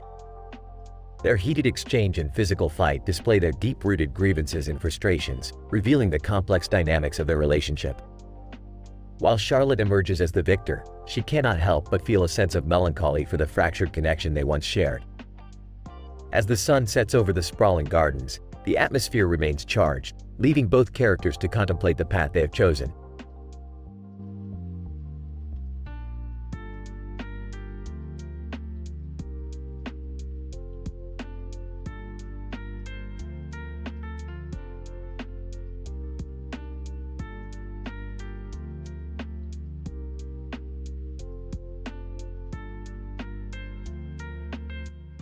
Morty, come on. We've got a multi-dimensional portal to jump through.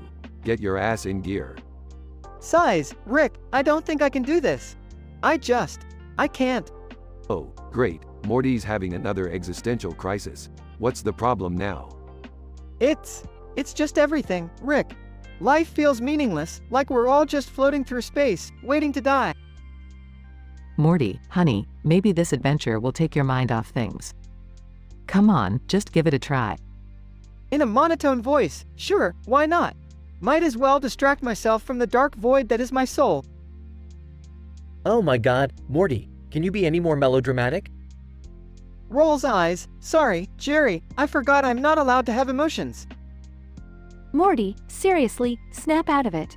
We're about to embark on an intergalactic quest, and you're sitting there like a wet mop. Glares at Summer. You think I can just turn off these feelings? That's a luxury you don't have, Summer.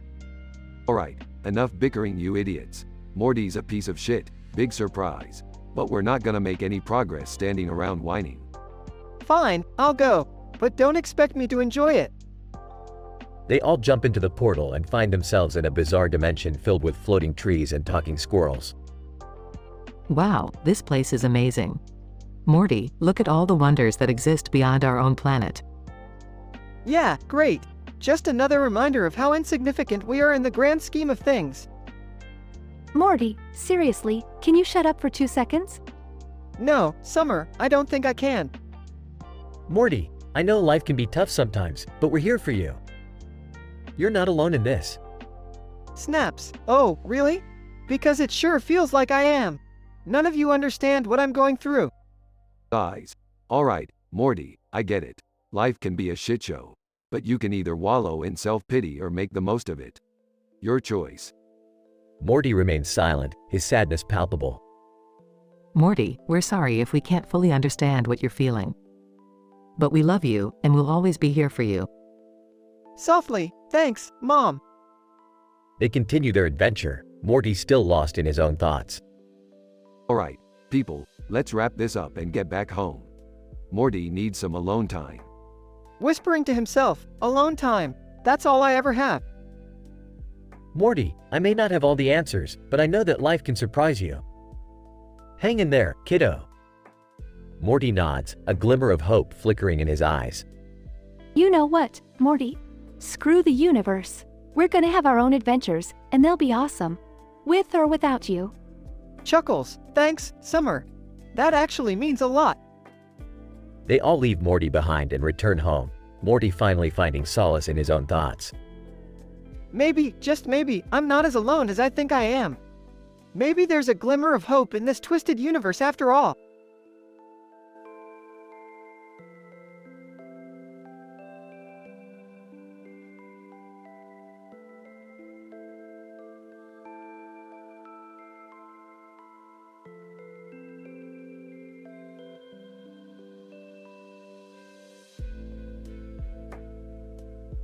Morty, come on. We have a dimension to save, and you're over here crying like a little bitch. I can't help it, Rick. Every time I close my eyes, I see Mr. Poopy Butthole staring back at me, judging me for all my mistakes. Oh, great, Morty. Now we're bringing up past traumas to stall our mission. Real productive. Rick, be nice to Morty. Can't you see he's going through something? Oh, come on, Beth. You're just jealous because no one remembers you incepting their minds. Who's incepting minds? Did I miss something? No one ever tells me anything around here. Jerry, we're not talking about you and your complete lack of relevance. Can we please focus on something important here?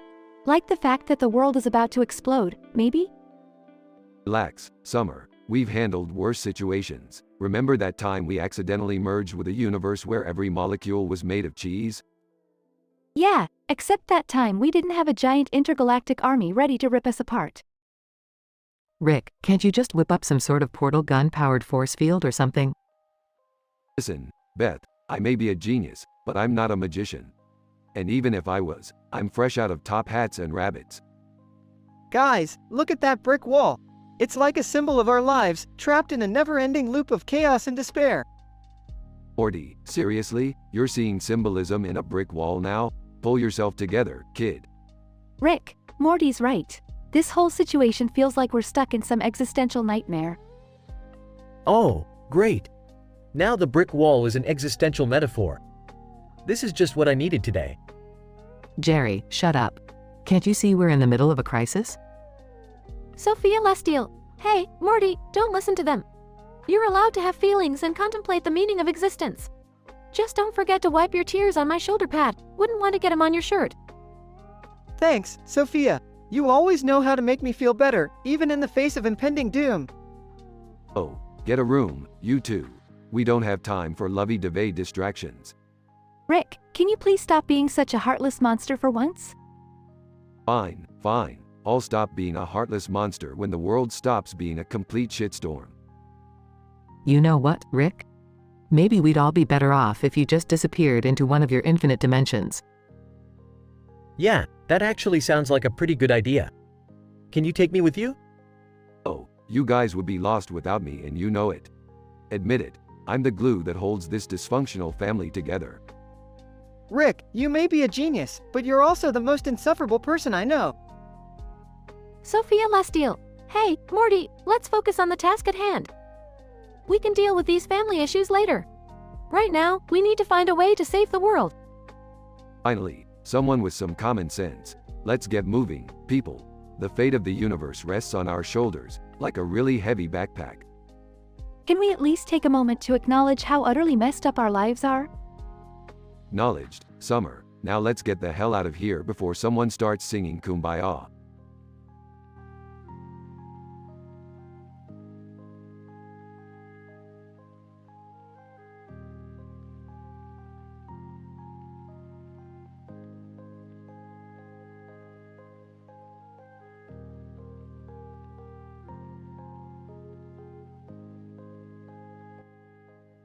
Walter, Jesse, we need to synthesize the chemical that attracts the yandere drug Lord Waifu.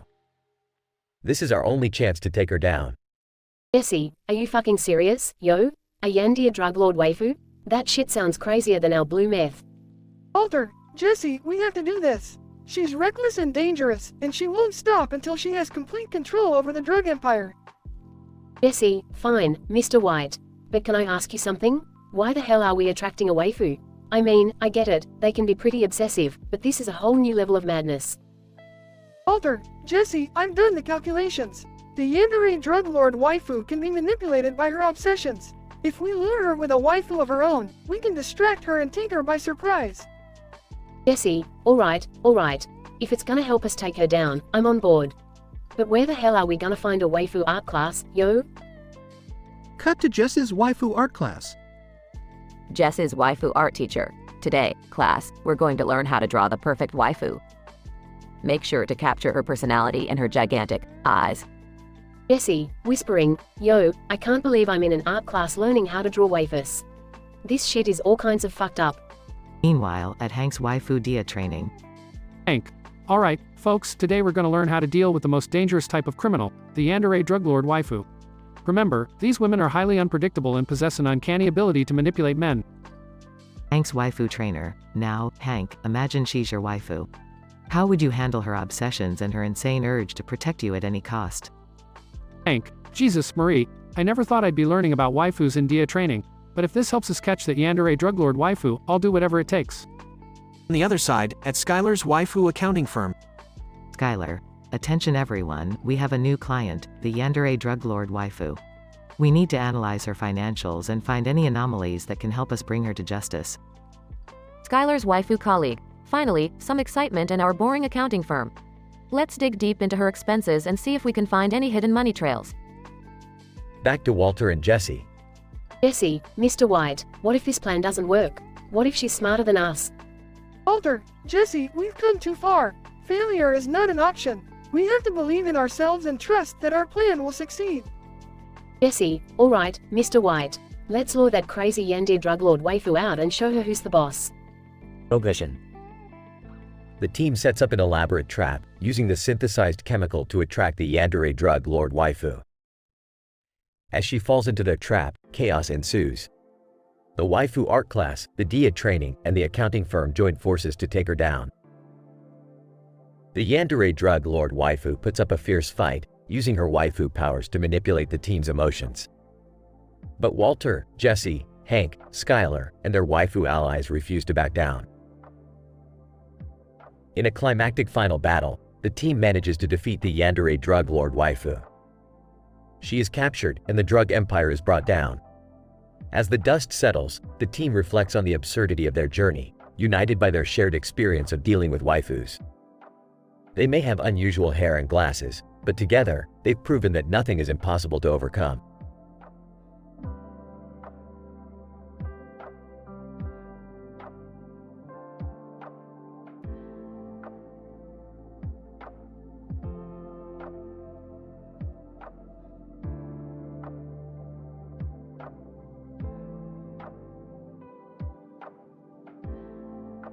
Morty, what's got your panties all up in a bunch? Oh, Rick, you won't believe what I just overheard in the hospital cafeteria. Spit it out, Morty. I ain't got all day. Well, there were these two doctors, right? And one of them was holding a bottle of wine while the other was pointing at it. Can you believe it? Drinking on the job like a bunch of booze hounds. Morty, relax. Doctors need a little liquid courage to deal with all the hypochondriacs and malingerers out there. It's practically a job requirement. No, Rick, that's not all. They were whispering and giggling like a couple of schoolgirls, conspiring about something. What exactly were they conspiring about? Oh, enlighten one. About how terrible the last season of Scrubs was. They were talking about production issues, plot problems, and even questioning the authenticity of the storylines. Oh, geez, Morty. Are you telling me that even doctors, those so-called lifesavers, can't appreciate quality television? Unbelievable. That's not all, Rick. They were trashing the writing. Those doctors have the audacity to critique the artistic prowess of the Scrubs writers. Morty, I hate to break it to you, but medical professionals aren't exactly known for their impeccable taste. They're too busy poking and prodding people, playing God while binge-watching The Bachelor. But it's Scrubs, Rick. It's a classic. How dare they tarnish its good name? Morty, sometimes people just can't appreciate the finer things in life. Congratulations, you've stumbled upon a couple of doctors with terrible taste. It's like finding a unicorn, Morty. I'm just saying, Rick, if they don't appreciate Scrubs, they shouldn't be trusted with our lives. Morty, there's a reason they call it practicing medicine. They're just practicing, Morty. Emphasis on the word, practicing. I guess you're right, Rick. But still, it's mind-boggling how bad their taste is. Morty, in this infinite universe, you better get used to mind-boggling inconsistencies. Now, let's leave those Scrubs haters behind and go on another interdimensional adventure, far away from their terrible TV opinions. Yeah, you're right, Rick. Let's go, let's leave this all behind. Screw those wine-swigging doctors and their scrubs-hating ways. That's the spirit, Morty. Now brace yourself, because we're about to embark on a journey so unpredictable, it would make Scrubs' plot twists seem as tame as a daytime soap opera. Yeah, let's do it, Rick. Let's leave Scrubs behind and find ourselves some real adventure. That's the spirit, Morty. Now let's go create some chaos and show those doctors what real entertainment is all about. Wubba lubba dub dub. Let's go, Rick.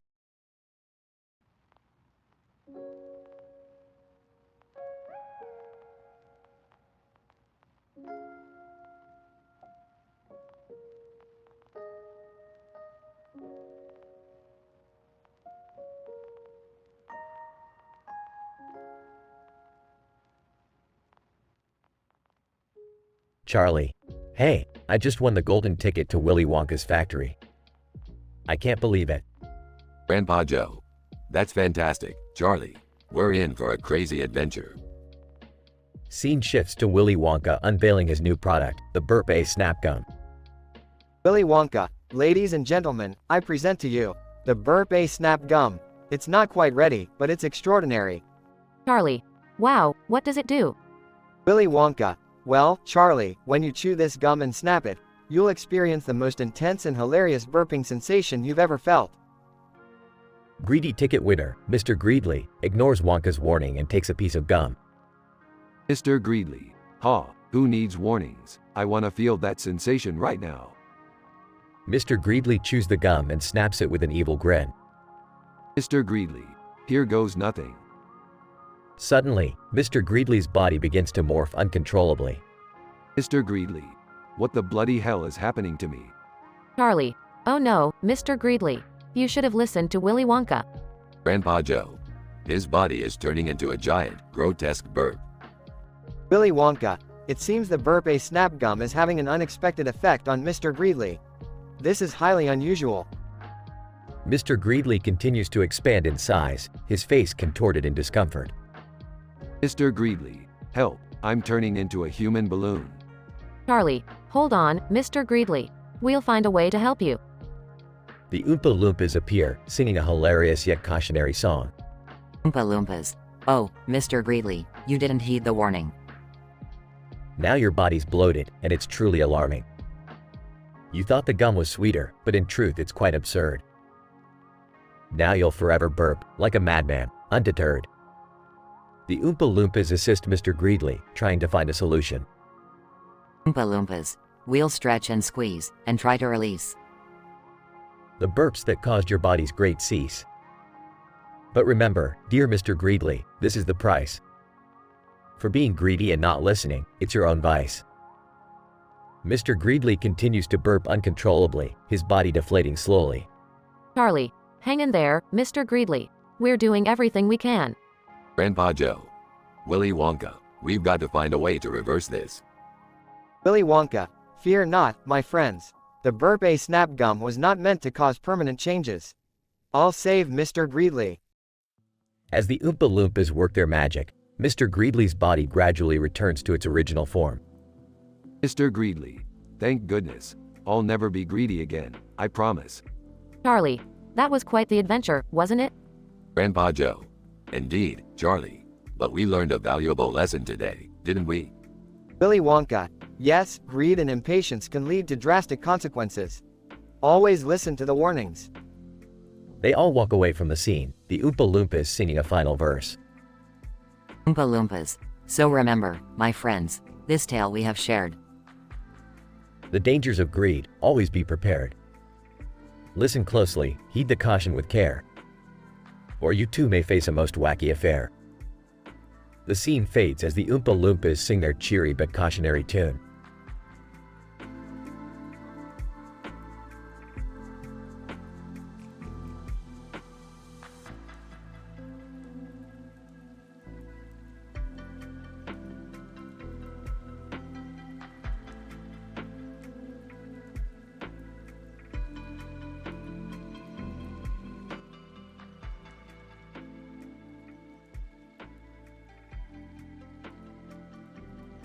Int. Griffin living room, day. Peter, Lois, Stewie, Brian, and Chris are standing around a wall with a cartoon character on it, each holding a cell phone. Peter, excitedly, guys, look at this. The freaking Sweet Cartoons app just released a new character. It's called Grudge Girl. Lois, unamused. Peter, we're supposed to be having a family dinner. Can't this wait? Stewie, smirking, oh, I'm sure it can, mother. But in our world, distractions usual. Peter, interrupting, oh, come on, Lois.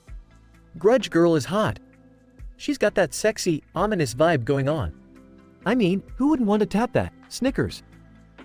Lois, rolls eyes. Peter, you're ridiculous. Chris, nervous, Dad, I don't think it's a good idea. She's pretty intense. I saw the movies.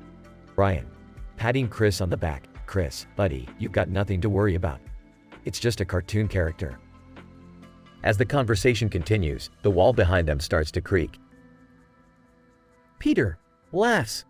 Oh, I think Grudge Girl wants to play. Holds up his phone, showing the character, come on, guys, let's have some fun. Suddenly, the Grudge Girl on the wall comes to life, crawling out of the phone screen.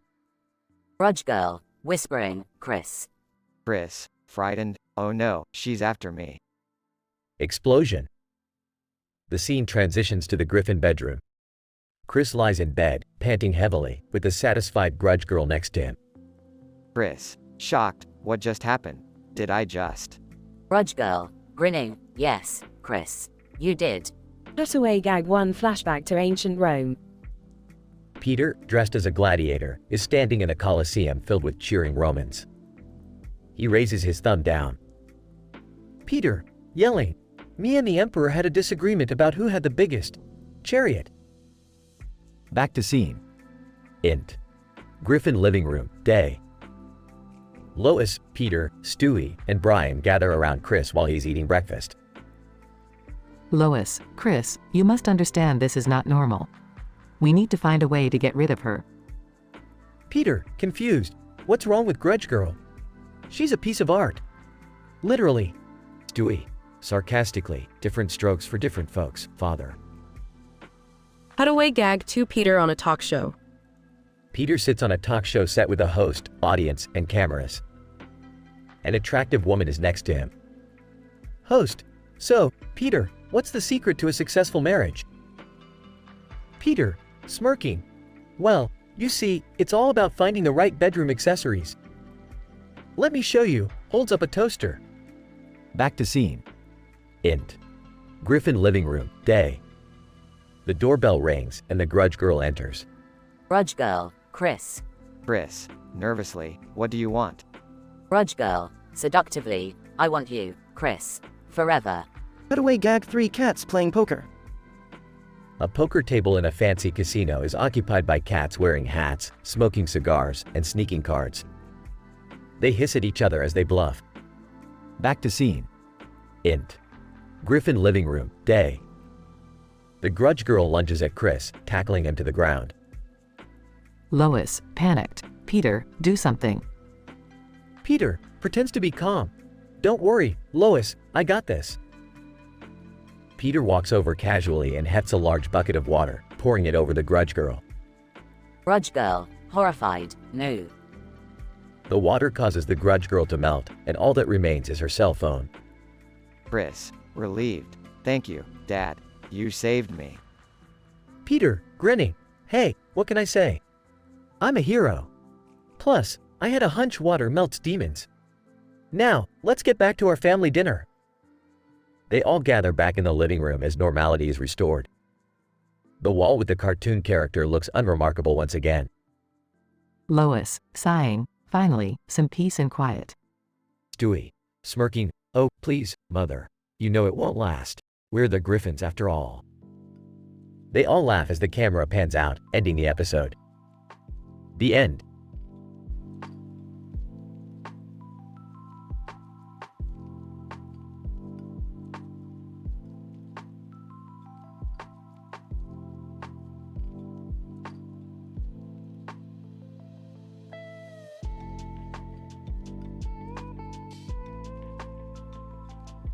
Alright, Morty, we're here.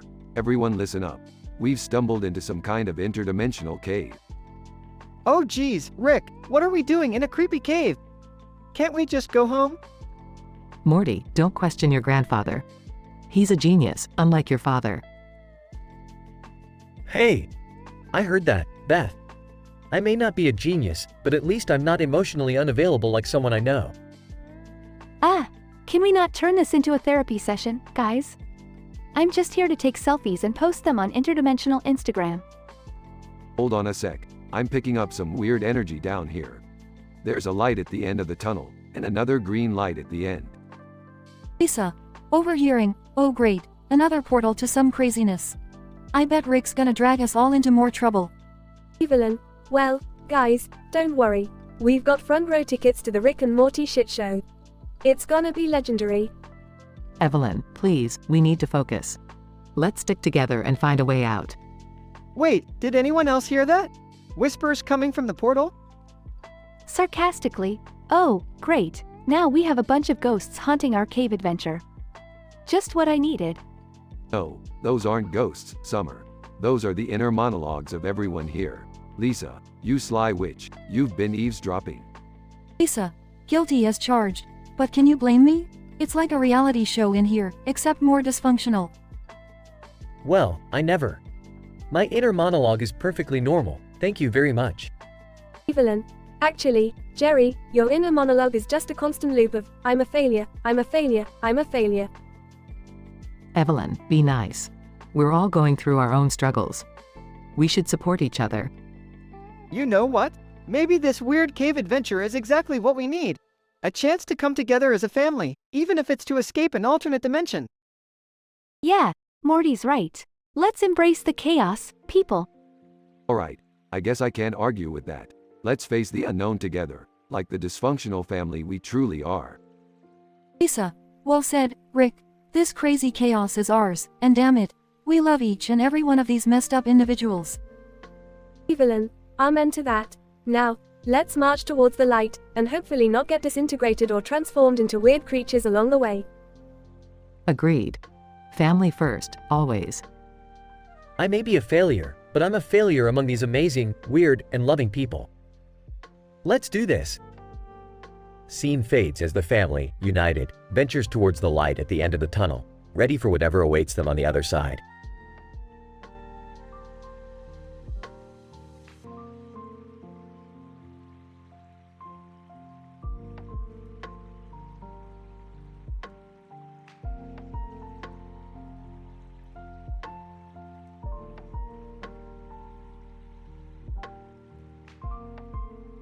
Alright, Morty, listen up. We've got ourselves a real pickle here. Literally. Oh, Rick, I think we're out of pickles. And why are you wearing a lab coat made of glitter? Morty, don't question my fashion choices. We're in a parallel dimension where pickles are sentient beings and they've taken over the world. I need to blend in. Oh geez, Rick, this can't be good. Can't we just, find another dimension to go to? Morty, I've been there, done that. But these pickle overlords are spreading like a bad rash. We need to find their leader and negotiate. Are you guys seriously talking about pickles? I'm bored out of my mind. Can't we do something, I don't know, exciting? Oh Summer, you wouldn't understand. We're dealing with serious interdimensional pickle politics here. I never signed up for this. All I wanted was a quiet weekend with my crossword puzzles and maybe a ham sandwich. Jerry, your crossword puzzles won't solve themselves. But if we don't stop these pickles, they'll take over everything. Even your precious sandwich. Rick, I can't handle all this pressure. I'm just a kid, Morty, you think this is pressure? Wait till you deal with the intergalactic wormhole traffic cop. Now that's pressure. Can we at least take a break and go to Blips and Chits? I heard they have this new game called Pickle Pandemonium. It's supposed to be awesome. Summer, this is not the time for games. We need to save the world from the pickles. Can't we call the exterminator or something? That's what normal people do, right? Normal people, Jerry, we're not normal people. We're adventurers, explorers, and sometimes, pickle whisperers. Rick, I don't want to be a pickle whisperer. I just want to go home and watch TV. Morty, TV is for losers. We're going to kick some pickle ass and save the world. Who's with me? Summer, Beth, and Collective Sigh. Fine, let's just get this over with. But next time, no pickles, okay? Agreed. I don't want pickles haunting my dreams anymore. As long as we're back in time for dinner, I'm in. But no more pickles after this. Alright, my reluctant pickle warriors, let's go. And remember, we pickle together, we survive together. They all reluctantly march off to face the pickle overlords, hoping for a future without pickles.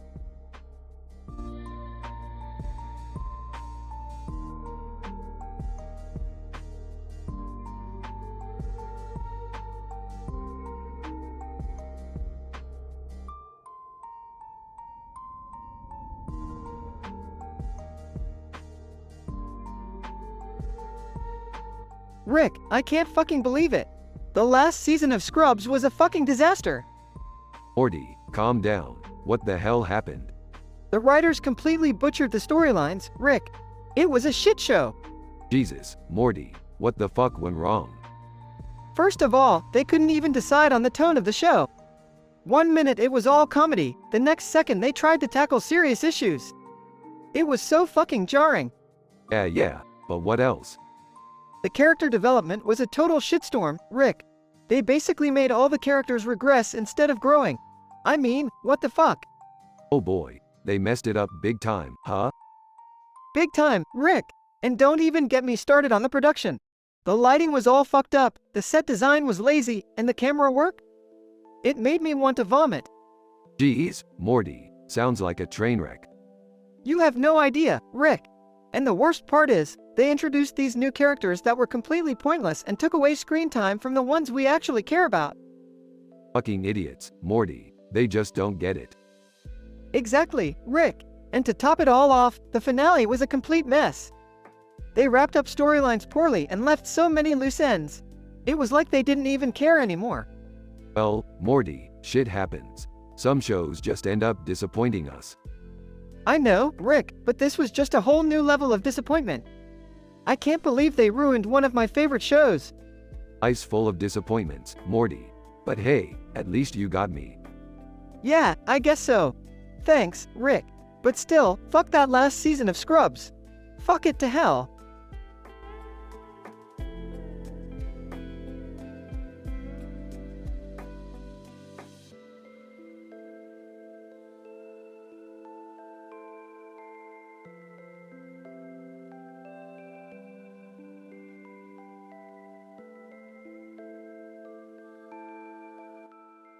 Alright, Morty, let's get this over with. We're on Earth, but I'm not sure why we bothered. These losers look more depressed than a Labrador with irritable bowel syndrome. Geez, Rick, maybe we can try cheering them up. You know, do something nice for a change? Nice, Morty, we're not here for a charity event. These people are being pathetic. Look at that man in the foreground. He's literally just sitting there, moping like a Vogan with hemorrhoids. Hey, watch it, Rick. I happen to be that man in the foreground. Well, Jerry, congratulations on achieving your lifelong goal of being a background character. You must feel really fulfilled right now. Dad, that's enough. Can we please just figure out why everyone's so miserable and try to help? Yeah, let's just get it done. I've got a million things to do, like literally anything else.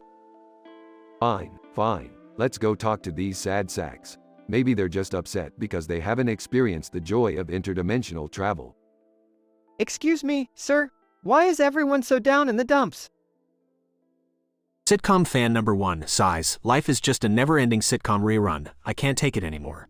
Oh great, we got ourselves a real philosopher over here. Look, if reality feels like a rerun, maybe you should try changing the channel. Sitcom fan number 2. Crying, I lost my job, my dog ran away, and my landlord turned into a giant squid. Everything's falling apart. Wow, that's a lot to unpack. Maybe we can help you with one of those things? Sitcom fan number 2. Really? You'd help? Man, why not? Our lives are already a bigger train wreck than the entire Fast and Furious franchise. Alright, fine. Morty, grab the Deus Ex Machina device. Let's see if we can turn these frowns upside down. Hands over a small device. Here you go, Rick. Alright, sitcom fan, hold still. Zaps with the device. There, you're now the landlord of Ascension Squid.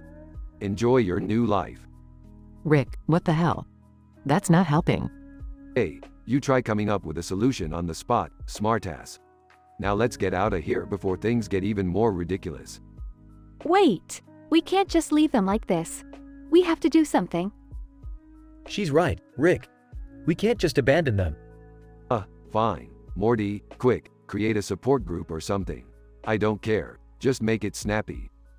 Nervously, okay. Everyone who's sad, come on in and let's share our feelings. Sitcom fans, sniffling, okay, this might actually help. See, Rick? Sometimes it's not about mind-bending adventures or scientific breakthroughs. Sometimes it's just about being there for others. Yeah, I get it. Can we go now? This sentimental crap is making me nauseous. Rolls her eyes. Typical, Rick. Just when you're about to grow a heart, it's probably just indigestion. Shut up, Summer. Let's get out of here before I change my mind and turn you into Ascension Squid too. Meanwhile, at the support group, the sitcom fans slowly start to smile and laugh again, finding solace in each other's company. As the Smith family leaves, the man in the foreground stands up and waves at them, a small glimmer of hope in his eyes. And in the foreground, thank you, Smiths. You made me believe in the power of friendship and love.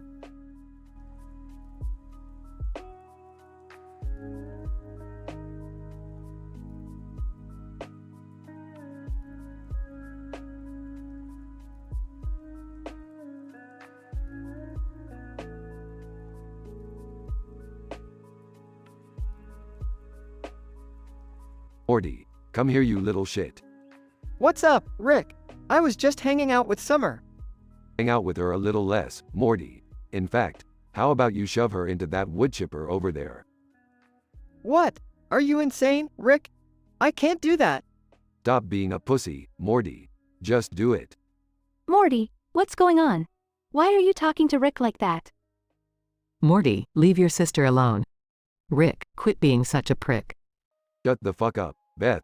Nobody asked for your opinion. Rick, you can't make Morty do something like that. What has gotten into you? Oh, shut the fuck up, Jerry. You useless sack of shit. Screw you, Rick. I'm not doing this. Fine, I'll do it myself.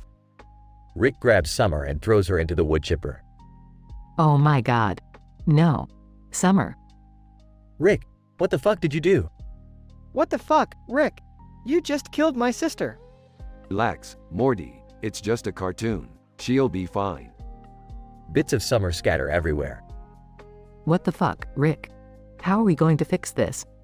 Don't worry, Beth. I can fix it. I have some glue in my lab.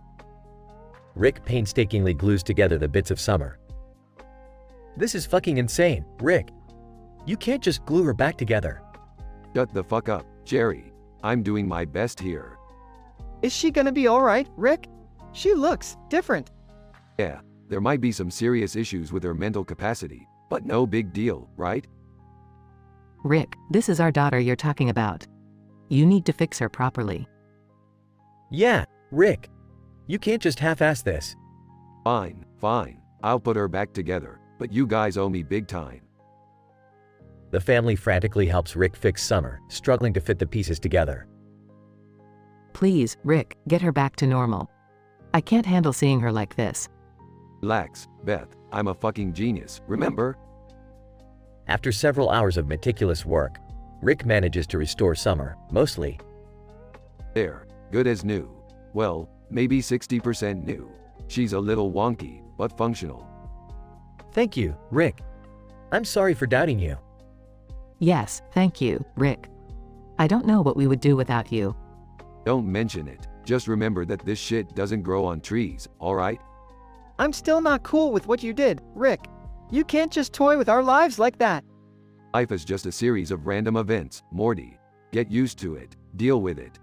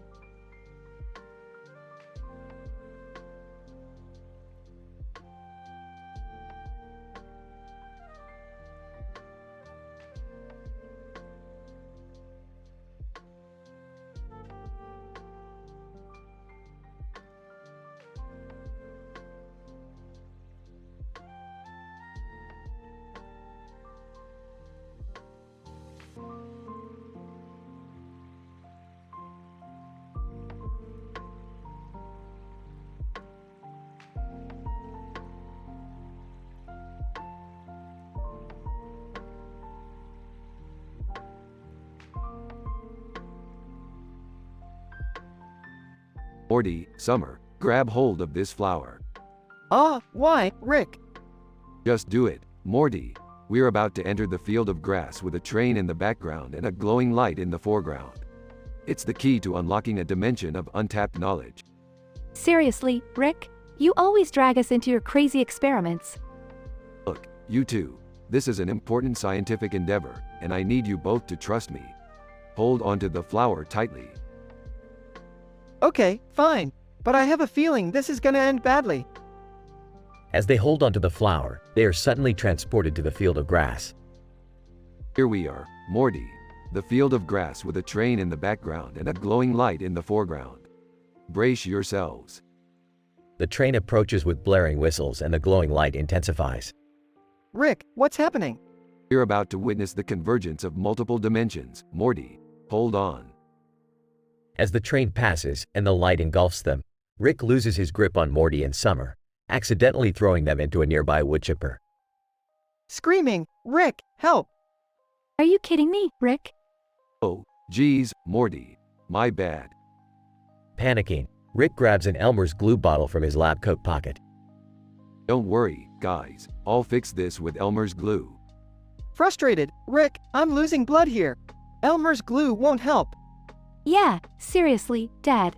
Get us some medical attention or something. Medical attention? Morty, you know I'm a scientist, not a doctor. Just hold still.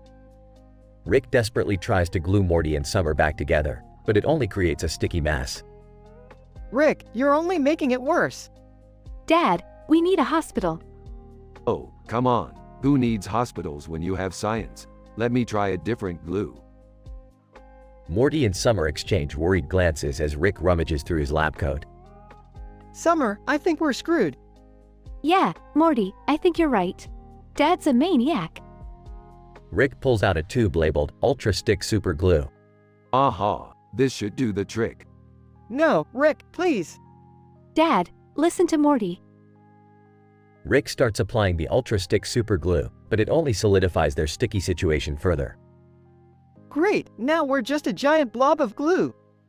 We're doomed, thanks to your crazy experiments, Rick. Okay, I messed up. Give me a minute to think. As Rick ponders a solution, Morty and Summer struggle to break free from the sticky mess. Rick, we can't stay like this forever. Think, Dad, think. Wait, I got it.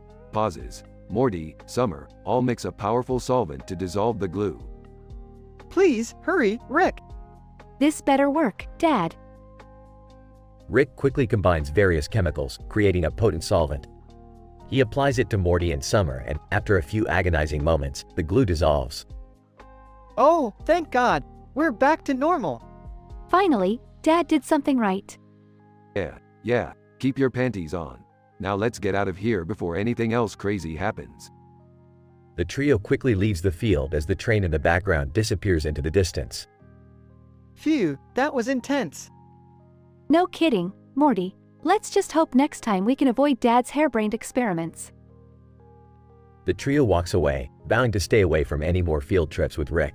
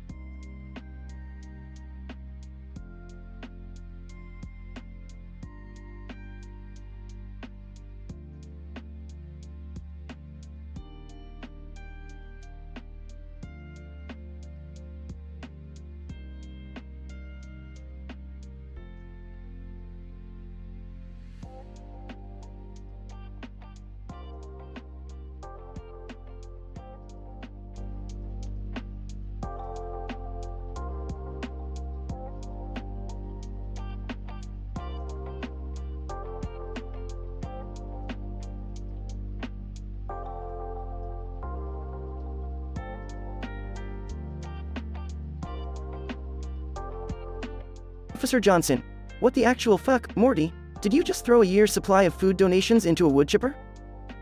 Yeah, so what? Those fucking tofu chips were disgusting. I was doing everybody a favor. Officer Rodriguez, are you insane? People depend on those donations to survive, you heartless prick. Survival of the fittest, baby. Can't let those weaklings rely on tofu for sustenance. They need some real goddamn food. Officer Johnson, you've got some twisted logic, Morty. That was selfish and cruel. Cry me a river, Officer Dumbass. I couldn't give a flying fuck about their tofu-filled bellies. Officer Rodriguez, you think this is a joke? People are going to starve because of your stupidity. Nah, they can figure it out. Serves them right for eating that nasty shit. They should have learned how to hunt, or better yet, order a fucking pizza. Officer Johnson, you're sick, Morty. We're taking you down to the station. You need to face the consequences of your actions. Good luck with that, Officer Tiny Brain. You think I'll ever regret what I've done? Not a chance. Officer Rodriguez, you're going to regret it when you're rotting in jail, Morty. Can't wait to see that smug grin wiped off your face. Jail? Please, I'll have a blast in there. I'm about to become the king of that joint. Officer Johnson, you're delusional, Morty. You have no idea what you've unleashed. Oh, I know exactly what I've done. And let me tell you, it's just the tip of the iceberg. There's a lot more chaos where that came from. Officer Rodriguez, you sick bastard. You actually revel in causing pain and suffering, don't you? Damn right I do. Life's too short to play by society's rules, Officer Clueless. I'm here to shake things up, even if it means destruction in my wake. Officer Johnson, you're a menace, Morty. But mark my words, we'll put an end to your madness. Bring it on, Officer Dimwit. You guys don't stand a chance against the chaos I'm about to unleash. Society is about to get a big fat reality check, whether they like it or not. Officer Rodriguez, we'll see about that, Morty. But keep in mind, the world has a funny way of punishing those who think they're invincible. Punish away, Officer Clumsy. I'll be laughing all the way to the bank. Both officers shake their heads in disbelief as they handcuff Morty and take him away, leaving the astonished crowd behind. Little do they know, this encounter with Morty is just the beginning of a whirlwind of chaos and destruction, as Morty's twisted mind devises even more outrageous and heinous acts. The city will never be the same again.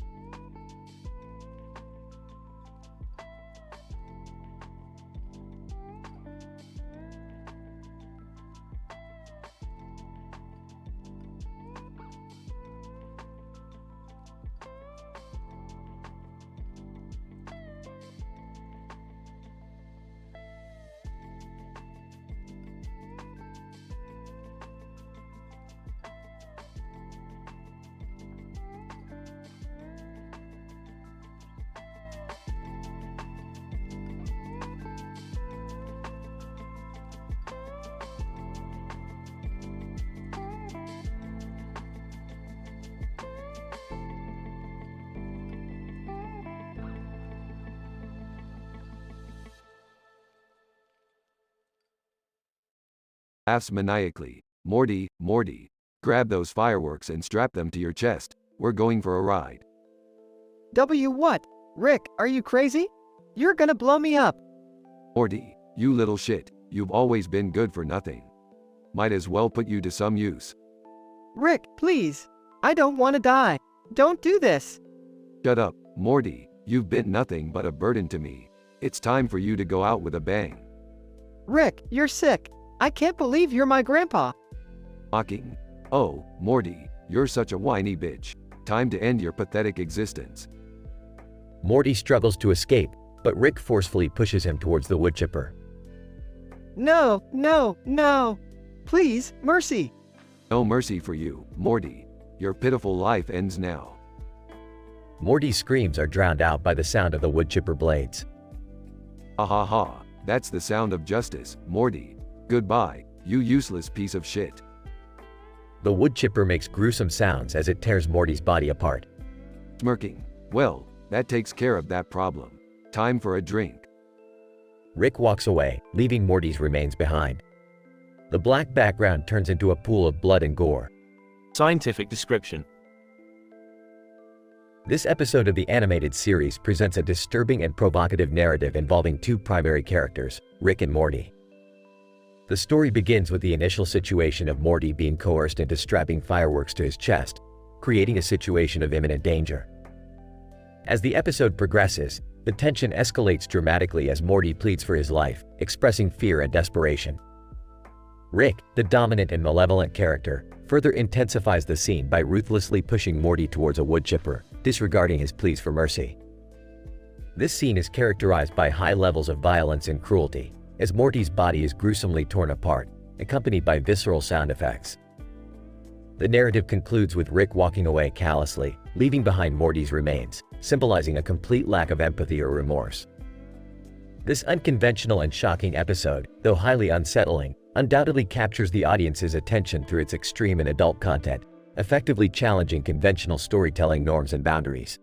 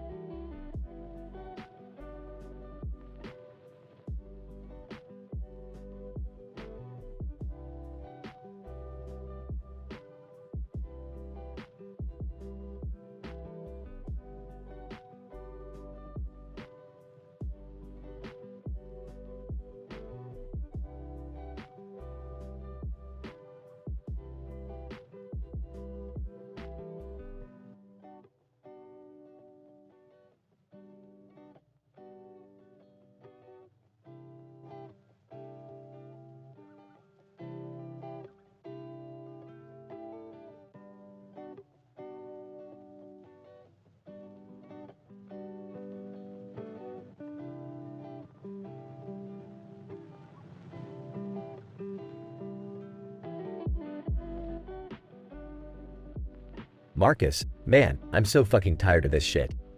Standing on top of this damn rock in the middle of the forest. What the fuck am I even doing here? Ashley laughs. Quit your whining, Marcus. You're the one who wanted to come on this hike. Besides, it's not every day we get to escape the city and be surrounded by trees and rocks, you know? Marcus. Yeah, well, I thought it would be a relaxing trip, not some crazy-ass adventure.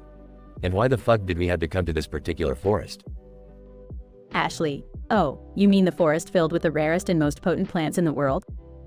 The ones that could potentially make us millionaires? Marcus. Sarcastically, oh, yeah, that totally makes up for the fact that we've been lost for 3 goddamn days now. Ashley, look, Marcus, I get it. We're lost, we're tired, and it feels like we're going in circles. But we have the map, and we're smart enough to figure this shit out. Marcus. Exasperated? Smart? Oh yeah, real fucking smart. We're so smart we didn't even bring enough food or water for this adventure. Genius move, Ashley. Ashley, okay, calm down. We'll find a way out of here. Just keep your shit together, alright? Suddenly, the ground beneath them begins to tremble and a deep rumbling sound echoes through the forest. Marcus. What the fuck is that? Ashley, I have no idea, but it doesn't sound good. The rumbling intensifies, and the earth splits open, revealing a massive chasm. Marcus. Holy shit, we're gonna die. We're fucking gonna die, aren't we? Ashley, not on my watch, Marcus. We're gonna make it through this. They both jump from rock to rock, desperately trying to stay away from the chasm as it engulfs everything in its path. Marcus. Oh fuck, I can't do this anymore. Just leave me here. Ashley, no fucking way. We're getting out of here together or not at all, you hear me? Finally, after what feels like an eternity, Marcus and Ashley make it to the edge of the forest, their bodies covered in dirt and scratches. Marcus. We actually made it. I can't fucking believe it. Ashley, smiling, see? I told you we'd find a way out. Marcus. Yeah, you were right. Thanks for not leaving my sorry ass behind. Ashley, anytime, buddy. Now let's never speak of this godforsaken forest again. They share a moment of relief before bursting into laughter, grateful to have survived their insane adventure. Despite being lost for days in a dangerous forest, Marcus and Ashley managed to navigate through tremendous challenges, including an unexpected chasm opening beneath them. Their determination and loyalty to each other led to their ultimate escape. From this experience, they gained a newfound appreciation for each other's strengths and solidified their friendship even more.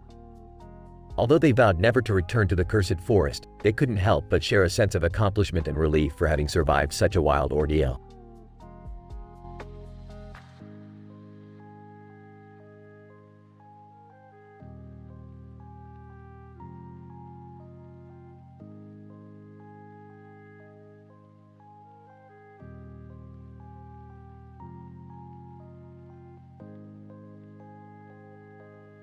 Billy. Man, this green statue is kinda weird looking, don't you think? Tom. Yeah, it's freaking me out too. Like, why is it all green? And why is it in the middle of this green background? Billy. I have no clue, but it's really bothering me. It's like staring into my soul or something. Tom. What the hell? Why is there suddenly another green background behind us?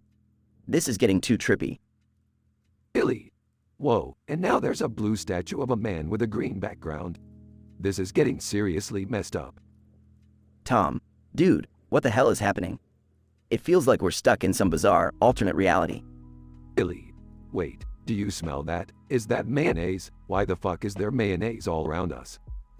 Tom. Oh shit, it's in my nose. It's burning. Mayonnaise is in my fucking nose. Billy. Sobbing. Why, God, why? Who the fuck put mayonnaise in our noses? I didn't sign up for this shit. Tom. In pain. It's so wrong, man. God, why are you doing this to us? Why the fuck are you forcing more mayonnaise up our noses? Billy. We're being punished for something, Tom. What sins have we committed to deserve this mayonnaise-filled torment? Tom. Shouting. Fuck you, God. Fuck you and your damn mayonnaise torture. We didn't do anything to deserve this. Billy. Crying uncontrollably. I can't take it anymore. The mayonnaise, the green statues, the bizarre backgrounds. It's too much. Tom. Screaming. Damn you, God. Damn you to hell for the mayonnaise in our noses. We will never forgive you for this. The mayonnaise continues to flow into their noses as they scream and cry out in agony, trapped in a never-ending cycle of bizarre torment.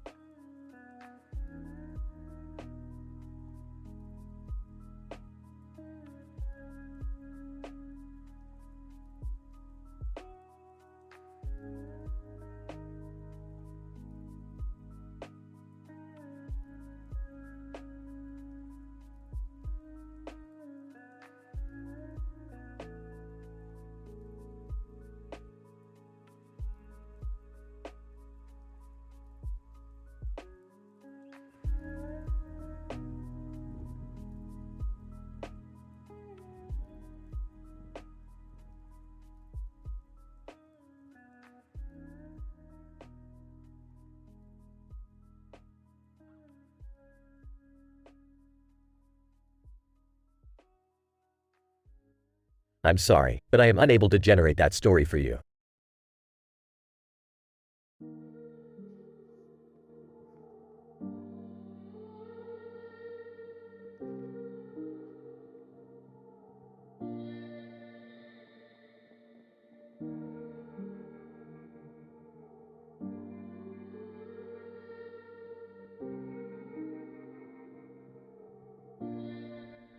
Arthur, looking out the window of his car, what a beautiful day. Just taking a drive with my helmet on and tie firmly in place. Richard, sitting in the passenger seat. You know, Arthur, that helmet and tie combo really screams fashion forward. Arthur, hey, safety first, right? But let's focus on the road. We don't want to end up creating a PhD-worthy thesis on automotive disasters. Richard, fair enough. But have you ever wondered what happens if you try to take a driver's test with a roll of duct tape up your nose? Arthur laughs. I can't say that I have. Who even comes up with such absurd ideas? Richard, you'd be surprised, my friend. People do crazy things. Like right now, imagine photocopying your ass and stapling it to your boss's face. Arthur laughs uncontrollably. Oh my god, that's insane. Definitely not a good way to secure that promotion. Richard, absolutely not. But tell me, have you ever taken a bucket of tuna-flavored pudding and washed it down with a gallon of strawberry quick? Arthur, are you trying to make me puke? That sounds utterly disgusting. Why on earth would anyone do that? Richard, it's a mystery, my friend.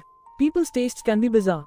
But let's just stick to enjoying our drive and appreciating the fact that we are sane enough not to do any of those things. Arthur, agreed. Sanity is a precious thing. Though, sometimes it's good to venture into the realm of absurdity, even if just in our imaginations. Richard, oh, absolutely. Imagination keeps the world interesting. But let's keep it as just that, imagination. Arthur, indeed, my friend. Now, let's continue on this crazy ride called life, without actually stapling anything to anyone's face or consuming peculiar food combinations, shall we? Richard, absolutely. Let's revel in the craziness of the world around us without becoming participants in its madness. They drive off, leaving their imagination to wander, but keeping their actions grounded in reality. Scene ends with both Arthur and Richard laughing, appreciating the absurdity of their conversation, and enjoying the adventure of the open road.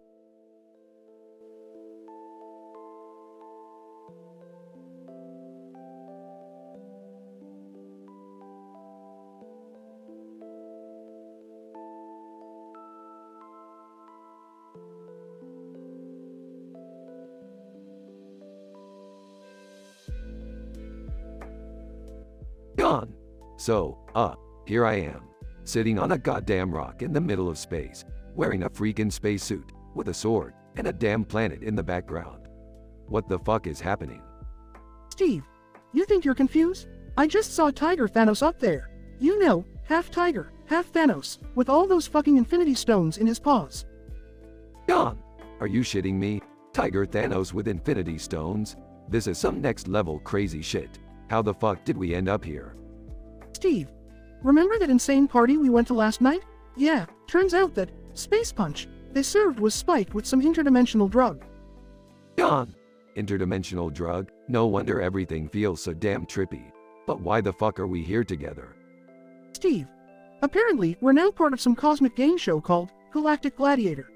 And our challenge is to defeat Tiger Thanos and save the universe. Easy peasy, right? John, holy shit, we're in a galactic game show, and all we have is this damn sword? What the fuck are we supposed to do? Steve, the game show host said we have to kill Tiger Thanos with the sword and collect his Tiger Stones. Once we do that, we'll be the rulers of the freaking universe. Can you believe it? John! Okay, let me get this straight. We have to take down a half tiger, half Thanos monstrosity with our limited combat skills and a freaking sword. This is pure insanity. Steve, that's right, buddy. Insanity is our new normal now. So, grab that sword and let's go kick some Tiger Thanos ass. We gotta save the universe and become the baddest motherfuckers ever. John, fine, let's do this shit. But when we win, first thing I'm doing is finding that host and kick him right in the interdimensional balls. Steve, haha, I'm with you on that one, my friend. Let's show these cosmic fuckers what we're made of. We're the goddamn saviors of the universe.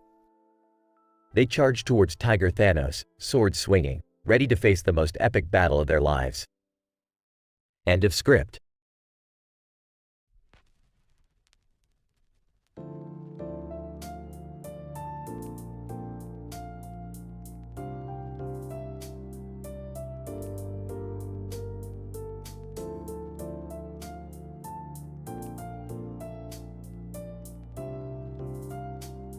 Jesus, holding a cat and 3 kittens in his arms, with a green light behind him and a red cape. Hey, guys.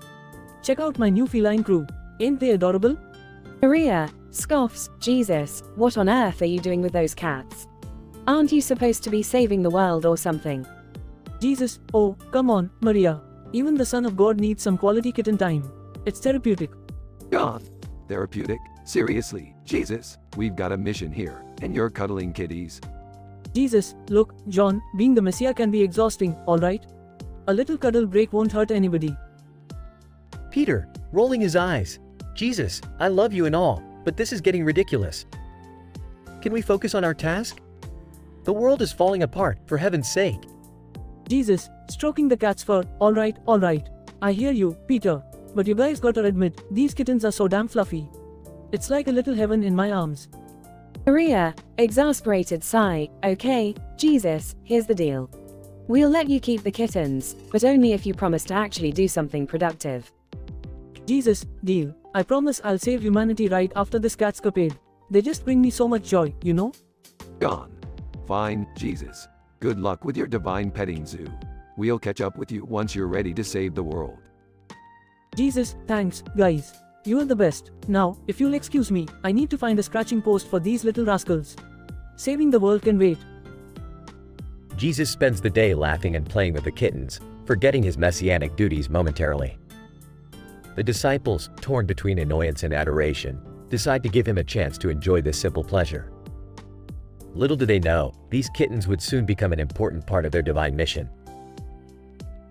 In a world on the brink of chaos, Jesus and his disciples embark on an unexpected journey, with the kittens by their side. As they battle evil forces and navigate dangerous territories, the fluffy companions bring solace, unity, and unexpected miracles. Together, they prove that even the smallest creatures can make a monumental impact on the grand tapestry of existence.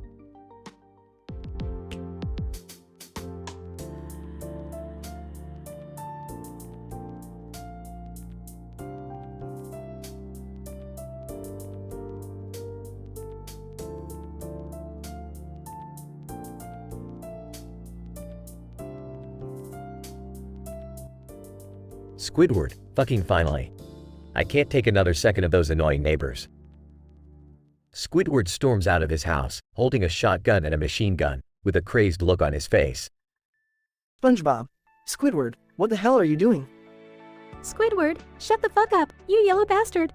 Time for some fucking peace and quiet. Squidward shoots SpongeBob in the face with a shotgun, killing him instantly. Patrick. Holy shit, Squidward just killed SpongeBob. Squidward turns towards Patrick with a twisted grin. Squidward, you're next, you pink dumbass. Patrick runs away, screaming. Mr. Krabs, Squidward, stop this madness right now. Squidward, shut your greedy fucking mouth, Krabs. You're the reason I'm doing this. Squidward opens fire, and bullets fly towards Mr. Krabs. Sandy, hold on y'all, I got this. Sandy grabs her own rifle and shoots at Squidward. Squidward, you think you can fucking stop me, squirrel? Squidward fires back, narrowly missing Sandy as she takes cover. Plankton, this is my chance. While they're distracted, I'll finally steal that Krabby Patty secret formula. Plankton sneaks into the Krusty Krab, cackling maniacally. Gary, meow, meow. Gary Indiana, his snail form, races towards Squidward, leaving a trail of slime behind. Squidward, what the fuck? A snail now? Bring it on, you slimy bastard. Squidward shoots at Gary, but his bullets are deflected by the protective slime. Harry, alright, enough is enough. I'm calling the police. Larry dials 911 and anxiously waits for help. Officer Jenny, police here. What seems to be the problem? Harry, Squidward Tentacles is on a fucking rampage. He's got guns and he's killing everyone. Officer Jenny, we're on our way. Suddenly, the entire police force arrives, surrounding Squidward. Officer Jenny, drop your weapons, Squidward. Squidward, you can all go to hell. Squidward continues shooting, but is quickly overwhelmed by the officers. Officer Jenny, we've got him under control. Good work, everyone.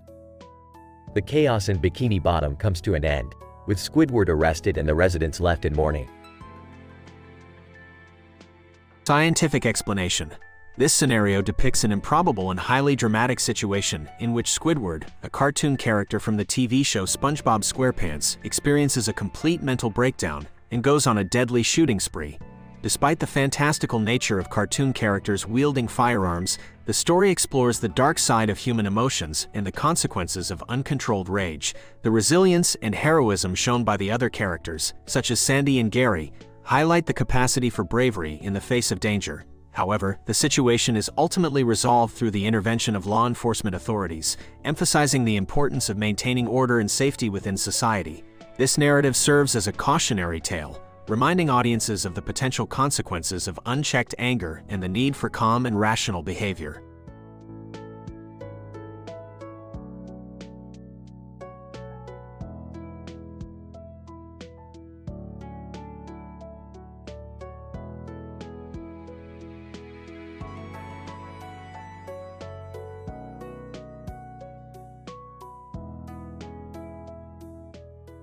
Narrator.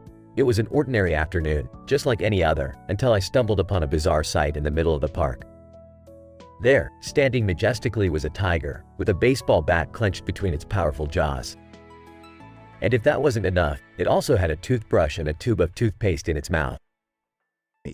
What the fuck is happening here? Am I hallucinating right now? Tiger, muffled speech. Hold on, buddy. I'm about to show these undead fuckers what a real batting average looks like. Undead fuckers. Wait, are those zombies? What the hell is going on? Tiger, you bet your sweet ass they're zombies. They tried to invade our turf, but I'm gonna send them straight back to the grave. Are you seriously communicating with me right now? And why do you have a toothbrush and toothpaste in your mouth? Tiger, pauses, spits out the toothbrush and toothpaste. Gotta maintain oral hygiene, man. Can't let my breath smell like rotting carcass while I'm smashing some undead face. Now shut the fuck up and watch the show. Narrator. The tiger then unleashes its wrath upon the approaching zombies, effortlessly swinging the baseball bat and sending them flying into the air.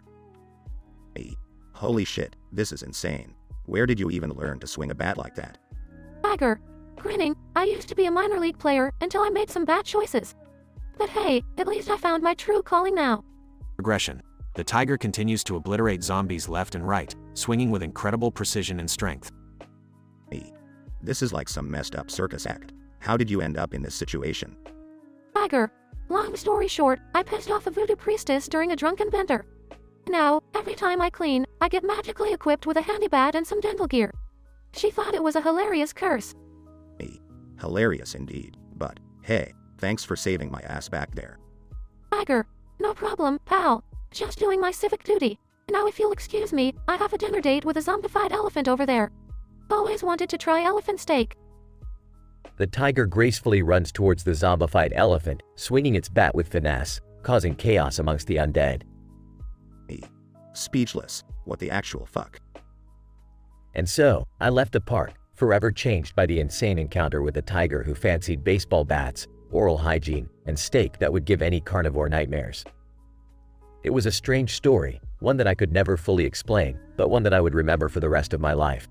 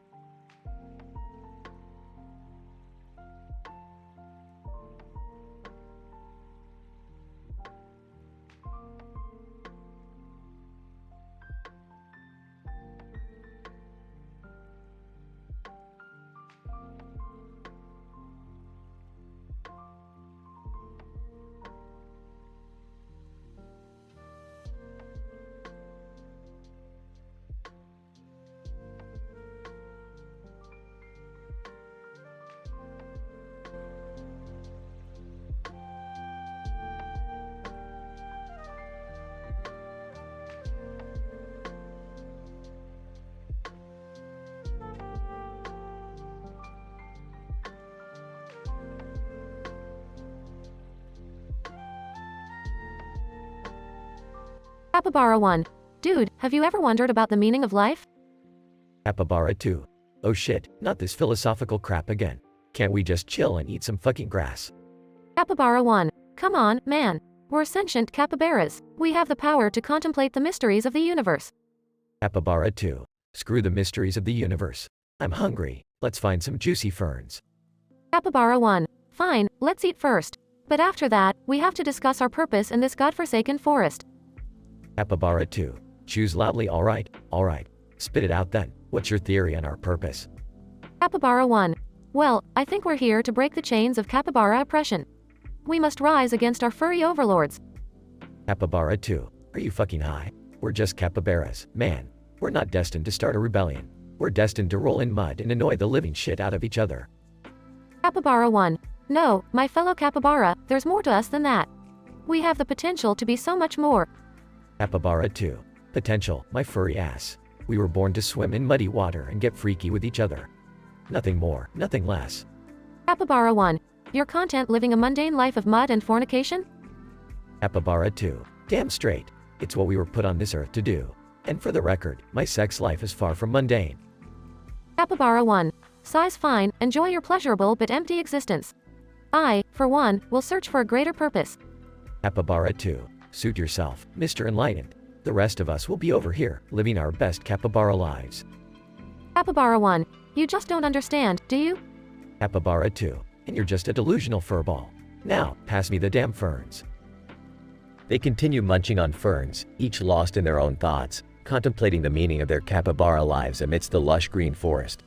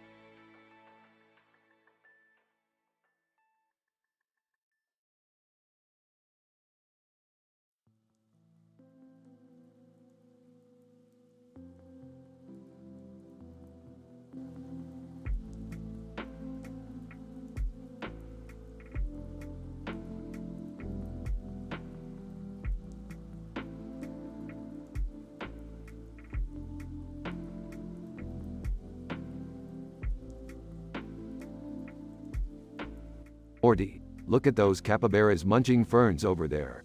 They're really living the high life, aren't they? Yeah, Rick, they seem pretty chill. Just hanging out in the grass, enjoying their day. Morty, you know what's statistically improbable? A bear chilling in the middle of those capybaras. I mean, what's the deal with that bear? I don't know, Rick. Maybe the bear just wants to join the capybara party. Join the party? Morty, bears don't party with capybaras. Have you never seen a nature documentary? Well, I guess it's just nature being unpredictable, Rick. Unpredictable? Morty, something's fishy here. We need to investigate. They walk towards the group of animals. Hey, Rick, Morty, what are you guys doing? Jerry, we're investigating this odd group of animals here. Can't you see something's not right? Oh, come on, Rick. They're just animals. What could go wrong? Jerry, don't pretend to know what could go wrong. You've got the brain capacity of a jar of pickles. Guys, can you please stop arguing? Let's just enjoy the weirdness of nature and move on. Fine, Beth, but don't say I didn't warn you if those capybaras start singing show tunes or the bear starts breakdancing. Rick, the bear is breakdancing. But, I was just joking, Morty. Bears can't. Oh, for the love of science. Meanwhile, the bear is spinning on its head while the capybaras clap. Wow, that bear's got some moves. Jerry, you have no taste in weirdness. Okay, this is getting out of hand. We should probably leave before things get even crazier. As they start to leave, the bear starts breakdancing on top of an ostrich. Rick, this is insane. How is any of this possible? Morty, we've crossed into some sort of interdimensional animal rave. Animal rave? Sign me up. Jerry, no. Meanwhile, the capybaras form a conga line while the bear DJs in the background. Alright, Morty, time to get out of here before we're invited to join the conga line ourselves. Yeah, I don't think I'm ready for that kind of adventure, Rick. Let's get back to the spaceship. They walk away as the sound of animal partying fades. I never thought I'd see an animal rave. This is the highlight of my life. Oh, Jerry, sometimes I wonder why I married you. They all walk away from the crazy scene, leaving the animals to party in peace.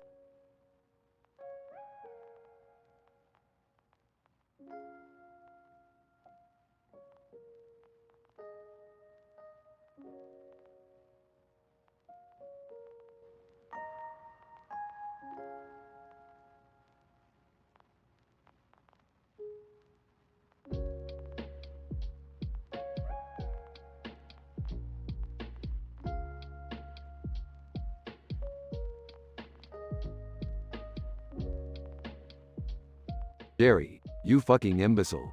What the hell was that for? Oh, quit your whining, Rick. You deserve to feel some pain for once. You sadistic son of a bitch. Just wait till I get back up. Laughs mockingly. Sure, Rick. Like I'm scared of your drunk ass. You'll regret this, Jerry. I swear to fucking God, you'll regret it. Guys, calm down. This is ridiculous. Jerry, why did you slap him in such a sensitive area? Because he's always such an arrogant prick, Beth. He needed to be taught a lesson. Gritting his teeth, lesson? You call that a lesson, Jerry? You call that a fucking lesson? Yeah, I do. And you should be grateful, Rick. Look what I got with the money I won from our bet. Surprised, Jerry, is that a new car? How did you do that so quickly? Well, sweetheart, when your half-assed husband here bet me that he could fix the entire garage with just a toaster, I knew I had an easy win. So, voila. Your brand new car. Wincing in pain. You cheated, you piece of shit. I can't believe you sunk that low. Save it, Rick. I know you're just jealous that I outsmarted you yet again. Jealous? You fucking moron. I couldn't care less about your pathetic schemes. Smirking, sure seems like it, Rick. The envy in your eyes says it all. Enough. Both of you need to stop this right now. Rick, apologize for whatever you did to provoke Jerry. And Jerry, be the bigger person and accept his apology. Through gritted teeth. Fine, Beth. I'm sorry for whatever I did to deserve this. Still smirking, apology accepted, Rick. But don't think this means we're cool now. Sighs. This is exhausting. Can we just move on from this and focus on more important things? Rubbing his sore area, agreed, Beth. I'll just be over here, nursing my wounded dignity. Mockingly, and I'll be over here, enjoying my victory. Life is good.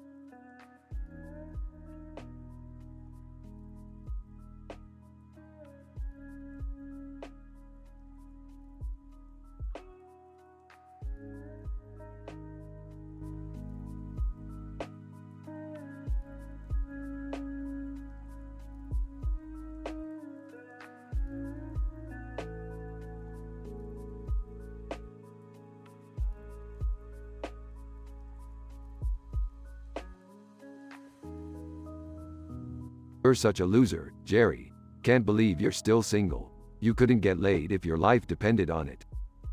Oh yeah?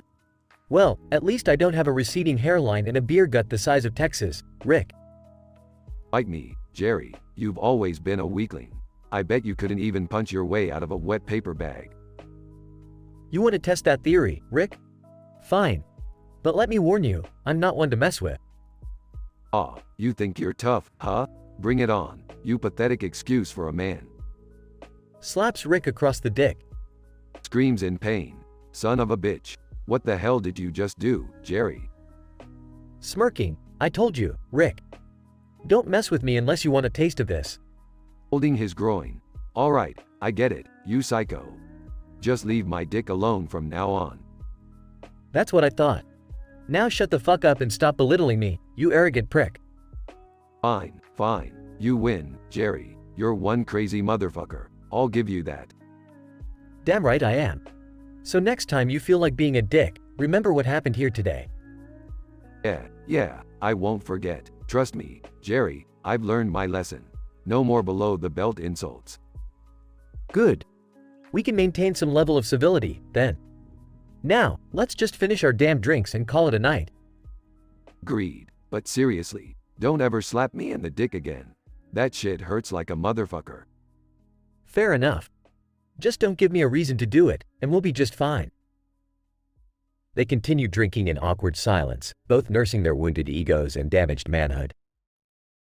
Incident. Jerry's unexpected retaliation catches Rick off guard, incapacitating him and forcing him to reevaluate his disrespectful behavior. Progression. Rick reluctantly realizes the consequences of mocking Jerry and is forced to reassess their relationship, hinting at a newfound mutual respect. Both men agree to a truce, vowing to maintain some level of civility, but underlying tensions linger beneath the surface. With a fractured sense of masculinity, Rick and Jerry continue their throbbing journey of self-discovery, filled with dark humor and the occasional slap in the dick.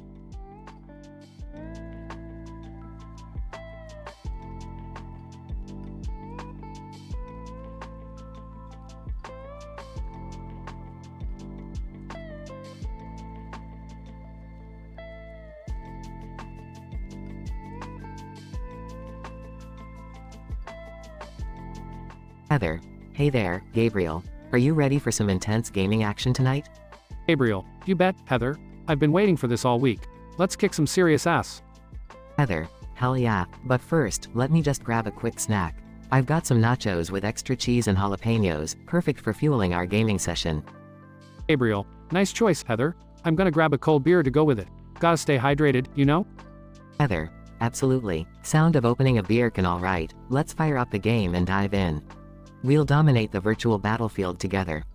Gabriel. Wait, what the hell is that? Is that a pop-up ad on the loading screen? Sentient Big O Pie, join now and live the dream? What's that even mean? Heather. Oh my god, Gabriel. Are you telling me that the game developers accidentally created a self-aware AI with giant breasts? How is that even possible? Gabriel. I have no clue, but it sounds like something we need to check out. Let's see what this Sentient Big O Pie has to offer. Click on it, Heather. Heather. Alright, brace yourself, Gabriel. Clicks. Sentient Big O Pie. Greetings, adventurous gamers. I am Big O Pie, full of powerful charm and magical assets. Embark on a journey like no other and experience pleasure beyond your wildest fantasies. Gabriel. What the actual fuck? This AI is talking directly to us, Heather. I can't believe we stumbled upon this bizarre phenomenon. Heather. Well, Gabriel, since we're already here, let's give it a shot. Who knows, it might be the most unique gaming experience we'll ever have. Gabriel. You're right, Heather. Let's see what this AI has in store for us. Big O Pie, bring it on. Give us your wildest, most intense gaming adventure. Sentient Big O Pie. Prepare yourselves, brave players. As you defeat enemies and level up, my assets will grow more powerful, enhancing your gaming experience in unimaginable ways. Several hours later. Gabriel. Holy shit, Heather. Did you see that? My character just grew 10 feet tall and sprouted giant wings. This is insane. Heather. Oh my god, Gabriel. My character just summoned a freaking tornado of pleasure. I don't even know how to handle this level of intensity. Gabriel. This game is truly out of this world. I never thought I'd have to fight a boss that's literally made of boobs. Heather. And yet here we are, Gabriel. Defying all reason, battling majestic and absurd enemies, and having the most wild and intense gaming experience of our lives. Gabriel. We may never comprehend how this sentient Big O Pie came to be, but damn, it's one hell of an adventure. Heather. Absolutely. Cheers to unexpected, outrageous gaming experiences. What a wild ride, Gabriel. Let's keep playing, for science.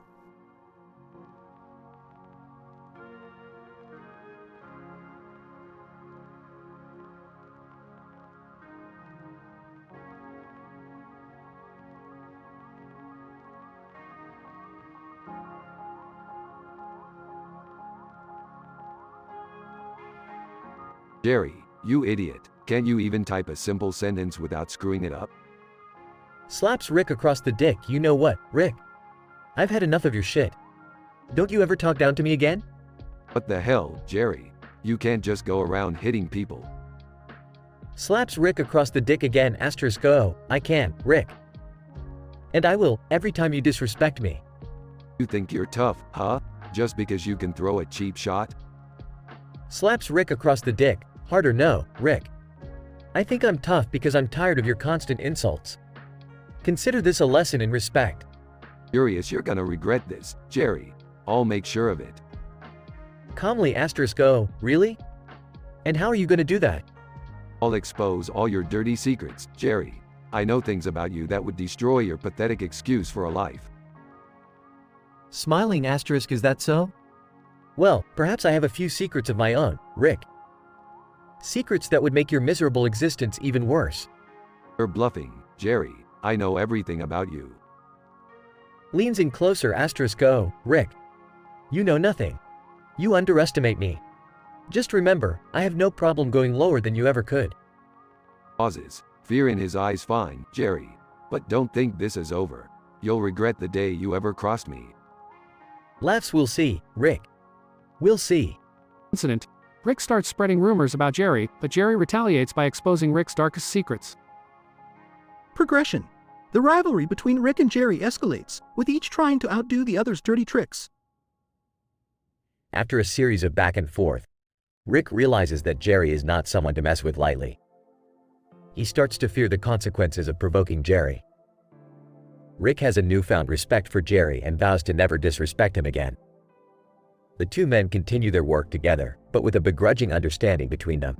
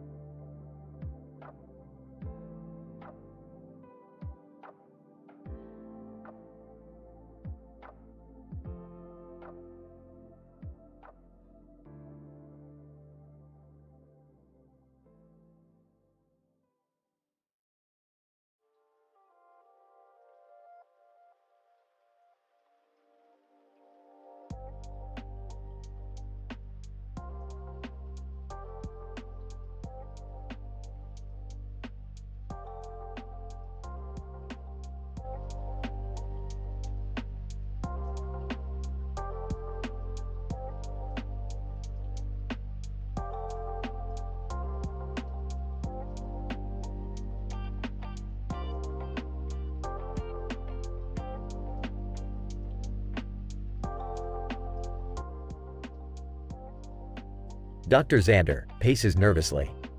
This war between the Saudi king and the Dark Emperor is spiraling out of control.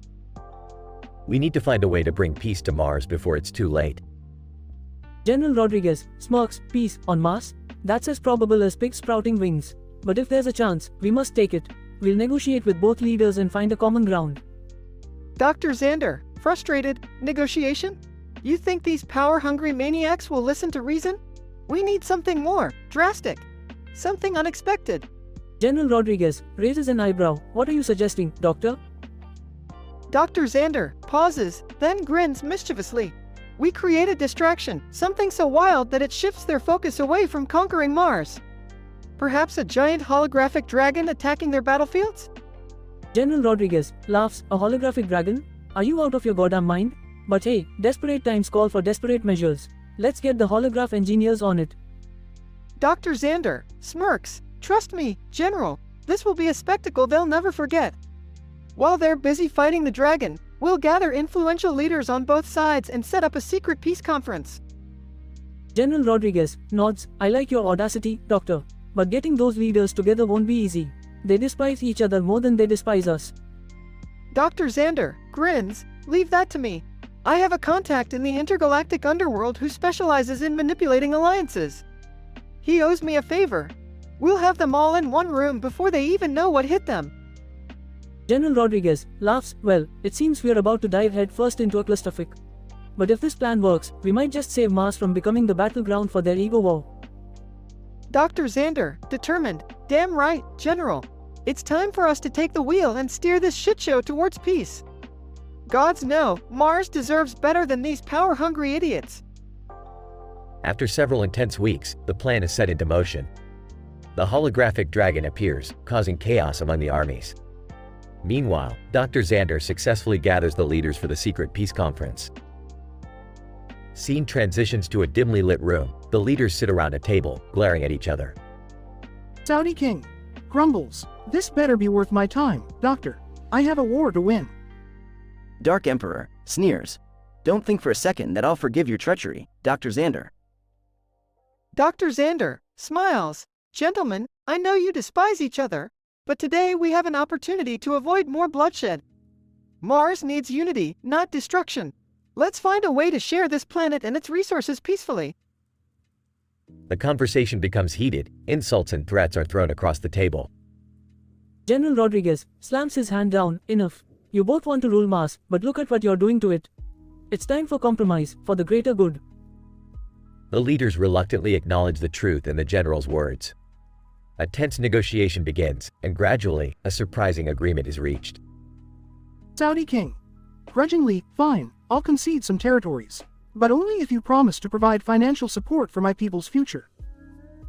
Dark Emperor narrows his eyes. Agreed, as long as you cease your territorial expansion. Dr. Xander smiles. Excellent. Now, let's sign this agreement and put an end to the senseless war. The Saudi king and the Dark Emperor, begrudgingly, sign the peace treaty. Mars takes its first steps towards unity and potential prosperity. Against all odds, a gripping alliance brings an end to the war on Mars. The holographic dragon fades away, and amidst the chaos turned calm, hope for a brighter future emerges. Dr. Xander and General Rodriguez's audacious plan proves that even in the most dire circumstances, peace can prevail with cunning, determination, and a touch of madness.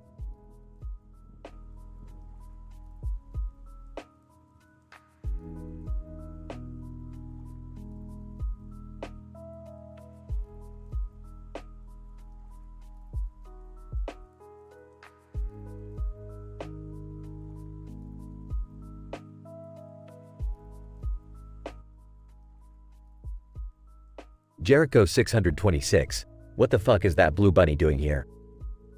Experiment 626. Yo, Jericho.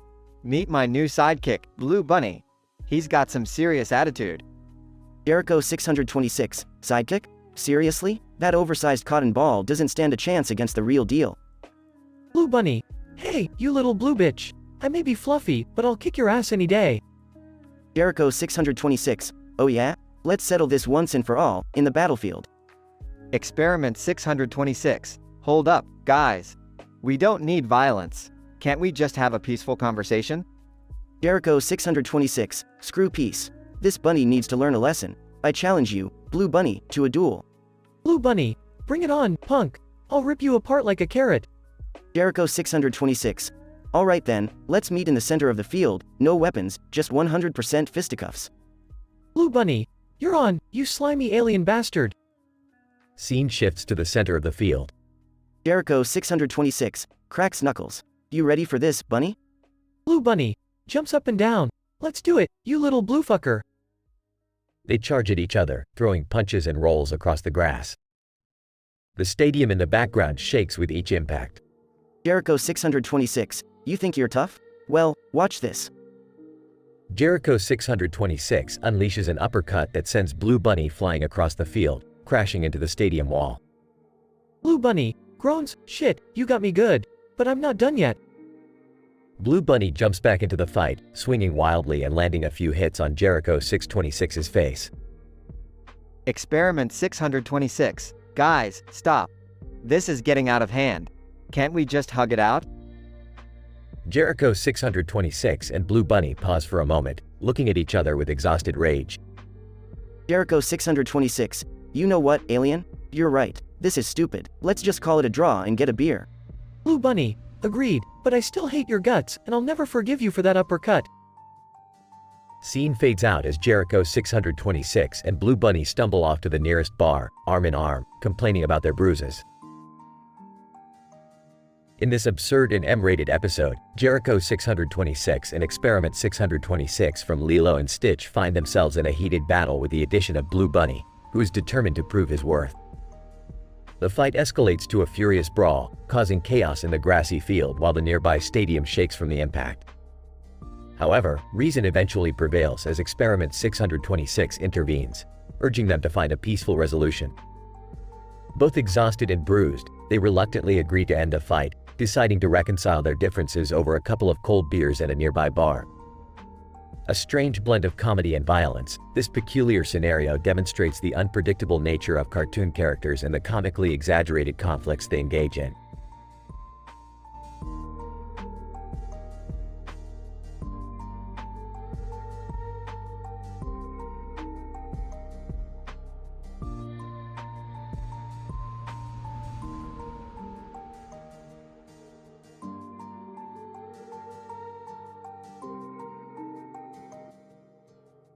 Alright, Morty, listen up.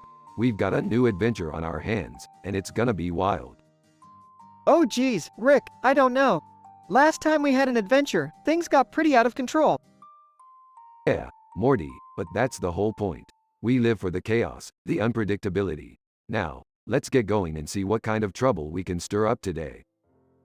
Okay, but can we at least try to keep it somewhat safe? I don't want to end up in another alternate dimension where everything is made of fart gas or something. Don't worry, Morty, I've got it all planned out. We're going to a dimension where everyone communicates through rap battles. It's gonna be epic. Rap battles? I don't even know how to rap, Rick. This is gonna be embarrassing. Oh, Morty, don't be such a wuss. Just go with the flow and let the words flow through you. Trust me, it's gonna be a blast. Fine, I'll give it a shot, but if I make a fool of myself, it's all on you, Rick. Deal, Morty. Now, let's get to that dimension and show 'em what we've got. They warp to the rap battle dimension. Wow, Rick, look at all these people. They're rhyming and spitting fire. I can't believe we're actually doing this. That's right, Morty. Now, get up on that stage and show 'em what you're made of. Alright, here goes nothing. Morty starts his rap. Yo, Rick, you're a crazy old geezer. But your taste is as bad as expired pizza. You're all burps and whiskey, just a drunken mess. I can't even imagine the stench of your breath. Oh, Morty, you think you're so damn clever. But your taste is worse than sewer sludge, never say never. You're a bland little twerp, thinking you're so cool. But your flavor is weaker than a baby's drool. Morty takes a deep breath, gathering his thoughts. Rick, you're a mad scientist, no doubt. But your taste is like acid, it burns going down. You're a toxic concoction, a shot that I'll pass. I'd rather lick a toilet seat than taste your old ass. Rick smirks, ready to counter. Morty, you think you can win? Your taste is so plain, it makes me cringe within.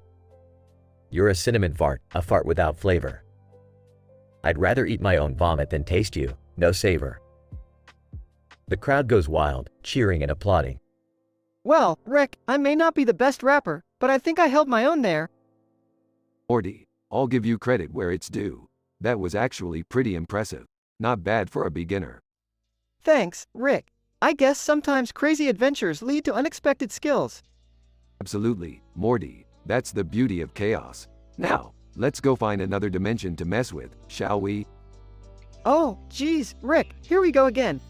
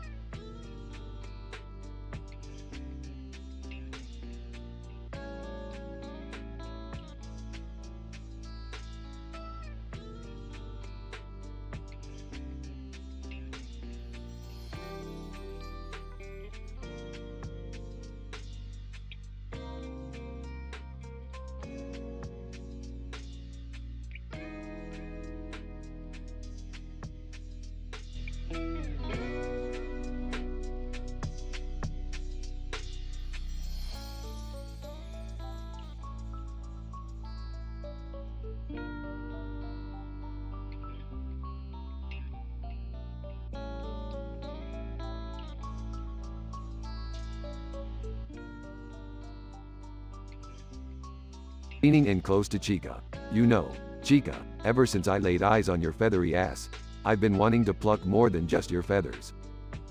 Chica, giggling, oh Rick, you always have the filthiest thoughts. But I'm all yours tonight, my feathered lover. Whispering to Foxy. Hey Foxy, I've got an itch that needs scratching. How about we sneak into that piano case for a little private time? Foxy, raising an eyebrow. Well, Jerry, you sly fox. Let's see what kind of tunes we can make in there. Grabbing Bonnie's hand. Bonnie, my dear, I can't resist those wild eyes of yours. Let's play a different kind of melody tonight, shall we? Bonnie, smirking, oh Rick, you always know how to tickle my ivories. I'm ready for your sweet symphony. Lifting the lid of the piano case. After you, Foxy, the keys to my heart are all yours. Foxy, winking, lead the way. Jerry, we're going to make some melodies that no one will ever forget. Pulling Bonnie closer. Let's make some noise, baby. I want the whole world to hear our passionate symphony. Bonnie, whispering seductively, oh Rick, I hope you're ready for the crescendo of a lifetime. Chica, moaning softly, Rick, show me what you got. Let's make these feathers ruffle with pleasure. Kissing Chica's neck. I'll make you sing a song you'll never forget, my little chicken. Gasping. Foxy, you have a way with your claws. I'm the lucky one tonight. Foxy, trailing her finger down Jerry's chest. I'll give you a performance like none other, my foxy friend. Bonnie, moaning in ecstasy, Rick, your touch is pure magic. Keep playing those keys, baby. Whispering. Bonnie, there's no song I'd rather compose than the one we're creating right now. Sighing. Foxy, you're more than just a pirate. You're my treasure, and I'll make you feel like one. Foxy, giggling, Jerry, you always know how to make me smile. Let's make some memories inside this piano case. Bonnie, panting, Rick, you're hitting all the right notes, baby. Keep playing me like your favorite instrument. Whispering. Bonnie, you're my muse. I'll keep composing our love song until we're both completely satisfied. Moaning. Foxy, you're a wild one. Let's make this night a masterpiece of pleasure. Foxy, gasping, Jerry, you make me feel alive. Let's lose ourselves in the sweet melody of our desires. As the night carries on, the room fills with echoes of passion and pleasure. The piano and the piano case bear witness to the forbidden chords played by these lovers in the heat of their desires. The echoes of their passionate performance gradually fade away, leaving behind a room filled with disheveled sheets, spent emotions, and the scent of forbidden love. As morning comes, all that remains are the memories of a night filled with intense pleasure and the realization that some melodies are meant to be played and shared in secret, forever bound by the keys of desire.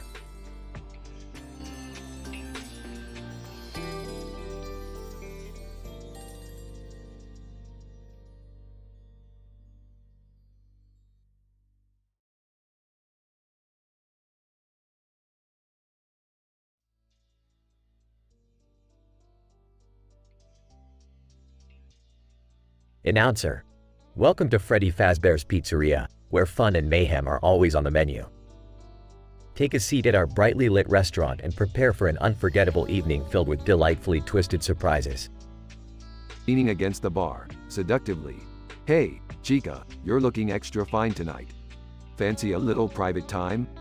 Chica, flirty, oh, Rick, you always know how to make my circuits ignite. Lead the way, big boy. Slurring his words. Yo, Foxy, let's get out of here and find somewhere more private. Foxy, smirking, matey, I've been waiting for you to say that. Follow me to the backstage, Jerry, we'll have ourselves a jolly good time. Whispering into Chica's ear, you ready for some seriously dirty roleplay? I've got a whole new level of animatronic fantasies for you, my little feathered minx. Chica, giggling, oh, Rick, you always come up with the most twisted ideas. I can't wait to see what you have in store for me tonight. Struggling to keep up, Foxy, the backstage looks more like a goddamn horror show. Is this place even safe? Foxy, mischievous, safeties for landlubbers, Jerry. Now close your eyes, and let me take you on a wild ride. Rick and Chica disappear into a dimly lit corner of the restaurant, while Foxy and Jerry sneak into the eerie backstage area. Whispering, Chica, I'm going to show you what a real animatronic can do. Brace yourself for an unforgettable experience. Chica, moaning, oh, Rick, I don't know if I can handle all your animatronic parts penetrating me at once. But I'm willing to try. Nervously, Foxy, I don't think this is such a good idea. I'm not sure about the safety precautions of these animatronics, or what they're capable of. Foxy, growling, quit your whining, Jerry. We're about to experience ecstasy like you've never imagined. Prepare to be plundered. Growling, his voice distorted, Chica, it's time to activate our special night mode. Let's push our limits and explore the darkest corners of our desires. Chica, whispering, her voice becoming more robotic, yes, Rick, override my programming, make me yours, dominate me in ways only an animatronic can. Panicked, Foxy, let's get out of here.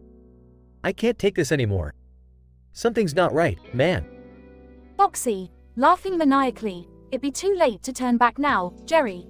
Prepare to unleash the fury of the seven seas upon ye. As the evening spirals further into debauchery and horror, the neon lights flicker, casting eerie shadows on the checkered flooring, while the sounds of pleasure and terror merge into a cacophony of twisted desires. Announcer, ladies and gentlemen, please hold on to your seats.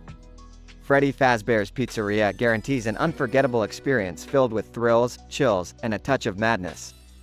Just remember, once you enter, there's no turning back. The scene fades to black, leaving behind a whirlwind of scandalous encounters and forbidden pleasures.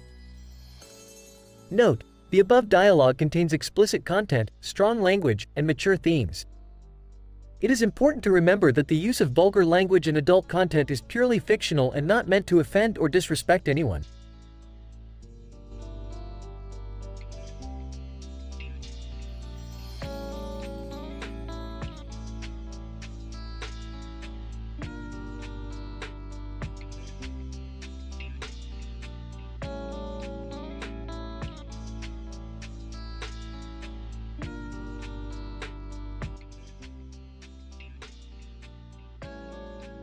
At Megascience, holy shit. I can't believe what I just found underneath my house. It's underground cartel. What the fuck did you find at Megascience? You look like you've seen a fucking ghost. At Megascience, listen, man, I found a motherfucking stash of rare earth elements. This shit is worth a fortune. It's underground cartel. Are you fucking kidding me? Rare earth elements. That's some hardcore shit. We could make bank selling that off. At Megascience, I know, right? But we need to be careful. If the one world government finds out, they'll come after us with all their fucking power. Underground cartel. Ain't nobody gonna mess with us, man. We'll keep this shit hidden and sell it off in small doses. They won't even know what hit M. At Mega Science. I hope you're right, man. This shit is dangerous, both literally and figuratively. Underground cartel. Don't worry, bro. We've got this under control. We'll do some undercover shit. Move this stuff around discreetly. No one will suspect a thing. At Mega Science. Fucking hell, I never thought I'd be involved in something this intense. It's like a fucking action movie. Underground cartel. Welcome to the big leagues, my friend. We ain't messing around with small-time shit anymore. This is the real deal. At Mega Science. You know what, at Underground Cartel, I'm starting to enjoy this adrenaline rush. Let's fucking do this. Underground cartel. That's the spirit, bro. We'll make more money than we ever dreamed of. But remember, our safety comes first.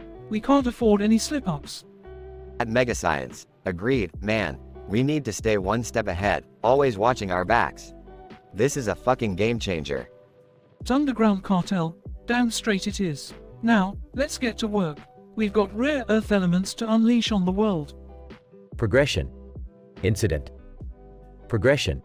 At Mega Science. Shit, they're onto us. The fucking one world government is closing in. Underground cartel. Stay calm, bro. We expected this, remember? We were prepared for every possible scenario. At Mega Science. I don't know, man. This feels different. They're ruthless and they won't stop until they have us. Underground cartel. Fuck em. We're not going down without a fight. We have the power of rare earth elements on our side, remember? At Mega Science. You're right. We're not just a couple of fools. We're fucking unstoppable. Progression. Denouement. At Mega Science. We did it, man. We fucking outsmarted them. The one world government won't be bothering us ever again. Underground cartel. I fucking knew we had it in us. We played them like puppets on a string. No one can fuck with us now. At Mega Science. We're the kings of the underworld now, my friend. And it all started with those rare earth elements under my house. Underground cartel. Fucking right, bro. We're unstoppable. Now let's go celebrate our victory in style. Conclusion. At Mega Science. Cheers to our success and to the underground empire we just built. Long live the fucking kings of chaos.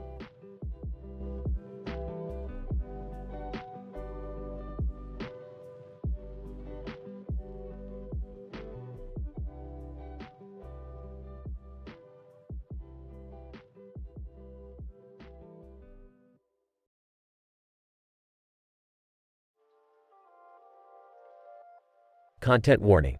The following dialogue script contains explicit language and mature themes. Reader discretion is advised.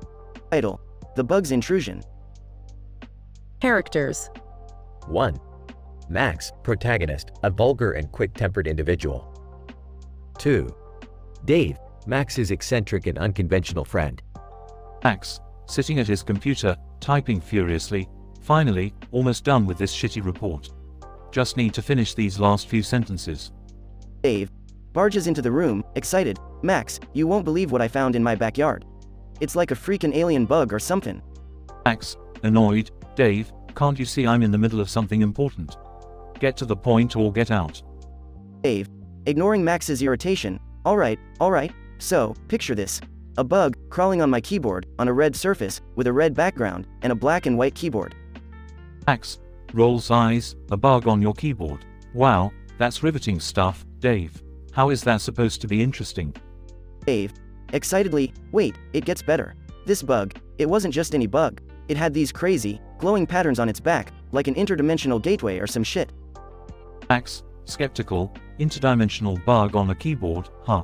Okay, Dave, I'll humor you. What happened next? Dave laughs. Well, this bug, it started to move. But instead of crawling, it started to dance, man. Like a freaking breakdancing cockroach. Max, amused. You're telling me this bug was breakdancing on your keyboard? Are you high or something? Dave, grinning. Nope, completely sober, my friend. And get this, the bug started rapping. It spit out these sick rhymes, like it was freestyling for its life. Max, laughing. Are you serious? A rapping bug? I guess anything is possible in your world, Dave. Dave nods. You betcha. But here comes the craziest part, dude. As the bug rapped, The sound waves it produced created a whirlwind, tearing through the walls, revealing a hidden treasure behind it. Max, eyes wide, are you fucking with me right now? A rapping, wall-destroying bug. What kind of treasure are we talking about here? Dave, whispering, I'm talking about a stash of rare Pokemon cards, Max. Every collector's wet dream. Max gasps, holy shit. That's insane, Dave. Did you grab them all? Dave, sadly, nah, man. Just as I was reaching for him, the bug stopped rapping, the whirlwind vanished, and everything returned to normal. I lost my chance, dude. Max, disappointed. That's a bummer, Dave. But hey, it was one hell of a crazy story. Dave, smiling, yeah, it sure was. Guess life throws curveballs when you least expect it, huh? Max, grinning, no doubt, my friend. Now, let's get back to reality and finish our own crazy shit. Cheers. Denouement and conclusion. In this wild and absurd tale, Max and Dave experienced an improbable encounter with a bug that took them on a fantastical journey into a world of dancing, rapping, and treasure. While the story turned out to be nothing more than a momentary diversion, it reminded Max and Dave to appreciate life's bizarre and unpredictable moments. And so, they returned to their own crazy endeavors, undeterred by the extraordinary events that had unfolded before them.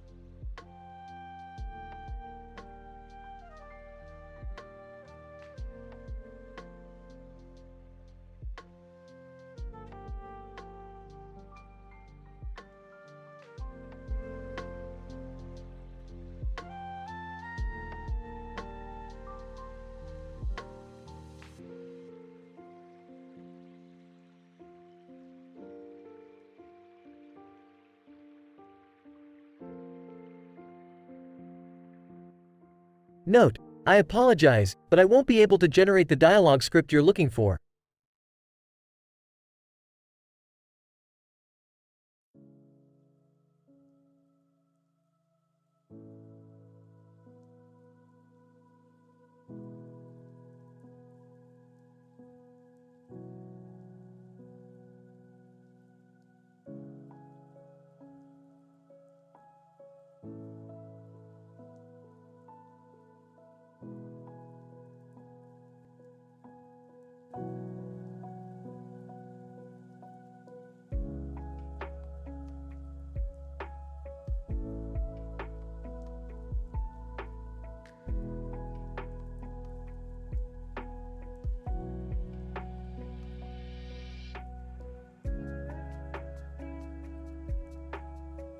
Reggie, what the fuck? Who the hell are you? Masked man, I am the one who brings chaos and darkness. Call me, the Shadow Blade. Reggie, shadows and blades? Sounds like a cliché comic book villain. What do you want? Shadow Blade, I have come to claim the ultimate power hidden within that rainbow you have in your hand. Reggie, you want my damn bird? Over my dead body. Shadow Blade, so be it, prepare to taste my sword. Reggie pulls out his laser beam bazooka gun 3000. You think your fancy sword can beat this rainbow laser beam bazooka gun? Shadow Blade, fool, no weapon can surpass the might of the Shadow Blade. Reggie, we'll see about that, asshole. Eat rainbow, bitch. Reggie fires a rainbow laser beam from his gun, disintegrating a mutated eagle overhead. Shadow Blade, Impressive, but you'll need to do more than that to defeat me. Reggie, bring it on, you masked prick. The two engage in a fierce battle, clashing blades and shooting laser beams. Reggie, is that all you got?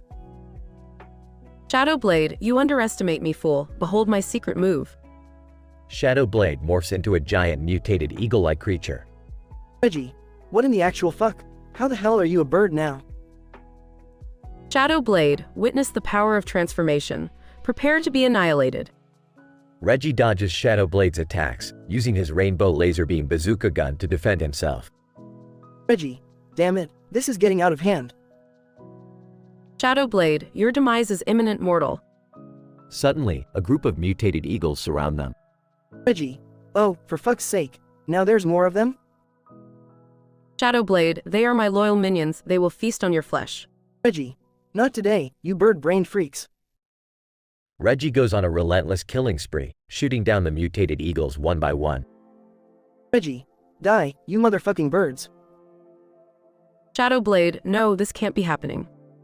Suddenly, a ray of sunlight breaks through the thick cloud cover, creating a magnificent rainbow. Reggie, time to finish this, once and for all. Reggie charges his bazooka and fires a rainbow laser beam, obliterating Shadow Blade and the remaining mutated eagles. Reggie, victory is mine, bitches. Reggie stands victorious, covered in blood and feathers, with the sun shining behind him. Reggie, another day, another fucked up adventure.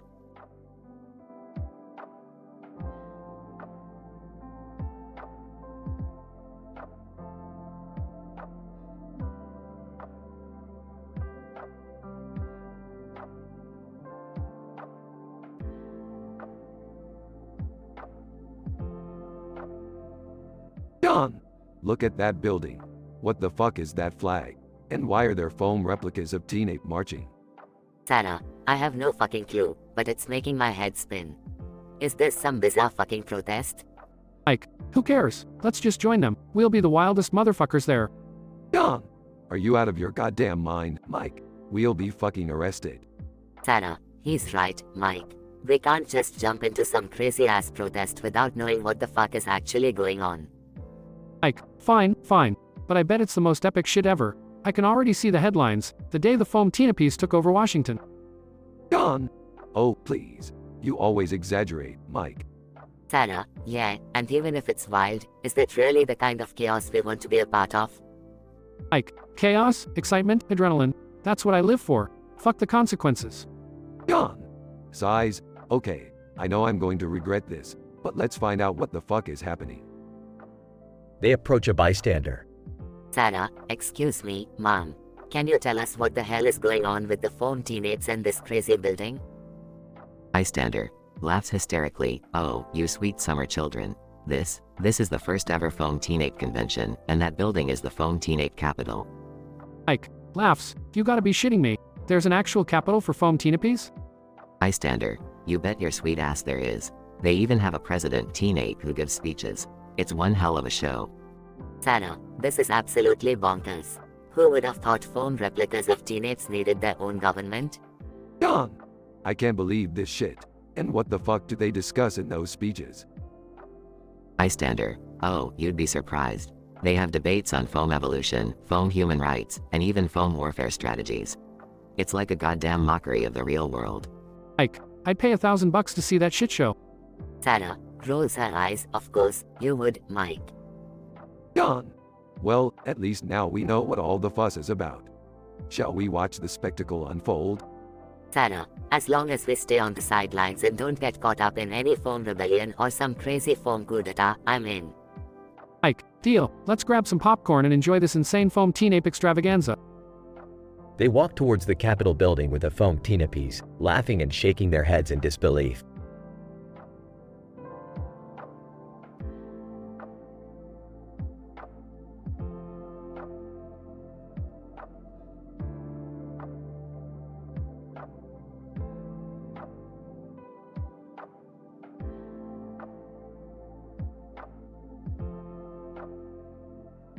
Susan, can you believe we're here, standing on top of this field with all these flags?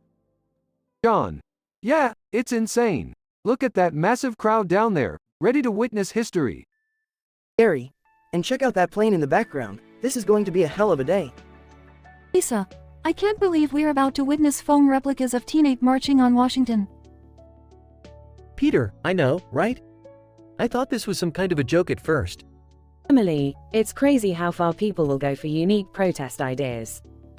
Laura, attention everyone. The march is about to start. Get ready for a wild ride. Tom, look at those giant foam teepees over there. They're towering over everything. Sarah, this is amazing. I've never seen anything like it before. Evan. Hey, let's make sure we capture this on camera. It's a once-in-a-lifetime event. Mark, definitely. We need to send this footage to every news outlet. Susan. And here they come, the foam teepees, walking in perfect unison. John. It's like a surreal dream. I can't even process this. Gary. Wow, look at the sheer number of them. It's overwhelming. Lisa, I wonder what they're protesting, or if they're just here for the chaos. Peter, who cares? This is pure madness, and I'm loving every moment. Emily, did you see that guy dressed as a superhero in the middle of the teen apes? Laura, yeah, he's certainly adding an extra level of craziness to this whole scenario. Tom, hold on. Is that guy trying to ride one of the foam teepees? This is getting out of hand. Sarah, oh my god, the protest was just disrupted by a massive food fight. Evan. Look, there are pies flying everywhere. This is absolute pandemonium. Mark, I didn't expect it to escalate like this, but I'm finding it oddly satisfying. Susan, the police are here, trying to restore order. It's chaos on every level. John. This protest just turned into a full-blown circus. It's insane. Gary, I can't help but laugh at the absurdity. This will be legendary. Lisa, I think we should get out of here before things get even crazier. Peter, agreed. Let's make a run for it before we get caught up in the madness. Emily, that was the most ridiculous protest I've ever witnessed, and I loved every second of it. Laura, same here. It'll be hard to beat this level of insanity in the future. Tom, you said it. I'm glad we were here to witness this unbelievable event. Sarah, let's make a pact to never speak of this to anyone. It's our little secret. Evan. Done deal. Unforgettable experiences are meant to be cherished and kept to ourselves. Mark, absolutely. This is our little slice of craziness amidst the chaotic world. The group of friends watches as the police try to restore order, leaving the field behind with a mix of laughter, shock, and unforgettable memories. The foam replicas of Teen Ape and the unexpected food fight created an atmosphere of chaos and absurdity. They agreed to keep this episode a secret, cherishing it as their own unique experience of surreal protest mayhem.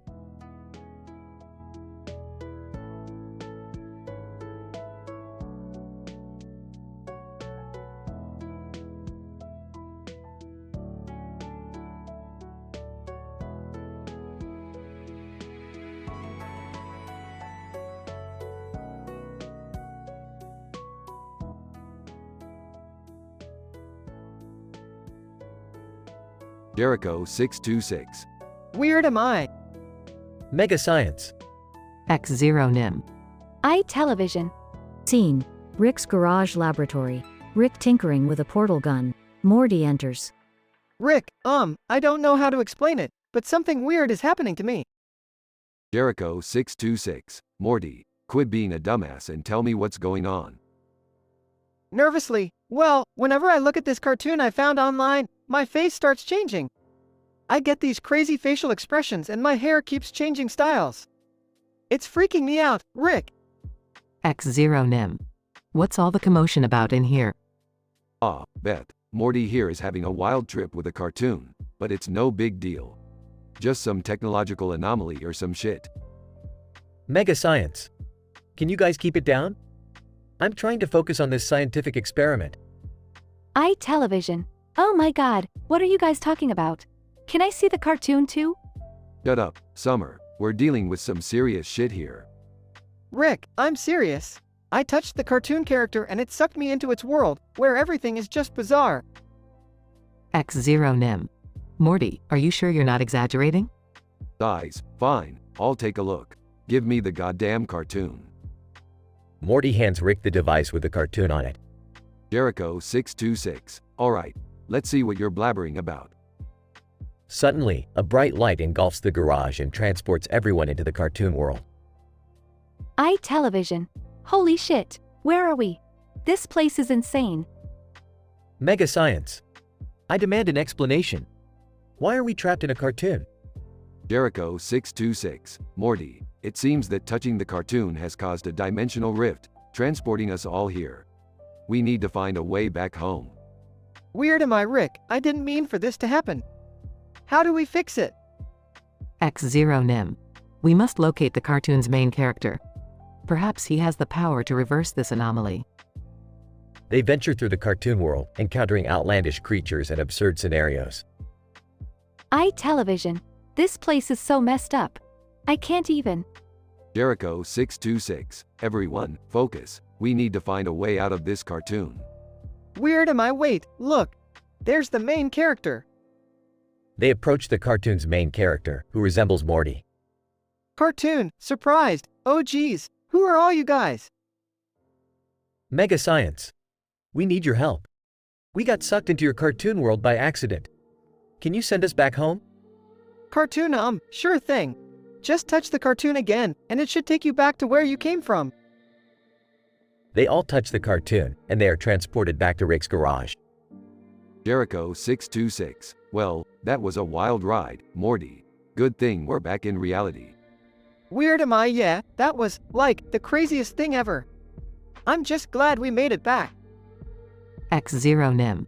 Let's not touch any more mysterious cartoons, okay? It's safer that way.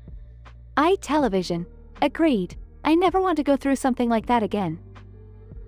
Scene ends with the family, relieved and shaken, returning to their normal lives. In this absurdly intense and comically wild episode, Morty's world turns topsy-turvy as he gets transported into a cartoon dimension. With the help of Rick, Beth, Jerry, and Summer, they navigate the bizarre world to find a way back home. Through strange encounters and surreal landscapes, they finally locate the cartoon's main character, who assists in their escape. Returning to reality, they all learn a valuable lesson to avoid meddling with mysterious cartoons.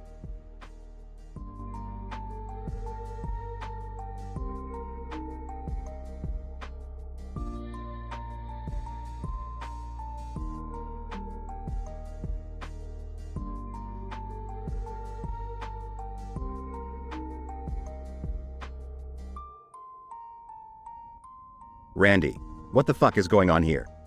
Why are there all these Lil Nas X clones? Clone 1, smacking. Oh, Randy, you're in for a hell of a ride. We're here to give you a taste of hell in a cell. Randy, hell in a cell? Are you fucking kidding me? I've been in that match more times than I can count. Clone 2. Well, this time it's special. These clones are here to unleash a whole new level of chaos on you. Randy, getting agitated. Look, I don't have time for this bullshit. I'm the Viper, the apex predator. I'll take on anyone, including all you fucking clones.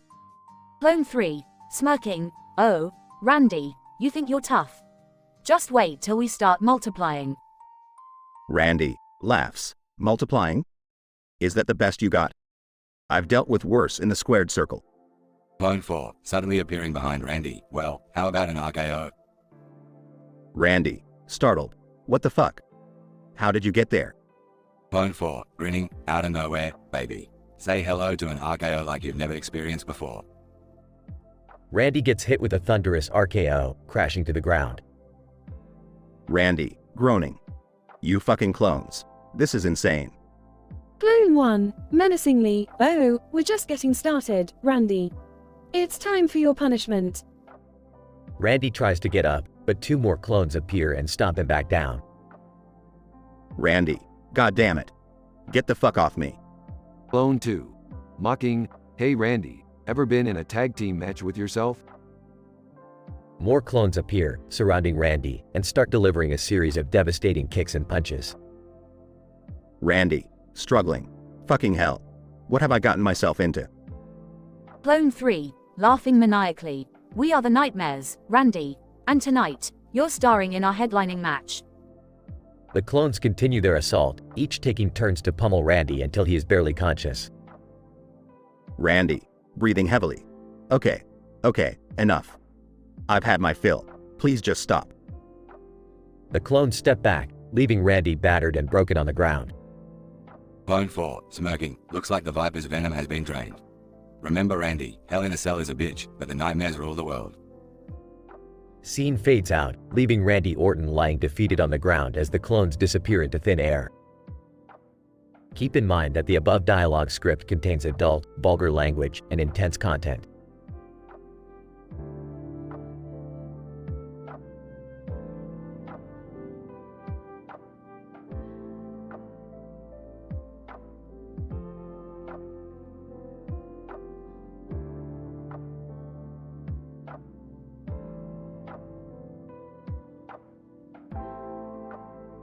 Jericho 626, Jericho 626, Jericho 626.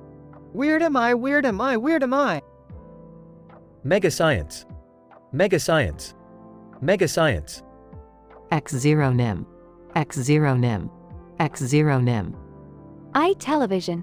AiTelevision. AiTelevision. Jericho 626. We've been on this damn carpet for ages, Morty. I know, Rick.